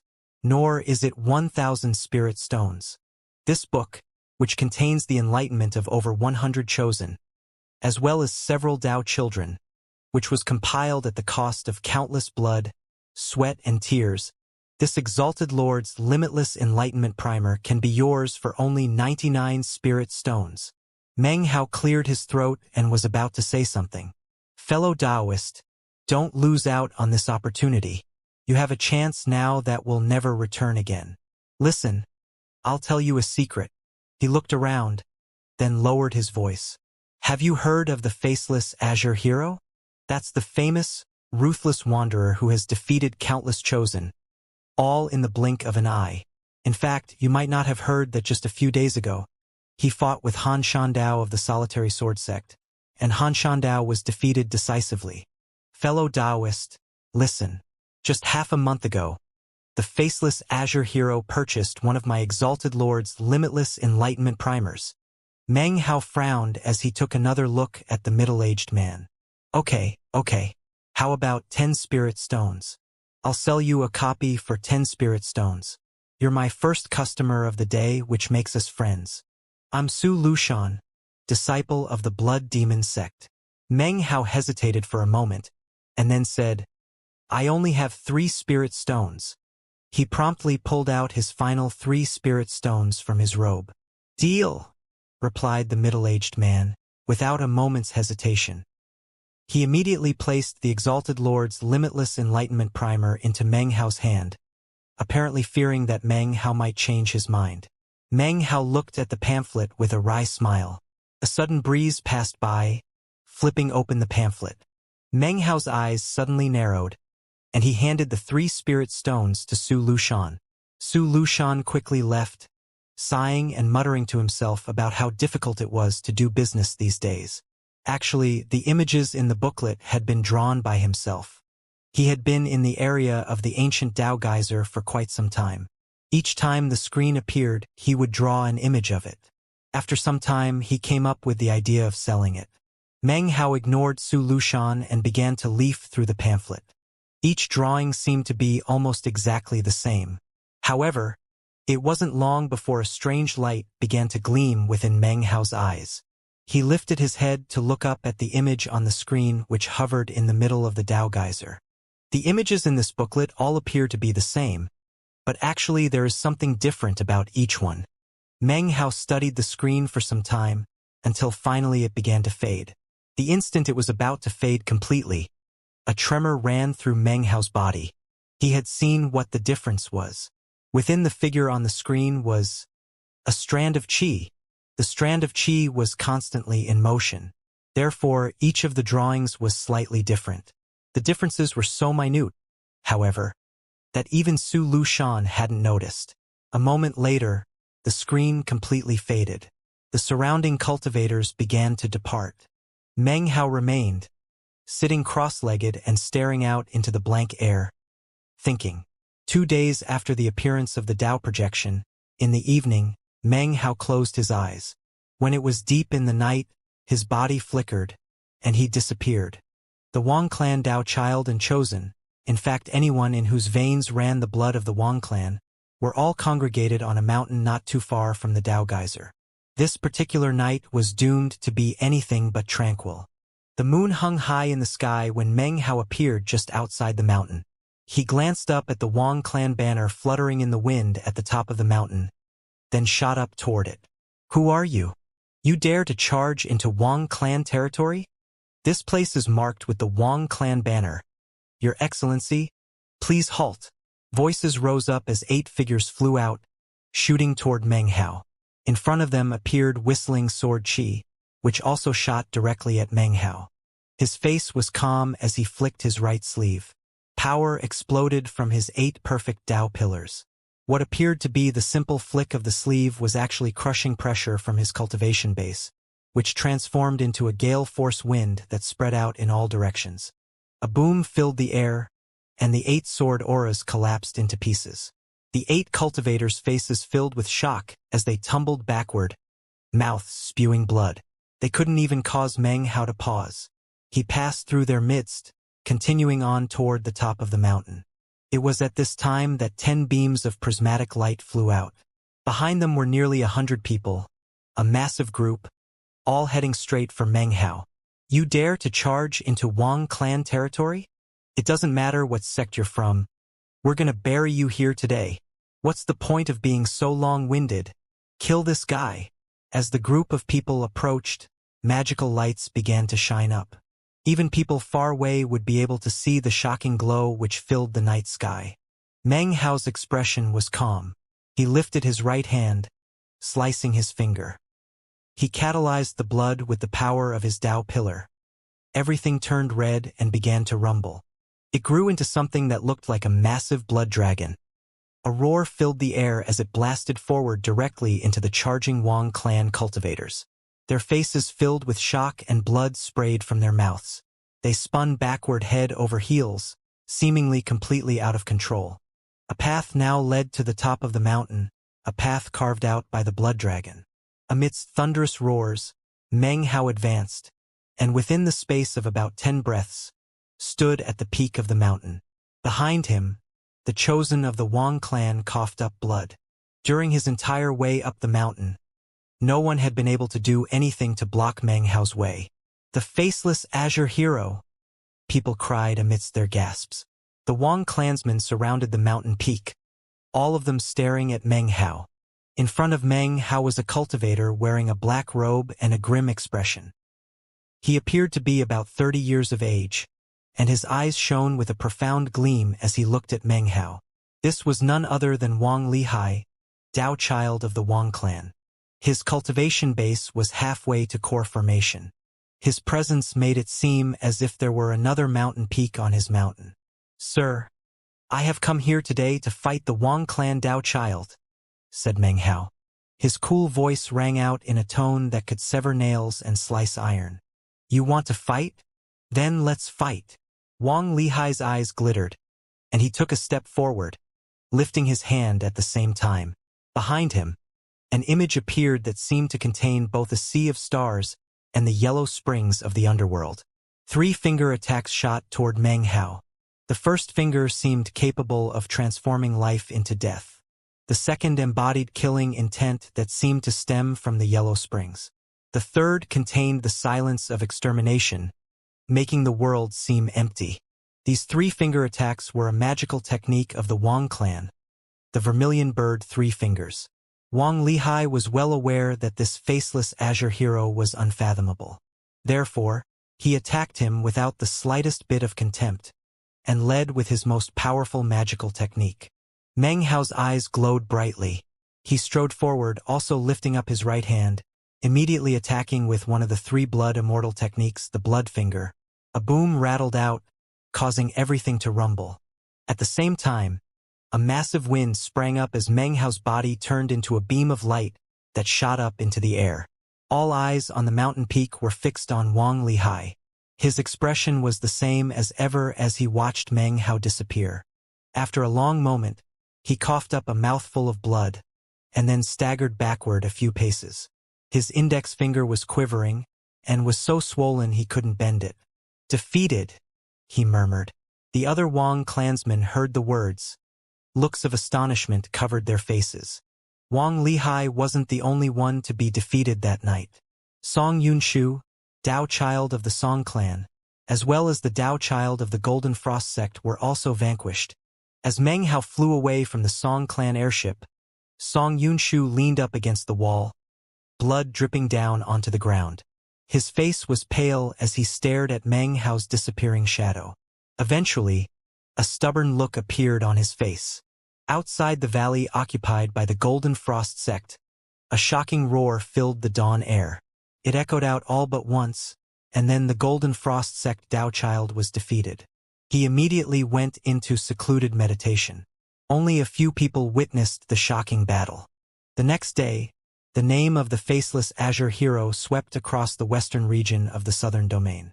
There was not a single person who hadn't heard that he had defeated not only chosen from the various sects, but solitary sword sect Dao child Han Shandao, Wang clan Dao child Wang Lihai, Song clan Dao child Song Yunshu, and the Dao child of the Golden Frost sect.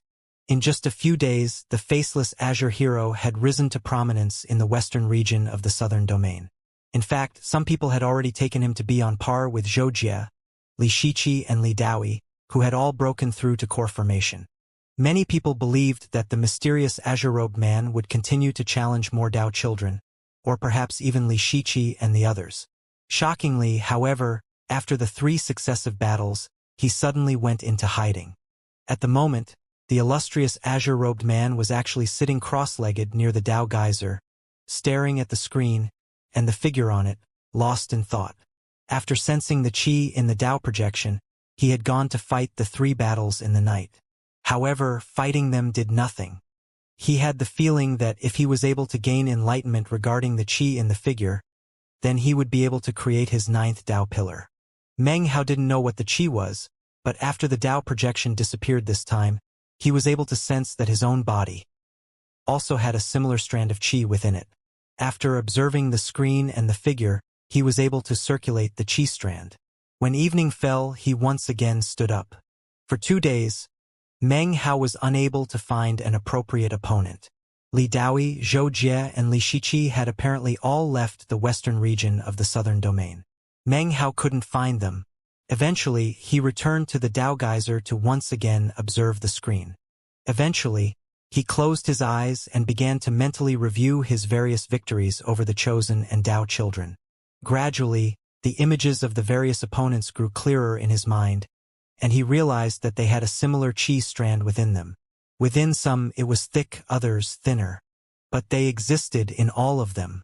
Early on the second day, Meng Hao opened his eyes to glance about at the tens of thousands of people surrounding the Dao geyser. After observing them for a while, he could tell that all of them had this mysterious qi within them. It seemed to appear within anyone who observed the Dao geyser.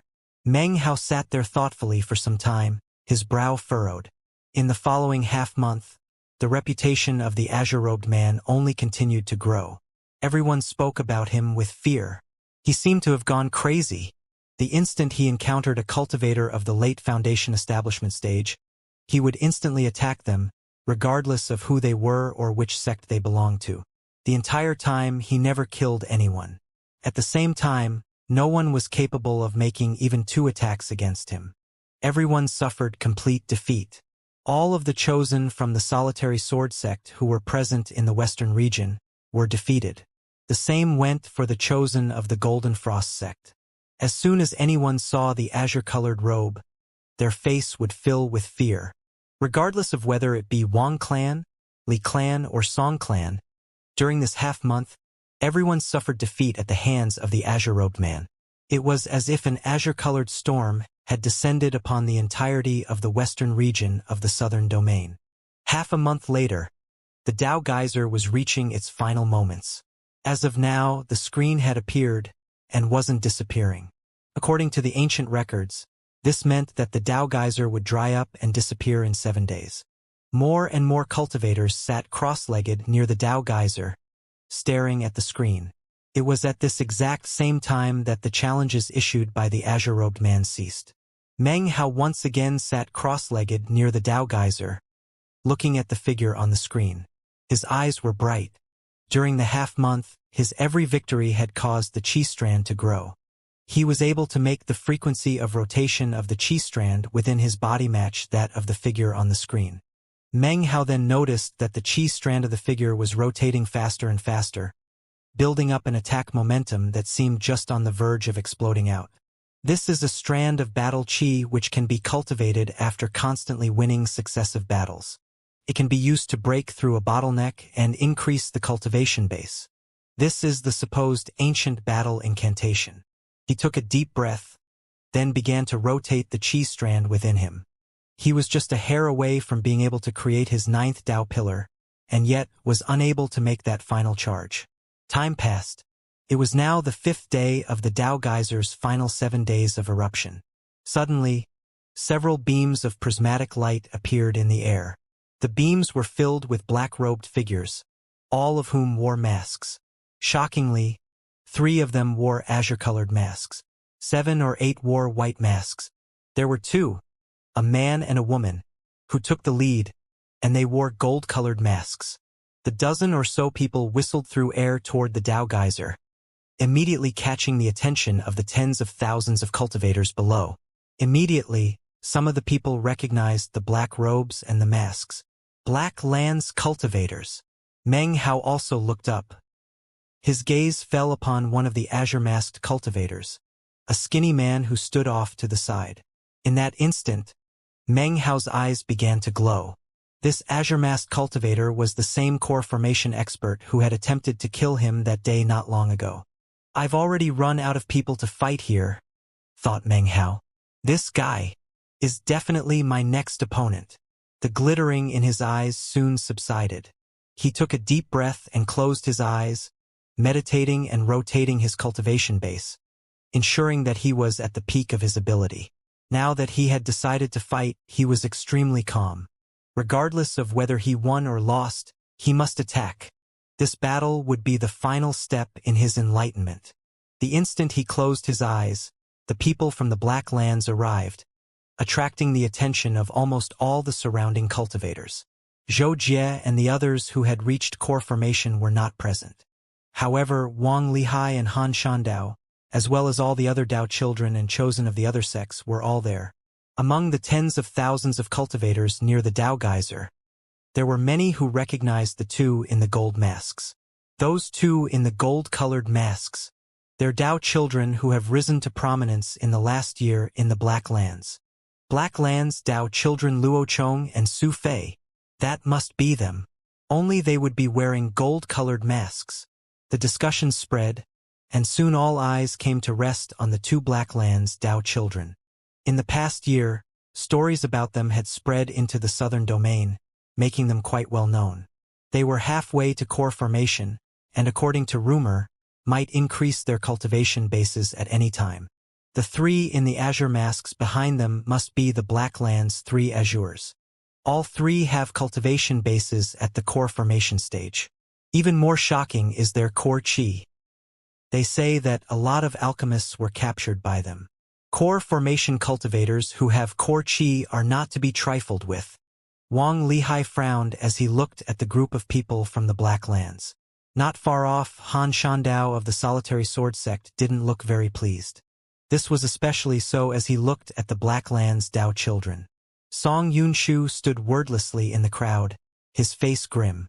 The two gold-masked Dao children from the Black Lands peered down at the crowds. One of them spoke. His voice was soft at first, but then rapidly escalated into a roar like thunder.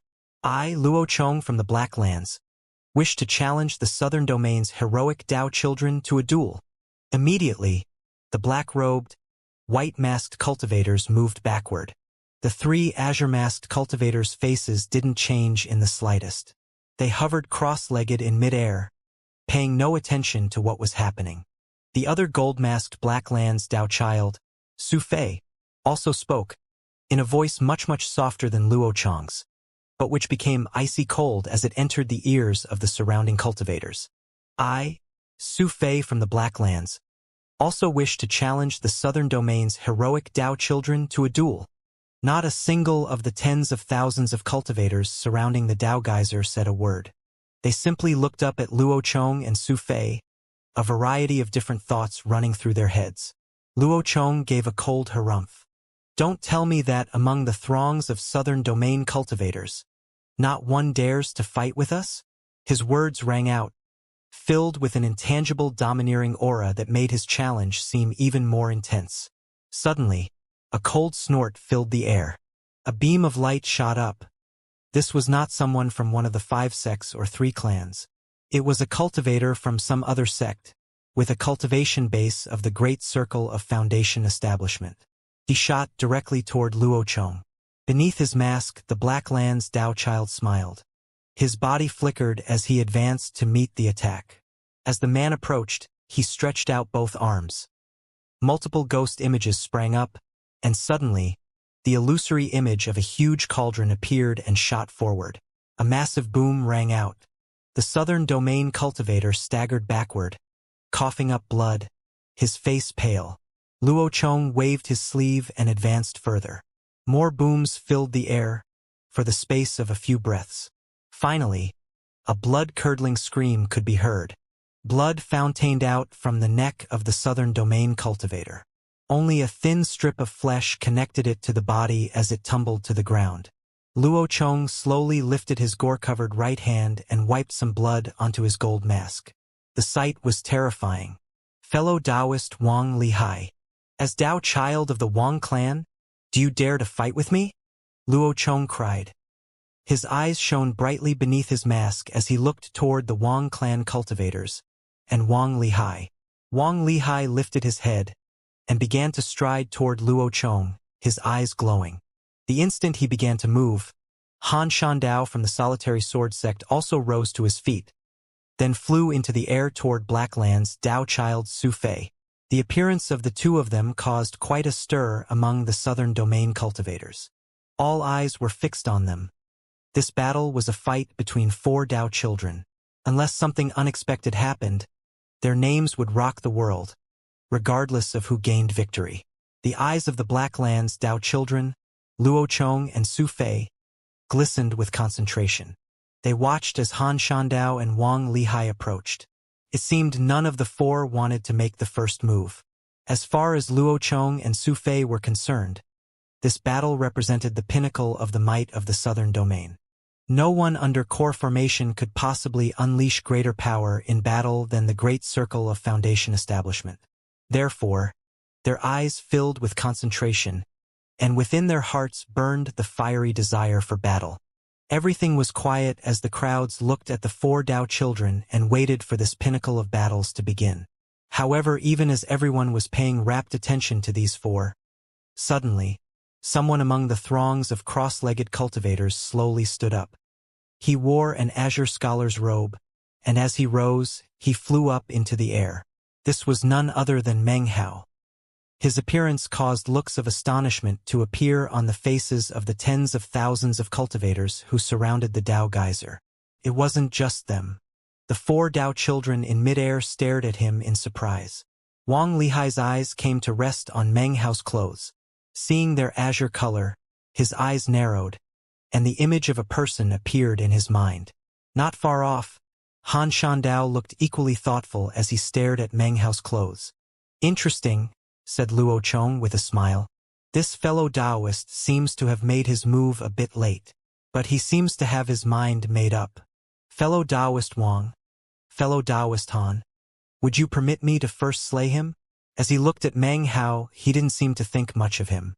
He had seen pictures of all of the famous chosen and Dao children in the southern domain, and Meng Hao didn't look familiar to him at all. As such, he came to the conclusion that he wasn't even worth paying attention to. A cultivator like this could be killed without a second thought by Luo Chong. Without waiting for a response from Wang or Han, Luo Chong flicked his sleeve, turned, and headed directly toward Meng Hao. When Luo Chong attacks, he said with a laugh, he leaves behind only fatal wounds, not injuries. You deserve praise for your courage, so I'll leave your body intact. Seeing all this happen, the surrounding tens of thousands of cultivators frowned. To them, Meng Hao's actions seemed far too impulsive. If anything, it was simply delaying the amazing battle that was about to take place. Who is that? Does he really think he can join a battle of Dao children? He must think his cultivation base is pretty amazing, so he wants to join the battle to earn some fame. As the discussions were beginning to spread, Luo Chong descended upon Meng Hao. As Meng Hao hovered there in midair, his cold voice suddenly rang out like rolling thunder. You're no match for me, he said to Luo Chong. The person I want to fight, he suddenly pointed, is you. This second you was directed to none other than the skinny azure-masked cultivator who was sitting cross-legged in midair off in the distance. The instant the words came out, the skinny, azure-masked cultivator's eyes snapped open. They glowed brightly as he looked at Meng Hao. His pupils constricted as he recognized him. Meng Hao's words obviously caused an enormous buzz of conversation to rise up among the tens of thousands of southern domain cultivators. Many immediately rose to their feet, looks of disbelief written across their faces. Is that guy insane? He wants to fight an azure-masked cultivator from the Black Lands? They're in the core formation stage and have cultivated core chi. Who is that cultivator? He looks like a scholar. Does he really dare to issue a challenge to a core formation cultivator? Late Foundation establishment fighting core formation. Ha ha ha. This isn't something you see very often. This guy wants to be famous so badly, he's willing to die for it.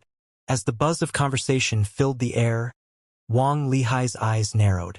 Moments ago, he was unsure of Meng Hao's identity, but now he had no doubts whatsoever.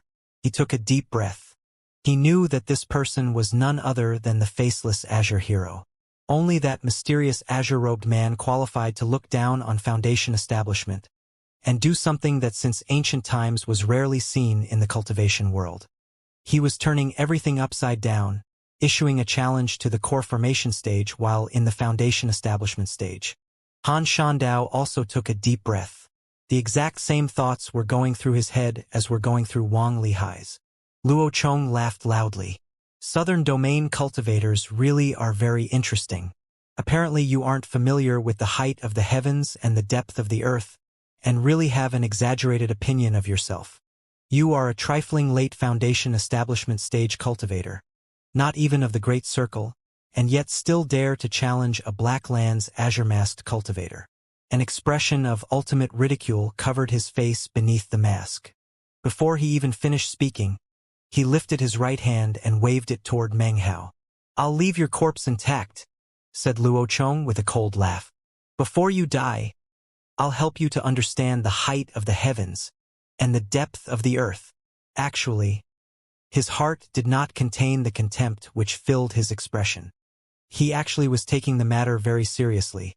He simply couldn't believe that this guy was actually challenging the core formation stage. In his opinion, he must be expecting to rely on some help. As he waved his sleeve, a bright beam shot out toward Meng Hao. Behind him, the massive, illusory cauldron reappeared and then also shot toward Meng Hao. "Pipe down," said Meng Hao coolly, completely ignoring the incoming beam of light and the large cauldron. He slapped his bag of holding, and instantly, a simple wooden sword appeared. Gripping the sword in his hand, he swiped it at the beam and the cauldron. The slash of the sword seemed to split the very air, sending ripples out, as well as a bright white glow. The seemingly casual slash appeared to contain some great Tao, as if great winds of time were sweeping out through the ripples. Within the approaching beam of light was a flying axe. Storm winds filled with a 60-year cycle worth of time slammed into the flying axe. Immediately, black spots appeared on its surface, as if it were aging. The spiritual power of the axe began to decay. Within the blink of an eye, it was so decayed that it seemed as if it would wither away. It immediately dropped down onto the ground. The wind was still there. It rushed toward the illusory cauldron, which began to tremble and distort. A full 60-year cycle worth of time seemed to have passed. Something illusory like this could not withstand such a passage of time. The previously seemingly impregnable cauldron suddenly began to dissipate. The wind landed onto Black Land's Tao child Luo Chong, gently brushing across him. The vitality in his skin seemed to be carried away by the wind. Wrinkles appeared on his hands, and beneath his mask, his face began to age. A 60-year cycle worth of life force was suddenly sucked out of him. An indescribable feeling of weakness welled up inside. An unprecedented expression of fear covered his face.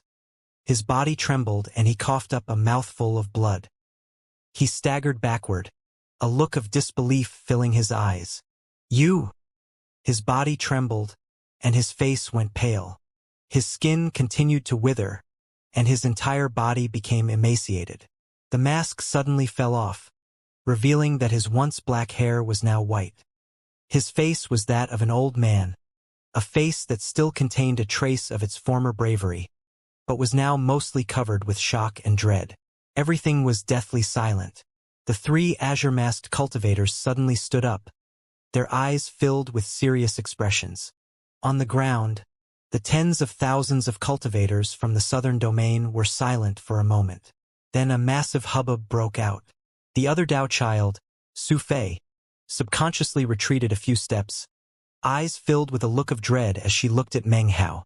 Wang Lihai and Han Shandao both took in deep breaths, staring in shock. Their hearts were pounding. A divine ability like this was enough to shock everyone under heaven. The entire time, Meng Hao had only made one swipe with his sword. The axe had been sent into a state of decay. The illusory cauldron had been dispelled, and Luo Chong had lost a 60-year cycle of life. All of it gave rise to great waves of discussion. What magical technique was that? It was that sword. It must be a divine ability from that sword. No wonder he dares to challenge the core formation stage. Who is he? He's wearing azure-colored clothes. Don't tell me.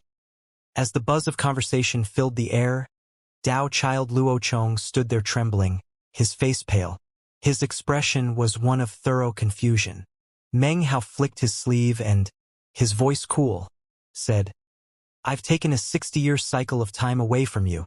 Now do you understand the height of the heavens and the depth of the earth?" With that, he ignored him, focusing his gaze on Wang Lihai and Han Shandao. Wang Lihai looked at him and suddenly said, "It seems your excellency is wearing his true face today. I understand that you thoroughly defeated me that day. However, there is still another fight to be had between us in the future." Han Shandao from the Solitary Sword sect clasped hands and bowed. "Faceless Azure Hero. Sir, I'm much obliged for your pointers before." Their words caused the surrounding cultivators to instantly grow quiet. However, the silence only lasted for the space of a few breaths.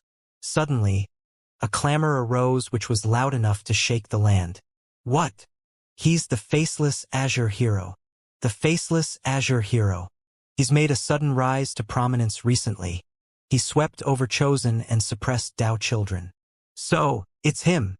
I wonder what sect the faceless azure hero is from? Considering how incredible he is, he must be a Dao child. As the noise of the clamor lifted up, everyone stared with burning eyes at Meng Hao. The faceless azure hero's reputation was just too incredible. It was a mystery that few people within the western region of the southern domain weren't talking about. Luo Chong gasped and immediately retreated several paces.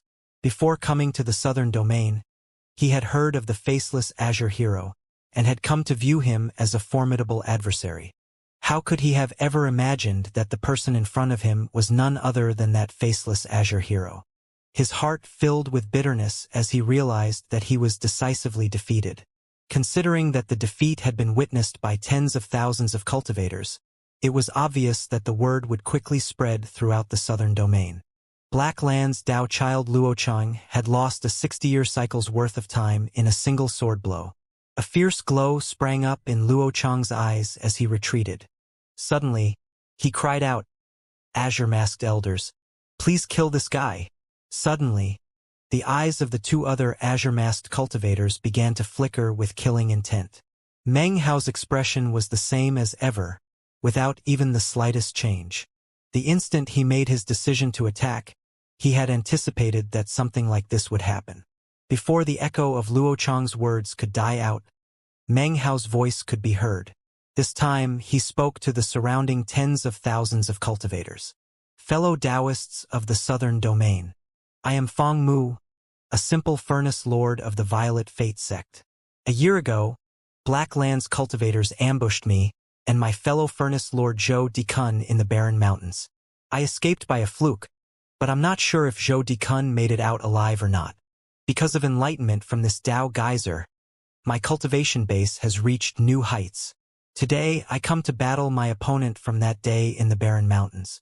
Fellow Taoists of the southern domain, I would like to request that all of you bear witness to this battle. His words rang out like thunder, causing a great stir among the tens of thousands of cultivators below. Furnace Lord, he's actually a Furnace Lord from the East Pill Division. Feng Mu. I remember, a year ago there was a new Furnace Lord in the East Pill Division named Feng Mu. He's Feng Mu, a Furnace Lord. The cultivators were in an uproar as they looked at Meng Hao. Great waves of astonishment filled their hearts. The name of the faceless azure hero already caused their hearts to shake. But what was even more shocking were the words Furnace Lord. The glittering eyes of all the cultivators were now glued onto Meng Hao. No wonder he didn't kill any of the heroes that he challenged in battle. Grandmaster Feng Mu was doing it all to gain enlightenment. He had to attack, but he's an alchemist and didn't want to make enemies. Therefore, he restrained his killing intent. This is an alchemist of our southern domain. This is a true chosen cultivator of the southern domain. Amidst the uproar, Blackland's Dao child Luochang's face suddenly changed. He stared blankly at Meng Hao, his mind reeling. Meng Hao's identity was causing a huge commotion amongst the crowd, but it was completely rocking his mind and heart. Next to him, Su Fei was also panting and looking at Meng Hao with an expression of disbelief. The three azure-masked cultivators had grim expressions in their faces. Two of them, not the skinny one, were frowning. Intense killing intent poured from Meng Hao's eyes, and his gaze shifted to the skinny, azure-masked cultivator. My battle today is with this man. If anyone interferes, if any other Black Lands cultivators participate, then I request all the fellow Taoists from the southern domain to stop them. Wang Lihai's eyes glittered, and he immediately said, "The Wang clan of the southern domain will bear witness to this battle.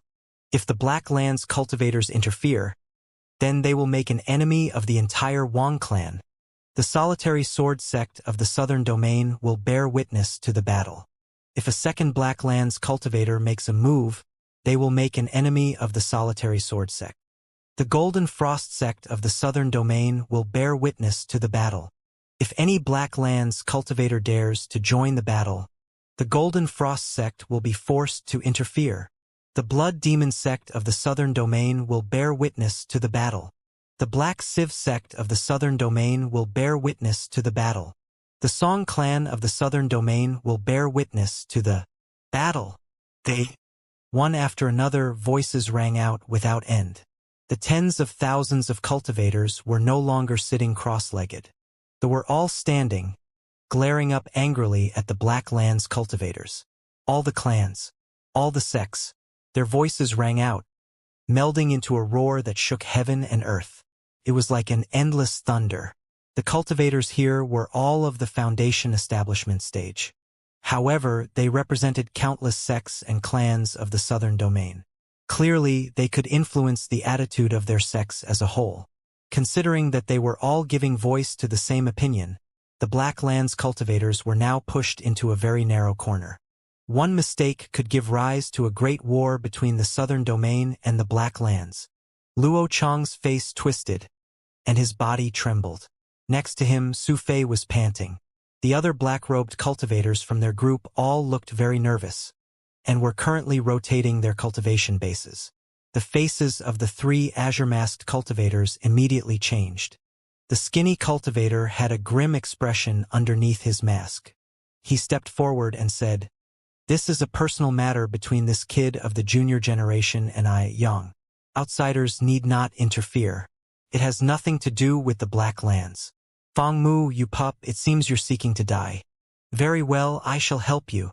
His voice rang out, causing the surrounding Black Lands cultivators to back up.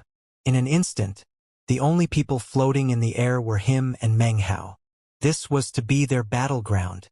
"It seems you've put a lot of thought into how you want to die," said the azure-masked cultivator coolly. "If I didn't help you, I would feel bad." Killing intent radiated out of his eyes. He lifted his hand, and suddenly a light yellow aura appeared. This was none other than his core chi. This chi had ever-changing forms, and currently it transformed into the image of a sword. Meng Hao watched on with concentration in his eyes. This was a crucial battle for him. His cultivation base was constantly rotating, along with that imperceptible chi. It seemed to thirst for Meng Hao to make an attack, to grow stronger. When he did, it would transform into a charging force that would lead to a breakthrough in his cultivation base. The azure-masked cultivator, who was surnamed Yang, glanced coldly at Meng Hao. Meng Hao had left a deep impression on him. It was extremely shocking that not only was he not dead, he had actually made a breakthrough in his cultivation base. It left the man with an uncomfortable sense of danger. It was actually very humiliating. This was a late Foundation establishment cultivator, and yet he felt a sense of danger because of him. Beneath his mask, the man's face was grim. Almost the same instant that the words left his mouth, he began to move forward. His foot descended, sending ripples out into the air. An indescribable roaring sound rose up which vibrated inside the hearts of the tens of thousands of cultivators. Only the azure-masked cultivator and Meng Hao were up in the air. The man's first step seemed to be reverberating around throughout the entire area, but in fact was aimed directly at Meng Hao. Meng Hao's face was the same as ever.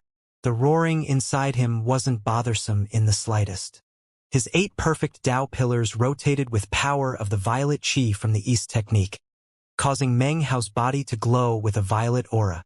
It spread throughout him and out, causing his azure garment to suddenly appear violet-colored. The air around him filled with a violet glow, causing him to appear anything but ordinary to the surrounding cultivators. Violet chi from the East. That's the Violet Fate Sect's violet chi from the East. Furnace Lords from the East Pill Division can cultivate that. He really is Fang Mu. Everyone was completely focused on what was happening. Before, there had been some who suspected Meng Hao wasn't who he said he was. However, the buzz of conversation washed away any such doubts. After seeing the violet glow, everyone was certain about his identity. "I let you go last time, and now you're back looking to die." The azure-masked cultivator gave a cold snort, then advanced further. His right hand suddenly lifted up, flashing an incantation and then pointing forward. It seemed like a very casual movement, but actually, this was not the first time the azure-masked cultivator had faced off against Meng Hao. Their battle a year ago had left quite the impression on him. That, combined with the sense of danger he currently felt, made him feel very uneasy. Therefore, he attacked with full force. Howling sounds like those of phoenixes filled the air. In the blink of an eye, 10 massive dragons appeared in front of the azure-masked cultivator, followed by 10 illusory phoenixes. Their appearance caused everything to begin to shake. They carried a frigid iciness with them that seemed capable of freezing everything around them. The azure-masked cultivator waved his finger, sending them racing toward Meng Hao. Meng Hao took a deep breath. His cultivation base roared into action. His perfect Tao pillars fully rotated, emitting boundless power to fill his body. The violet glow around him grew thicker, and his eyes filled with the desire for battle. This battle was of utmost importance to him. This battle was the key to completing the great circle of Foundation establishment. This battle was the result of a year of waiting. He had been defeated a year ago, and now he would turn the tables and battle core formation. Meng Hao's right hand shot up, and he quickly used his thumb to slice his 4 fingers. Blood flowed down as he extended his hand forward. 1 finger, 2 fingers. In the blink of an eye, 5 illusory fingers appeared.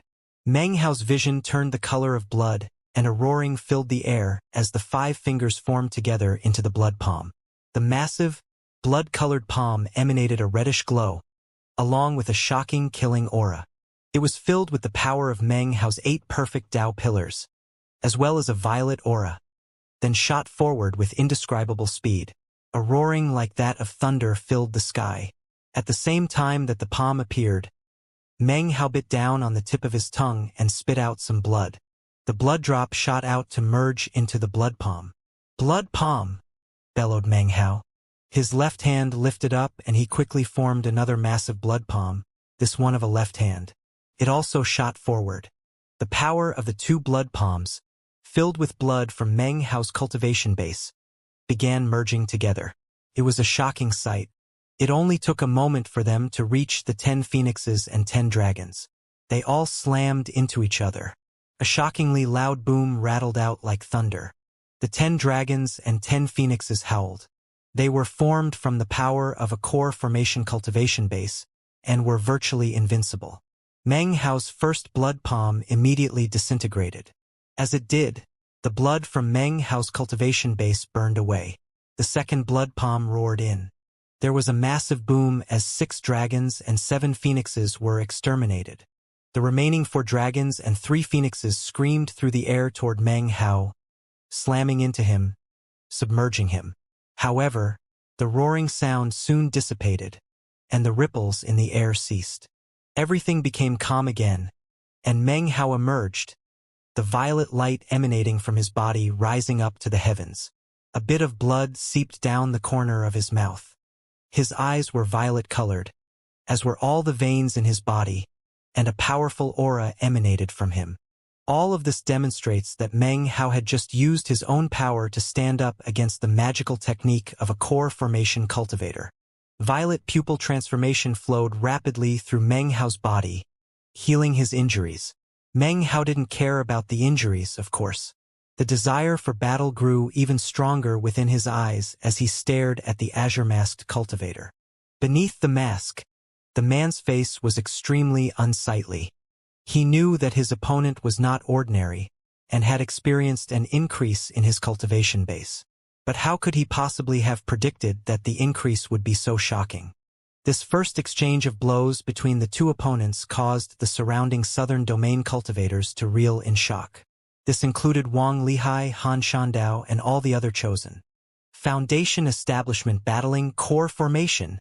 Feng Mu is in late Foundation establishment, but his divine abilities and magical techniques are almost the same as a core formation expert with no core chi. But that azure-masked man from the Black Lands hasn't utilized his core chi yet.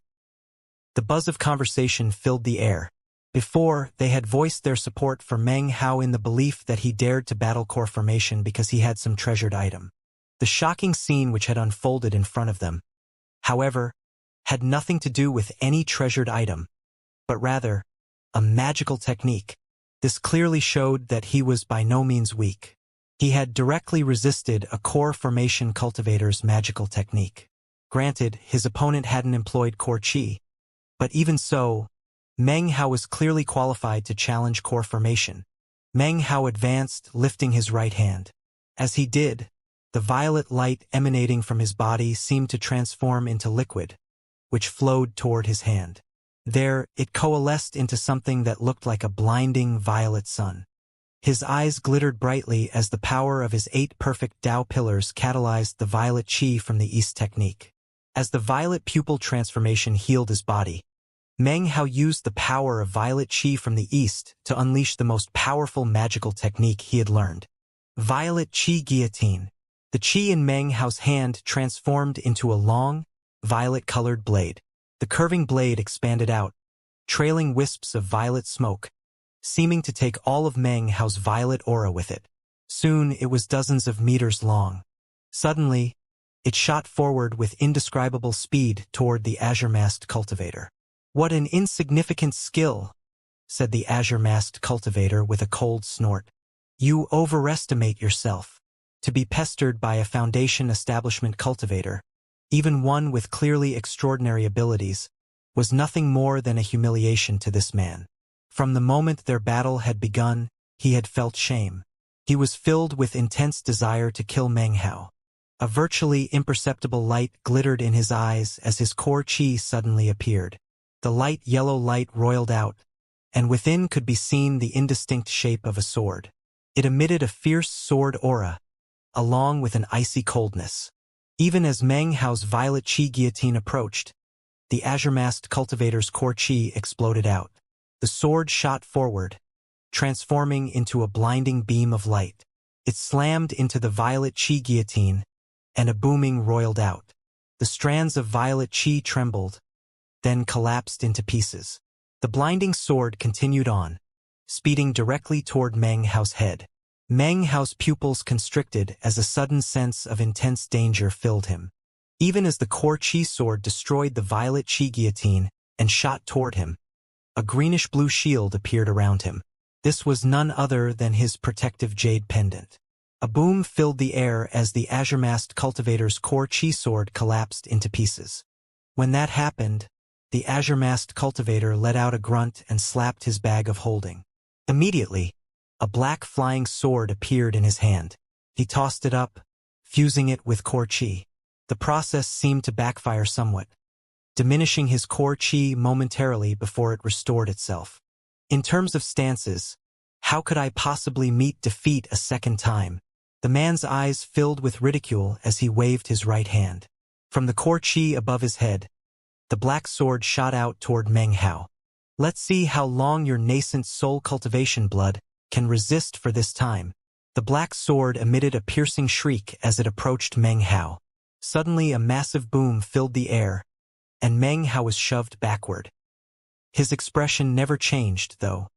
In fact, his desire for battle grew even more intense. At the moment, Meng Hao could clearly sense the chi inside of him that would help him break through in his cultivation base. It was fairly bursting with activity, constantly rotating, faster and faster. He could sense the imminent appearance of his 9th Tao pillar. Almost there, but not quite enough battle chi. His eyes shining brightly as he watched the flying sword slam into the shield, which then filled with cracks. As he retreated, he slapped his bag of holding to produce a large collection of bottles. The azure-masked cultivator's eyes were grim as he sent another black flying sword slamming into Meng Hao's greenish-blue shield. He wanted the shield broken as soon as possible, and to do so, had already wasted several of the specially crafted life swords. "Once your nascent soul blood protection is gone, you're dead," he said coldly. "It will only take one slash of my core chi sword." His voice was filled with intense killing intent. The boom which sounded out could be heard for 50 kilometers in every direction. The tens of thousands of southern domain cultivators looked on in shock. Even the screen above the Tao geyser flickered. As the boom reverberated through the air, popping sounds could be heard as cracks filled the shield surrounding Meng Hao. Finally, it collapsed into countless pieces which then drifted away. A bit of blood seeped out of the corner of the azure-masked cultivator's mouth. In the process of destroying Meng Hao's nascent soul blood shield, he had lost 6 life swords. This had cost him his core chi. It would not be able to recover for the time it takes half an incense stick to burn. However, the azure-masked cultivator didn't care. From what he could tell, as long as this Feng Mu didn't have the protection of the nascent soul blood, then he could be killed with little difficulty. His core chi would recover in the time it takes half an incense stick to burn. After all, it was produced as a product of his cultivation, and belonged solely to him. In his opinion, if this Feng Mu hadn't possessed the nascent soul blood the previous year, it would have been simple to capture him. "Let's find out how long you can last against me without that blood," laughed the azure-masked cultivator. He slapped his bag of holding to produce what appeared to be a ball made of intertwined hair. He flung it out with his left hand. "Distilled fiends!" As the man's gruff voice rang out, the hair suddenly expanded into a massive black net, 50 meters wide. It emanated an intense killing aura that shot up into the sky. In the middle of the net could be seen multiple phantom souls. Their faces were filled with agony, and they emitted soundless wails. A buzz of conversation immediately arose among the tens of thousands of Southern Domain cultivators. It seemed many of them recognized the treasured item which the azure-masked cultivator had produced. Black Land's Distilled Fiend's Net. That's one of the 3 great treasures of Black Land's cultivators. Any Black Land's cultivator can create it, but each one will be different, based on the personality of who created it. The power of each treasure will also be different. It's definitely a Black Land's Distilled Fiend's Net, created from living souls. Living people are distilled down into souls, which are then sealed into hair and then weaved into a net. It's a shocking, sordid treasure which is so sinister that it is impervious to all poisons under heaven. I can't believe that Black Land's cultivators really are all so cruel and merciless. That net must have over 1,000 souls in it. Meng Hao's eyes narrowed. The killing aura of this distilled fiend's net rose into the sky, and the silent screams of the souls filled the air. Looking at it, Meng Hao felt as if his own soul were about to be torn from his body. So, he thought, he's using this treasure to counter my Tao of poison. He lifted his right hand and waved it in front of him. The pill bottles in front of him flew out and then exploded in midair. Massive quantities of colorful mist poured out, filling the surroundings. Anyone who looked at it would be immediately shocked. It clearly contained multiple types of poisons. As the mist roiled out, the distilled fiend's net flew through the air. As soon as the two ran into each other, hissing sounds emanated from the poison mist. In the blink of an eye, the souls within the distilled fiend's net began to consume the mist. At the same time, the net began to spread out, surrounding Meng Hao. The azure-masked cultivator's hands flashed with relentless incantation gestures, and he would occasionally gesture with a finger. The souls within the distilled fiend's net shrieked and consumed the poison mist. At the same time, the net drew closer to Meng Hao, threatening to envelop him completely. The azure-masked cultivator's eyes were cold. There were many magics that he could use, but he had opted for the distilled fiend's net. This was not only because he feared Meng Hao's poisons, but even more so because he wanted him to die screaming. The more miserable and shrill his cries, the more his own anger could be sated. The mist was rapidly diminishing and the distilled fiend's net was shrinking. It was now less than 50 meters away from Meng Hao. Meng Hao's eyes flickered. He could sense the cultivation base breakthrough chi inside of him growing larger as he battled against core formation. It circulated rapidly, and seemed that at any moment, his 9th Tao pillar would appear. Just a little bit more, he thought, his eyes glittering coldly. He lifted his right hand to produce one of several poison pills that he had concocted after becoming a furnace lord in the East Pill Division. Poison Flame Pill. Meng Hao crushed the pill between his fingers and then waved his hand. A green flame sea immediately roared up. At the same time, he flung out his left hand, sending more pills soaring into the air. When they hit the green flames, they melted. In the blink of an eye, they transformed into a blue water screen. This was sourceless alchemy water. Water and flame cannot coexist. However, the water screen and the flame sea both seemed to be working in unison.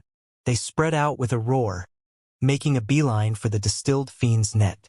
Sourceless water sets spirits adrift. Meng Hao's eyes glittered as the sourceless alchemy water reached the distilled fiend's net. It gently passed through the net, covering the souls within. They seemed to stick to it as if it were glue, seemingly about to be pulled completely away from the net. As the souls were torn away, the green flame sea landed, its heat radiating out in all directions. All of this takes some time to say, but the azure-masked cultivator reacted in the blink of an eye.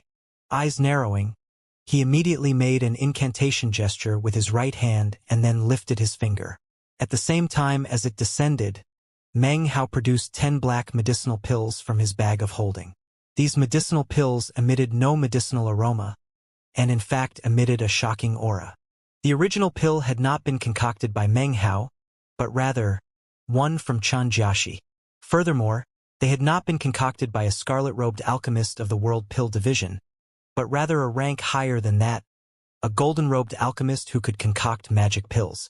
The name of the pill was Magical Thunder Peel. Xianxia had only possessed one, which had been gifted to him by his master to study. After winning the pill, Meng Hao had realized how incredible it was and thus made a few copies. His eyes shone with a cold light as he waved his arm, sending the magic thunder peel pills flying out. "Thunder! Detonate!" he cried suddenly. As his voice echoed out, the 10 magic thunder peel pills suddenly exploded. A massive roar filled the air, which transformed into a shocking attack. The distilled fiend's net began to tremble, and the souls began to emit miserable shrieks. Thunder magic can restrain all types of apparitions. Therefore, the magic thunder peel pill was not very useful against cultivators, but was incredibly powerful when used on souls. "Feng Mu, how dare you!" The azure-masked cultivator's heart dripped. He had spent many years refining the distilled fiend's net. It was only one step away from turning from a net into a flag, whereupon it would be even more powerful. The net contained 1,000 souls, and normally couldn't be damaged by a magic thunder peel. However, Meng Hao had led with a poison mist, then poison water, then poison flames, and finally the thunder magic. Because of all of these reasons, the souls in the distilled fiend's net were being destroyed. The azure-masked cultivator's eyes were filled with veins of blood. A vicious aura blazed from his eyes. He lowered into a half-horse stance, then stretched his arms down. He lifted his head, and then stretched his arms out as if he were grasping something. Then he suddenly straightened up. "Shade horses, charge!" Everything grew dark, and gasps could be heard from the tens of thousands of surrounding spectators. Suddenly, in front of the azure-masked cultivator, 9 black horses appeared. A pulsating aura of death emanated off of them. The 9 horses' flesh was decomposing. They were clad in armor, and emanated a damp coldness. They raised their heads to the sky and neighed as they charged toward Meng Hao. There were only 9 horses, but as they charged, it seemed more like an army of 10,000 horses. In fact, it seemed that riding atop the shade horses were intangible specters. A cold wind screamed out, blasting across Meng Hao. His eyes flickered. Even as the distilled fiend's net dissipated around him, he squinted his eyes. He was filled with a sense of imminent danger, but at the same time, he could also sense the chi strand within him becoming even more active. It rotated furiously, and he sensed that soon he would be able to achieve a breakthrough in his cultivation base. From what he could tell, he was only half a step away from the breakthrough. He knew that the only way to take that half step was to fight. Without hesitation, he advanced forward. As the 9 shade horses approached, he lifted his hands, 5 fingers splayed, and struck forward. Coldness radiated out of his eyes. 8th Demon Sealing Hex. Meng Hao could suddenly see ghost images springing up everywhere.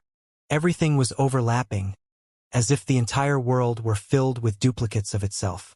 The ghost images folded in toward the approaching shade horses, pushing down onto them. The shade horses suddenly stopped moving and began to tremble. Previously, their eyes had been red and blank, but now they filled with fear. They trembled so hard that it seemed they might disintegrate at any moment. The sight of it struck fear into the heart of the azure-masked cultivator. Damned Foundation establishment pup. It's time to end this fight. The azure-masked cultivator's mind filled with fury. No matter how he attacked, he couldn't kill his opponent. The battle was being witnessed by the tens of thousands of cultivators, making the whole thing incredibly embarrassing. His killing intent grew more intense, and he suddenly raised his right hand and pushed down onto his forehead. His eyes began to glow with a crimson light. Core Soul Emergence Slaying, he said suddenly. The indistinct image of an orange core began to coalesce out of the top of his head. Soul Emergence Sword. Slay the Lone Star. The azure-masked cultivator's body trembled, and he closed his eyes. The instant he did, a fissure appeared on the orange core, from which emerged a golden glow. It coalesced into a flying dagger which shot toward Meng Hao. Atop the dagger was the faint image of a soul, which had the appearance of none other than the azure-faced cultivator. This sword disdained all defenses. It looked down on all magical techniques. This power came from shocking killing intent. Once it emerged, it demanded a slaying. This sword could rock heaven and earth. This sword shook the tens of thousands of cultivators. This sword embodied the fury of the azure-masked cultivator. His desire to kill Meng Hao could grow no higher. A sense of danger had existed in Meng Hao's heart since the beginning of the battle. However, the moment it had appeared, the chi strand inside of him had begun to grow rapidly. Soon he would be able to experience a cultivation-based breakthrough. Currently, Meng Hao had a very strong feeling that if he could stand up to this attack, then he would be able to have that breakthrough. The ancient battle chi would give rise to his 9th perfect Tao pillar. He would be the first cultivator in ages to be of the great circle of perfect foundation establishment. Determination filled Meng Hao's eyes. The soul sword approached, splitting the air as it raced toward him. Meng Hao suddenly stretched out both of his arms. His eyes were crimson as he called, "5 clones of blood! Come!" 5 blood-colored figures suddenly appeared around him. These were none other than the 5 blood clones Meng Hao had created. The instant they appeared, ghost images sprung up around them as they transformed into their clone essence. The meat jelly skin. They transformed at almost the same instant as the azure-masked cultivator's soul sword arrived, filled with killing intent. Instead of slamming into Meng Hao's forehead, it hit the meat jelly skin. A massive explosion filled the air. The 5 pieces of meat jelly skin were sent flying back, undamaged, but unable to control the force of the impact. They slammed into Meng Hao, causing him to spin backward like a kite with its string cut, blood spraying from his mouth. The soul sword whistled through the air, looking a bit dimmer than before. Obviously, the obstruction of the meat jelly skin had shaken it. However, it was nothing more than a pause before it once again shot toward Meng Hao. Although Meng Hao coughed up some more blood, everything was actually happening just as he had predicted.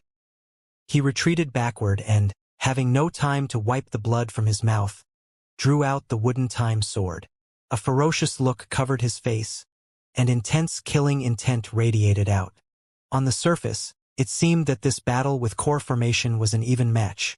Only he knew that the slightest mistake on his part would result in instant death.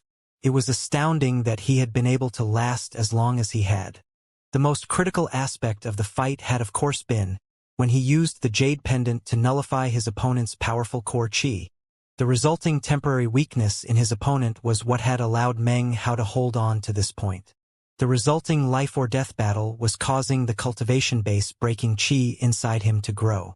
Every attack he had made caused the chi strand to grow many times faster than it had in his previous fights with Foundation establishment.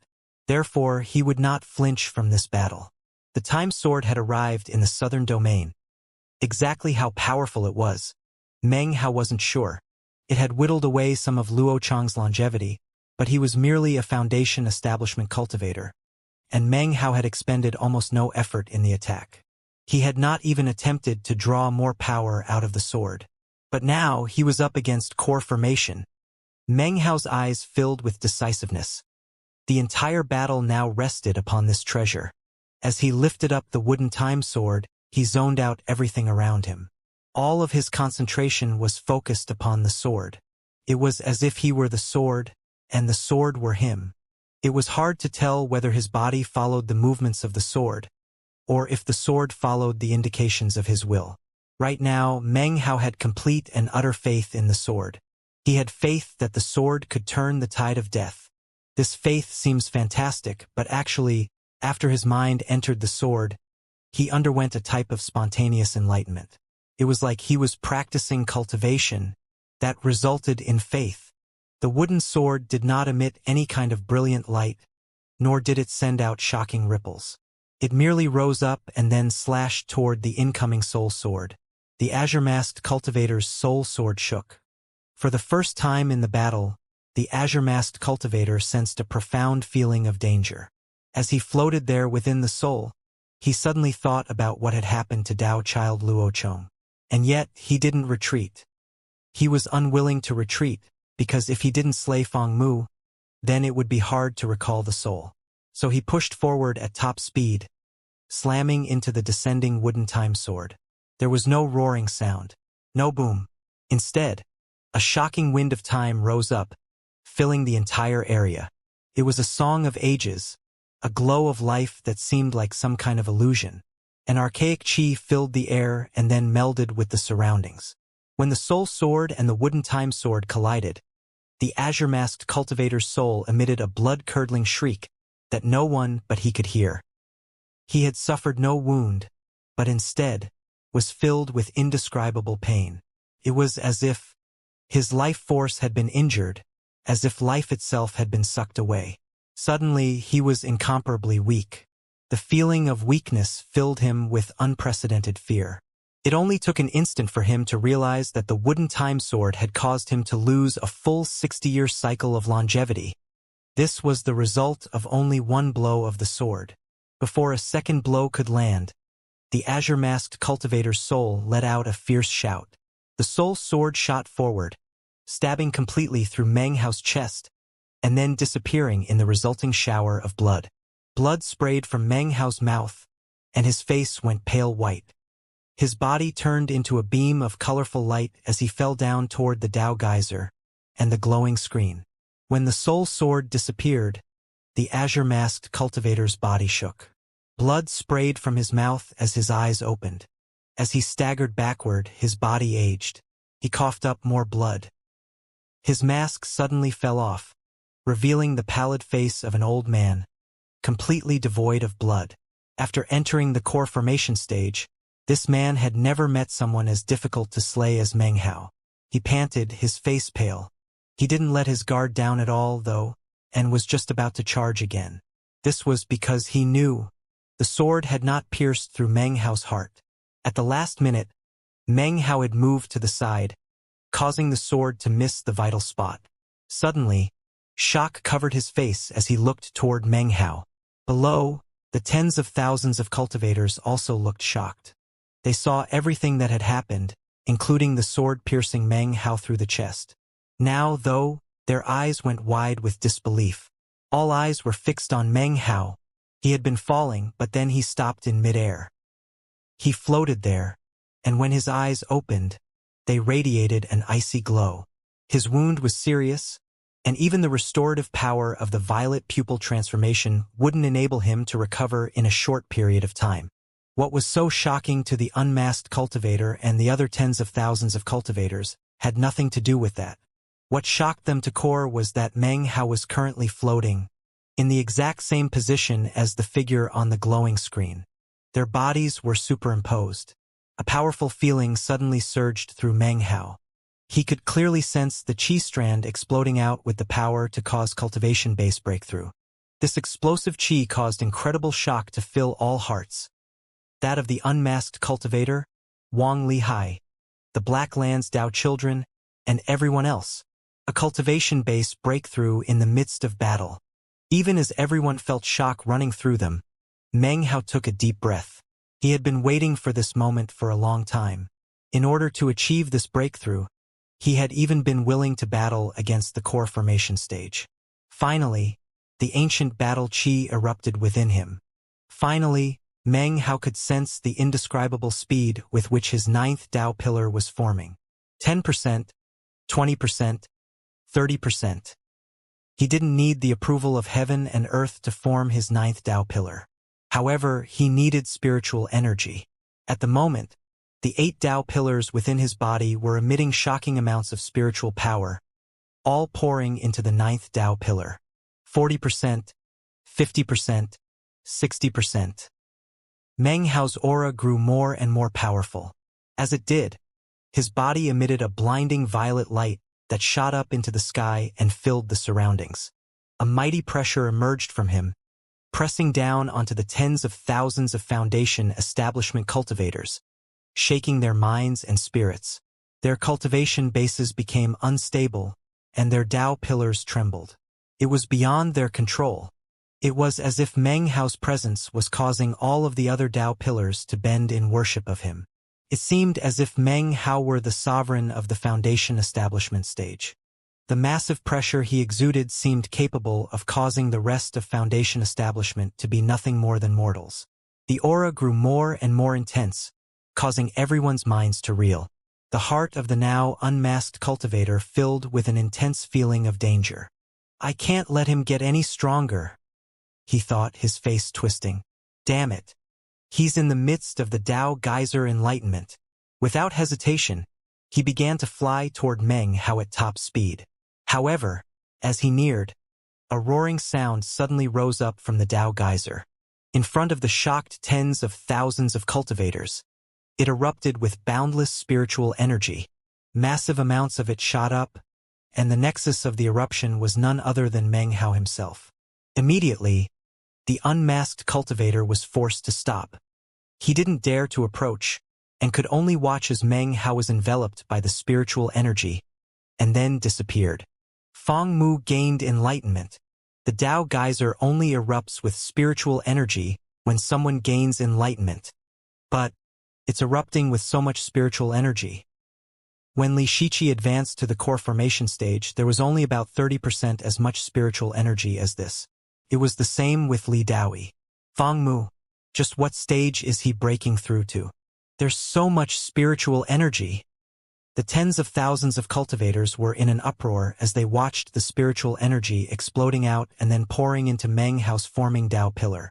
It seemed as if this spiritual energy no longer belonged to heaven and earth, but to Meng Hao himself. 70%, 80%, 90%. Finally, 100%. However, just as the ninth Tao pillar was complete, a tremor of shock ran through Meng Hao. He had assumed everything was over. He felt an unprecedented amount of power inside of him. However, a look of shock and disbelief filled his face as he noticed that the spiritual energy coursing through his body was actually forming a 10th Tao pillar. 9 was the ultimate number in heaven and earth. But 10 was perfect. Meng Hao's mind and spirit trembled. In all the ancient records he had researched, he had never read anything that mentioned a 10th Tao pillar in Foundation establishment. Even in ancient times, cultivators never had more than 9. Because of the change in the heavens, the path of the Qi condensation stage had been broken, making the 10th level of Qi condensation disappear. That information was recorded in the ancient records. However, there was no such information about a 10th Tao pillar. As a furnace lord of the East Pill division, he was required to have a deep understanding of history. As such, it was very beneficial to comb through the ancient records looking for clues about the ancient Tao of alchemy. After becoming a furnace lord, he had browsed through a vast amount of the Violet Fate sect's ancient records. Despite all of that, he had never encountered any information regarding a cultivator with a 10th Tao pillar during Foundation establishment. And yet, Meng Hao could clearly sense a 10th Tao pillar was now forming. Only Meng Hao was able to sense this 10th Tao pillar. Anyone else would be unable to. In much the same way that no one could sense which cultivator the nascent soul blood he possessed came from, Meng Hao made sure that no one could pick up any clues about his Tao pillars. The only thing people could see was the increasing amount of spiritual energy erupting from the Tao geyser. It showed no sign of lessening. It continued to envelop Meng Hao and he continued to absorb it. As he absorbed the spiritual energy, the outline of the 10th Tao pillar grew clearer. 10%, 20%, 30%. Tao pillar energy roared within Meng Hao, filling him with a power he had never experienced before. A shocking feeling filled him, as if he were soaring to the highest heavens. Power. Unprecedented power. His spiritual sense continued to increase exponentially. Before, it could spread out over roughly 250 meters, now 500, 1,000. His mind was filled with clarity, and as the spiritual energy poured in, he could sense everything around him. His perception of everything was different than it had been before, clearer, as if everything was in more detail. This clarity was even deeper than what he had experienced in the moment when he acquired the perfect foundation. Is this the true perfect foundation? He murmured to himself. The world outside of the spiritual energy vortex was not visible, but with his spiritual sense, he could see it clearly. His heart began to race. A feeling of resolve and excitement welled up within him. He took a deep breath, intense anticipation and steadfastness filling his eyes as the spiritual energy surged into him. He slowly lifted his hand up, then looked down at it, closing it into a fist. As the fist tightened, he felt strength. Unprecedented strength. It felt as if his blood and flesh were reforming, filling with a power that shook his mind. The shocking level of this power was such that Meng Hao felt as if he could tear magical treasures to pieces with his bare hands. This was a similar transformation as that which had occurred when he entered the 10th level of qi condensation. It felt like a baptism of sorts. The power of the 10th Tao pillar was completely transforming him, making his body more suitable for cultivation, turning his body itself into a treasure. Meng Hao had the strong feeling that, at the moment, he could crush all foundation establishment cultivators without the aid of any magical techniques. Even Tao children and cultivators of the great circle of foundation establishment could be destroyed barehanded. Meng Hao began to pant. From the moment he had entered the cultivation world, he had thirsted for power, had dreamed to stand at the pinnacle. One thing after another had happened to cause him to grow stronger all the way to this day. Meng Hao clenched his fists. He knew that he was striding the path he had dreamed of. Only the strong could tread this path, and now there was no turning back. He could only stubbornly continue. More spiritual energy erupted from the Tao geyser, inundating Meng Hao, growing his spiritual sense, feeding his body, growing his cultivation base. The range of his spiritual sense increased, his body grew stronger, and his cultivation base shot upward. His 10th Tao pillar was rapidly solidifying. 40%, 50%, 60%. The surrounding southern domain cultivators watched on dumbstruck and panting. The indescribable spiritual energy erupting out of the Tao geyser left them in a daze. The sheer amount of spiritual energy dwarfed that seen during the enlightenment experienced by anyone in the past. This was especially true of the following 10 or so breaths. The spiritual energy was not subsiding, but growing even more abundant, as if all of the power of the Tao geyser were exploding out. Black Land's Tao children Luo Chong and Su Fei panted in shock. Wang Lihai and the other southern domain Tao children also watched on in disbelief. Is he going to reach core formation? It doesn't look like core formation, but the spiritual energy seems without end. It seems like an ordinary core formation cultivator couldn't even match up. Conversations buzzed endlessly among the surrounding cultivators. The person with the most unsightly face of all was none other than the unmasked, azure-masked cultivator. His aged face was now filled with shock. He could only stare fixedly at the shadow of Meng Hao within the dense spiritual energy. The sense of impending crisis within him grew even more intense. The shadowy figure within the spiritual energy seemed to be transforming into something from his nightmares. "I can't let him continue," the man said, gritting his teeth. His eyes filled with ferocity and determination. He lifted his hand to push against his forehead. A booming sound rolled out as the core qi, which had previously dissipated, once again seemed to ignite into being. The image of a sword once again appeared within the core qi. At the same time, the unmasked cultivator flashed incantation gestures with both hands. The core chi sword screamed forth, heading directly toward Meng Hao, who was still enveloped with spiritual energy. The sword moved with incredible speed, almost immediately reaching the spiritual energy vortex. A massive boom sounded out, but the sword was incapable of penetrating more than a teeny bit into the spiritual energy.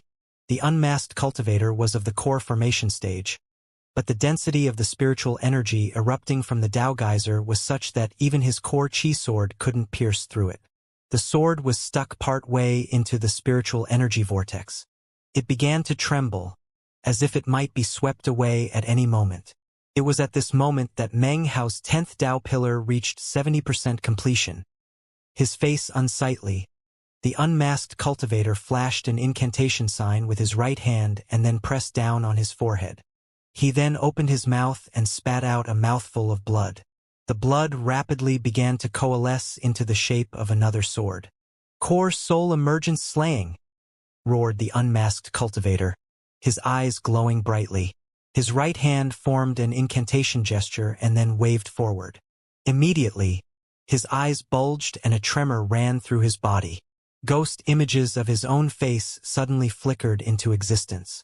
This was none other than his soul. The soul flew out of his body, merging into the blood, solidifying into the form of a blood sword. The sword buzzed, emitting a power seemingly capable of destroying anything. The blood sword shot out to merge with the core chi to form a real sword. The blood was an embryo, the soul was the sword spirit, and the core chi formed the blade. This was the cultivator's consummate life force sword. It emitted a shocking scream as it pierced into the spiritual energy vortex and headed directly toward Meng Hao. It slowly approached him. The speed was not great, but it showed no signs of stopping.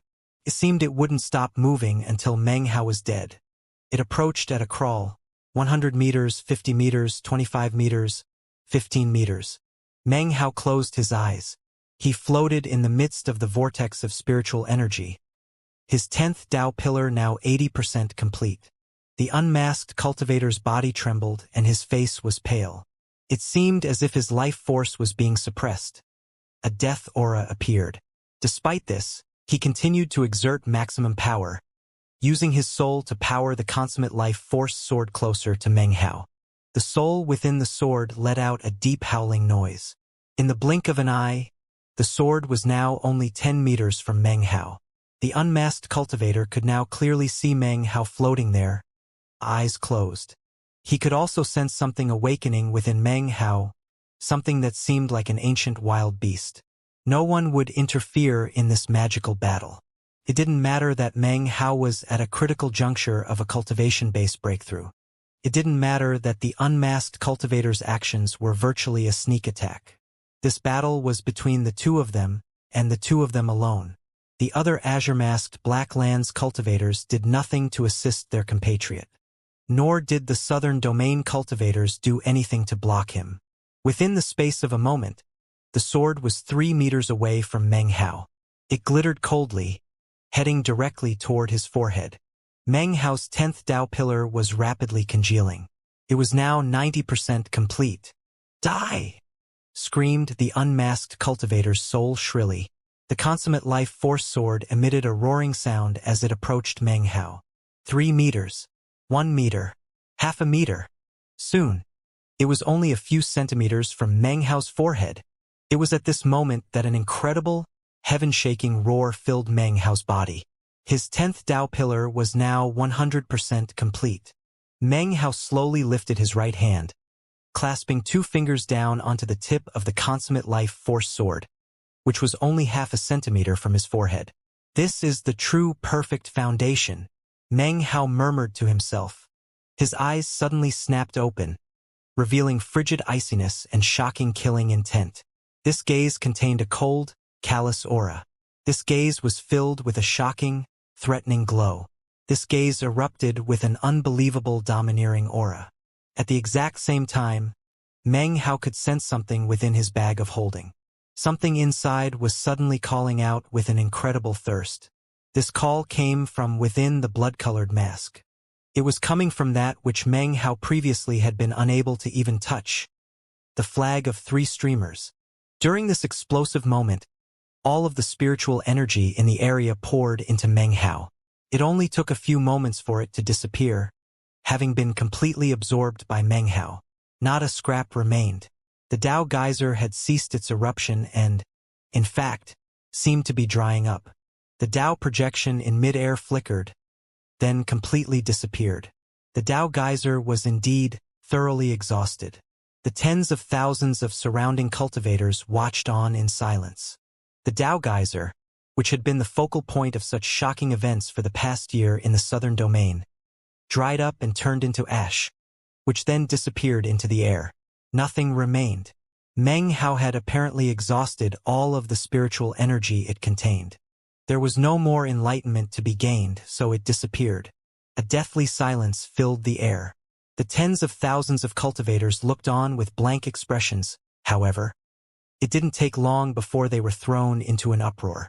The Dao geyser is gone? It should have lasted for a few more days. But it's been completely dried up. Just what sort of breakthrough did Feng Mu have? He obviously hasn't reached core formation. But he's clearly caused the Dao geyser to dry up early. Black Land's Dao children Luo Chong and Su Fei were panting.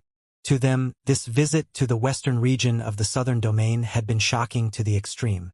The cause of this shock was none other than a single cultivator. This cultivator was a furnace lord from the East Pill division of the Violet Fate sect. The two other azure-masked cultivators from the Black Lands watched on, seemingly unaffected. However, great waves of shock surged through their hearts, not because of the drying up of the Dao geyser, but because of Meng Hao's attacks earlier. This was the first time they had ever witnessed Foundation establishment battling core formation. Furthermore, while Meng Hao was clearly at a disadvantage, he had not suffered defeat. Even more astonishing, Meng Hao had experienced a cultivation breakthrough in the midst of battle.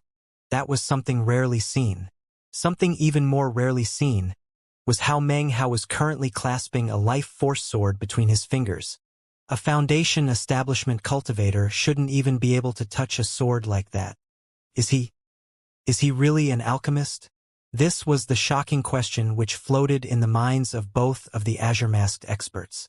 As the conversations buzzed out, the tens of thousands of southern domain cultivators stared up at Meng Hao, their eyes filled with a variety of complicated expressions. Meng Hao's expression was the same as ever. Despite being the focus of tens of thousands' gazes, not an ounce of change touched his face. He wasn't sure how powerful his 10 Dao pillars were, but deep in his heart he knew that, before, despite his caution, he really was no match at all for even the early core formation stage. Now, however, things were different. He now faced a core formation cultivator whose longevity had been damaged and whose soul had been injured. He wasn't completely sure he could come out victorious, but this cultivator had sustained severe internal injuries. Killing him shouldn't be too difficult. A cold glow filled his eyes. He pinched down on the sword which he held between his two fingers. Power rose up within him, and his 10 Dao pillars rotated. Unprecedented power flowed through his arms and into his fingers. Popping sounds rang out from the sword, and suddenly, cracks covered its surface. Within the space of a few breaths, it completely collapsed into dust. The soul within it emitted a blood-curdling shriek and then vanished. As the soul vanished and the sword disintegrated, tears of blood ran down the face of the unmasked cultivator. Blood also poured out of his nose and ears as he staggered backward, coughing up a mass of blood.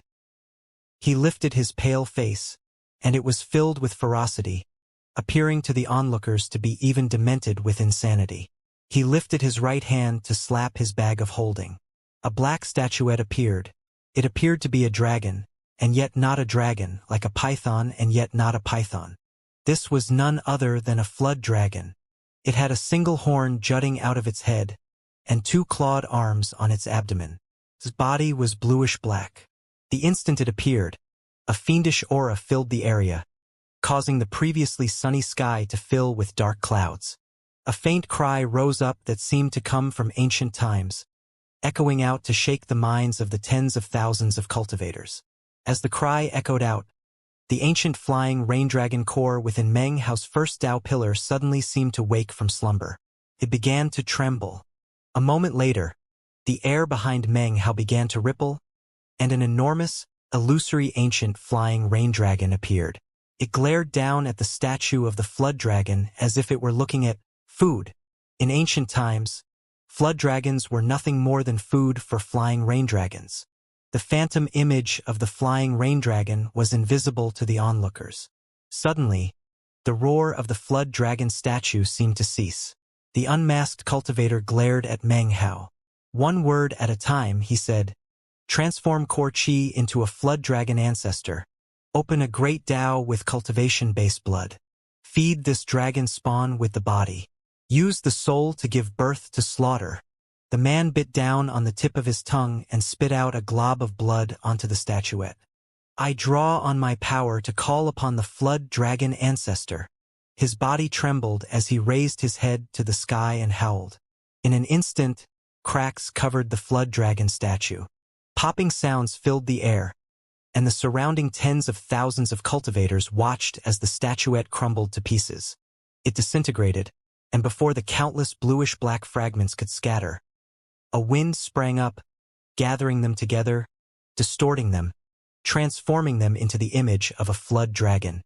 The image was extremely lifelike, and when it appeared, a vast coldness sprang up and spread out. The unmasked cultivator's expression was vicious as he glared at Meng Hao. "Flood dragon ancestor, I request that you slay this man." As soon as the words were out of his mouth, the phantom flood dragon turned. Two cold dots that resembled eyes appeared on its head. It stared at Meng Hao for a moment, seemingly itching to attack. Suddenly, it sprang into action, shooting directly toward Meng Hao. As it approached, the coldness soared to the heavens. It seemed as if everything around it would be frozen in an instant. In the blink of an eye, it was 300 meters from Meng Hao. Meng Hao's eyes shone brightly. He didn't retreat or evade.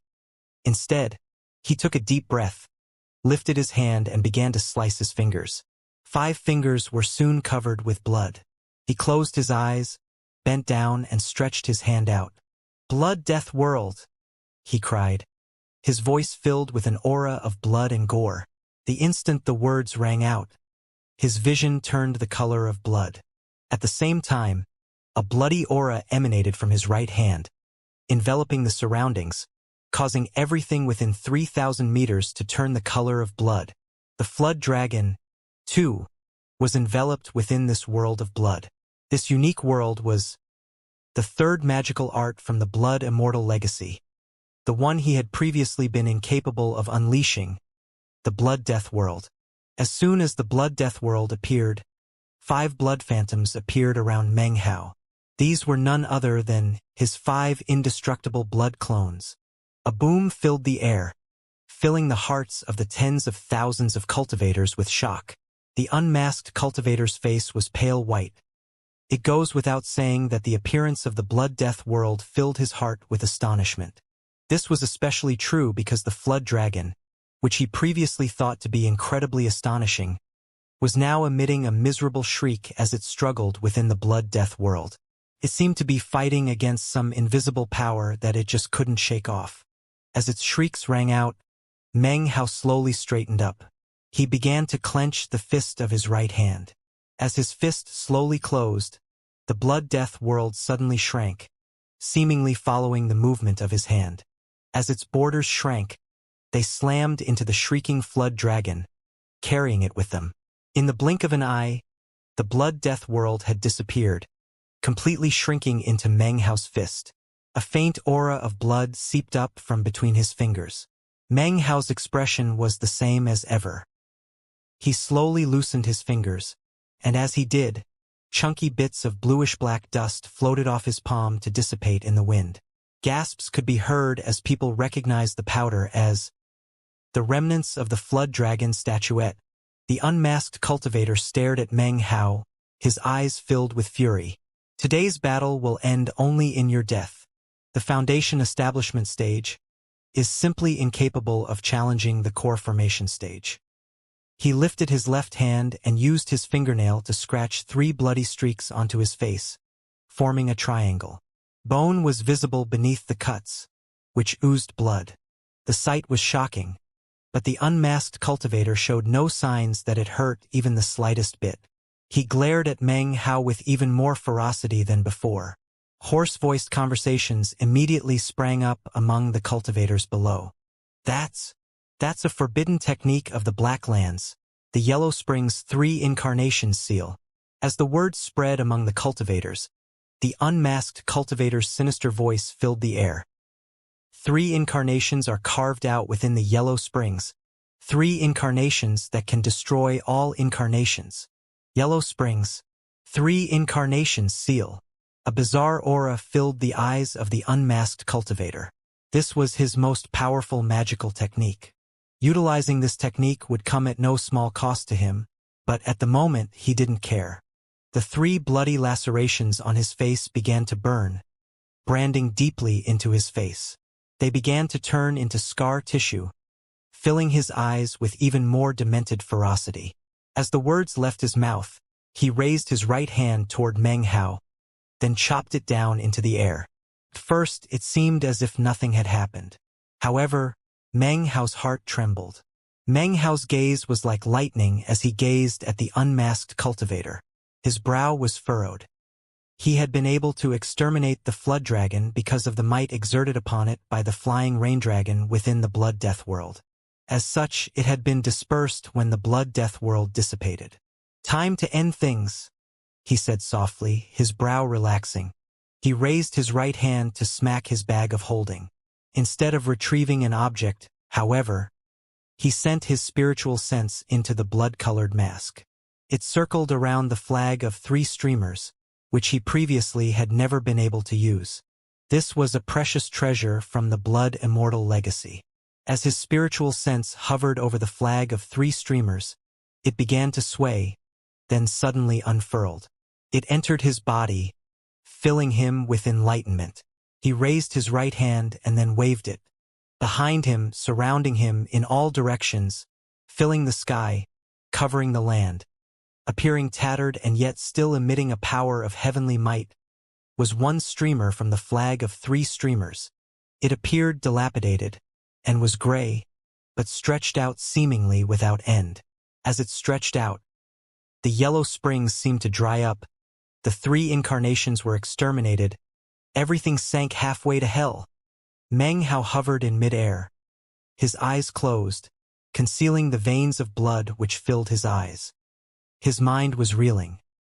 He'd never imagined that taking out the flag of 3 streamers would unleash such heaven-shaking power.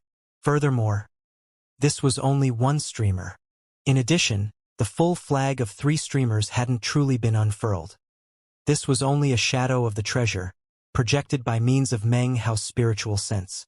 However, even this projected power of the dilapidated flag was able to blot out the sky and cover the entire land. It completely filled the vision of the tens of thousands of cultivators. Heaven and earth were filled with darkness. At this moment, heaven and earth seemed to be split in 2.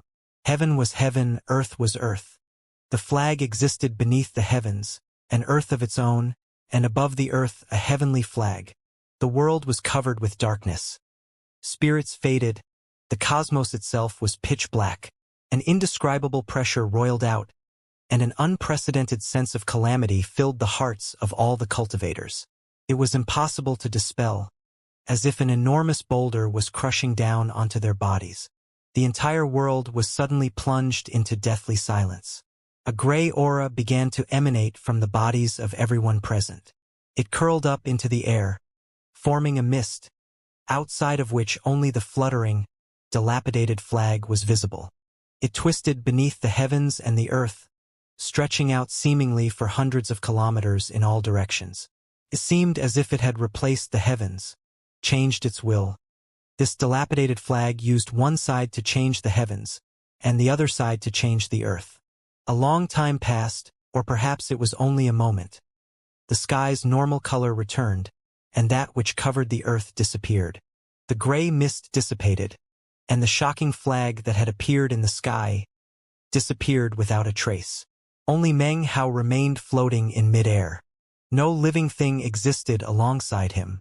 The Black Lands cultivators remained, as did those from the southern domain.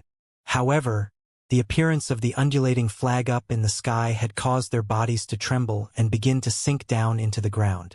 In addition to Meng Hao, the only thing left in the sky was a headless corpse which was slowly beginning to fall down to the ground. This corpse was none other than the unmasked cultivator. As of this moment, everything was over. In the space of a breath, all eyes came to rest on Meng Hao. And then, the astonishment in everyone's hearts exploded out. The azure-masked Black Lands cultivator is dead. A Foundation establishment cultivator just exterminated a core formation cultivator. This is... How can Feng Mu possess such battle power? He dried up the Dao geyser. Just what kind of good fortune was he able to seize? He's an alchemist, a furnace lord of the East Pill Division. But he was able to challenge Dao children. In the future, he'll definitely be the #1 figure of his generation in the southern domain. More importantly, just what magical technique did Feng Mu just use? It's a technique that can slay core formation. Conversations buzzed. The Black Lands cultivators, Luo Chong and Su Fei, were pale-faced beneath their masks. They stared blankly at Meng Hao. Before this battle, they had believed themselves to be chosen of heaven.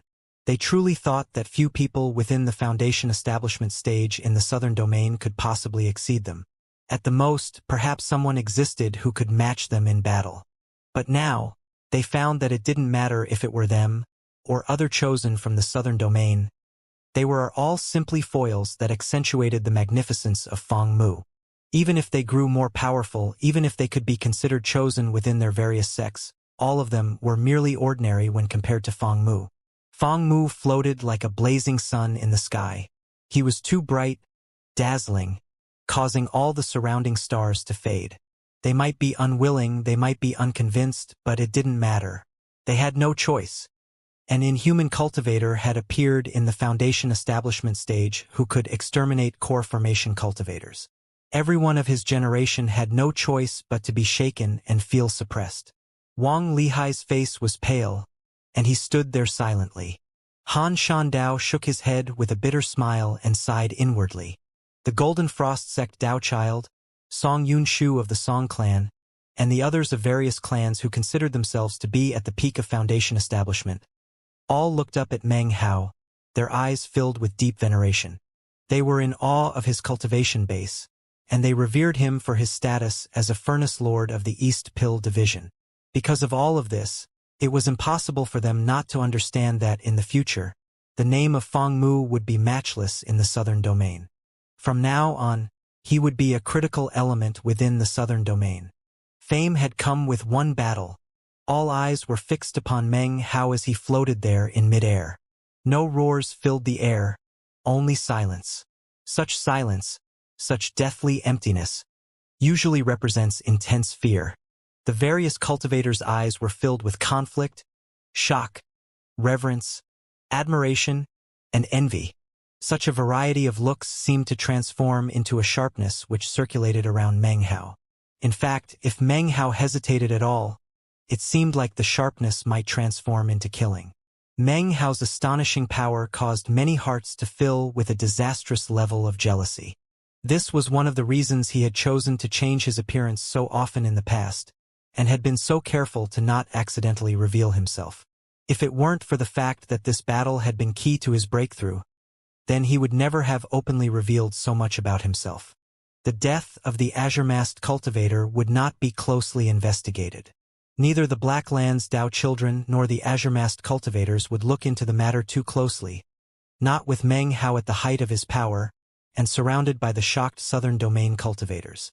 However, he was in a precarious situation. The looks being cast by many of the surrounding cultivators caused the two azure-masked cultivators' eyes to glitter slightly. Their gazes came to fall on Meng Hao. So did that of Wang Lihai, Dao child of the Wang clan. His right hand seemed to be resting casually at his side, but only he knew that he was slowly preparing the Wang clan's vermilion bird 3 fingers. Han Shandao of the Solitary Sword sect narrowed his eyes. Even his normally forthright face began to fill with a slightly sinister expression. The Golden Frost sect Dao Child, as well as the chosen from the other sects, had all been defeated by Meng Hao recently. Their eyes began to flicker as they looked at him too. They didn't dare to attack. Although, if they knew he was Meng Hao, then surely they wouldn't have so many misgivings.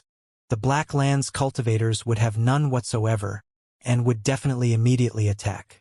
However, this wasn't Meng Hao. This was Feng Mu, a furnace lord from the East Pill division of the Violet Fate sect. As people grow in life, they form nets to fall back on. To avoid the problems that result from killing someone, you must first sever that person's nets. That is the only way to prevent future consequences. Acting in any other way is equivalent to killing oneself. Before, Meng Hao was only Meng Hao. He had no such nets, and as such anyone who wished to kill him could simply attack.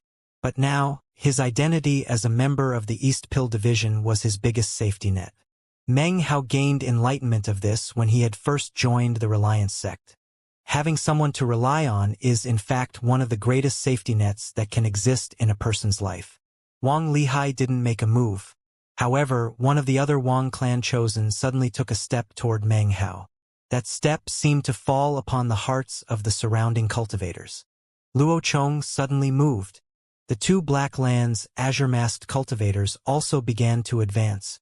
Amidst the stifling, deathly silence, the seemingly peaceful scene was actually filled with incredible danger.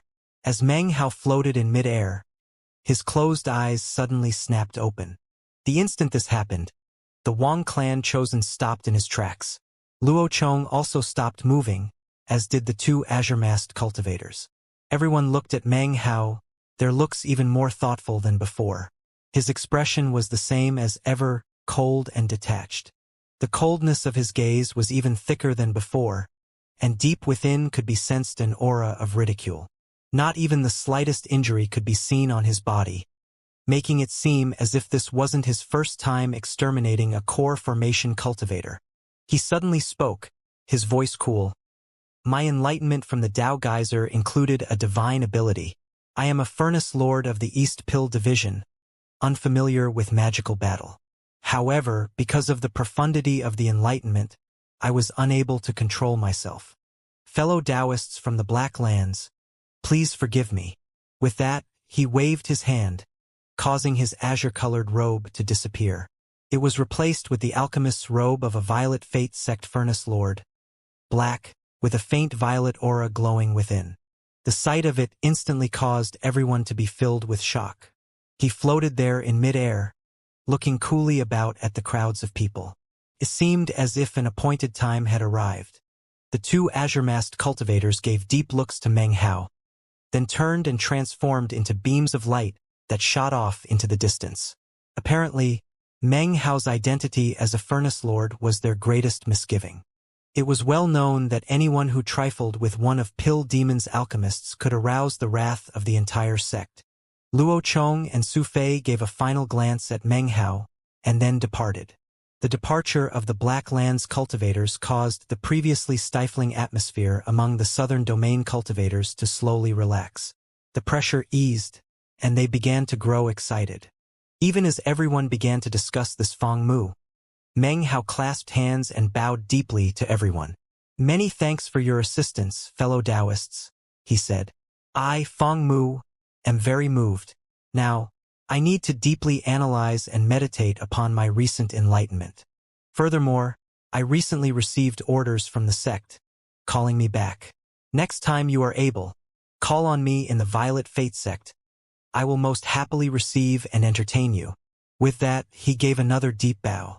Most of the surrounding cultivators understood that as a foundation establishment cultivator, it was an astonishing thing to have slain a core formation cultivator. Of course, the divine ability which had appeared was a projection of some magical item that no one had actually seen. Clearly, he had incredibly mysterious magical techniques and divine abilities at his disposal. The confidence instilled by this achievement in battle would give birth to an ever-present confidence. It would help in everything in the future, be it in terms of cultivation or magical techniques. As they digested his words, Meng Hao once again clasped hands to the Dao children of the various sects and clans, thanking them deeply for their assistance. Clearly having no intention of staying behind any longer, he turned into a beam of light that shot off into the distance. Wang Lihai and the others frowned as they watched Meng Hao disappear. They had no choice but to eventually just look away. Now, as before, there was no way for them to truly understand the level of Meng Hao's profundity. Because of the Violet Fate sect, it was impossible for them to make any rash moves. They could only sigh inwardly. Meng Hao flew away at top speed. After a day passed, his face was completely pale, and he coughed up a mouthful of blood. His aura was incredibly weak. Gritting his teeth, he found the mountain where he had just recently spent so much time in secluded meditation. He entered the Immortal's cave, coughing up more blood, and immediately sat down cross-legged. Popping a medicinal pill into his mouth, he waved his sleeve, sending out a vast amount of poison pills. They immediately turned into a mist which completely surrounded him. Meng Hao's face was pale as he sat cross-legged in the Immortal's cave. A few days later, he finally opened his eyes. They shone with a brilliant light. However, his brow remained furrowed for quite some time before finally relaxing. "I injured my soul," he murmured. He could sense a sinister coldness within him, an iciness which filled him through and through. In the cultivation of foundation establishment, the cultivation base is related to the Tao pillars. Spiritual sense is born, as well as the sea of perception and the cultivation soul. That soul would become the foundation for the future nascent soul. Right now, though, Meng Hao could faintly sense that his soul had been pulled out of place. A price paid for the use of the flag of 3 streamers. Such an injury would be difficult to recover from. An injury of the flesh would naturally recover through rest and recuperation, or through the use of medicinal pills.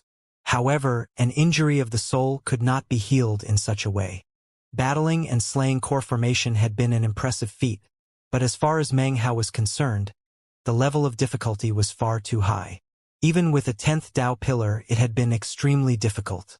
There was simply too great a difference between foundation establishment cultivators and core formation cultivators, especially those who had cultivated core chi.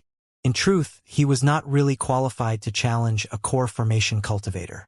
Even with a perfect foundation and 8 Tao pillars, his fight with the Azure Masked cultivator had been too challenging. He had used every trick he could think of just to hold his opponent off. It seemed as if he hadn't been defeated, but in truth, the power had existed to destroy him. If any more time had passed, then he would have been vanquished in spectacular fashion. Thankfully, his 9th Tao pillar had appeared, and then the situation changed for the better. Of course, that is what Meng Hao had been aiming for. The intense life or death struggle was what had caused the qi in his body to multiply, enabling him to break through the bottleneck and increase his cultivation base. The need for battle was what had prompted Meng Hao to attack in the first place. Without the 10th Tao pillar, and completing the great circle of the perfect foundation, he would have been incapable of killing the core formation cultivator. At best, he would have been able to fight a bit longer. Once the 10th Tao pillar appeared, however, the vast gap between foundation establishment and core formation, which was like that between heaven and earth, had been narrowed by perhaps half. That jump caused the battle prowess of his cultivation base to leap up, far exceeding that of foundation establishment, and approaching core formation. The fact was, even with power reaching halfway to core formation, the most he could do would be to tangle with a core formation cultivator. He would never be able to slay one. Similarly, although his opponent would occupy a superior position, they wouldn't find it easy to slay him. What had truly changed the tide had been the flag of 3 streamers, that precious treasure which resided inside the blood-colored mask. The treasure had existed for an indeterminable period of time within the Blood Immortal Legacy Zone. One of its streamers was sealed with the character G. Its power was clearly enough to shake heaven and earth, and the Blood Immortal of the ancient Doom clan had desired to use it to drink the blood of the G. Meng Hao remembered the meat jelly's shocked reaction upon first seeing the flag. Considering all of that, how could Meng Hao not realize how astounding it was? In reality, He did not have the requisite cultivation base to even touch the treasure, let alone employ its power. However, once his 10th Dao pillar appeared, he had been able to sense the parched call of the flag of 3 streamers.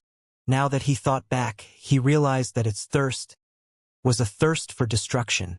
In fact, instead of saying that Meng Hao had employed the power of the flag of 3 streamers, it would be more accurate to say because of Meng Hao's new qualifications, the flag was able to borrow his hands and his power to appear once again in the sky.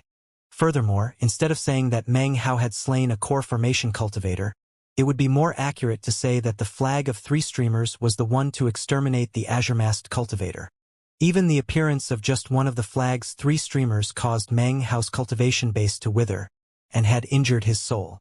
That moment in which he had hovered in mid-air, facing down the Black Lands cultivators and the crowds from the southern domain, everything about him had appeared normal. In reality, he had been extremely weak. Thanks to the transformation powers of the meat jelly, he had been able to force out the sensation of a powerful aura. No one had been able to sense even the slightest clue as to his true state. Considering that and their other misgivings, no one had dared to make a move against him. In addition, the flag of 3 streamers hadn't even fully appeared. It had only been a phantom image that appeared to be a divine ability. Therefore, most people had assumed that it was not a magical treasure, but some technique. Furthermore, no one had made a connection between him drying up the Dao geyser and the appearance of the flag. Upon waking up just now, he had spit up a glob of impure qi, and his eyes had begun to shine. His cultivation base was now recovered by 80 to 90%. Based on how fast it was going, it wouldn't be long before it was completely recovered. The injury to his soul, however, was impossible to deal with. He could only exercise caution and not cause any further injury. Injuring the soul is like sowing karma. If the day comes in which I can break into the nascent soul stage, then the karma will be reaped. Meng Hao sat there thoughtfully for a moment, then took a deep breath and slowly stood up. He walked out of the Immortal's cave to find that it was raining again. The murmuring rain carried with it the cold of autumn. Meng Hao stared off into the distance, his long azure robe fluttering in the rainy wind. Core formation. His eyes glittered. There was really no need to think of the difficulty of reaching the nascent soul stage. Suddenly, he thought of Wang Tingfei's Dao protector, the core formation cultivator Wang Shifan. All those years ago, a mere glance from him had nearly killed Meng Hao. As of now, Meng Hao was confident that if he faced him again, the man would be stunned. Lost in thought, Meng Hao recalled Grand Elder Ouyang and He Luohua from the Reliance sect. He also thought of the other core formation cultivators from the state of Zhao. Gradually, his eyes began to gleam. I have 10 Dao pillars and a perfect foundation. I can even battle the core formation stage. I may be cut off from the spiritual power of heaven and earth, but in return, I am the most powerful person in this stage. I must continue down this path. I have a perfect foundation. Next is a perfect gold core. The thought of it left him panting. As for the injury to my soul, that will just have to wait until later. He was no longer the youngster he had been when he began practicing cultivation, and now had much deeper comprehension of all that was involved with it. For example, he now knew that in the cultivation world of the southern domain, the core formation stage was divided into 3 levels. Violet as placed on top, beneath which were orange, crimson, and green. At the very bottom is mixed. Based on various methods, and the variety of latent talent, different cores could be formed. For instance, the Violet Fate sect's Violet Qi from the east was able to produce a violet core. As for other sects and clans, they naturally had their own secret magics that gave their chosen disciples a chance to produce a violet core. Different cores would produce different core qi. Of course, the higher the level of the core, the more likely it would be to produce core qi and sooner. Obviously, the core qi would be much more powerful as well. Generally speaking, among cultivators with a violet core, 90% would be able to cultivate core qi in the early core formation stage. For orange, crimson, and green cores, they were monochromatic cores, and would generally produce core qi during the mid-core formation stage. As for the 3 azure-masked Black Lands cultivators, they were obviously chosen, and had somehow been able to force the superior power of a violet core out of their orange cores. Regarding mixed cores, they contained a variety of colors and were the lowest of the entire stage. Of course, Meng Hao knew that when it came to the perfect core, it was gold. Just as there had been a perfect foundation pill, there was also a perfect gold core pill. After forming a violet core and then consuming the perfect gold core pill, he would have a high likelihood of rising to a gold core. When that happened, he would have to face tribulation lightning. Before, such things had been far away for Meng Hao, but now that he had 10 perfect Tao pillars and had completed the great circle of the perfect foundation, core formation was just around the corner. He looked thoughtfully out into the windy rain. Finally, he flicked his sleeve to gather together the poison mist from within the Immortal's cave. It collected into the palm of his hand, after which he placed it into his bag of holding. Then, his body flickered as he moved off into the distance. Several days later, Meng Hao hovered in mid-air, frowning. On his head, the meat jelly, transformed into a hat, was jabbering on and on. Bullies. 3 bullies. Meng Hao, you're picking on me. You've taken advantage of my feelings. You're taking advantage of my assistance. It had come out 2 days ago, relentlessly requesting bullies. However, out here in the western region of the southern domain, there were no cultivators. They'd all left after the disappearance of the Dao geyser. Meng Hao hadn't been able to find any new bullies. Therefore, the meat jelly was furious. How can you be so immoral, so wrong? It's unconscionable. My bullies. My 3 bullies. The more it talked, the more wronged it sounded. Meng Hao coughed lightly. His face was unsightly, but after all those years, especially after his time in the Violet Fate sect, he had gotten used to the meat jelly's frequent harassment. Therefore, he simply allowed it to chatter on endlessly. After 3 more days of garrulous talking, the meat jelly finally paused for a moment. Meng Hao cleared his throat and began to speak. Didn't you say once that the parrot can emerge from the copper mirror after I reach core formation? He had been waiting for 3 days to be able to ask this question. Correct, the meat jelly screeched. After reaching core formation, that damned, evil, shameless, low-down, despicable bastard will appear. I've been waiting for that day for a long time. In this life, I will definitely convert it. In a frenzy, the meat jelly began to chatter away ceaselessly. Now, instead of blabbering about bullies, it was talking about the mystical parrot. Meng Hao relaxed a bit. At long last, he had figured out a way to handle the meat jelly. All you had to do was keep giving it conversation topics. Usually, 1 or 2 topics later, it would forget about what it had been concerned about previously. Leading it back and forth in this way was the easiest method to deal with it. Meng Hao flew along as the meat jelly hat prattled. The buzzing went on for 7 days before it finally paused to rest for a moment. Before it could, Meng Hao said, "Who do you think is more incredible, you or that parrot?" It seemed Meng Hao's words had offended it, and it once again went crazy. Trembling, its fury rose to the heavens. Me, of course. Obviously it's grand, handsome, extraordinary, intelligent me. That shameless bastard of a bird is nothing but a bird. I'm gonna to convert it. I'm gonna knock him down. How is the Li clan patriarch doing lately? Meng Hao quickly asked. Has he been obedient? The meat jelly gaped for a moment. The Li clan patriarch? Damnation! Damnation! He hasn't been obedient at all recently. His immorality, his evil, is without limit. I have to go lecture him for a bit. It seemed to have suddenly realized how to give vent to all its anger. A bang sounded out as it disappeared in a puff of smoke into Meng Hao's bag of holding, and the mask, filled with ardor and sincerity. Meng Hao was finally able to breathe a long sigh of relief. At long last, some peace and quiet. He looked around. He didn't intend to immediately head back to the Violet Fate sect. Instead, he would visit some cultivator cities and find some pill auctions where he could earn some spirit stones. However, even as he was sizing up the surroundings and figuring out which direction he would travel in, his expression suddenly flickered.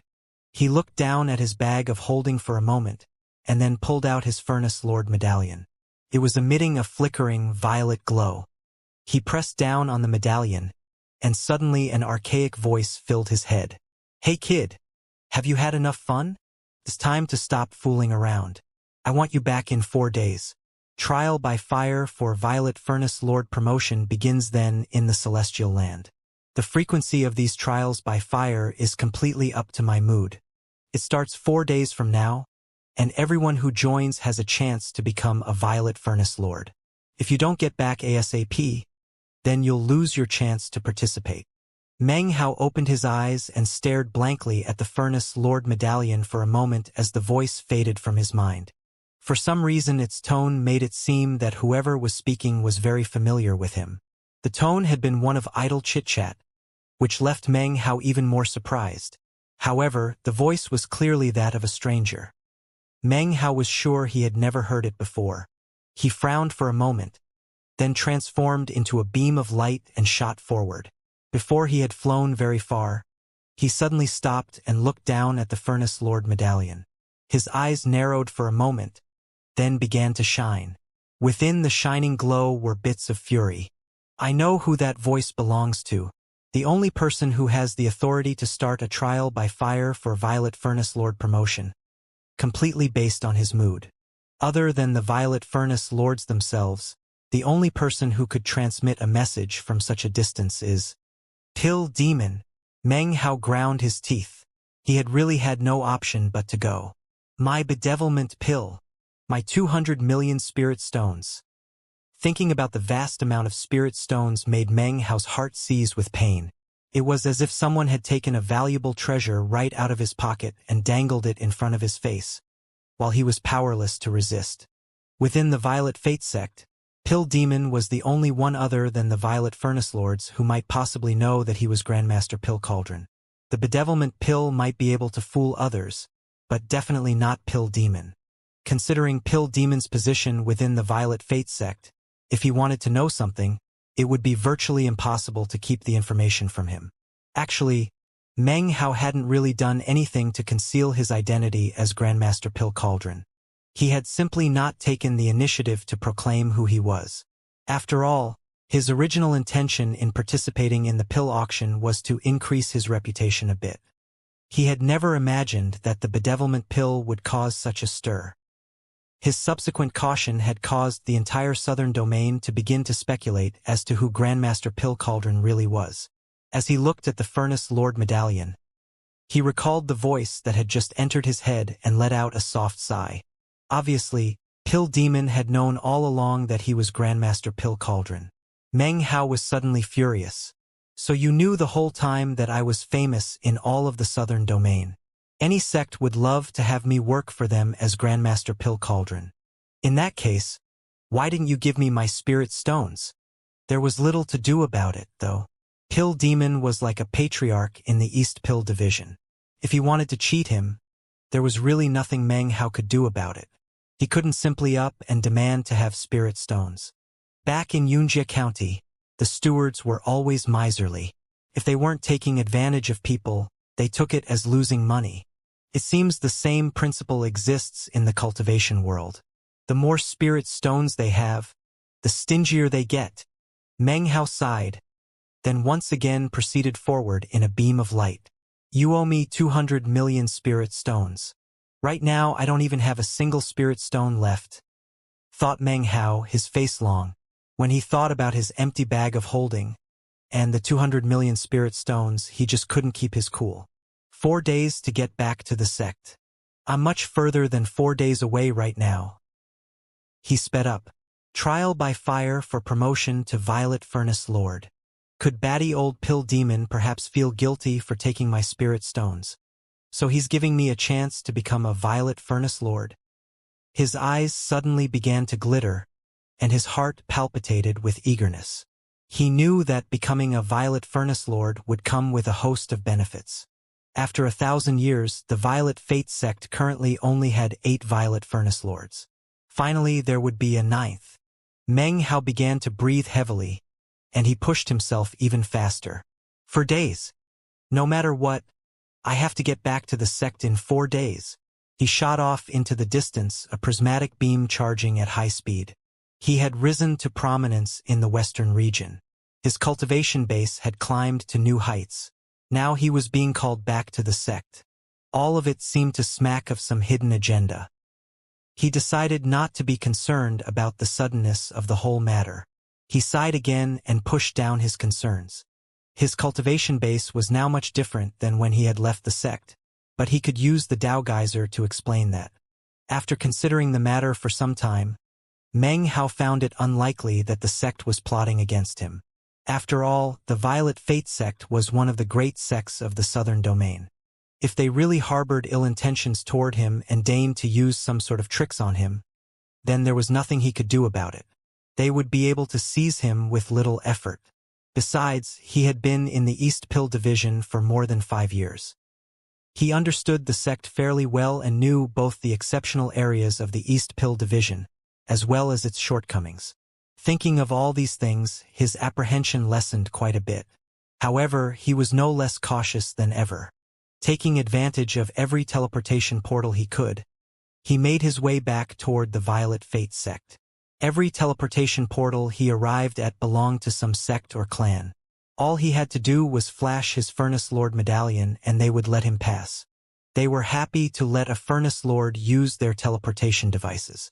For days passed in a flash. It was late in the night of the 3rd day, in the moment when dawn of the 4th day was about to break, that Meng Hao, windswept and covered in dust, arrived in the region of the Violet Fate sect.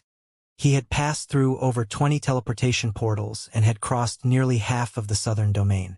Batty old pill demon.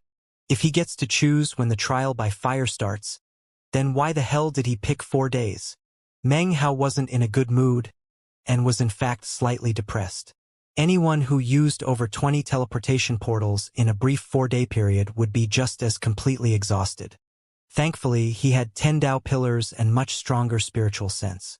With his previous cultivation base, being teleported so many times in such a short period of time would have left him painfully exhausted. Meng Hao would rather have spent the 4th day in meditation and rest, but had no time. The constant flying and use of teleportation portals wasn't without benefit, though. Because of the constant rotation of his cultivation base, his 10 Dao pillars were completely stable. He could now break through to core formation at any time. His breathing rough, Meng Hao shot through Violet Fate sect territory.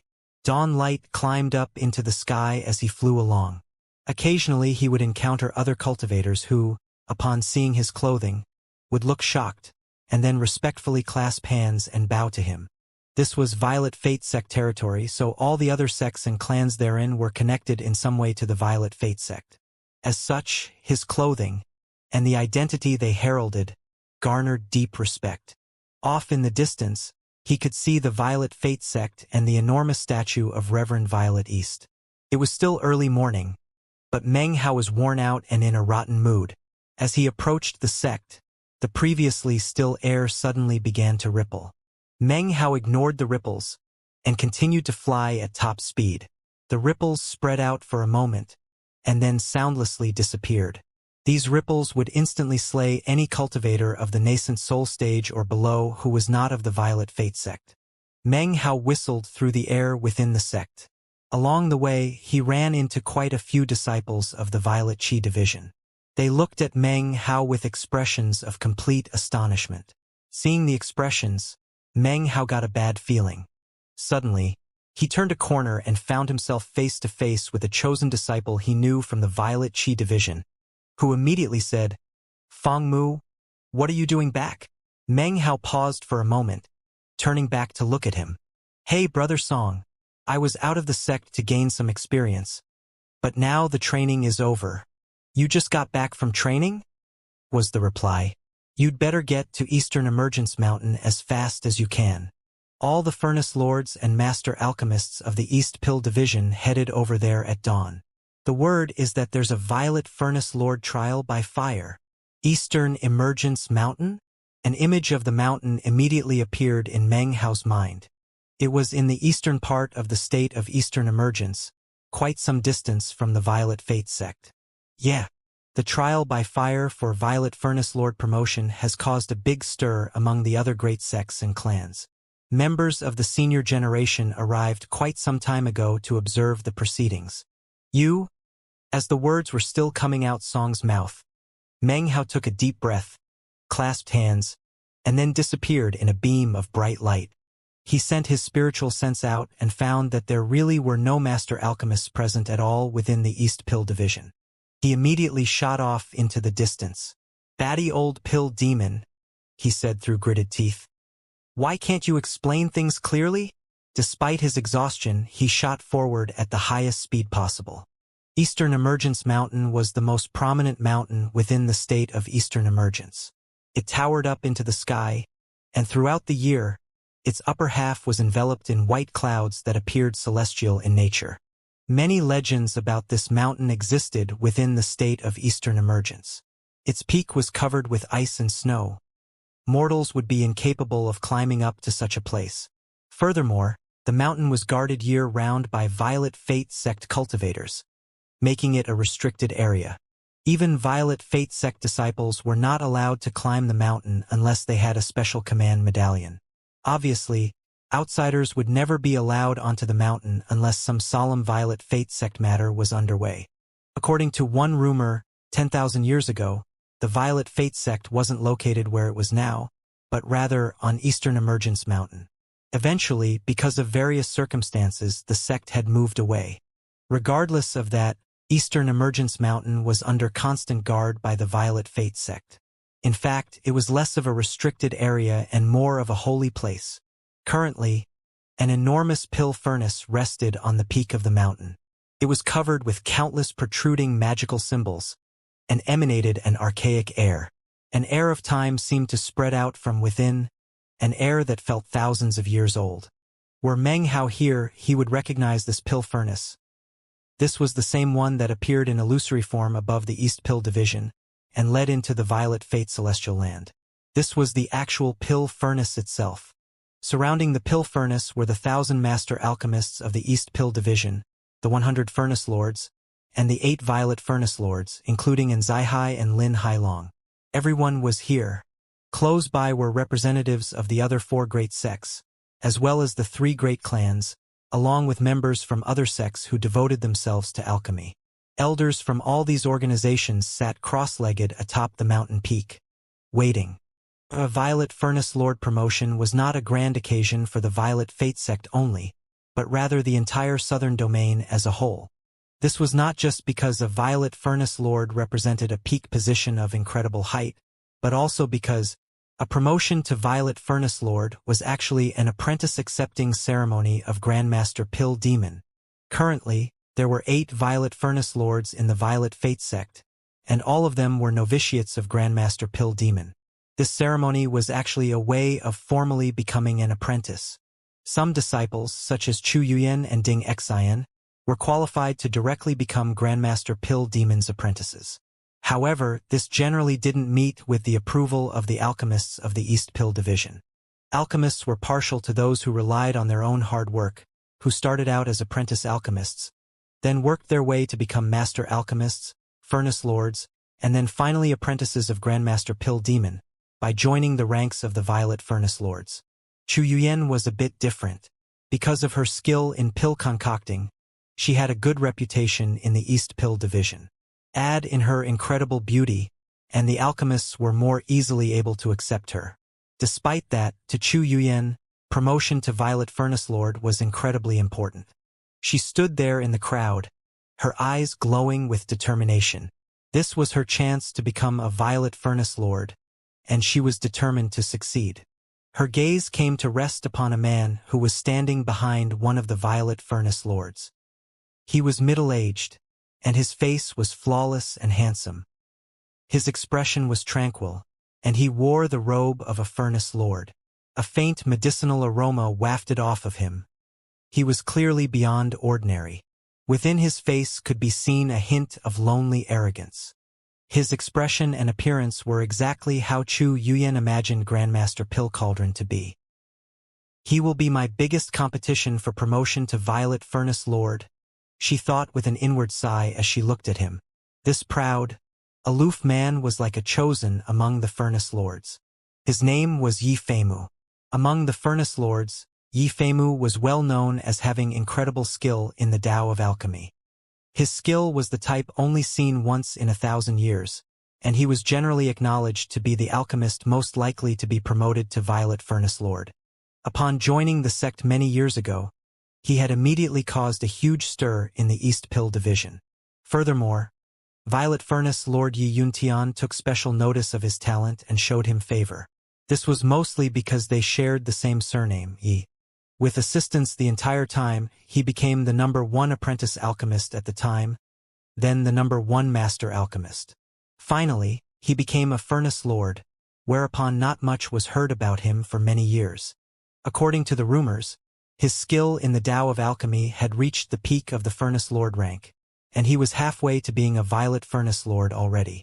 Even more stunning was that it wasn't just his Tao of alchemy that was so high.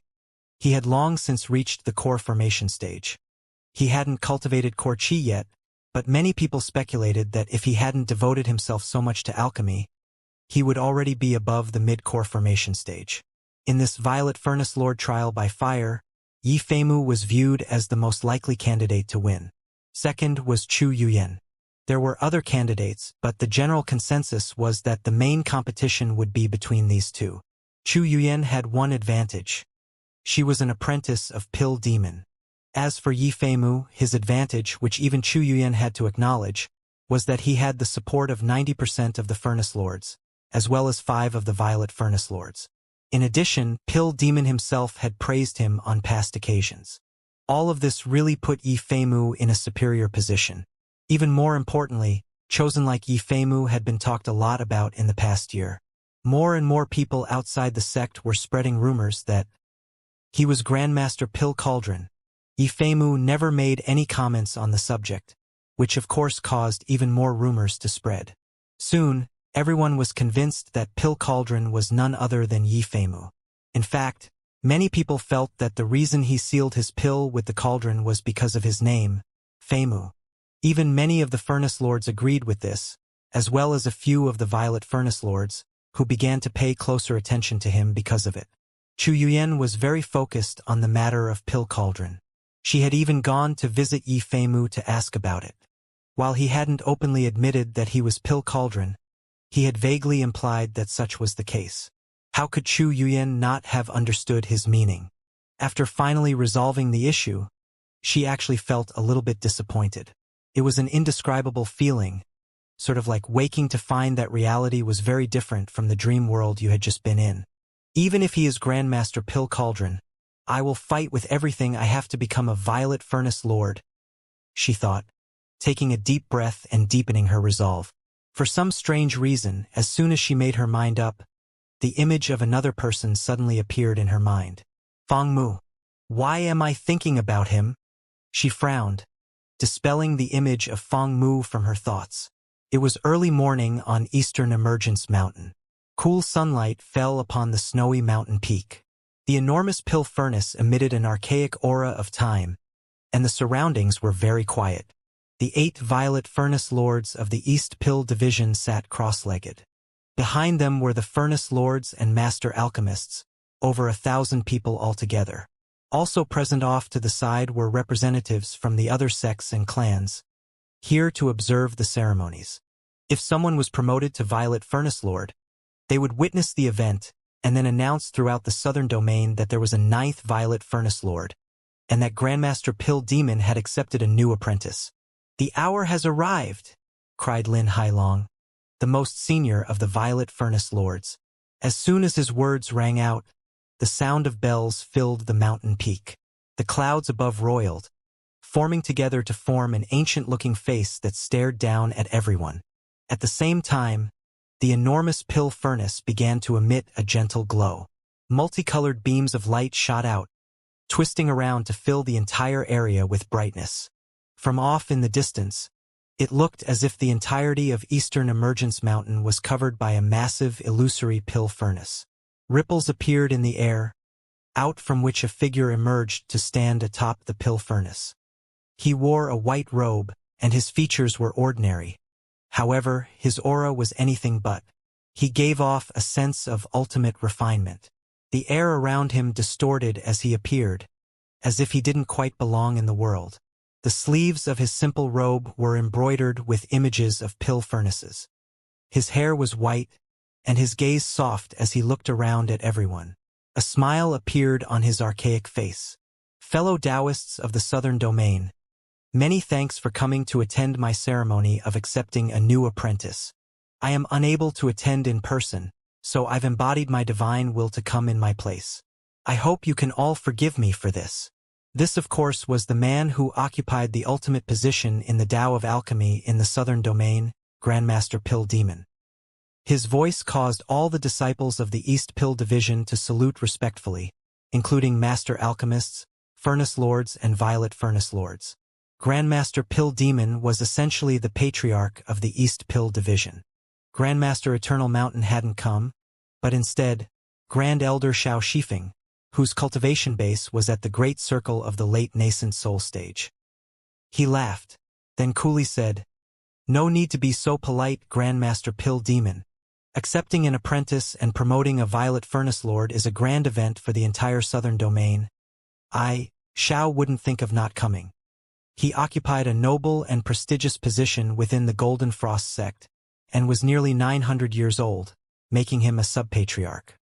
He was not yet 1,000 years old, and had not defied the heavens. If in the next 100 years he could break through to the spirit-severing stage, then he would truly become a patriarch. If not, then he would simply pass away in meditation and become one with the Tao. Next to him were 10 or more Golden Frost sect cultivators, including Fatty. Right now, Fatty looked extremely nervous, and didn't show the slightest hint of being lively or excited. In fact, he was acting unprecedentedly well-behaved. The person he feared the most in the entire Golden Frost sect was none other than Grand Elder Xiao.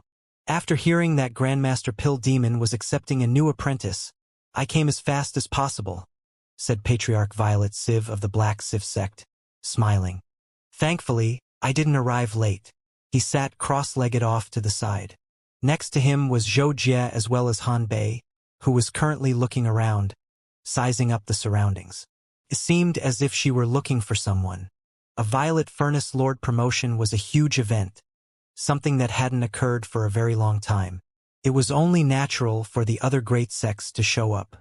Also present was Taoist Wu Shang, second of the Solitary Sword sect's 3 Sword Tao Lords, who sat cross-legged, surrounded by Solitary Sword sect disciples.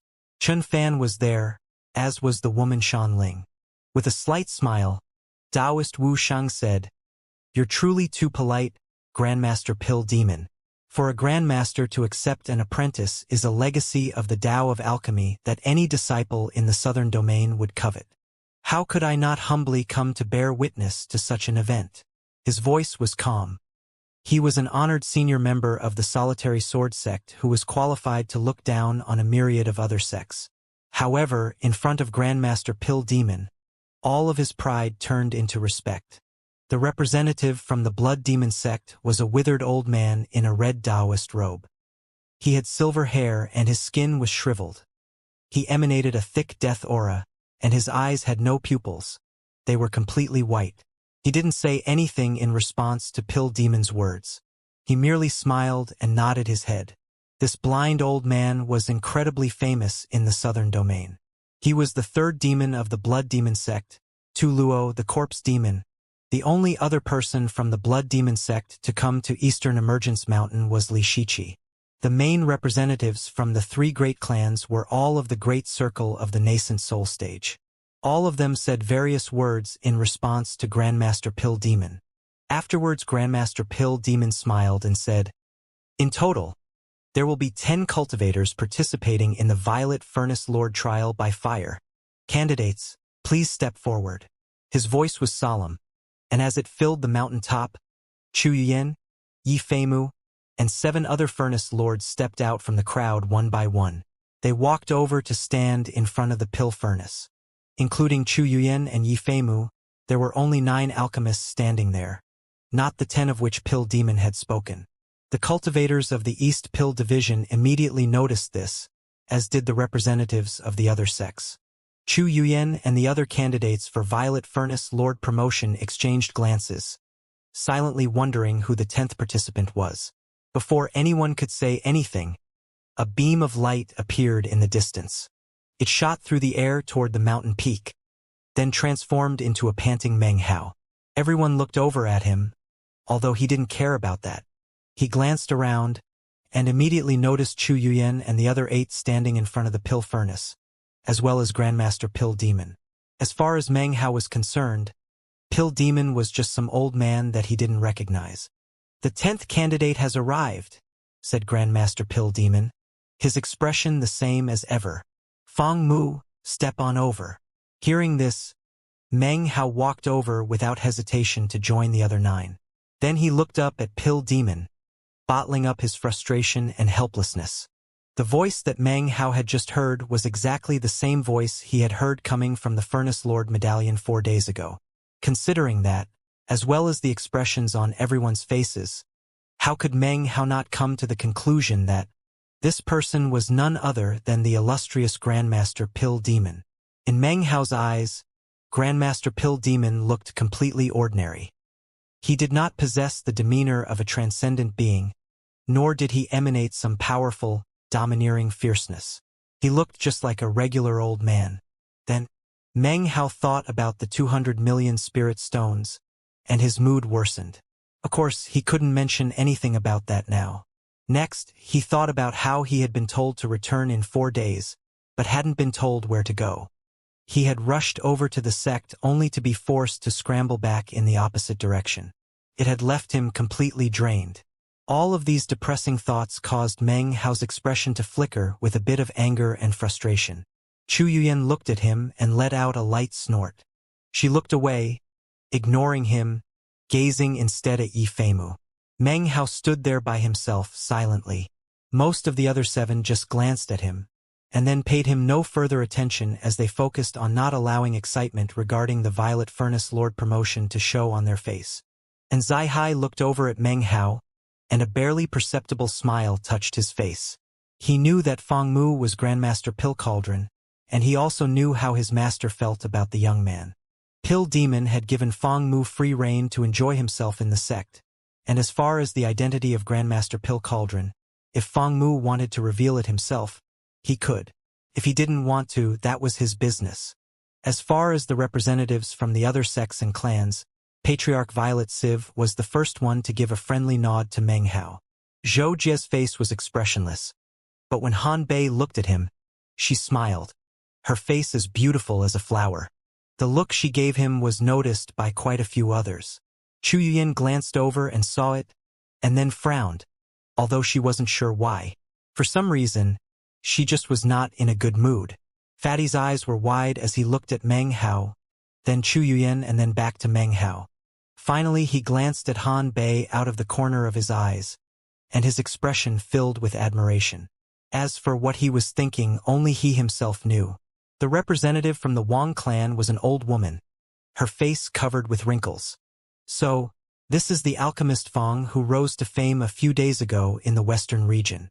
Behind the old woman, other Wang clan members sat cross-legged, including Wang Tingfei. His expression was somber, and the entire time, he hadn't even looked once at Chu Yuyan. She reacted to this with utmost calm, and not the least bit of negativity. It seemed as if she had placed the matters from previous years completely behind her. A hero at such a young age. Someone laughed from within the Song clan representatives. It was none other than eccentric Song, who sat far off toward the edge. He laughed again as he looked Meng Hao up and down, measuring him up. Sitting around him were a dozen or so members of the Song clan. Song Yunshu wasn't there, but Song Jia was. She, of course, was Meng Hao's fiancée, at least theoretically speaking. There she was sitting right next to eccentric Song. Meng Hao hadn't seen her for years now. She was slim and graceful, with an elegant expression on her face. She was beautiful, like an orchid in full bloom. However, there was a slight furrow in her brow caused by years of gloomy thoughts. It made her entire person seem like an orchid, but a dark one.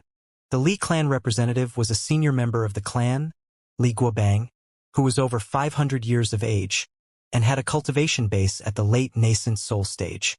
He was incredibly powerful and influential within the Li clan. Congratulations, Grandmaster Pill Demon. Your Violet Fate sect really has produced some amazing disciples. Sitting next to Li Guobang amidst the other Li clan disciples was Li Daoi, who frowned as he looked over at Meng Hao. Grandmaster Pill Demon smiled, but didn't respond to any of the comments.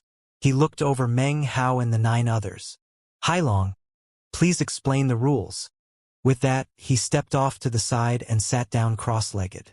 Lin Hailong, the most senior ranking of the Violet Furnace Lords, hastily stood up. He clasped hands and bowed to Grandmaster Pill Demon, then turned toward Meng Hao and the others. Violet Furnace Lord promotion is about more than just collecting medicinal plants, concocting pills, memorizing formulas, testing the cultivation base, and gauging the Tao of alchemy.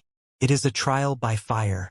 I myself have experienced this trial by fire, as have all of the other Violet Furnace Lords you see here today. Only by rising above your peers can you achieve the rank of Violet Furnace Lord. However, since ancient times, the East Pill Division of the Violet Fate Sect has held a Violet Furnace Lord test 79 times. Down to this day, only 17 of those tests resulted in a successful promotion. In other words, in the other 62 tests, all the candidates failed, unable to make the furnace turn violet. Therefore, despite being qualified to participate in this trial by fire, there is a 70% possibility that you will fail. A serious look was written on his face as he slowly looked over Meng Hao and the others, one by one. Meng Hao's face was placid. He was physically tired, but also excited. He had previously read that throughout the history of the Violet Fate Sect, there had only been 17 alchemists promoted to Violet Furnace Lord. 2 of them ended up forsaking the sect, one of whom was Eternal Mountain. The other was surnamed Lu.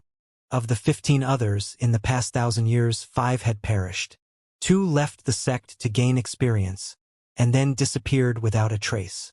Grandmaster Pill Demon had personally searched for them, but hadn't been able to turn up a single clue. The only thing he was certain of was that they weren't dead. For some reason, though, they had disappeared from the southern domain. Lin Hailong continued, "Even if you fail, you will be able to seize good fortune within the test. During the Violet Furnace Lord trial by fire, your life will not be in any danger. But you may only participate in this test once in your life. If you fail, you will never get a second chance.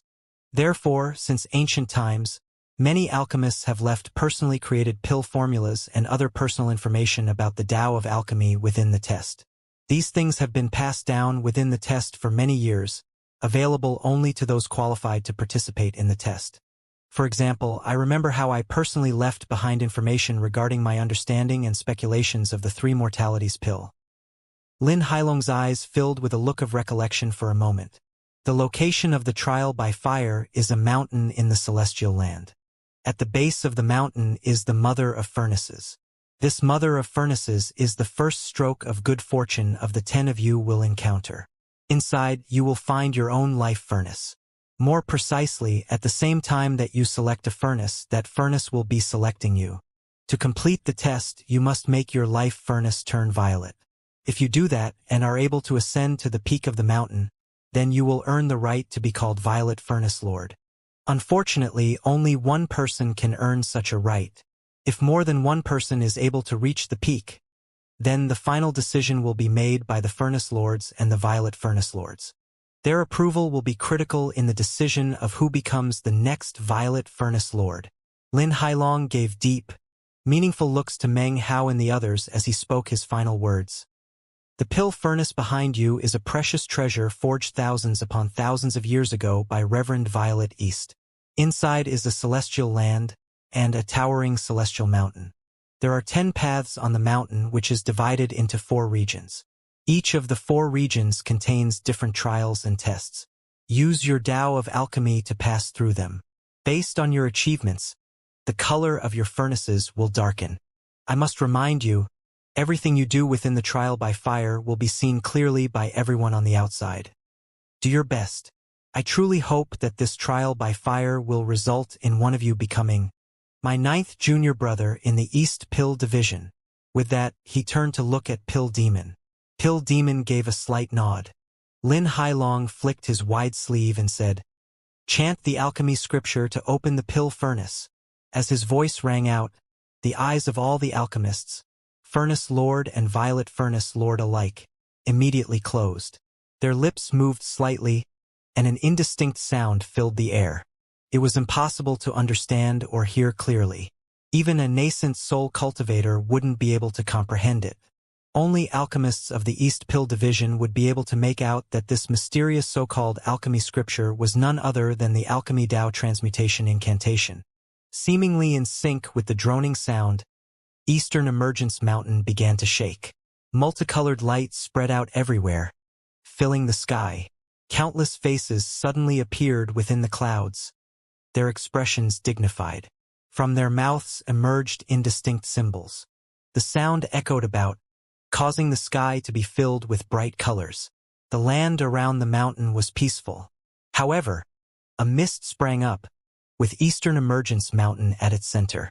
It roiled out rapidly, quickly covering the entire state of Eastern Emergence.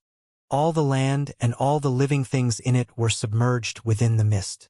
As the mist spread out, Violet Chi Division disciples flew out in all directions to keep guard and maintain peace. Up in the sky, colorful lights danced about, beneath which, clouds and mist covered the land like a sea. Eastern Emergence Mountain rose up from it like an island, towering up. Far off in the distance, the enormous statue of Reverend Violet East also towered up above the sea of clouds, looking not like a mountain, but an enormous giant watching over the land. The pill furnace is opened. Enter, cried Lin Hailong, the pill furnace emitting buzzing sounds. In the blink of an eye, its side began to ripple and grow transparent. It looked almost like a waterfall. Yifeimu took a deep breath, and then stepped into the pill furnace, the first one to do so. He disappeared into the rippling water, followed by Chu Yuyen, whose eyes radiated determination. Meng Hao looked back at Grandmaster Pill Demon, who sat there cross-legged, his eyes closed. Without a word, and without the slightest hesitation, he entered the waterfall. Coldness filled his body, and it began to grow transparent. He disappeared. The other 7 candidates entered as well, vanishing immediately. Although it might seem like these 7 were people of little note, in reality, to be qualified to participate in the trial by fire showed how extraordinary they were. Such qualifications meant that they were inherently famous, the best of the best in terms of both personality and the Tao of alchemy. Violet Fate Celestial Land, the holiest place in the sect. There were many legends regarding this particular celestial land. All of them, however, had something to do with the almighty Reverend Violet East, who had founded the sect tens of thousands of years ago. Many years after the sect's founding, this celestial land gradually came to be the location where the Violet Fate sect grew its medicinal herbs. Eventually more types of medicinal plants came to grow there than in the entire rest of the southern domain put together. That was the location of the East Pill Division's Tao Reserve. Within the Violet Fate Celestial Land, at the far end of the limitless stretches of medicinal plant fields, was a mountain so tall it seemed to have no top. This mountain, which could be seen from an incredible distance, was known as Violet East Mountain. According to one legend, in his later years, Reverend Violet East sat atop this mountain and slowly passed away in meditation. Afterward it became a place of pilgrimage. At the foot of the mountain was an enormous pill furnace glowing with a 7-colored light. It looked exactly the same as the furnace on top of Eastern Emergence Mountain, except somehow more real. It emanated an archaic aura. Suddenly, the air at the foot of the mountain began to ripple like liquid. Multiple figures emerged, and when the ripples faded away, Meng Hao, Chu Yuyen, Yi Feimu and the others were all there. In front of them was the shockingly high mountain. Starting at the foot of the mountain, 10 small paths zigzagged up toward the top. Each path began there and then took different routes to the top. As to which path to select, that would be based on the feeling each candidate got from the paths. In any case, it was easy to see that there was little difference in the difficulty of traversing the various paths. Meng Hao looked up toward the peak of the imposing mountain. Its higher regions were blurry, and it was actually impossible to see the peak itself. Nor was it actually possible to even estimate how tall the mountain was. Meng Hao wasn't the only one looking up at it.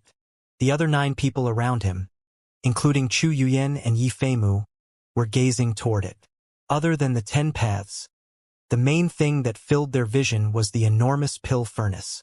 After some time passed, Yi Feimu's eyes glittered with determination. He turned to glance over at the others. His gaze did not come to rest upon any of them. His supercilious expression seemed to say that he knew he would become a violet furnace lord, and that none of the other candidates were able to match up to him. His pride and dignity seemed to fill him with 100% confidence that this title of Violet Furnace Lord belonged only to him. He shot toward the pill furnace and sat down cross-legged in the spot directly east of it. Chu Yuyan looked at him and took a deep breath. Her eyes also filled with the glow of determination. You might be Grandmaster Pill Cauldron, who I admire so much, but now the time has come for me to go up against you. Closing her eyes, she sat down next to the pill furnace. After her, Meng Hao and the others approached and selected various positions to sit down. The first phase of the competition had begun. It was time for the candidates to acquire their life furnaces. Meng Hao had no clue how to actually get the furnace. However, as soon as the 10 of them sat down cross-legged around the 7-colored pill furnace, the glow around it began to flicker, and then suddenly shot out toward the candidates. A tremor ran through Meng Hao's body, and he suddenly sensed something calling to him, murmuring within his mind. He reached out to touch it with spiritual sense, and suddenly his mind reeled, and he felt as if he had lost contact with his body. He could no longer see the mountain or the celestial land. Instead, a strange world stretched out in front of his eyes. It was boundless and filled with curling mists. A 6-colored glow was everywhere. A glow that was missing the color violet, pierced through the mists, shining everywhere. Meng Hao looked at everything mutely. He couldn't feel his body, but he was somehow there. He suddenly realized that by concentrating, he could move. His body was not here in this world, only his will. The world sped by in front of him as he shot through the mists. As he moved, occasional beams of bright light would shoot past him. It seemed like this place had no end. Everything was a blur. Inside the celestial land, beneath the mountain, next to the pill furnace, Meng Hao sat there cross-legged. His expression seemed to be constantly changing, as if he were lost in a dream. All of the others around him looked exactly the same. Their expressions seemed to flicker with surprise, confusion, and thoughtfulness. Meanwhile, outside of the Violet Fate celestial land, atop Eastern Emergence Mountain, 10 glowing, richly colored screens suddenly blossomed up out of the pill furnace. Images gradually became clear on the screens, depicting each of the people within the trial by fire. As they sat there cross-legged, their expressions were clearly visible to all of the alchemists of the East Pill Division who sat on the mountaintop, as well as the representatives from the other sects and clans who had come to observe the proceedings. Each and every action of the 10 within the celestial land was clearly visible to everyone. The mountaintop was peaceful, and everyone seemed to be dividing their attention between the 10 various screens. Lin Hailong looked at them and murmured to himself, "Every Violet Furnace Lord trial by fire requires the candidates to proceed through 4 regions and face 4 tests. However, before facing the tests, they must acquire their personal life furnaces. The life furnace is the key. The type of furnace acquired will depend completely on the good fortune of the alchemist." Meng Hao lost track of time as he proceeded on through the endless emptiness. All he could see was mist and the 6-colored glow. There was nothing else. After a very long time had passed, Meng Hao was starting to feel tired. Suddenly, a violet glow flickered up ahead of him. Meng Hao peered forward. His attention was seized by this violet glow that suddenly appeared in a world which lacked violet. The violet glow didn't move, but just sat there, flickering. Suddenly, a pill furnace became visible within the glow, about the size of an infant's fist. Magical symbols circulated around the pill furnace, which emanated a violet light. Just as Meng Hao's will moved forward to touch the pill furnace, it suddenly shot backward, streaming magical symbols. Before Meng Hao could get any closer, it sped off into the distance. Meng Hao muttered to himself for a moment, then proceeded forward. Not much time passed before he caught sight of another violet glow, within which was another pill furnace. It looked a bit different than the other one as it had 3 legs. However, as Meng Hao approached, it too disappeared off into the distance. So, Meng Hao thought to himself, I have to select a furnace, and the furnace has to select me. He decided to stop moving, and instead calmed himself and settled his will. I'll use my Tao of alchemy to communicate with this world created by the mother of furnaces. I will search the emptiness for the life furnace that is fated to belong to me. With that, he figuratively closed his eyes. Time passed a very, very long time. Meng Hao gradually grew calmer. Soon, within his mind, he saw 9 spheres of will. These 9 spheres were the other candidates within the trial by fire. He could sense them, and they, in turn, could sense him. It was a strange feeling. They couldn't see each other, but they could feel each other. Meng Hao and the other 9 relied on their Tao of alchemy to sense this world, and to attempt to draw out their own personal life furnace. Gradually, Meng Hao could see one beam of glowing light after another appearing around the other 9 people. Chu Yuyan had attracted 7 or 8 pill furnaces of various colors. As for Yi Feimu, he had dozens spinning around him. All of them seemed to desire to be selected by him. The other people had 2 or 3 at the minimum. Meng Hao was the only person who only had 1 pill furnace in front of him. His heart sank momentarily before he calmed himself. In my Tao of alchemy, he thought, my body is the pill furnace and my heart is the pill formula. Few people can conform to this philosophy, therefore, it is difficult for me to attract a suitable life furnace. He began to murmur, sending his will out in all directions. Pill furnaces, if you follow me, you will reach the pinnacle. Come with me, and become eternal. Suddenly an almost countless number of glowing lights appeared throughout the nothingness of the world. More than 10,000 of them flickered in all corners of the world. The pill furnaces trembled, as if they were reacting to Meng Hao's voice. In my Tao of alchemy, my body is the furnace and my heart is the formula. I will refine all the myriads of things in nature. I will refine the transformations of the sun and moon. Such a refining requires a furnace, my life furnace. Follow me for a life of transformation. His will surged out, growing stronger, increasing the number of pill furnaces that reacted to him to over 100,000. Half among them began to quiver violently, seemingly excited, and yet hesitating. I vow that whichever pill furnace follows me will never be destroyed. It will never shatter. His will echoed out, growing even stronger. Among the 50,000 trembling pill furnaces, 10,000 of them began to emit droning noises. I vow that whichever pill furnace follows me will concoct medicinal pills of the stars, and will give birth to pill spirit. This is my personal vow. His will soared, and in that instant, within the 10,000 pill furnaces, 1,000 began to drone even louder, and emit even brighter, glittering auras. I vow that whichever pill furnace belongs to me, when I achieve my Tao, it will incarnate a body. His will thundered out.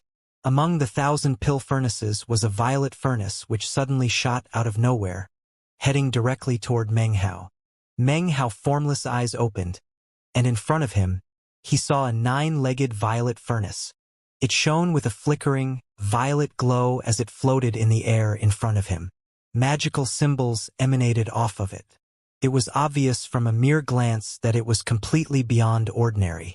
This is the life furnace which belongs to me, selected from within the void.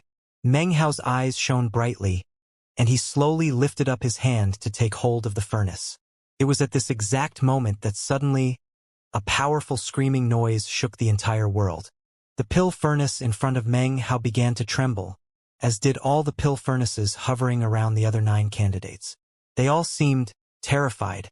Something violent and shocking was about to happen.